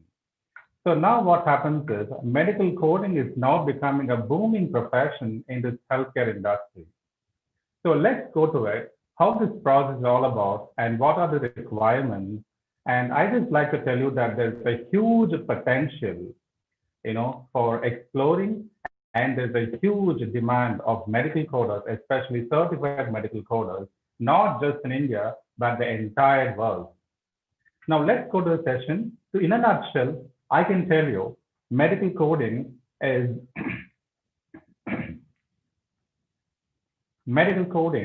coding of medicine. Because when we say like there is a coding and engineering, we call that as a programming and engineering, right? So we have the software programmers. So does the medical coders, but his business is associated with healthcare and with the practice of medicine. Okay? So it's not just a job, one sec. So it's not just a job of, where it's not a mechanical kind of a job. It is a job where you have to invest your knowledge. And here it's just a brief presentation about my own self. Yes, I am the founder of Doctor on Medical Coding Academy. We started in 2018. So we offer courses at the basic level, for freshers, like in the sense like any graduate. Provided if you're a graduate from a medical industry, say like doctors, or if you're from the nursing sector, or if you're from this paramedical industry like physiotherapists or pharmacists or lab technicians, so you can certainly carve your niche in this, industry. And certainly, you can also join if you're not a medical or if you're not a paramedical guy, but you're someone person who has done your graduation in commerce or history or Tamil literature, you can also certainly join, provided you need to clear the basic level examination. Because this is core medicine. You need to understand the practice of medicine and the clinical things that are involved there. So once you know how a doctor practices medicine, then you become a seasoned coder.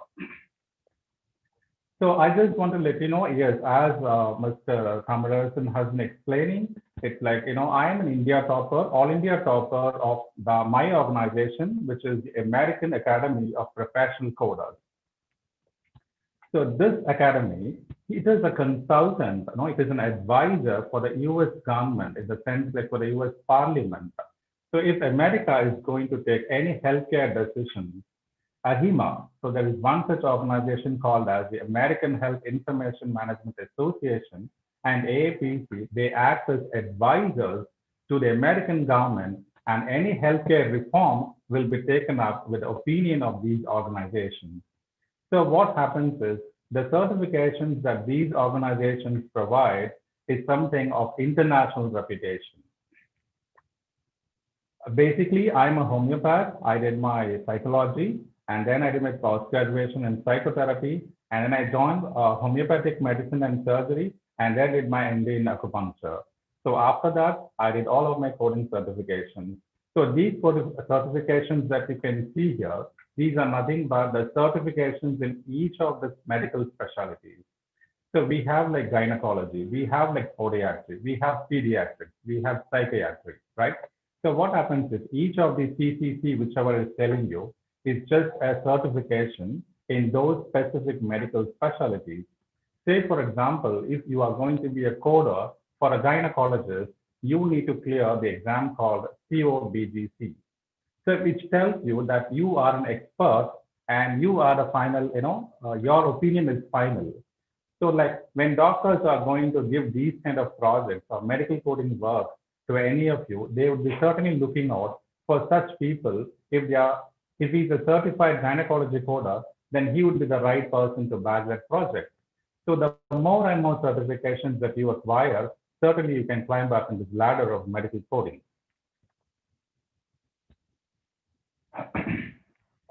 As said earlier, what is medical coding? It is just an insurance-related process, because what happens is if there is no insurance, then there is no need of medical coding. Suppose you're visiting America, okay, as a tourist. At that time, you tend to fall ill, okay? So you have a medical emergency, and then you visit a hospital. So at that time, you have to pay the entire expense from your own pocket, okay? Is that clear? Provider, if you are already a citizen of America, and if you have an insurance card, your healthcare expenditure will be taken care by that particular insurance company. So medical coding, as we say, it is an inevitable portion of the insurance-related process. So here you have to assign the code, and these codes are sent to the insurance company. So I will just explain here the entire process of coding with an example, subsequent slide. So the coder will have to assign the code. We'll have to capture the codes, and we will have to assign the codes after reading the complete medical record. So the coder would have to review this medical record, say the pathology report or the surgery report or the lab report. So after reviewing all of those, he would have to assign the code. Okay, so we call them as the medical code. I'm going to give you one example of a clinical encounter in the sense like, what exactly these medical coders do. So let's see a small story here. We can find our friend, it's like my friend Parvati, she was just riding a vehicle, in the sense a car. So while riding a vehicle, there was a U-turn, okay? So at that time, what happens is, she just loses balance, and she just tends to have some kind of an injury. She just had a kind of an accident in the sense like she lost control of her car, and then she had an injury. So it was so excruciating pain that she had to rush to a nearby clinic or a hospital. So you see, I have just explained in a picturesque way where she approaches the clinic and then she gets the pain medication. So you find a doctor there in a clinic, and the doctor is giving her a pain medication, okay? So subsequently, the doctor also wants to know whether this person has got any kind of a fracture, because it was an excruciating kind of a pain. So what the doctor does is, she just takes an X-ray of this patient's affected shoulder. So as a management, the injection was given, and as a further investigation, because in case this person has had a fracture, then this person needs to be admitted for a fracture treatment, right? So to ascertain that the patient does not have any further complications, he is taking a radiological imaging, so an X-ray. So X-rays, we normally call it as a radiological imaging. Now, here comes the work of the medical coder. So this entire scenario of Parvati being, having got in a traumatic incident, so this entire scenario would be narrated in the form of a medical record. So we have this medical transcriptionist. So many would be asking, what is a transcriptionist? Is medical transcription and medical coding the same? Well, I'd like to enlighten them that medical transcription is a process just prior to medical coding. A transcriptionist would create the medical record, the medical document. So after going through this medical document, the medical coder would have to arrive. He'll have to thoroughly review the entire medical record, and then he'll have to arrive at the code set. So what happens is the doctor will arrive at a diagnosis. So what is the condition of the patient? So here we can have like signs, symptoms, and conditions and diagnosis. So if you're a science graduate, so you can very well understand what a sign or what a symptom or what a condition is, right? A sign is an objective examination, something which the doctor can very well make out from the patient's presenting complaints. A symptom is something which the patient experiences. It is a subjective complaint. Whereas a diagnosis is a condition that has been made by the knowledge of the doctor. Now the doctor decides what exactly the cause of the pain is. So here what happens is, the doctor makes sure that the patient has a pain in left shoulder, for which the code is M25.512, okay? So here we have the condition as a shoulder injury, okay? There is no other specified diagnosis which the provider has given, so the patient has pain, and then the doctor tentatively makes the diagnosis as a shoulder injury. So here again, what happens is, if you want to relate to the insurance company, many insurance companies might not want this pain. They might want only a diagnosis. So in that case, you would have to, assign only this injury code. So the codes that you see here, these are called the ICD-10-CM code. That means a diagnosis code. The patient has come up with problems after an injury. So these are the diagnosis codes. Okay, now what happens is, let's see what are the codes that the medical coder would have to assign further. You can see here, the patient was rushing to a clinic, okay? So what happens here is, in America, everything is just ruled by numbers. We say like numbers rule the world. So even clinic. So we say that as a place of service. Okay, a place of service is nothing but, a facility or a location where healthcare treatment is being rendered. So just because the patient was rushing to a clinic, every clinic in America has been designated as a place of service as 11, okay? So had it been a hospital, if the patient had rushed to a hospital, in that case, it would be 22. So in the hospital, again, we have two types. One as an inpatient and the other as an outpatient department. So for an OP department, the code would be at 22. Whereas for an IP department, the code would be 21, okay? So next, we'll just go on. So what exactly the doctor did, right? So we saw from this encounter, like, the patient had an injection. So here, coming to injection, giving an injection is a professional service, right? An engineer cannot give an injection or a teacher cannot give an injection, right? Because this is called as an administration of an injection. So now the physician has administered an injection, which now qualifies as a professional service, okay? So this administration of injection, it can be intradermal or subcutaneous or intramuscular. So here the doctor gives an intramuscular injection plus. So for the administrator, in the sense that the doctor is giving the shot, right? But just for the sake of administering or giving the injection, we will have to report that service as 96372 because that's the service that has been done by the provider. When I say as a provider, it is a healthcare provider in the sense like doctors and nurses. Next, we find like the doctor would have to give this injection in the sense like he had this pain medication. So that is called as a medicine, J1100. That is called as a medicine.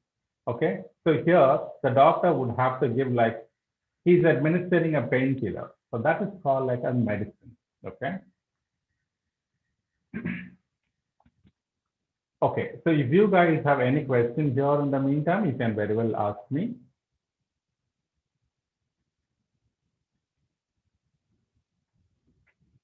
Next, we find like, the sense like the doctor is viewing the x-rays actually, right? So that was also the service which the doctor has done for this patient, right?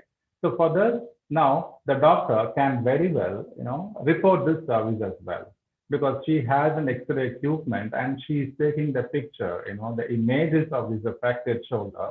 So this we can also report with the 7 series code because all such imaging modalities can be reported with a 7 series code.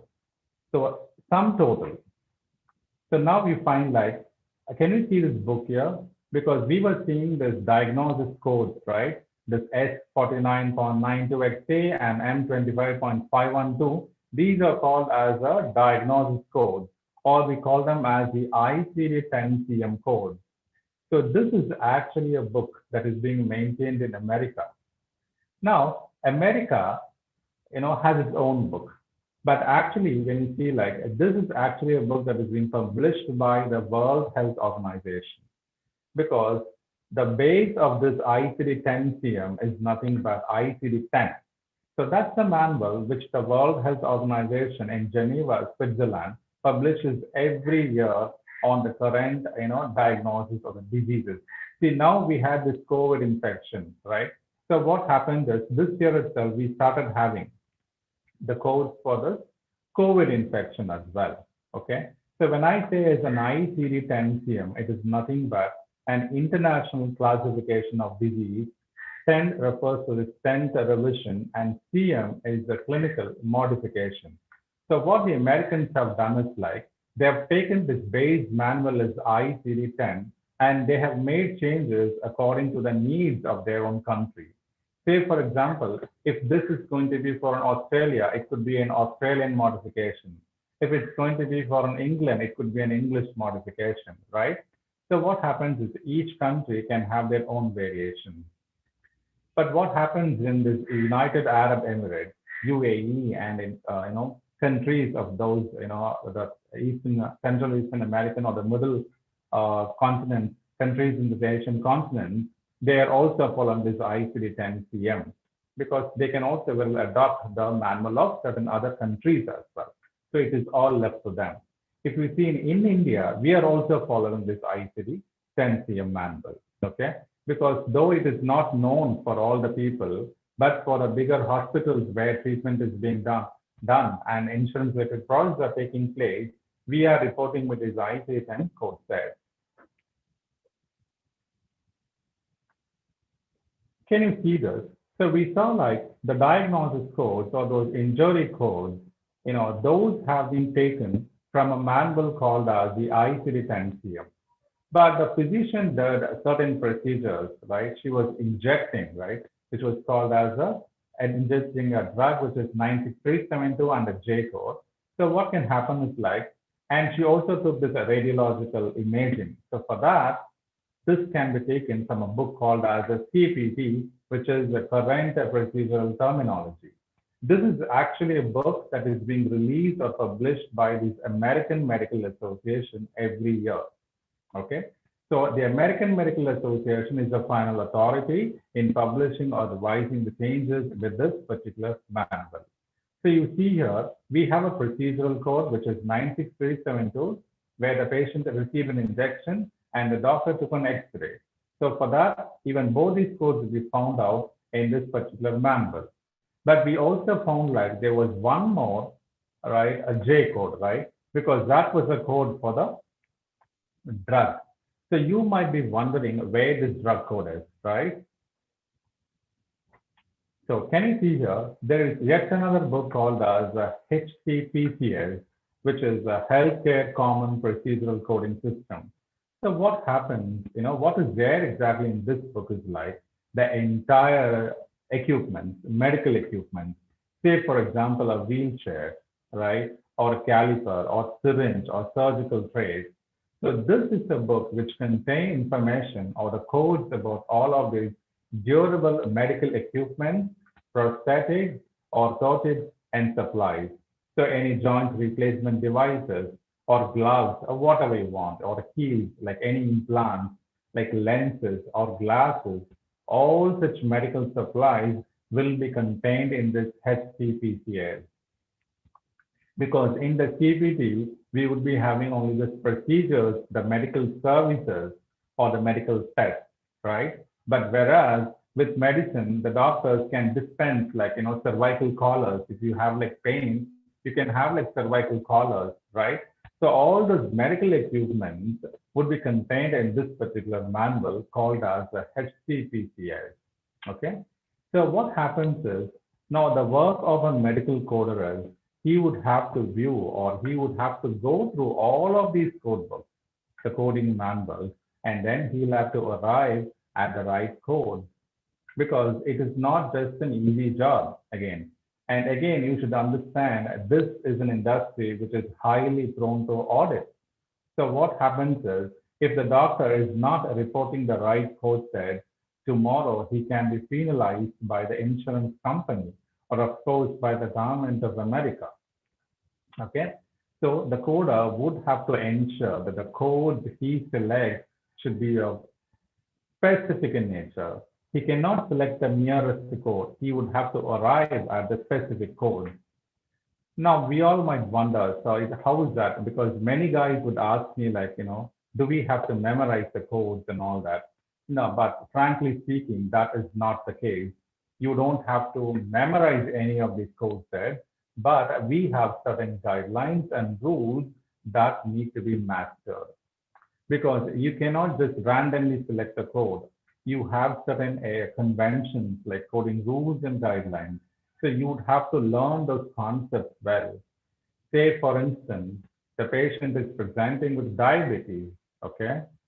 The medical record states that the patient has diabetes mellitus. Now you would have to figure out whether it is type 1 or type 2.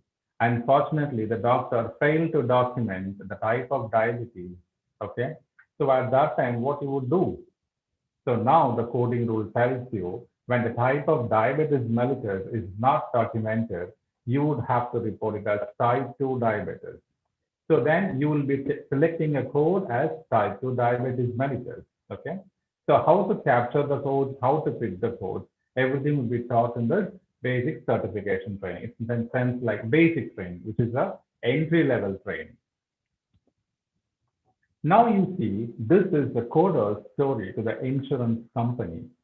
So at the end of the day, what happens is each claim, so you say like each medical record, you can see the entire story, whatever has been documented in this medical record has been converted to code set.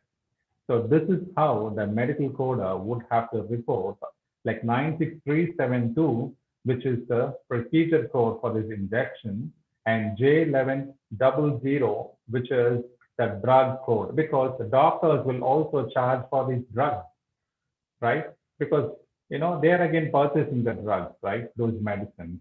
So doctors would have to report that services as well. So for the drugs, J code, and for the 73020, there is something called as LT. Could you notice that? What is that LT? Here, the LT shows that the patient had an injury of the left side of the body. Here, in this case, it is the left shoulder. So we would have to report that as LT because the imaging or the X-ray was taken for this left shoulder. So that has to be narrated or depicted by way of the modifier as LT. Had it been done on this right side, say the right shoulder, then you would have to assign the modifier as RT. See, here what happens is, perhaps if you don't report this modifier as LT or RT, or if you incorrectly report as RT, the claim would be denied because the code that you've selected, S49.92XA, is actually an injury of the left shoulder, okay? So when you go and read this I310CM manual, you can find the description for this S49 code. So that tells you it is an injury of the left shoulder. So when you are going to report the injury of the left shoulder, then the imaging should also have it as the left, right? So if you incorrectly put it as RT, which is the right, the claim will be denied. The insurance company will not accept this claim. So you will have to resubmit the claim, okay? So this shows like the coder's role is more of a kind of, you know, he would have to be very specific. He would have to be conscious. And because we are just playing with his medical records, these medical records are not just medical, but are also legal, right? Tomorrow, if there is a problem, the doctor would have to appear in the court of US with his unaltered medical record, okay? So medical record documentation or maintaining, there are thousands of rules that the doctors have. It is, of course, a very big burden for these American doctors, for the American healthcare providers, but unfortunately, they cannot escape because doctors are paid not just for the healthcare treatment, but also for the documentation part as well, okay?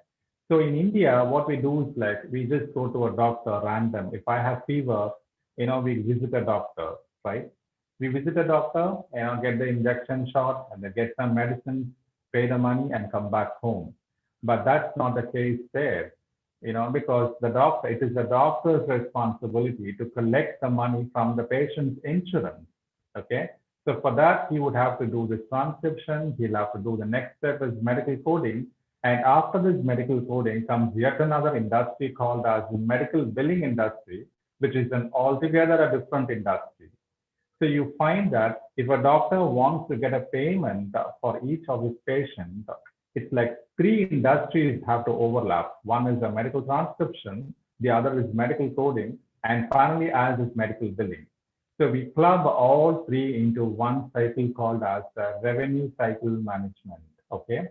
So you can see various companies propping up in the names of RCM.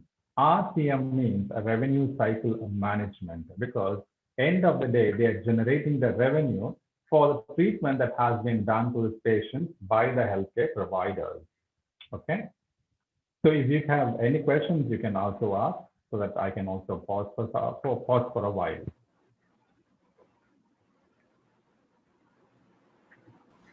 So yes, if attendees, you have any questions, you can leave the question in the chat box. Yeah, there is one question over here, Namsu. Okay, fine. Yeah, so the question is, what is the future scope for medical coding? Okay, that's a wonderful question, right? Yeah, okay. To be very frank, you can very well Google it and you can find that medical coding is not a job of 2020, it's a job of 2050. Okay, it's a job of 2050, because what happens is, yes, and of course the 3G policy of an Institute of Studies and all that, we focus on this, like robotics and artificial intelligence. Medical coding is actually a KPO. It is a knowledge process outsourcing. It is not a BPO. So what happens is, as disease multiplies, there are innovations, there are discoveries in medicine. Today, there's a treatment for COVID, like corona. They are still finding out, but they haven't yet unearthed the vaccine for this coronavirus, right? So tomorrow there will be discovery. So what happens is, as diseases multiply, there are treatments, there are innovations that are going to take place, and certainly the scope of medical field, medical coding is so high actually. We can't even comprehend. I can tell you, like India, we are like 200 to 300 years, we are lagging behind this American, healthcare system. So what I tell you is, like, you shouldn't have any doubt about this industry, because as long as humans are going to live, we are going to have diseases. And at the same time, now insurance sector is now the booming industry, right? You can see, like, because we have seen right in front of our eyes, now we find so much of insurance packages for this COVID infection, right? So even it's now have been certain, kind of a law where even employers would have to offer insurance packages for their employees, right? So if that is the case, then certainly they'll have to cover such, unexpected infectious diseases like COVID. So in that case, what happens is, as long as this insurance sector is going to grow, either you'll have to spend the money in a huge way, or you'll have to lock yourself in some kind of an insurance. So definitely, medical coding will have a steady growth actually. There has been several surveys in America. We say the US, survey of labor and statistics, where they projected like medical coding is a profession which has the fastest growth, and still we are in need of, there is so much of demand for certified medical coders.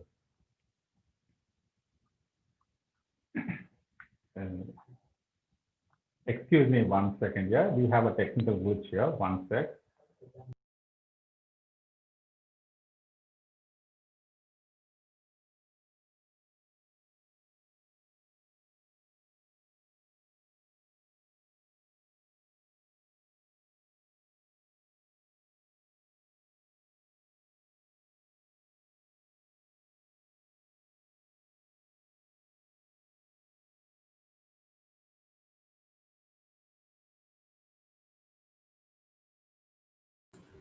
Sir, you're joining back.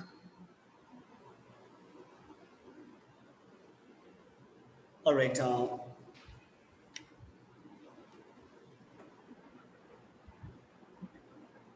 Okay, as he joins back, in the meantime, announcements for the attendees. So, what are the questions you've been asking regarding the conference? It's absolutely free for you. It's a 9 days conference. We are the 8th day. Tomorrow we'll start our session sharp at 9:30. Starting from 9:15, we'll be playing the videos. 9:30 we'll start the session. You'll be receiving the agenda in the WhatsApp group.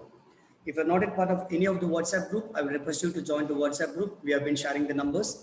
And also, if you have not yet registered for the conference, please go ahead and register as a participant. You can go to the website 3gmelife.com, and then you need to click Tamil Nadu state, and then you will have the option called as a register now, and then it will give a form. You need to fill in the form where it may ask for you for the referral code. You can put our national leader, 3G mission advisor, Dr. Maharaja's code 002. That's it. You are complete. You are done with your registration. However, you will get an OTP. You will get the OTP in your email. You need to click the link, and then you are done. Then you will be added to the WhatsApp group. Yes, over to you, Ramaswamy. Yeah, thank you, Mr. Samar. So yeah, please don't have any doubt or any confusion. This is an insurance related process. So as long as we are going to exist, we are going to have diseases, and we are all going to have these medical insurances, because now every company is offering such medical insurances as well, right? So as long as we have this medical insurance, certainly the scope of medical coding is high. You will not believe, like, there are hospitals in Chennai who have also started looking out for these certified medical coders, because I was in fact contacted by such hospitals. Do you have like certified coders? We need coders for our outpatient and inpatient departments. So please don't worry, because the reason is medical expenditure has been very exorbitant nowadays. You all know, right? When you're going to get admitted, we have witnessed that. We have seen, like, some patients have spent like lakhs and lakhs for this COVID infection, right? So would you be able to spend so much of lakhs, right? It is not heavenly possible. So what happened? Just like we are all having this life insurance, now it has become so inevitable that we are also going to have this medical insurance, right? So rest assured, please don't worry. This is not a job for today. I tell you, it is not a job. This is actually a profession. So just like a doctor and just like a nurse, a medical coder would have to go alongside the doctor and visit the patient. So the same degree of caliber and knowledge should a medical coder possess, because it is a profession in medicine. So you don't have to worry. Forever, we are going to have this job as medical coder, as long as humans are going to exist. Is there any questions? Thank you, sir. So probably you can stop your screen so that we can see the full video. Okay. Stop the screen. Are there any more presentation slides to cover? Yes, I do have, yes. Yeah, then we can finish it, and then we can have the Q&A at the closing, please. Okay, yeah. Yeah.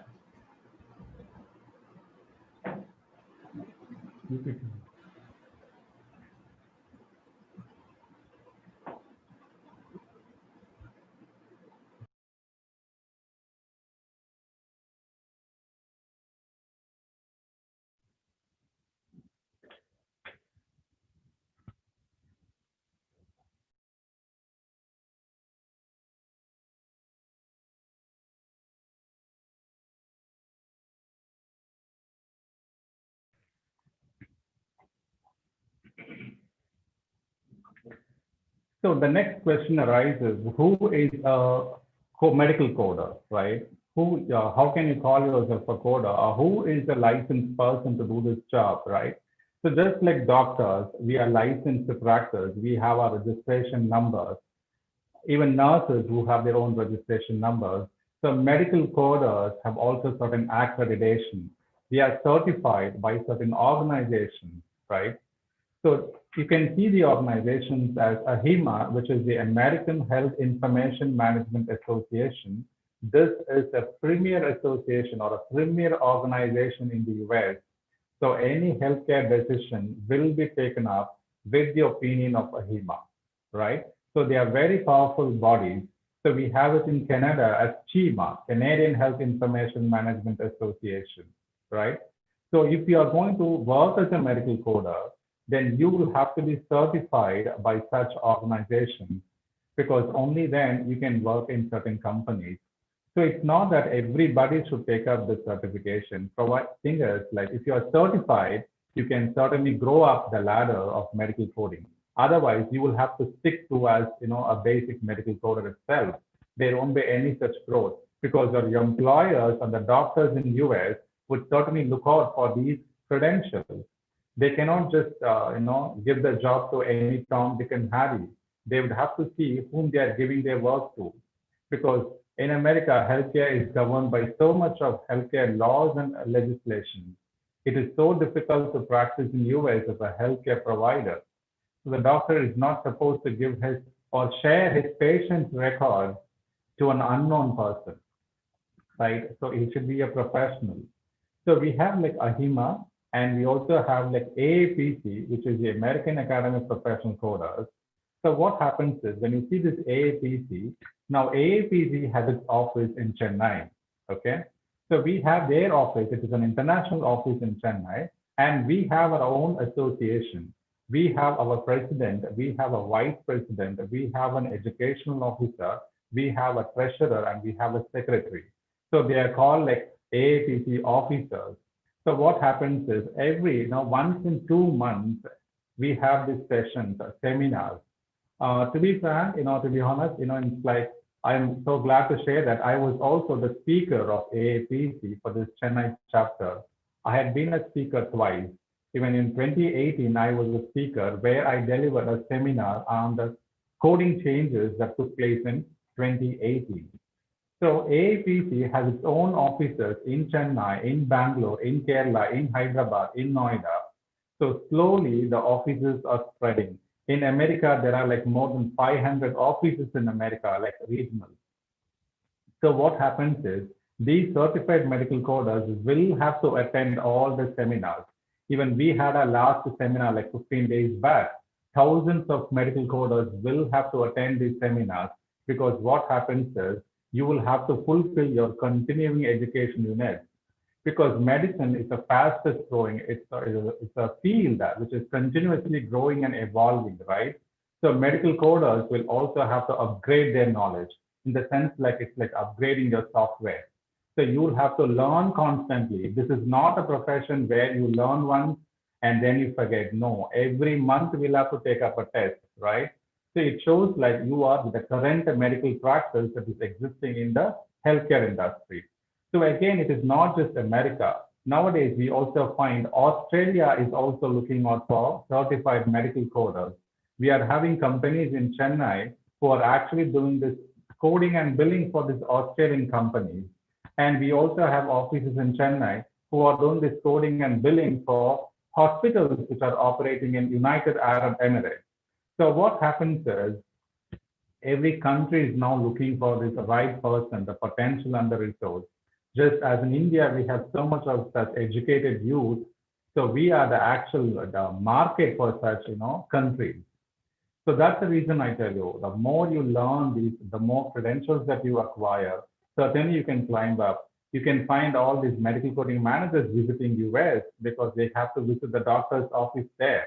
So it's become a very routine process as well. When you go to a level of a senior manager or a director, you have this opportunity to visit various countries. Okay.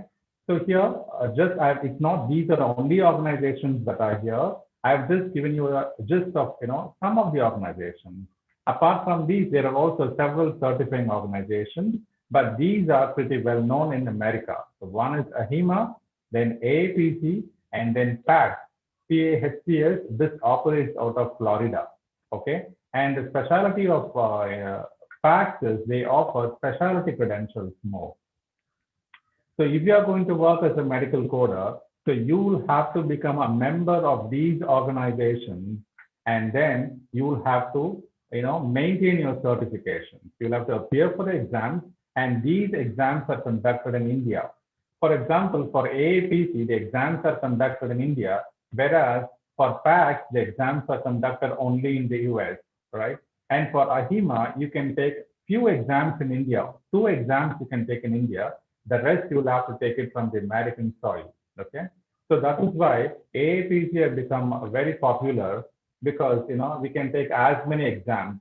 But I tell you, but these exams are not going to be that easy.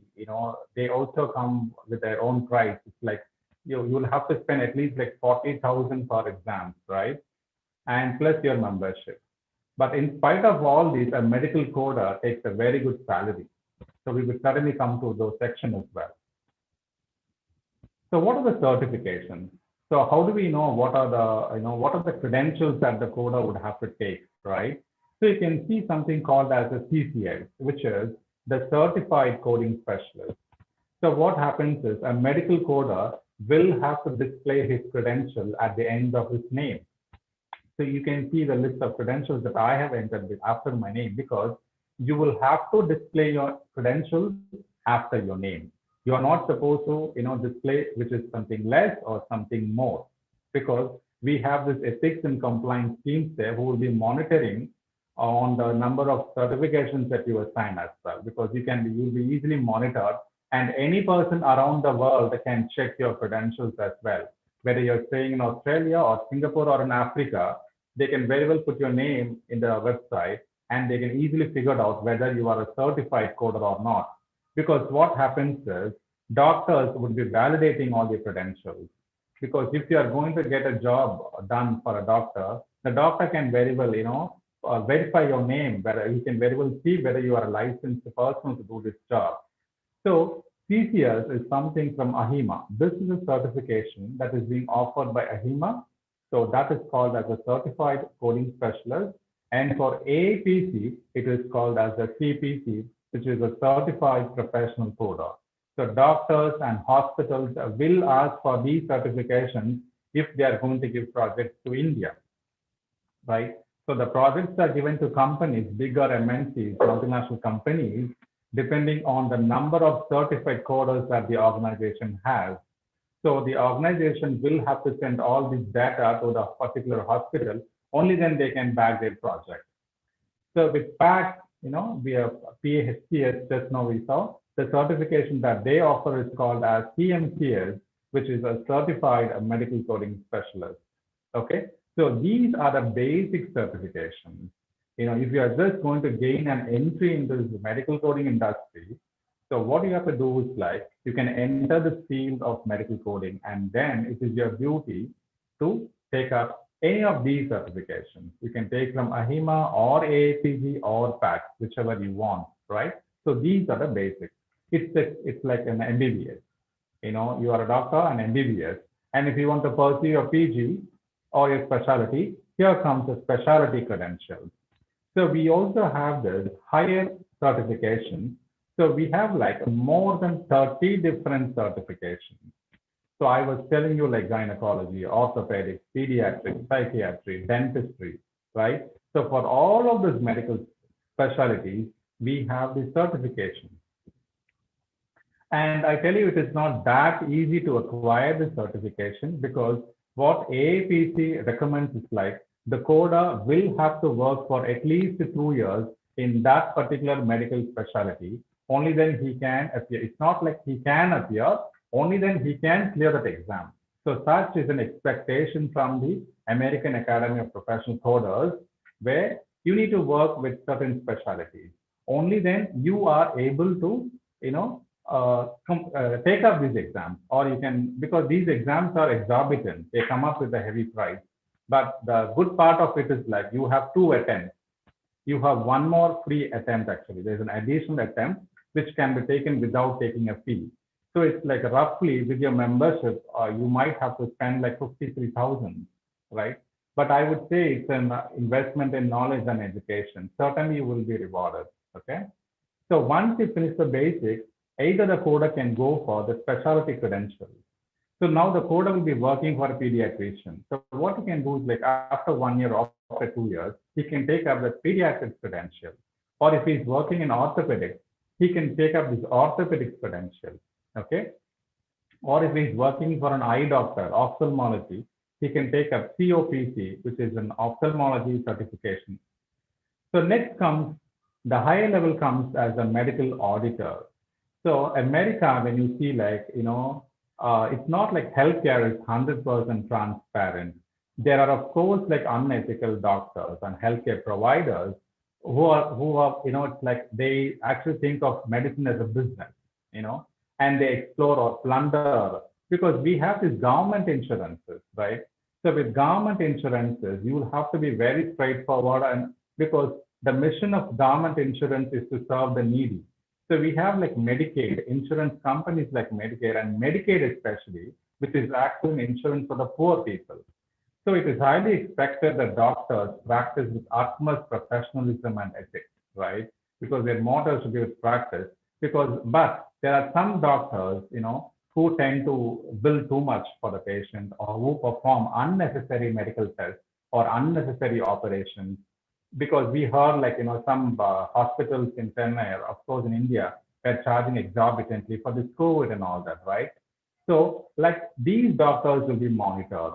So we have a medical auditing certification, where these coders will read these medical reports and figure out if there is any flaw in the medical documentation, or if the doctor is performing any kind of a fraudulent activity. Okay.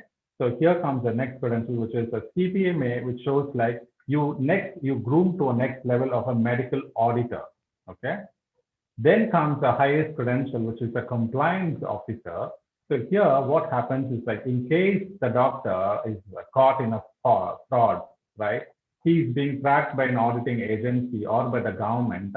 Now compliance officers will play a heavy role because they need to know, they know this legal aspects of practicing medicine, you know, and what are the safety policies that the hospitals or doctors would have to maintain. So they oversee medical and the legal aspects of this healthcare. So nowadays, what happens is like America is like enforcing these hospitals and healthcare institutions to appoint the compliance officers. We have so much of these billing companies in Chennai and in India, right?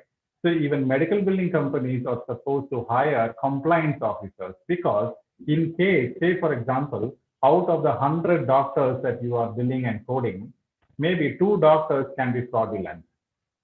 You will not believe, I just had an experience where, a person was not at all he was only a therapist, but he actually opened a shop and he was seeing patients and he was sending claims to the insurance company. So such people will be monitored and they will be tracked, right? So to figure out all that, so now government is expecting these healthcare institutions to hire compliance officers. So they know the legal aspects of medicine, what are the measures that these hospitals have to do, or what are the accreditation, the documentation requirements that the doctors have to perform, because continuously the doctors will have to be trained in how to document properly as well. Sometimes the doctor might have done the, say for example, even in this case, the doctor has given an injection, but unfortunately, he might not have documented it. If he failed to document, then the insurance company will recoup the money. So at that time comes the role of compliance officers. What should be done? Now the doctor will have to be educated on how to document properly, right?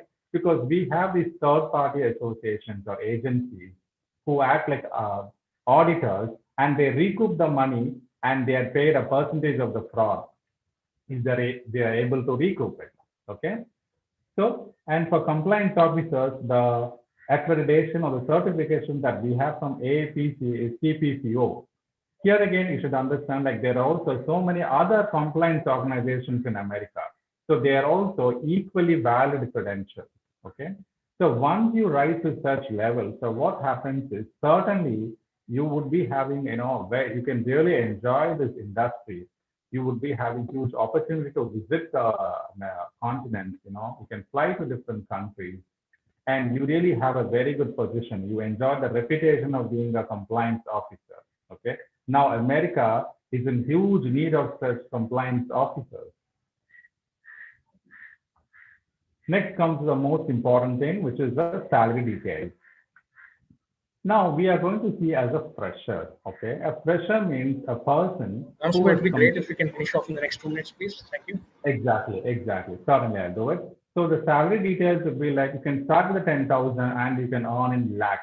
Okay, because we have various levels from a medical coder, auditor, manager, director, vice president, and you can certainly take a huge package. Okay, depending on the exams that you take.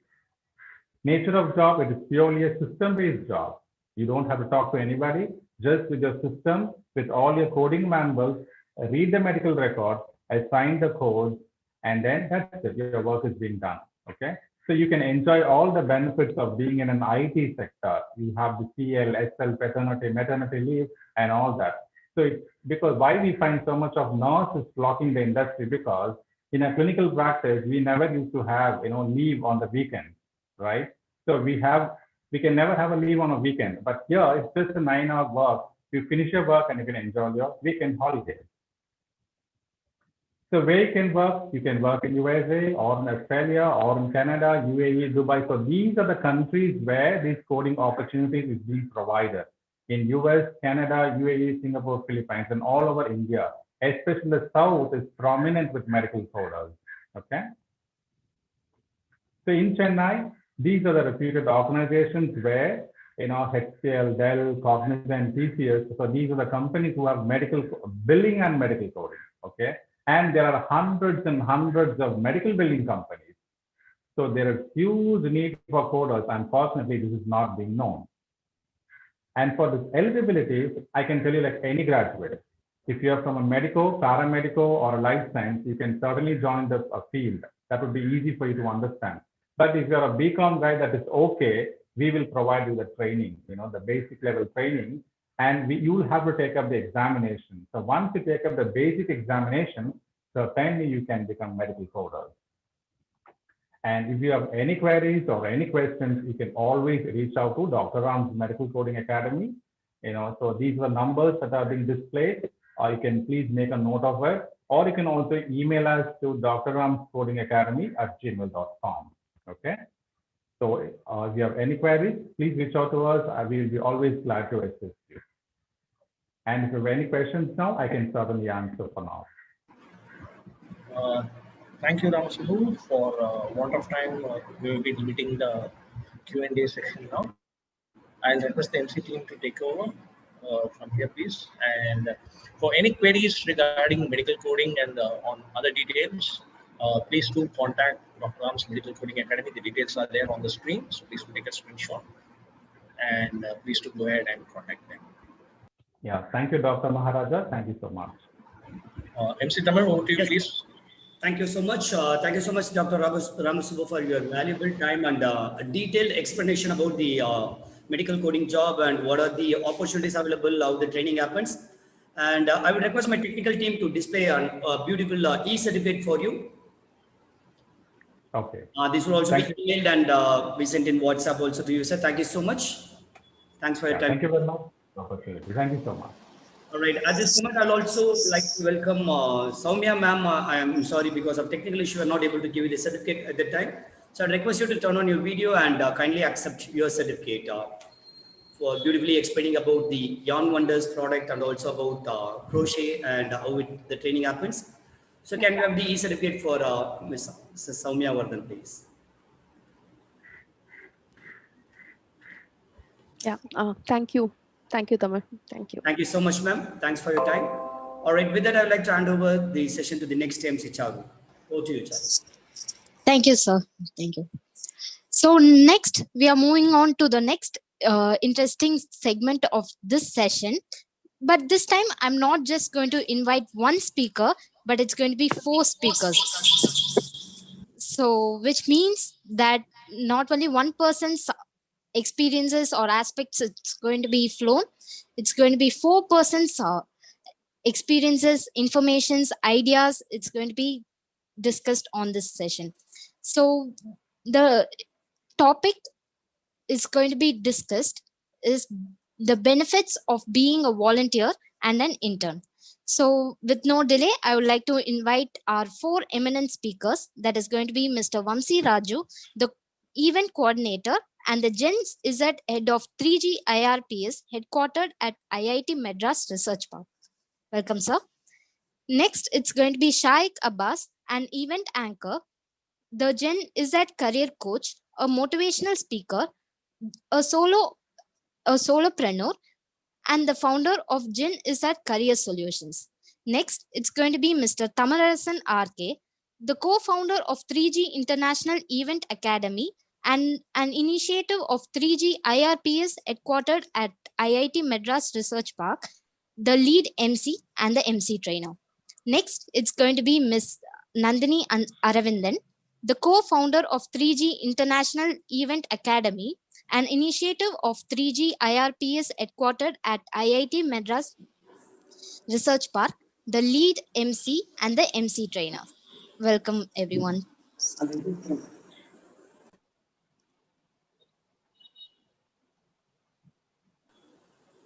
Thank you so much, Charu, for such a lovely introduction, for giving the introduction for all the 4 people. And is my voice okay or is it echoing? No, sir, it's perfect. All right, thank you. Okay, once again, good evening to all the lovely participants. Sir, excuse me, sir. Slight echo. Slight echo is there. Okay.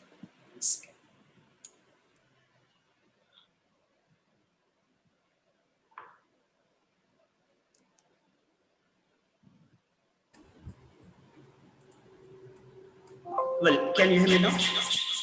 And It's now the echo is there. small. Now it should stop. Has the echo stopped now? Yeah. Fantastic. Thank you. All right. So with that, let's start our slide. So this is going to be on benefits of being a volunteer. Actually, there are two topics over here. One is benefit of being a volunteer, and another one is benefit of being an intern. So now you people will be having a lot of doubts about what is a volunteer and why should I become a volunteer? Because even for this 3G conference, you would have seen a lot of posters related to volunteers. So that's what we are going to explain over here. It's not only related to 3G. Any of the places, when you become a volunteer, what are the advantages you are going to get out of it? So basically, what is the role of a volunteer? You associate with some organization, do the activities what they wanted to do. Maybe that could be like a physical activity, or that may be a promotion activity, or that may be a teaching, or just associating with them. There could be a lot of other activities, but you become a volunteer of an organization, because of which, what are the benefits you're going to get? We have more than 50 benefits we have listed over here. That's the reason we four are going to present it to you. So having said that, now let me move on to my first slide. So we are going to explain, we have the bullet points over here, and we'll be explaining each and every point in just 1 or 2 lines.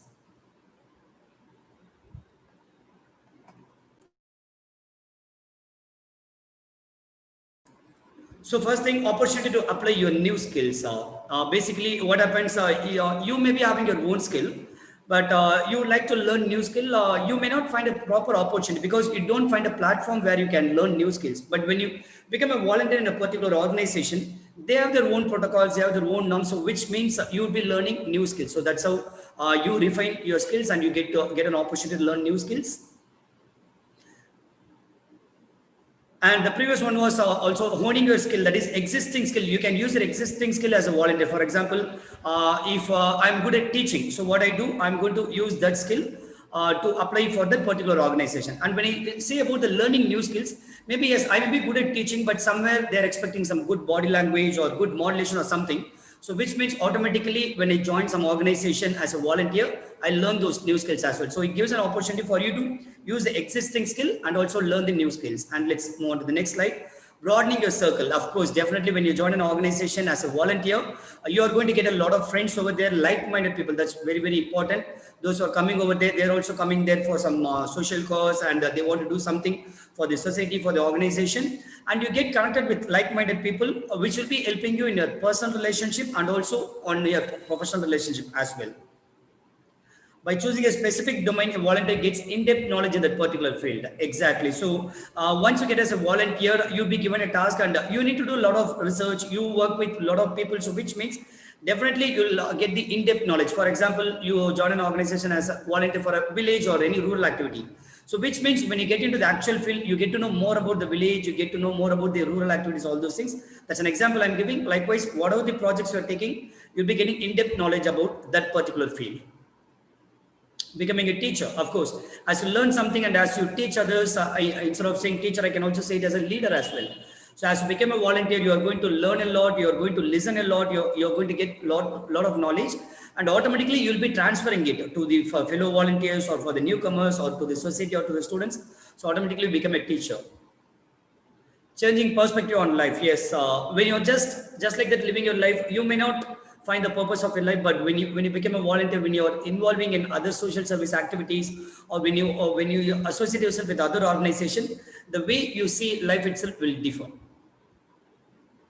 Develop new support team, as I said in the beginning, like you broaden your circle, which means automatically they develop as a support team for you. You are going to be a support for them, they are going to be a support for you. They become your friends, they become your close friends, and they become your peer, and also they become a great support team for you.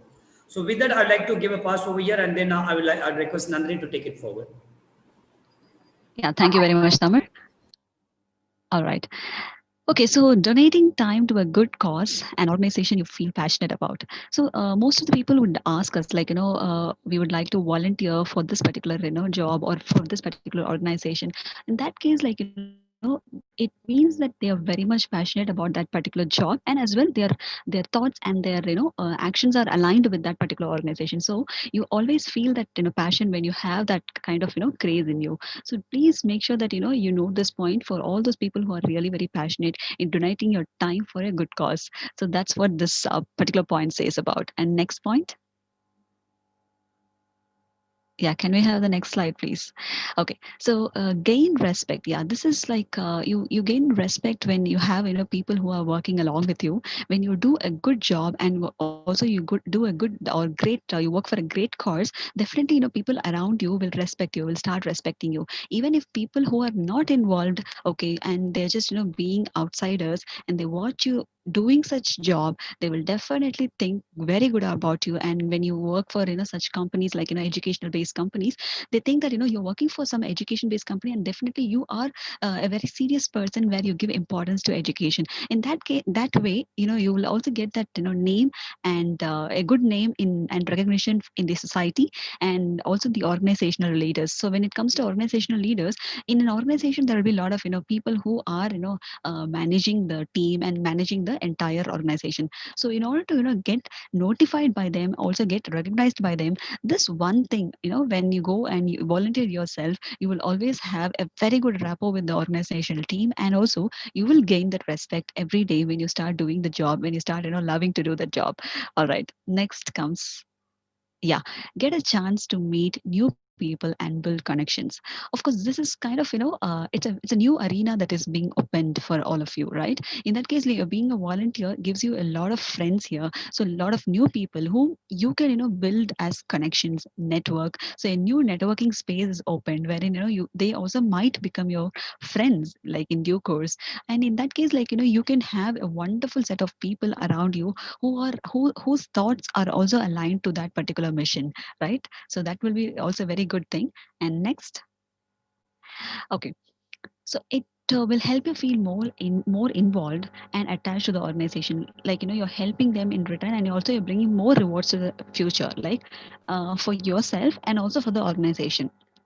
So there's a mutual benefit which I feel, because when you do something you get something back, right? And the same way, when an organization is giving you some value add, you're going to give them back something to recognize that they have given something to you. So in that case, like this is very very mutual. And when you do it with 100% involvement, I would definitely say that you will get a very good name in that particular organization. And not only that, this volunteering job doesn't stop here, okay? So it will also take you to further elsewhere, I can say. Like it is not just going to just restrict with the volunteer. You can also become the next level, and then you can excel there, and then you can go for the next level again. So it is like you're just stepping the ladder, and the ladder is taking you to different levels where you have not even imagined about. So when you give that involvement, definitely it will return back with I could say like loads of returns can be expected. Yes.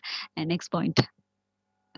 Okay, so it helps to build career path for people who are searching for job. Okay, it is not only giving you the career, but also this will help for your friends. If at all you're finding that this particular company or the organization is giving some important jobs that are very much needed for your own friend, then obviously you will go and tell him or her, saying that hey, go and apply to this in this company, so that you can just try to grab this particular opportunity and don't waste this opportunity. So you can at least go and tell your friends. If not, you can also make sure that you apply for that particular job. Even if you're a volunteer, you can still apply for that particular job in that particular organization if there is an opening. Okay. Yes. Okay, so identifying your interest and explore. Okay, so this is something that is very common. When I say, like when people comes and ask for what can I do and what will be my next step. So people, when they ask for guidance, career guidance, so we always find that particular thing, the interest and passion. So both are different, but any which ways, at least you should have your interest aligned in one path and your passion aligned in another path, wherein there should be something that has to go hand in hand. Okay, so if it is going way too extreme, then that is going to be really different. Then you cannot cope up. But when you find that and you are going to explore that, definitely volunteering or volunteership itself will become more enjoyable. Yes. Okay, so increases self confidence, and of course, increasing your self confidence is something that everyone wants. That is, when you face an interviewer, you will definitely want that self confidence in order to get that particular interview in a more successful way, or maybe to pass that particular interview in a more successful manner. So in that, you definitely have to excel yourself in the level of confidence while facing the interviewer, while answering the questions to the interviewer. And not only that, there are so many spaces. Even see, while you're presenting yourself on a Zoom as an MC, you need self confidence. So everything, everything matters. And when you approach people, when you just go meet one on one, have a meeting, you will definitely have a self confidence. You should definitely have a self confidence in order to introduce yourself. Okay, so these are the points that I would like to cover in, and thank you very much. And I would like to welcome the next MC Rehan. Yes, thank you, ma'am. Thank you for the opportunity. First of all, thank you for 3G for giving me this golden opportunity. And next, we are going to see the point interpersonal skills developed. When it comes to interpersonal skills, the skills which you have developed is like communication skills, soft skills like body language, and the way of acting towards other persons. Maybe we can say the attitude. So these are all the things which we can develop while we are in a volunteering process. And next is builds a personal relationship and helps the community that you work for. Yes, it's absolutely while volunteering. For example, let us take that one person is involving himself in a volunteer process where he has to clean the area, where he has to clean the park or some public places. So a group of people are going to do the job. So while in the job, they will be building some rapport in between them. Like some person will be helping them in the coordination, some person will be helping them in the collecting of waste, some person will be disposing them. So in that process they will be building the personal relationships, and also it will last for a long term process. For example, like if the process of volunteering ends also, later they will be get in touch with you, and also they will discuss that what are the other things you are going to do and what are the other things they are doing. Like that they will be creating a good rapport. And next, fights with depression. Absolutely, the persons, many person will be saying that I'm in a depression mode. Like in this COVID-19 era also, the depression plays a very big role in the human mind problems. So to fight depressions also, you can help, you can be involved yourself in the volunteering. Like for example, if you are volunteering in the some other homes or yeah, children's orphanage, so there you can get rid of your depression or stress. Next, helps you in career advancement. Absolutely, yeah, it will help you in your career advancement in many ways. Like you may get help from top persons, and you also update your skills, and you also learn new skills from volunteering. So these are some of the points. There are many ways that will volunteering will help you in career advancement. And next will be the mental health will be improved. As I said, when the depression decreases, automatically our mental health will be improved, and also our physical fitness also will be improved. Next, there will be more career opportunities. Like if you get a volunteer certificate, or if you've done any volunteering things, definitely it will help you in your CV and also in your interview process. So, for example, if you are in an interview asking that what are the other things apart from academic you did, so you can explain that what are the volunteering activities you have done, and also you can explain what are the best moments you can get. And opportunity network. Absolutely, in volunteering there is a very big and mass opportunity to network with the peoples. There are different genres of people. You may Many of them are thinking that volunteering, most of the people will be adults or youngsters or college students. Not like that. There are many different peoples. Some may be government professionals also doing the volunteering things, and also some public sector, some business persons also doing the volunteering. So you may will be there is a high ratio of opportunity to network. And next, provides a sense of purpose to your life. Absolutely, while volunteering you can feel the purpose or meaning of the life. So many volunteers and many of the people, personally, I spoke to many of the people who are doing the volunteering in a regular basis. They themselves said that they realize the meaning of life. So it's absolutely boost your career opportunities. As I said before, there are a lot more opportunities will be coming in the volunteering process. Once you are involved seriously in the volunteering process, the opportunities will knock your door. And significant benefits to community service. For example, if you are a people who are continuously doing the volunteering service, So you can get in touch with the same like-minded people that who are involving in continuous volunteer opportunities. So you can build a community or network. So you should start a new volunteer organization or something like that, and you can do the service. And absolutely teamwork, you will be learning the teamwork in the volunteering, as the volunteering process is not an individual process.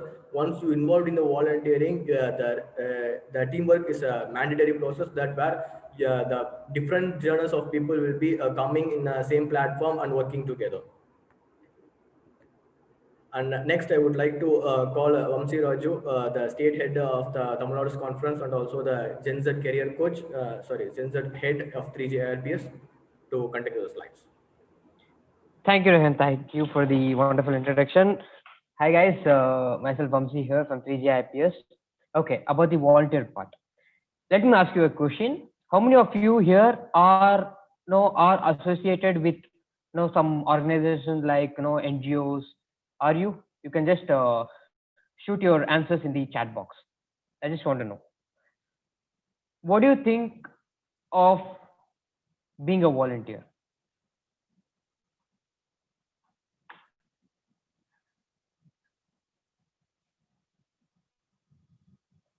Am I audible? Hello. Yes, sir. Yeah, you are audible, Vamsi. Okay. Okay. Thank you, sir. Okay, volunteer is the change job. How about others?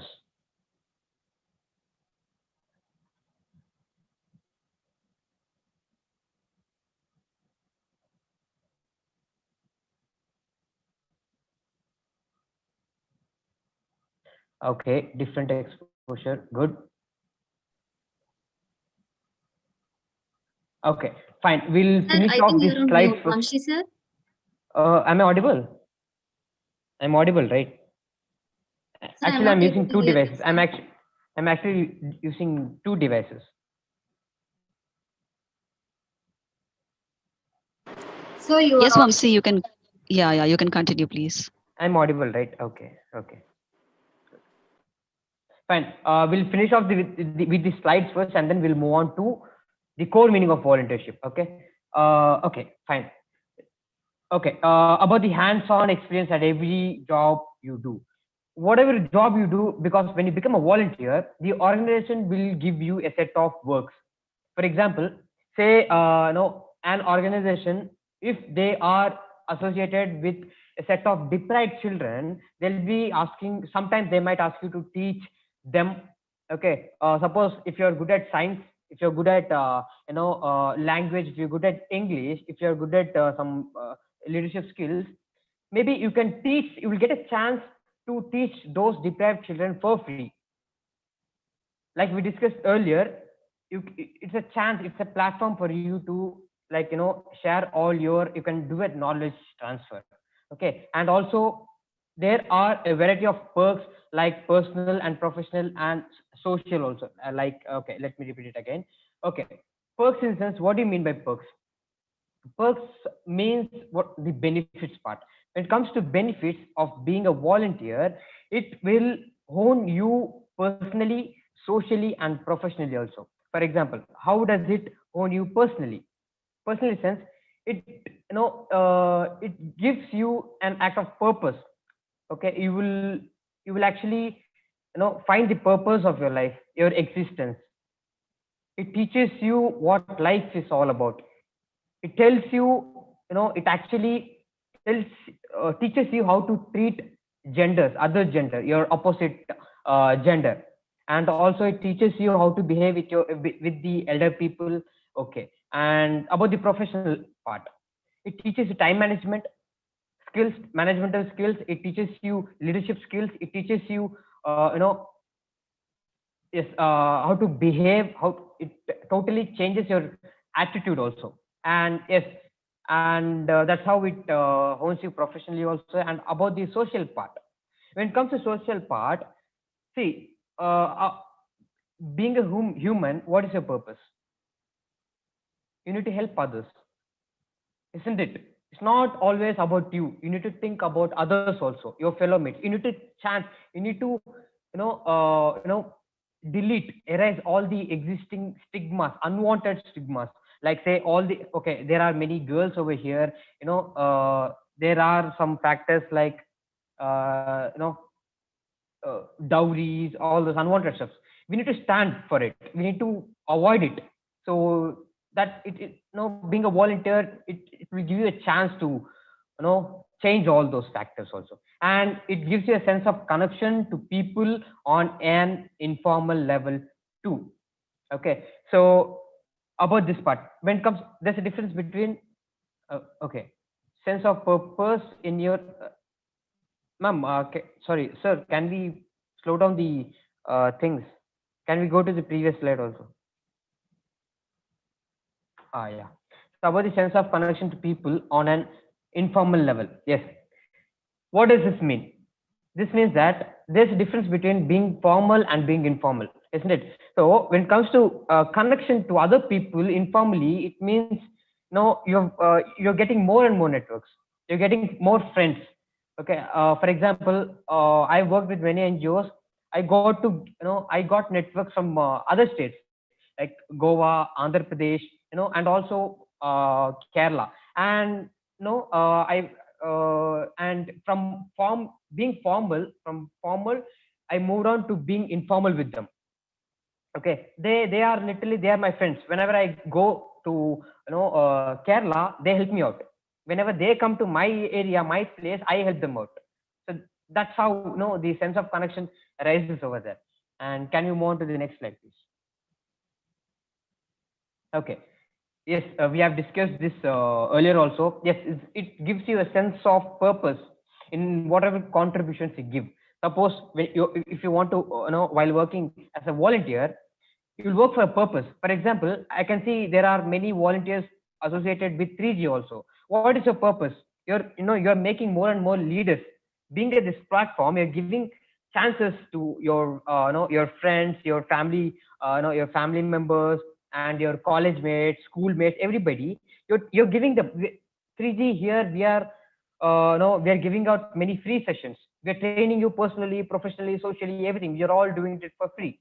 So being a volunteer, you're all giving this opportunity to everybody. You're building your surrounding.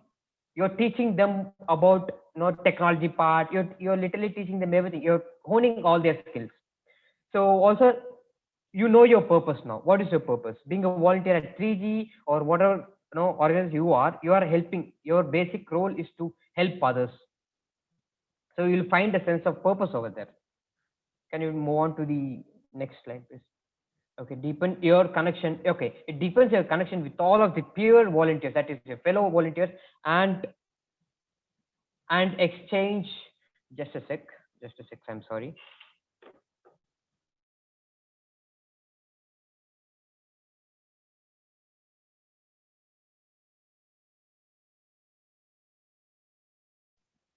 Okay, I'm sorry.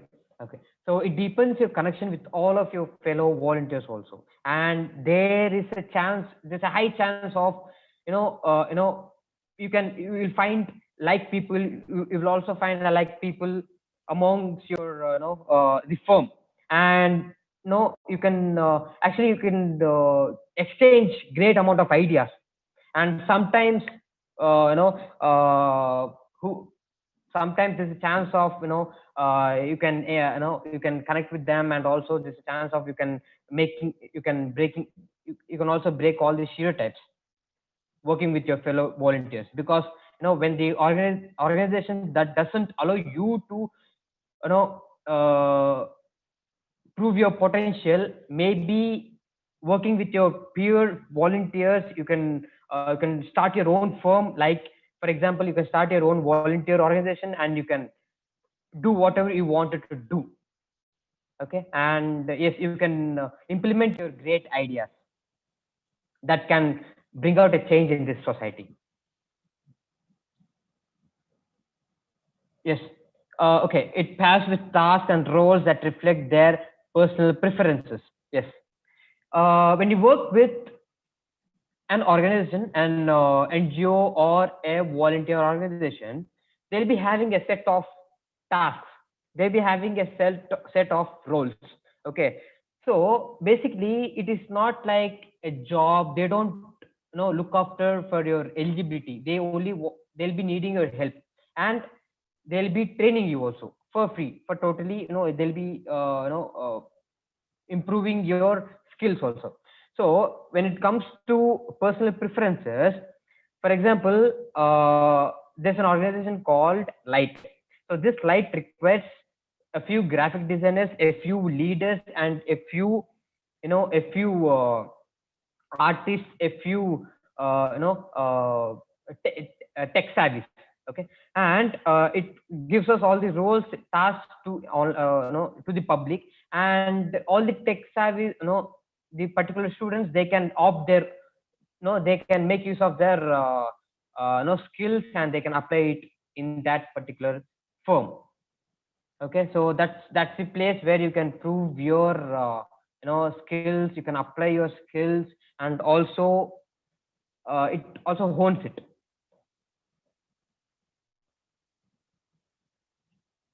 Okay, so we also talked about this part earlier. Yes, being a volunteer, you can work for a cause, you can also promote the cause. For example, here we are facing this crisis called COVID-19 crisis. Okay, so maybe being associated with 3G, I can see that you're all promoting the what cause?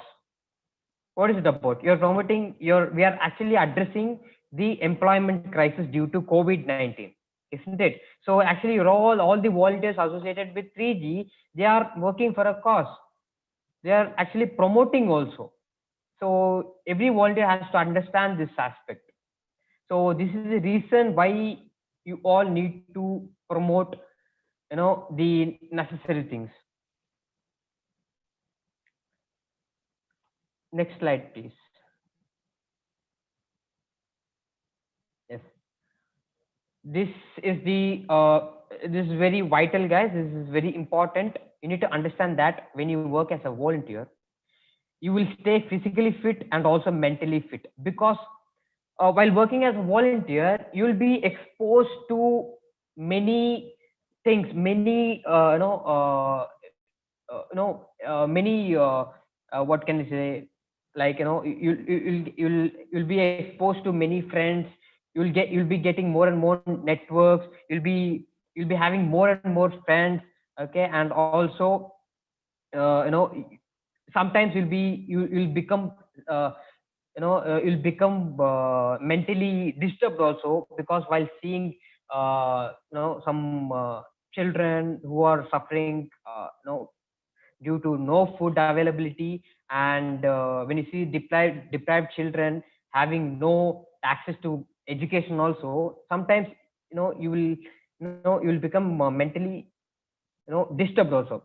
But on the go, due course, you will be seeing that again and again, and yes, you will stand for that purpose, and that actually hones your brain also, that actually develops your mentality also, and you'll work for it, and you'll be fit. And when that particular thing happens to you, you will be there to stand it out. You'll be there to solve that any problem, any kind of problem. And this next slide, please.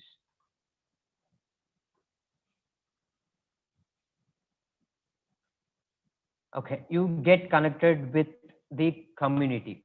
Okay, so basically, being a volunteer, will be working as a firm, will be working as a community. Okay, so this community will be having around say a minimum of 100 people at least.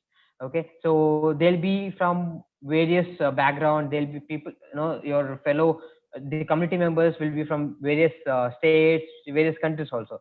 So there's a chance you can get connected with them and make the changes. Okay, organizations will work with volunteers to find specific roles that allow them to utilize their skill set. Yes, so such organizations, they'll be giving you chances where you can show your skills. Okay, suppose here we have our MC team. We have Charu, we have Ankita, we have Hemavashni, we have too many MCs here. So now this particular our organization 3G, we have given out this opportunity to our volunteers. Okay, basically we taught them, they wanted to do it because if each one of them, they are having a skill on various domains, and we stood out, we gave them these chances. So now they are able to show their skills. Now they are also able to hone it and apply it. Okay, so basically it is a foundation. Okay, being a volunteer in whatever organization you are associated with, it helps you prove your, prove yourself. It is a chance to show that you are interested in things bigger than yourself and you are willing to take action. Yes. When it comes to this part, like I said earlier, it's not always about yourself. Okay, this is a huge world. We have billions of people here. Okay, you're only your tiny part. Okay, so here you will realize, when you become a volunteer, when you get connected with so many people, you will realize that you're only this tiny dot. Okay, and there are more people, and there are also more people similar to you. So you need to stand out. You need to prove yourself that you're different. So you'll start to think bigger, and also you will implement bigger things, and you will also learn from your failures. And basically it helps you to just think out of the box. And yes, it gets, oh my god. Okay, so yeah, it gets you out of your comfort zone. Okay, basically when you work as a volunteer, you'll be doing more and more field works. Okay, like literally you'll be associated with field works mostly, because a person, okay, you'll be learning practically. Okay, rather than sitting at home doing all these jobs. For example, see, due to COVID-19, it's okay, fine, we can't go physically and teach students, but after all this crisis, get associated with any of the organization and go to that particular place, and you will understand. Okay, teaching them, you will learn more and more things. It builds you personally, professionally, and socially, like I said earlier.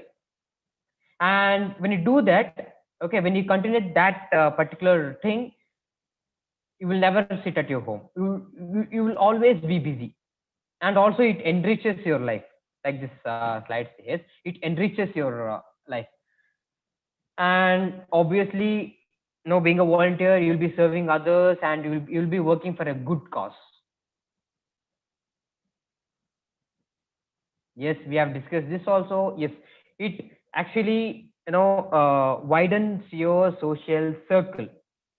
Okay, social circle and sense of pride. Yes. Okay, when you do something good, okay, but keep this in mind that don't be a hypocrite. Okay, don't think something and do something just because the society thinks that you are a good person. Okay, do it from heart. Okay, only when you do it from heart, you will find the sense of pride, and you will get the identity. First you need to get your self-respect. You need to respect yourself first. So this is the being a volunteer, you will be able to do that also. Yes, it boosts your self-esteem. And okay, can we move to the next slide? Okay, yeah, okay, like I said earlier, you'll be doing multiple things at once. Okay, so okay, for example, I can see that all our MCs, all our volunteers, they are doing social media marketing. They are also associated with graphic designing. They're also associated with MCing, and they're also doing, they're also taking care of their college hours, and they're also doing their house chores.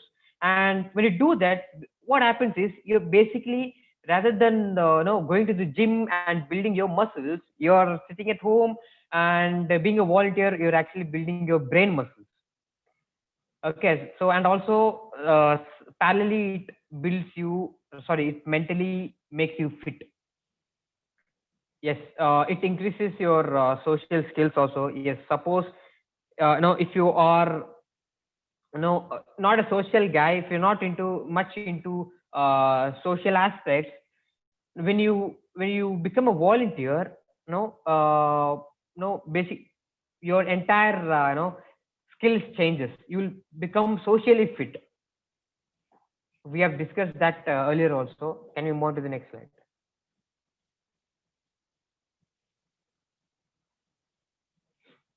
Yes, obviously it adds fun and there will be a satisfaction. Why is that? Because you're only doing what you like, because nobody is controlling you, nobody is dominating you. Here you're your own boss. Okay, and when it comes to doing a good job, what else you need? And yes, you'll be able to learn skills, yeah, and overcome challenges. Yes, you'll be learning more and more skills here. And basically most of you must have heard this part, that is practice makes a man perfect, isn't it? So here, being a volunteer, that particular sentence happens here. You could see that practically. You can overcome any challenges that you come across. Okay, thank you guys. Thank you, Nandini ma'am. Thank you, Rehan, Mr. Rehan. Thank you, Dr. Maharaja sir. Thank you, Tamilasan sir, for giving me this wonderful opportunity. And yes, you can get connected with Dr. Maharaja sir. He's our actually he trained us, and he has given this wonderful opportunity to stand out, to give this opportunity to you also, to share this opportunity. Thank you guys. Thank you. So hi Vamsi.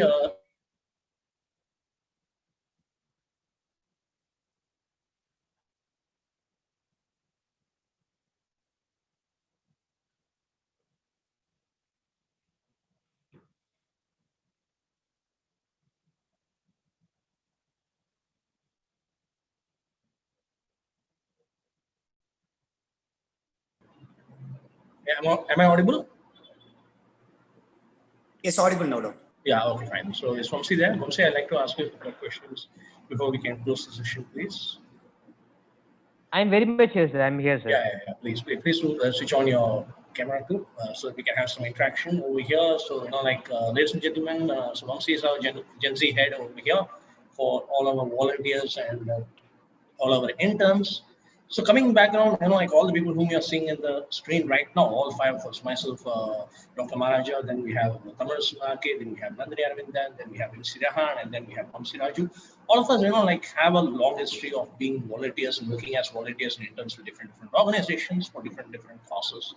So as a closing comment, I'd like to have, maybe a line from each one of you has been, what has been or even a word, if you have to describe your entire volunteer experience in one word or one line, what it will be exactly for you. So for me personally, if I have to say this is what I'll personally say, having put in close to a decade in volunteer work, it's reinvention. That's what it is. So each and every single time I've been engaged in some sort of a volunteering work, it's about being able to redefine and reinventing myself.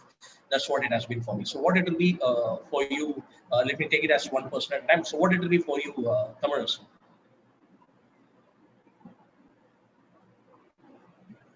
Tamar? Yes, doctor. Let me take it forward. So what is the one word or one sentence for you when it comes to volunteering?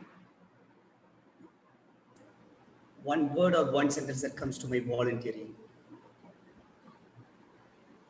Learn new things. That's the first thing. Broadening the network and learning new things. Learning new things. That's wonderful. So if next we'll go on with Nandini. Well, expanding my network and devoting myself.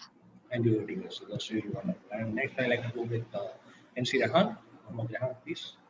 Yeah, actually, in my perspective, volunteering means responsibilities.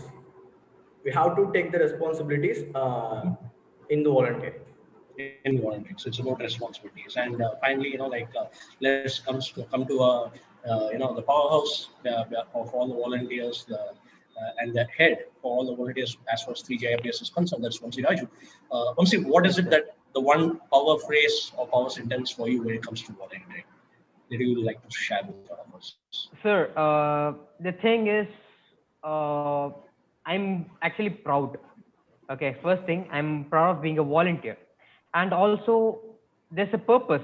I'm basically, I can tell everybody that I'm a human, I'm a person, and also I'm working from a nation. I'm working, no, I'm actually building. I'm trying to build our nation, and also I'm giving the same responsibility that I've been given. I'm giving that to others also. I'm building more and more leaders. I'm actually happy to see that, broadening the network. And when people consider you, okay, they consider you as a leader. Okay, nobody is bossy here, nobody is nobody is dominating you. Okay, it's like the sense of the connection, we're all connected. So when you become a volunteer, it tells you that we're all the same. Age doesn't matter, gender doesn't matter, nothing matters. It's just human, we're all human. Okay, we need to respect our fellow person, whatever it is, it doesn't matter. It's actually it's actually beautiful, sir. That's all I can say. So it's beautiful, creating leaders, sharing the responsibility, and building the nation. That's how it will be a summary of what Vamsi has shared with us. And volunteership makes us to feel human. That's the feedback, all the participants, all the audience is also sharing with us. That's really wonderful. So I'm saying I'd like to, for you to show your bag actually, that's a really colorful one with a lot of badges. Okay. And here I will also like to share it with all the audience over here. Is that Vamsi is one person who's always working in one volunteer project or another, and if you ask him what does he do? I mean, some people, when you ask them what do you do, they will say okay, fine, today is working day, today is a holiday, so maybe I'll have breakfast, maybe I'll watch a movie, maybe I'll go with my friends, maybe I'll go out for the beach or something like that. The same thing if you ask Vamsi, what are you doing? Vamsi, he'll say okay, fine. Morning I'm going to volunteer in this project, afternoon I'm going to volunteer in that project, evening I'm going to volunteer in this project, and night I will be volunteering and leading more leaders. So that's what actually sums up what is a typical day in his life is all about. And every single scenario, I have personally known him for more than a year now, and simply an amazing person at his age. Well matured, well grown up, and extremely proficient, and a great amount of courage and leadership in practice. That is what I like to really say about him. A wonderful communicator, a person who is very pleasant, has empathy, and even goes on to the extra mile to deliver what he says he delivers. So in spite of his schedule, he has been able to join us today. Even today, when we wanted him to come in and share about his experiences, he was having a packed day actually. And since, even then, he said, no, I'm going to be serving other people. I'm going to be sharing my experiences about volunteering with other people, and I'm going to inspire more volunteers and tell them how beneficial it is for everybody. So that's what it is from him. And like I said, every Vamsi quickly show up your back. It's like the lockdown started, he was doing the volunteering. The rains were happening, he was doing volunteering. Actually, this is my bag, guys. It's here. So I think you could see this. Okay, this is all the badges. This is all the organizations I worked with. So I worked for cancer institutes, and also I was working with an aerospace company. And here it is. Oh my God, yes.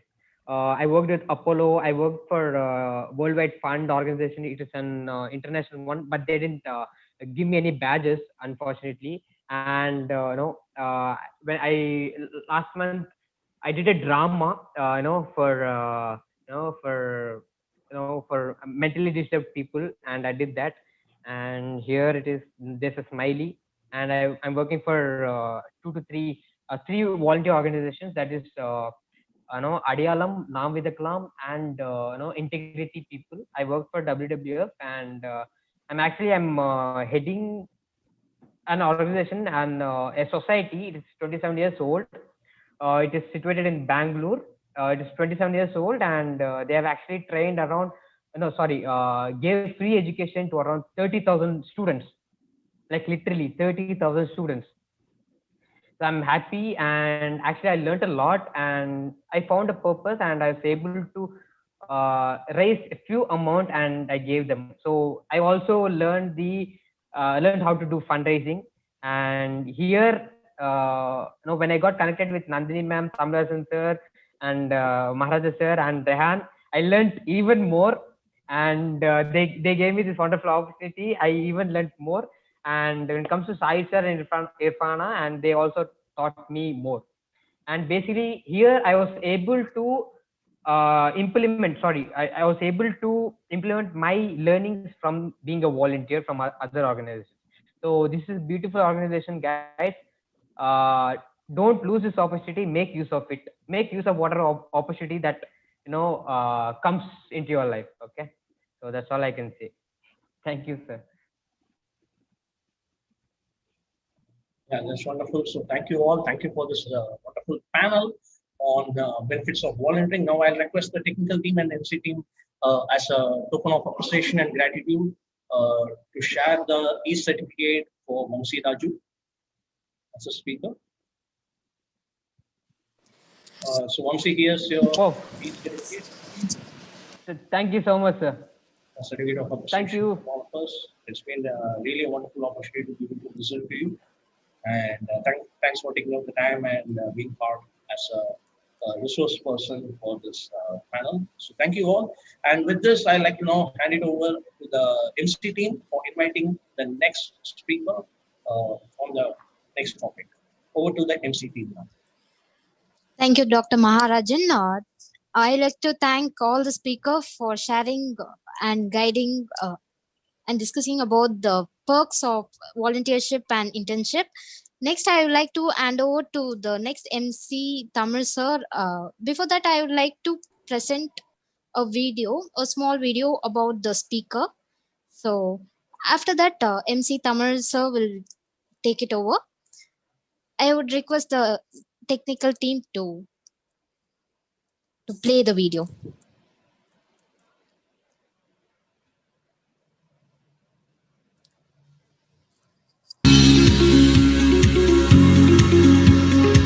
Hello everyone, welcome to Institute for Management of Life. Established in the year 2006, we present for the first time by certified, qualified, experienced coaches and mentors, inventory and audit of life. We are no longer living in an industrial age. The world has changed quite a bit in the last few years, especially the last 5-10 years. We now live in a constantly changing world where decisions are to be made more often. And we are facing 3 major challenges: health, relationships, and finance. And if we continue to do what we did, we'll continue to get what we got. In order to get what we never got before, we must do things that we never did before. Hence, a must program for everyone. Be it students, teachers, housewives, employees, professionals, unemployed, underemployed, entrepreneurs, self-employed, or anyone seeking betterment in life. What will you get if you attend these workshops? Get to know the treasure principles for a happy and successful life, and be able to create a new action plan with a new mindset, using the new tool set and strategy for the next 365 days, and be able to achieve those goals. All our programs are based on 3 steps: awareness, audit, and a new action plan. We work on an inside-out approach and treat the root to get the best results. The workshop objectives are to give you guidelines to shape up yourself, to equip you to win in any situation, and to be able to live a stress-free life. Where we all know where the focus goes, energy flows. And we are the results of our thoughts and actions. If you are already 30 years of age, considering that we might live up to 60, we are left with very little time. Every day we waste is a day we never get back. Hence, to create a winner in you and to find your winning formula, attend our workshop. Call now.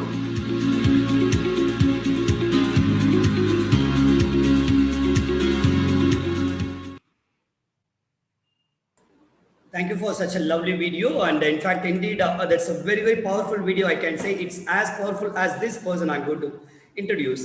This particular person is a digital wellness entrepreneur offering digital wellness entrepreneurship opportunities. Like when you hear these words itself, you'll be really fascinated with the words that has been used here: digital wellness entrepreneurship, all those things combined. I would say all these are a success mantra, I would say. And provide certification training provided with global career opportunities as well. And what is the designation is holding is a director at knowledge and learning at Big Waste Economics Technologies Private Limited. Is an entrepreneur, strategic coach, consultant. This is how he said that he is what, but what I have seen him in the last 3-4 months after associating with him, after seeing him in the conferences and in other speeches, I would say one of the powerful speakers I have seen and one of the powerful moderators I have seen. Because when he hosts this panel discussion, I don't move out my place, and I just admire the way how he handles the panel, how effectively he handles, how he stops people, how he puts forward his point, and how he takes a point from others. And such a powerful orator and an entrepreneur, and who has been making other entrepreneurs as well. It's none other than Dr. Amanullah Khan. It's my pleasure welcoming him here. Welcome, Dr. Amanullah. Good evening to all of you, and thank you very much for this lovely team of 3G entrepreneurs and 3G future builders of the nation. A big thanks to the 3G group, Dr. Maharaja, Tamilarsan, the entire team of MCs and the volunteers who are making this world a better place to live. Yes, with the introduction that Tamilarsan has given, he's actually increased my responsibility. Today, I'm here to share with you that life is never going to be the same again. Let's understand why it's not going to be the same again. What is it that we can do in order to be able to equip ourselves from time to time in this fast-changing world? In my 35 years of working experience, both as an employee in about 5 multinational companies in India and abroad, and also as an entrepreneur parallelly when I was building businesses, I realized one fact. Those who embrace the change will never see lack of opportunities. Those who are not willing to embrace the change will always find scarcity. Now the question is, how do you embrace the change? The right time, and what is the audit that you need to do in order to be able to realize what is it that is missing in us that we need to develop upon in order to be able to match with the available opportunities. Now in this session, I call this as an inventory and audit of life. And we have administered this program in corporates, in open workshops, in all kinds of audiences, from students, teachers, to even homemakers. And I find that sometimes when people attended this workshop, a batch of people who had taken VRS from the bank, they said, I wish I had attended this workshop the day I joined the bank. Basically telling us that, if they had attended this workshop, probably they have made the journey a little more differently. I also met a lot of people who had been working as a frontline members of the Google team, and they had been promoted as a team leader. They said, I'm glad I attended this workshop. If I had attended this workshop about 10-15 years later, I would have probably lost the path to my life itself. So what is the secret behind this? How is it that even people who are retired or people who have just started career are giving the same kind of experience? Because this is not a content-based talk that I'm going to give today. It's a context-based. And the context is, when we were at school, we learned that in the history, the calendar that we use today is AD. What AD is it now? Can somebody chat, right? Currently, we are at a certain AD in the English calendar. And it's a very powerful era that we are living in, 2020 AD. AD means after the death of Christ. Before that, there was BC, before the Christ. In about 15 years back, there was an internet revolution and an organization can Google became very, very popular, which is also currently or very popular. Anything that you want to search, you will go to the Google. I would call it Google Baba now, and search for the information. So life is about before Christ, after death, and before Google and after Google. But something very interesting has happened in 2019, which impacted the entire ongoing 2020 that has been a phenomenal change on a level playing field across the world, impacting the political situations, the financial situation, the career aspects of it, and most importantly, the birth of convergence of digital era. Now, when this kind of a sudden change has happened, how is it possible that people do not even audit themselves? That means if you continue to do what you did, you will just continue to get what you got. In order to get what you never got before, you need to do things that you never did before. That's exactly the reason why 3G is taken birth in this ideal situation. Now, 3G is an organization which I have invested a lot of time with Dr. Shahid and had the pleasure of learning from him the kind of transformational experience it is going to bring to millions of people. About 315 million people are looking for path to prepare for their journey for the rest of their life. Now, this is one of the most important aspects that we are going to be preparing ourselves for, life itself. And this journey is going to be impacted by sudden changes that are going to happen from time to time.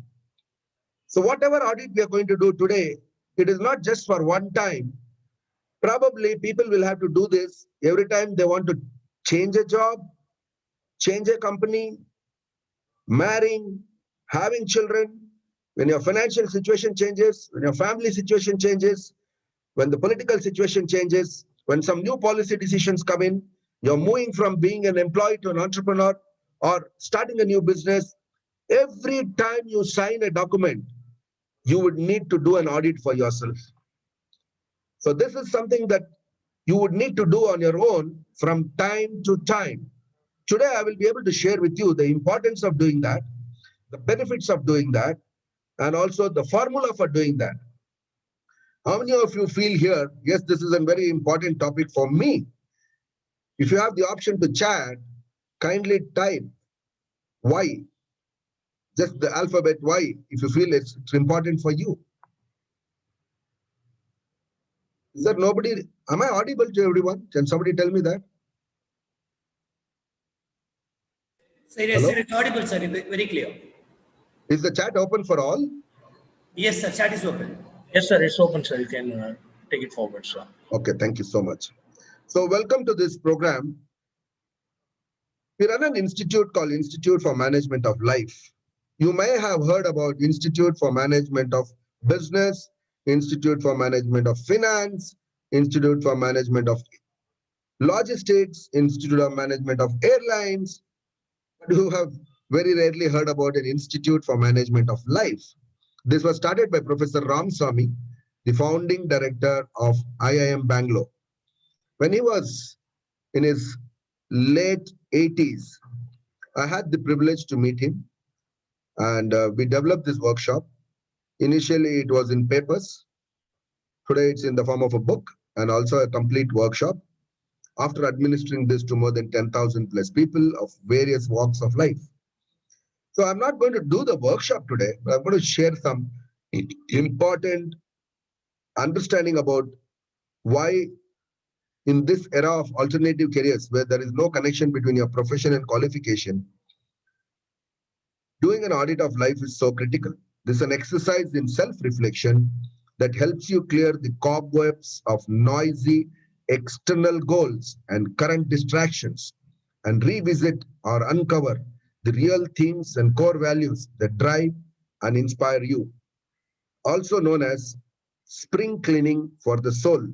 Like my previous speaker said, when you volunteer, you get an opportunity to get spiritually connected because you're working with a cause. That was phenomenal what he said. And this is exactly the reason why we need to do an audit of life. So let's take an example. Imagine you are on a large ship like a Titanic. You may not have seen on real times, but at least you would have seen in movies, pictures. The size of the ship is so huge that there is also a stadium, theater, and everything is available on the ship. And you are there on the ship, and the captain of the ship wants to change the direction. Do you think he'll look at the left and right of the ship, come left, come right, and then see if there is something and then change the direction? Or he will use some gadgets that are there in front of him? He'll use those gadgets, right? To use those gadgets, he's been trained. And while he's using these gadgets, when he makes the direction change in his cabin, at the end of the ship, a portion which is not visible to you, which is under the water, is called trim tab. It's like a small trim tab. It's like a fin.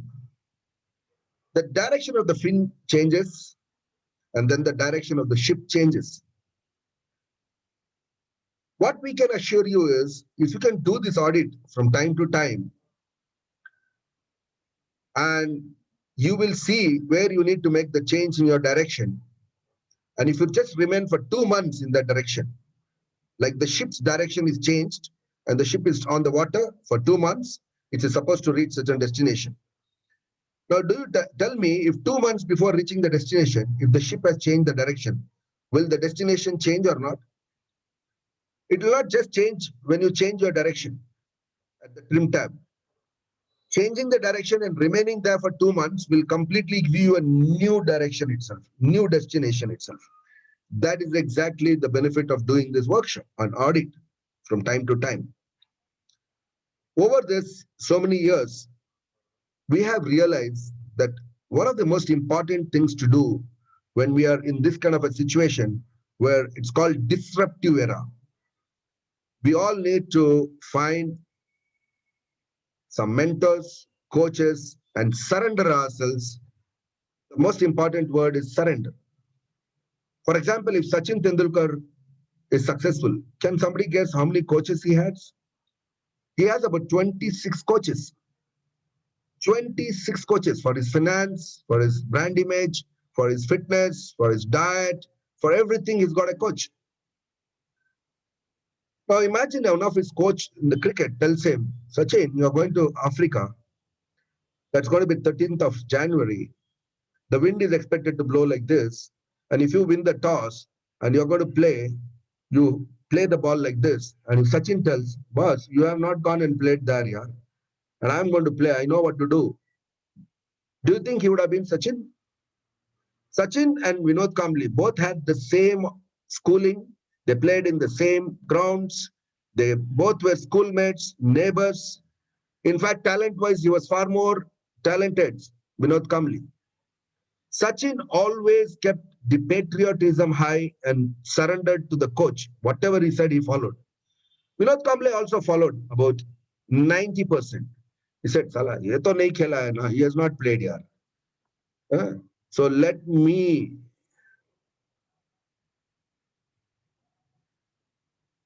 add 10% of my intuition, what I know. It's like having a bowl of milk and adding 1 drop of curd. What will happen? The entire milk will become curd. My dear friends, if you have a coach, have faith in him. If you have a mentor, have faith in him. In fact, you cannot select the coach or a mentor. The coach will decide you to have. That's how powerful a role of a coach and mentor is. And that's when you will be able to get guidelines to shape up yourself, equip you to win in any situation, to be able to create winning members of the team.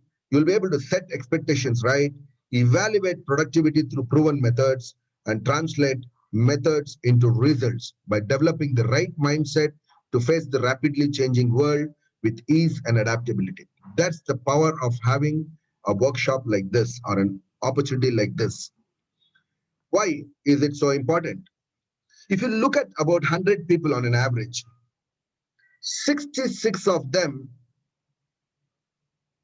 will just be average performers. Like the masses you see here. 24, whenever they attend a webinar, seminar, or meet a coach, they're motivated, they do phenomenal work, again they're back. So they need somebody to inspire them from time to time. There are 10 out of those 100 always in any given field. Nothing disturbs them, neither the situation, nobody can distract him, personal, professional, nothing he gets disturbed. And the benefit of having this doing exercise from time to time is that you will be able to reach on the top 10. If you are aspiring to be on the top 10, then you must do this exercise from time to time. Most performers live life like this. If you look at your daily life and try to write down 7 o'clock to 8 o'clock in the morning what you did, 8 to 9 what you did, like that from morning 7 to about evening 10 o'clock, you will see that majority of them, if you see for a month, 40% of your time, energy, and discussions was about your past. You know, I was living like that. Oh, I was doing this much in this company. I was doing like this. Then you will have a lot of Excel sheets, goals, everything, and future. Past is full of regret, 40% full of anxiety. And very little, 20% only they invest in their present. Can the past change your future? Or can you just planning future will change? Or your action in the present has the ability to change your future? My understanding is that over a number of experts that I have met, the best way to live is by putting 5% in the past, 5% in the future, living in the action side 90% on a daily basis will have the opportunity to change the complete force of your future. Now, this is possible using IQ, EQ, AQ, and SQ. IQ stands for intelligence quotient, emotional quotient, and adversity quotient, which is very critical now. And of course, all this will work extremely well if you have spiritual quotient. In the 1900s, if you see, there was not much of electricity, transportation, telecommunication, none of this was available. Imagine just before the time when Thomas Alva Edison invented the electricity, what was there in terms of, there was no electricity, there was absolutely nothing called computer, there was nothing called mobile phone, there was nothing called the television, there's nothing called radio, there's absolutely nothing. The people would just see sunrise, sunset, do all kinds of jobs, and those jobs are more of an agriculture-related industry. And if I were to ask you, were the people very healthy that time? Did they live long? Absolutely yes. Look at the average number of people that lived long. They're healthy, fit, and also lived long. Now, look at 2020. We have all access to information in a flick of a button. You have more education. Are people happy and successful now? Do they live long? With all this, they should have been living long and being happy and successful, right? So it is not just the IQ that matters, which we all have been focusing on the last 20, 30 years. The gut feel, the intuition, the ability to manage your emotions has a far more impact, and the ability to manage yourself in adverse situations, which is going to be a norm of the day, because an average graduate today would need to change about 14 jobs by the time you're 35. And every time you change a job, there's going to be an emotional breakdown, there's also going to be a financial loss, and there's also going to be a huge social impact. That too, if you're lucky, 14 jobs. Otherwise, the gig economy which says you may have to do multitasking. In such a scenario, The balance of life itself is one of the most critical areas of life. So if you are able to understand that your secret of success depends on spiritual quotient, emotional quotient 40% and 40%, and IQ just constitutes to 20%, because the technology will take over most of the things. Hence, this is a three-step process. What I just shared with you is an awareness stage. The next, we are talking about audit. And after audit also, nothing is going to change unless you decide to take some new action. And that new action should be a massive action, because it's possible to take massive action with the power of technology that is available today. The effort will be same for an action versus massive action, but the result can be phenomenally different. One of the biggest reasons people are not able to achieve everything that they want in their life is because they are trying to copy someone else, not realizing that everyone has a different question paper. The purpose of your life, please identify that. And the life purpose itself is to identify the purpose of your life and live the life of purpose. How do you do that? Get in touch with someone whom you consider would be a role model that you would like to emulate, and he is willing to mentor you. They will definitely be able to guide you. And in a fast-changing world, having a coach or a mentor can be a greatest leverage that you can have in your life. The first form of leverage is acquire a mentor. The world is moving very, very fast. The time it took from move from agriculture to information age was hundreds of years. From information age to a wisdom era, we're going to move very, very fast. The third wave, the first wave, and the second wave that lasted from millennia to centuries to decades hardly exists for 3 to 4 years now. The shelf life is coming down. So hence you cannot change the fruit without changing the root. You just reap what you sow. The methodology is treat the root, not the shoot. In the last 30, 40 years, people have been treating the shoot. Just a cosmetic approach. Nothing is going to change much. That's why we are seeing today, look at the hospital scenarios, the healthcare system, the environmental system, everything has collapsed. Every country has got exposed.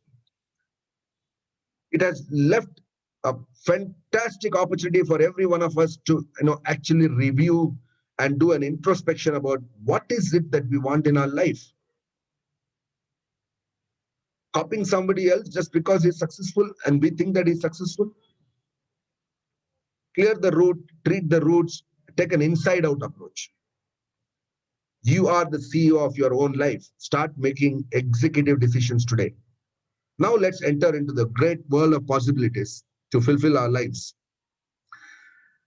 Here I would like to share with you, sometimes when I'm sharing this kind of a session, come on, yaar, there's already a question. Does an individual require many coaches or one coach is enough? Anonymous attendee. My dear friend, it depends on what is your goal. If you are very ambitious and you are skilled and want to achieve many things in your life, and it depends on your age, your eating habits, your financial situation, depending on that, you may need multiple coaches for sure. And to sum up this, I want to share the first part. The illiterate of the 21st century will not be those who cannot read and write, but those who cannot learn, unlearn, and relearn. Alvin Toffler said that, great philosopher. Now, does it not apply this exactly at this point of time in our life? Is that not so relevant now? Inventory and audit of life, learn, unlearn, and relearn from time to time. It's so relevant. It's so relevant. Change the gears of learning from time to time. This process is difficult, but no pains, no gains.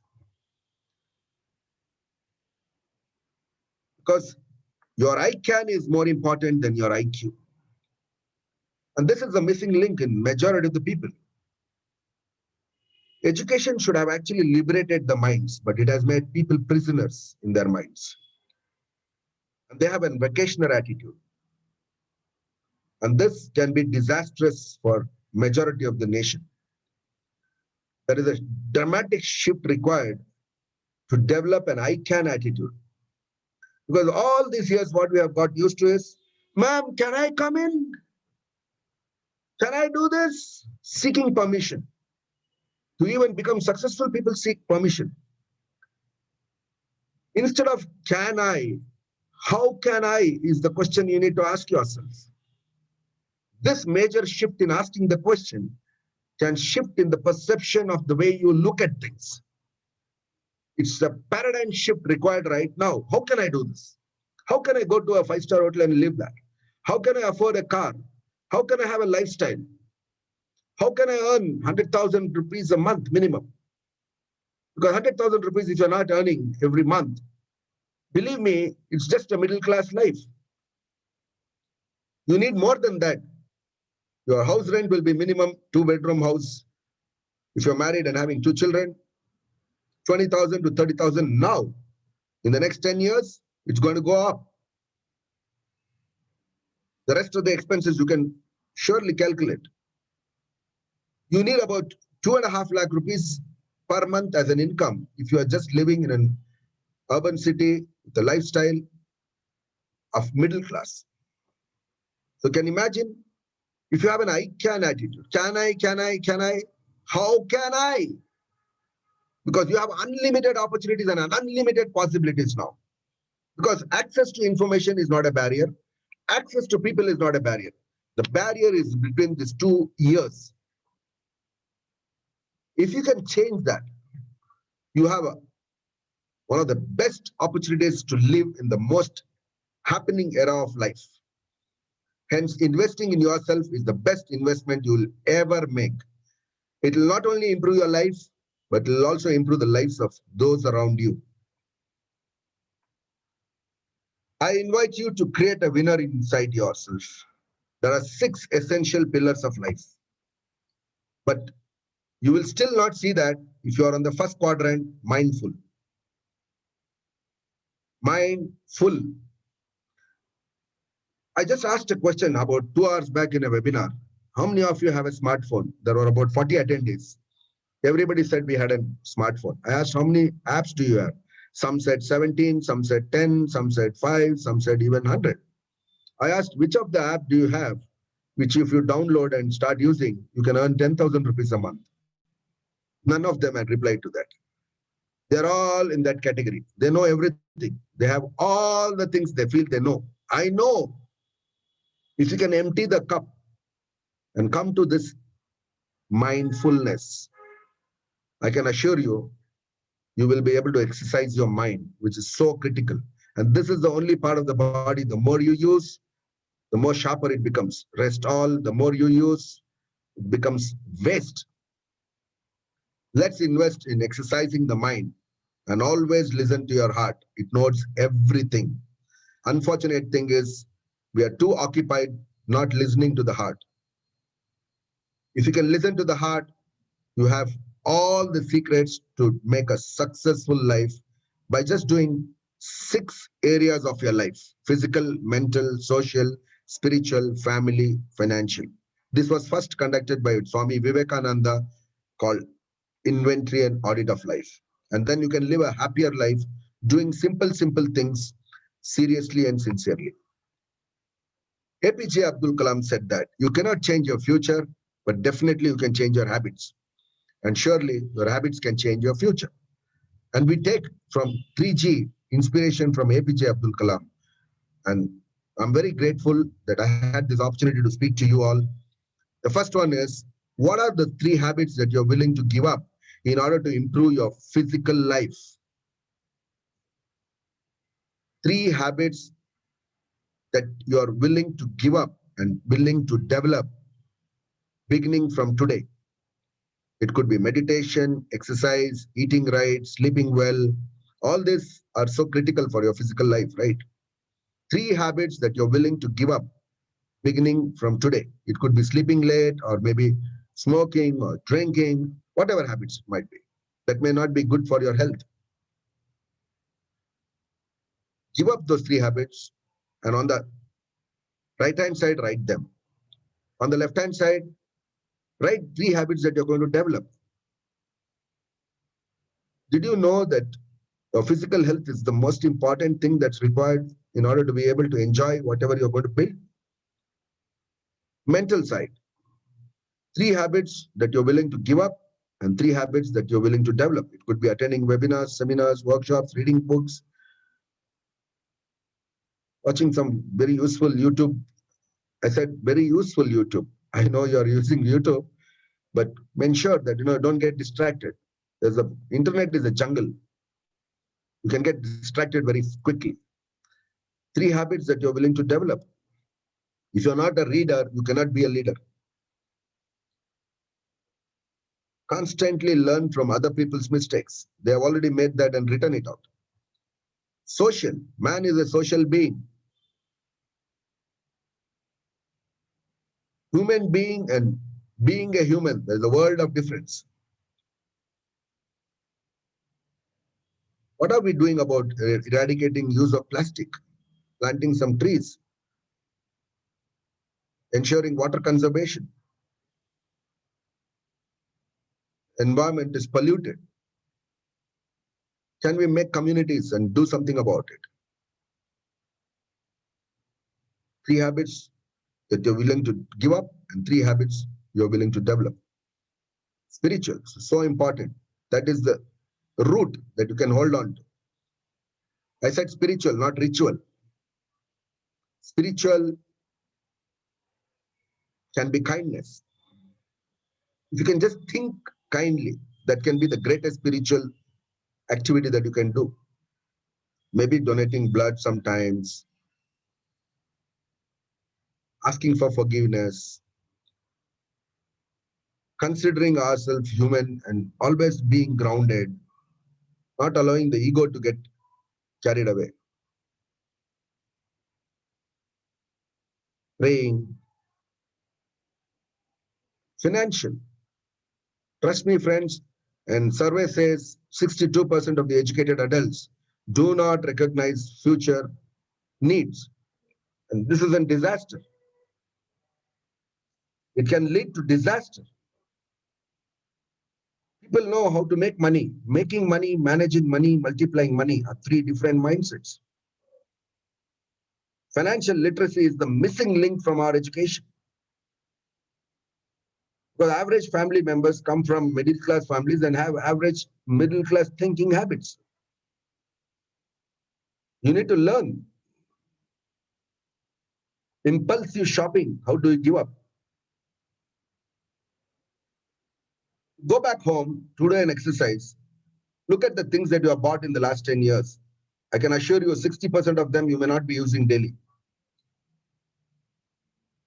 And 30% of the things, even if you don't have at home, you can still survive happily. If you start investing and buying things like that, the day will come when you'll have to sell the things that you badly need. It's so critical in your life. If you're not investing in the multiple diversified investments, you need to learn the art of investing before spending. And of course, why are we doing all these things? For a family. Father and mother, I love you. That's what family means.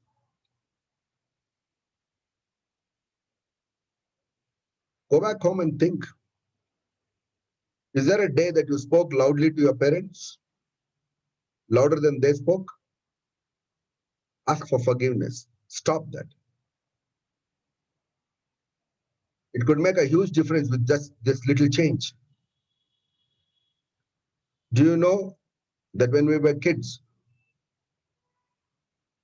what all they would have done for us?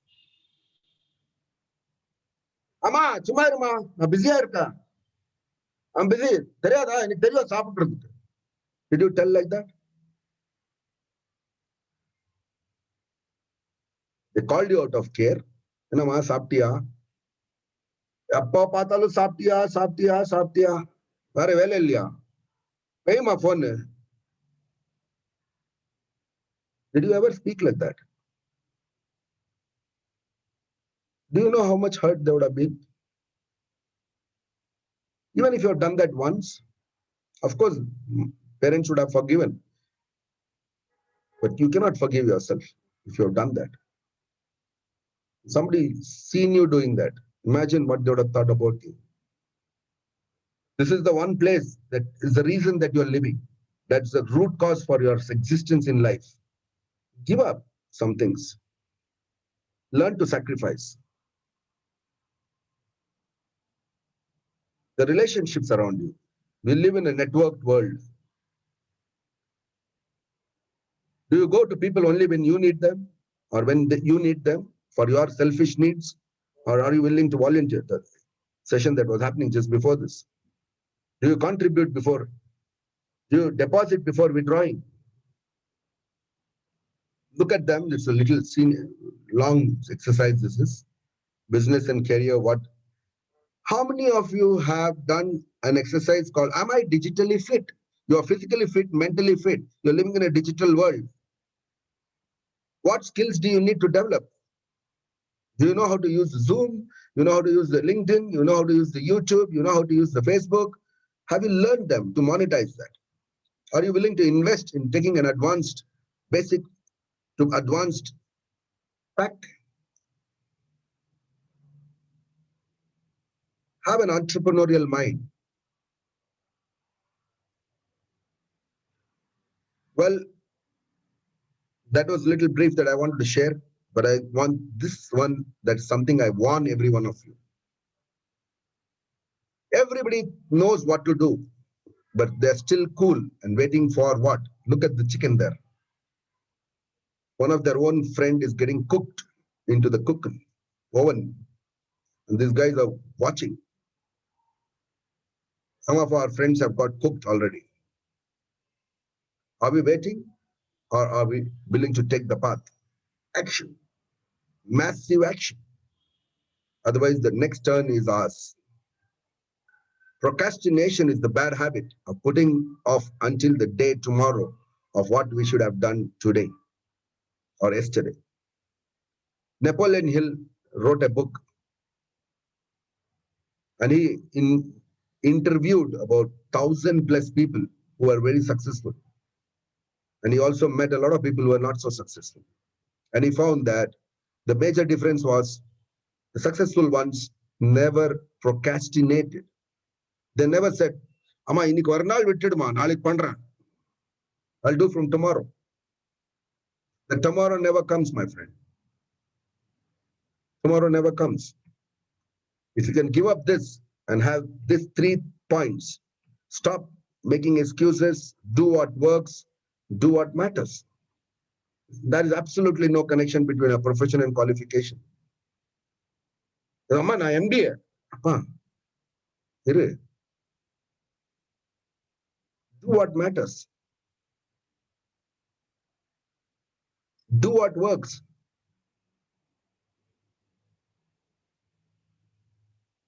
If you can go back to your hometown and still be happy, earning 1/3 of what you're earning here and be able to be with your family, have good oxygen, have good milk curds, and also work in the field and also support some community around them and make a happy living, I think that's a far more better contribution to life than trying to copy someone else and not having an enjoyable life.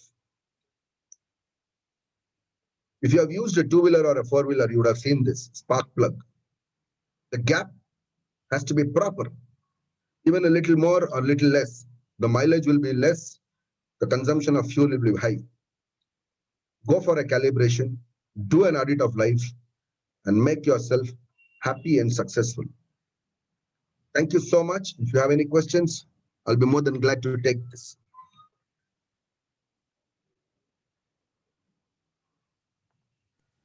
Yes, sir. I would request Dr. Maharaja to join us for the question and answer session. Hi, Maharaja. Please go ahead. Yes, sir.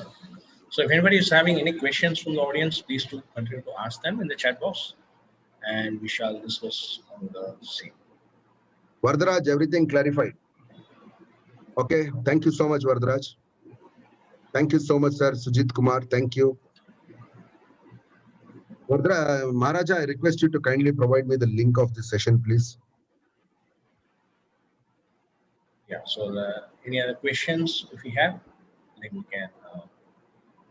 Maharaja, just offline. do not forget to share the video link of the session. Sure, sir. Sure, sir. We'll discuss. Asika, nice session. Thank you so much, Asika. Thanks for your kind words. Just more than nice, I would request you to apply it in your life, Asika. Yeah, that's Sorry even for more being prescriptive. I want you to apply it in your life. At the end of the day, with 3G, my goal is to see millions of people happy and successful. Okay, so there was one question which I like to like have a discussion with you, sir. So like both of us are in the field of coaching and consulting. Does a person require one coach or multiple coaches? This is a question like often. Yeah, I answered that a little while yeah, ago. So I like to like have a detailed discussion with you also over there is in terms of like where or which context do you feel that a person may require a lot more coaches? Now, you also gave the example of Sachin Tendulkar. It's like that, where, when can a person have multiple coaches? Number one. The second thing is what a person should do. Like having coaches actually makes a person's life easy. If it's a life coach, or if it's about relationships, it makes relationships easy. If it's about finance, then a good portion of finance can be taken care of. The probability actually increases. So, what should a person look for in a coach? That will be one question. What should be the attributes a coachee should have, a person should have when they approach a coach to be more receptive for coaching? That is the next question. The third question is how can a person become capable? What resources and resourcefulness do they need to have multiple coaches in their life? So these will be the three questions. I'll take the second question first one. Sure, sir. Thank you very much for that elaborate question. And I think you have asked a very important question that can clarify the cobwebs around identifying a coach, being with a coach, and utilizing the coach effectively. Yes. Okay, so the second question was very important. What attributes does a person need to have before having a coach? In my years of understanding and also reading a lot of articles, books, and seminars, workshops, and meeting a lot of successful people and not so successful people also, who may have hired the coach or not have hired the coach, immaterial of that, one of the biggest attribute one needs to have, especially in a fast-changing world, is being coachable. If you are not coachable, you may have hundreds of coaches and still nothing is going to change for you, my friend.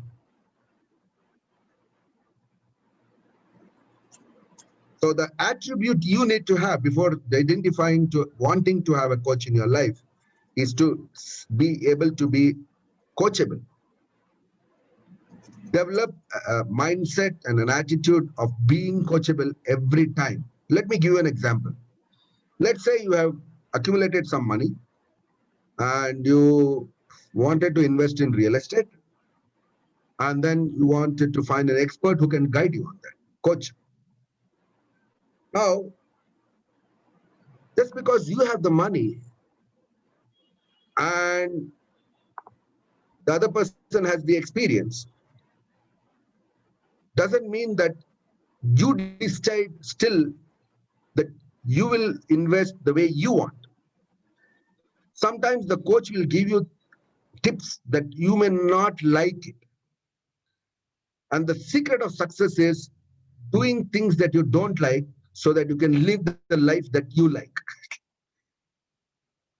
People use the emotional side even when they hire a coach. Unfortunately, only 10 to 20% of the people who hire a coach are being able to use the effective tips that comes from coach. Of course, you should have your gut feeling and intuition, but when you hire a coach, be extremely judicious. Don't just hire a coach. My friend would have friend will come. My friend's friend is there. I will recommend you. Go by the merit. Look at his testimonies. Talk to some of his clients. Find out what benefits they got. What is the major difference they could find by hiring this coach in the last 365 days. You do your homework. There may be people who claim to be a coach, but is he effective? It's not about successful. It's about being effective. Effective people are always successful, but successful people need not be effective. No wonder Dr. Stephen R. Covey wrote a book, 7 Habits of Highly Effective People, not Successful People. So my dear friend, first question I have answered. The second question I have answered. Third one. My sincere request is, how many coaches would you have? Let's say you are wanting to be a very national level player on a certain sport, and you have the right age, you have the money, and you are coachable. Your branding needs a coach. Today, your digital branding matters. Your PR matters. You may be very good at your sports, but if you don't have a PR, you will still not be able to go to number one. So there are multiple coaches that may be required based on your aspiration and willingness to reach to the top. Look at Sania Mirza. She's got excellent coaches, and she's an extremely coachable person. And sometime during your success, you might have lots of distractions coming to you. And at that time, you may get trapped. And the coach may tell you, don't get trapped. And that is an emotional trap. It could be falling in love. It could be signing a contract without reading the right terms. You will need coaches, my friend, multiple coaches. So from time to time, you may need to evaluate how many coaches in which areas I may need. Now, for example, I started my career as a very humble beginning selling milk on cycle. At that time, I didn't have money to hire a coach. Neither did I know what is a coach. 1985. But today I'm building 3 businesses. One is in fintech. The other one is assisted e-commerce. And I also have a digital wellness entrepreneurship opportunity from Germany, working on a global scale. Now I need to learn about wellness. So I need to understand wellness properly. I need to learn about fintech, the technology involved in it. I need to learn about assisted e-commerce. Then I need to know people who can do a proper platform development using latest technology, artificial intelligence, so that from time to time I can compete. I'm not an expert on that. So I will need to have someone who is an expert and hire him. So it depends on your situation. From time to time, you will have to change. And I think everybody's situation in these days are changing every 2 to 3 years. The shelf life is, that's all. So I think I've answered these questions to most of the people's understanding. If still you have any questions, Maharaja sir, I'll be more than happy to clarify. Yeah, I think it's a good place. We have answered all the questions. And of course, let me just have a quick check if any other questions. The audience is having any other questions. And then accordingly, we can take it up. So in terms of, another thing that auditing is all about, is another insight that I think will help all the audience to also go through. You have, of course, shared a very detailed framework too, in terms of physical, financial, family, and father and mother. I love you. That expansion is it's the biggest takeaway for me personally, if you ask me, is that, how frequently will you recommend a person to dedicate, and make it a real practice? It's more about the consistency and it's more about the regularity. At least once in 6 months, and you have to see this every day, 5 minutes. So once in 6 months, they have to do the auditing and read through that. Every day you have to see that sheet at least for 5 minutes. What have I written? And what are my actions towards that, what I have committed to? Okay. You should have it on your vision board and see it actually. Perfect. So can we have it that in the form of, if I have to say it? Yeah, I can share it with you. I'll share the soft copy of the book. You can share it with everyone. Perfect, sir. So will it be realign yourself every 6 months? Then once you have realigned, to ensure that the visibility is there, keep it in front of you in your vision board, or look at it every day for 5 minutes, and then ensure that you're congruent in terms of your action, RBC, realign, visioning it, and congruent in terms of Sometimes action. one mistake people do here is, let's say in our physical side, you are very healthy and you think, well, how much marks to give? The best person to give you marks is yourself. So sometimes they will say, I'm on 8 on physical side, fine. When it comes to financial, I'll give you the parameters. If you don't have credits, if you don't have any liability side, don't use a credit card, and you're very, what do you call it, as a self-sufficient guy, you don't stretch yourself unnecessarily, and you invest from time to time, then you may write 3, let's say finance side. And like that, in different areas, you'll write different marks. Family, social, 6 pillars, you'll write 6 different marks. The highest of yours may be 8. Now, some people work more on that area. Now, keep that 8 as an 8 and keep all other areas to try to bring it to 8, if it is not to 8. So when you're writing 3 habits to develop and 3 habits to give up, find out in every area which are the 3 habits if you give up and which are the 3 habits if you develop. You will be able to reach from 3 to 8 on the financial side, which is 8 as the barometer of yours. Perfect. So on a scale of 1 to 10 is what you measure. And your highest will be yours. Anything below 5 is an area of concern. Wonderful. So it's like, do it in terms of self-acknowledgement, be honest with yourself, radical honesty. Absolutely. And then, in terms of keep on measuring it, because what you measure, you can then go ahead and improve upon it. And of course, it's not just about being it balanced, it's about having it all. And that's what, it's all about, being really successful in life. Life is a holistic life. Life is a balance. Yeah. Life is not about, I know people, if you go back in 1925, 1930, very successful people from all around the world met in a hotel of Chicago. Somewhere the iron king, somewhere the wheat king, somewhere the shipping kings. And after 25 years, these people were again found out and tried to understand where they were. 30% of them were bankrupt. 20% of them had committed suicide and become lunatic also. Is that success? Oh, the definition of success is something that's very holistic. Don't look at people trying to, praise you. If you are consciously able to sleep well in the night without having any, baggage, that is your, measurement of your success and happiness. Just be conscious about, spiritually conscious. You don't need an agreement after that. Okay. So with this, I think we're coming in for the closing of the session. I'll request the MC team to take over, MC Tamil, to take over and present a token of appreciation. E-certificate to our speaker, Dr. Amarullah Khan. Sir, kindly give me this clipping of the session, sir. Please. Yes, sir. We'll do it, sir. Definitely, sir. This is also going live in YouTube. You can also right away, as soon as the session is over, you can go back to YouTube and watch it. I'll appreciate if you can share the link. I can copy the link from here, right? I'll send it to you personally, so I'll share. Okay. Okay.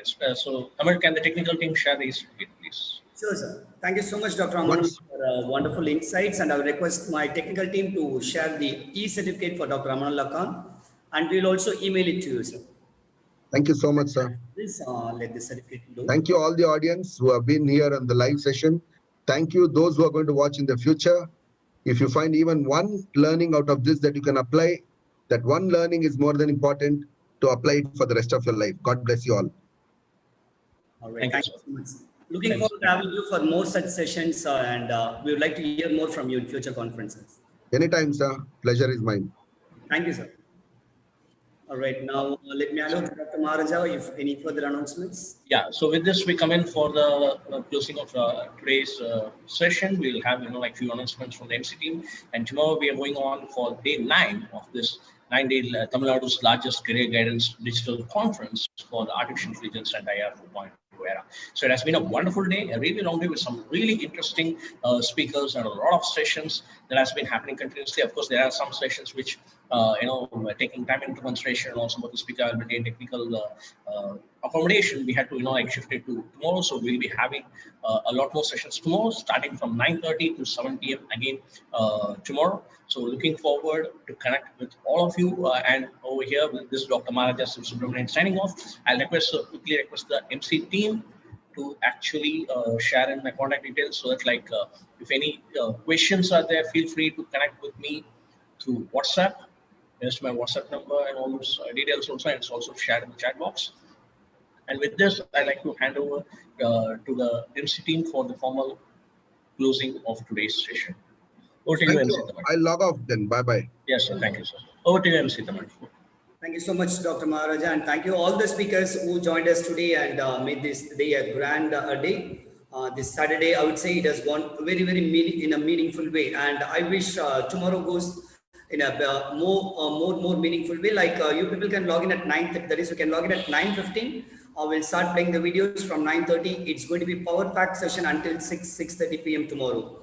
So those whoever has missed, because out of these 9 days, most of you would have joined only today, or most of you or yet to watch the YouTube video, or you would have been traveling with us for almost last 9 days. For example, I'd like to name a few like HR Asma and Mr. Vardarajan. I think you both were really supporting us for the last 8 days, and also there are a lot more people who have continuously been supporting us, whether it's in the Zoom or whether it's in YouTube, and also a lot of messages in WhatsApp. We really respect your time. When you are giving your time to us, which means that we have to value that, and that's the reason we are giving you a lot of knowledge on this career-based thing, whether it's a career guidance or anything about new age career, artificial intelligence. And tomorrow, once again, yes, so we'll start the session, like the second session would be from Dr. Shahid, where you'll be speaking more about the 3G Me Life platform. Dr. Shahid, Mr. Kannaya and Irfana, also Dr. Maharaja will be sharing more detail, because a lot of you have been asking about what is 3G Me Life, what is the income earning opportunity, all those things. So please do join tomorrow's session. We start at 9:30 a.m. Mr. Sridhar will be starting the session. And 10 o'clock, 10 to 12, that's going to be the 3G Me Life platform session, where you are going to understand what is 3G Me Life, what are the income opportunities available over there, and what is this platform is all about. And also, we have so many other external speakers lined up, and it's going to be power pack session tomorrow. I would request, being the last day, I would request everyone's attention to be, because if it's going to be a lot more days, maybe you can think that, okay, let me attend it some other day. But with tomorrow, it's getting over. So I would request you to join us tomorrow. And if you have not yet become the participant of the webinar, the conference, you can go to the website 3gmelife.com, click Tamil Nadu State, and then click register now. And then you need to fill in the form. You can fill in the referral code as 002, which is our 3G Mission Advisor, Dr. Maharaja's code.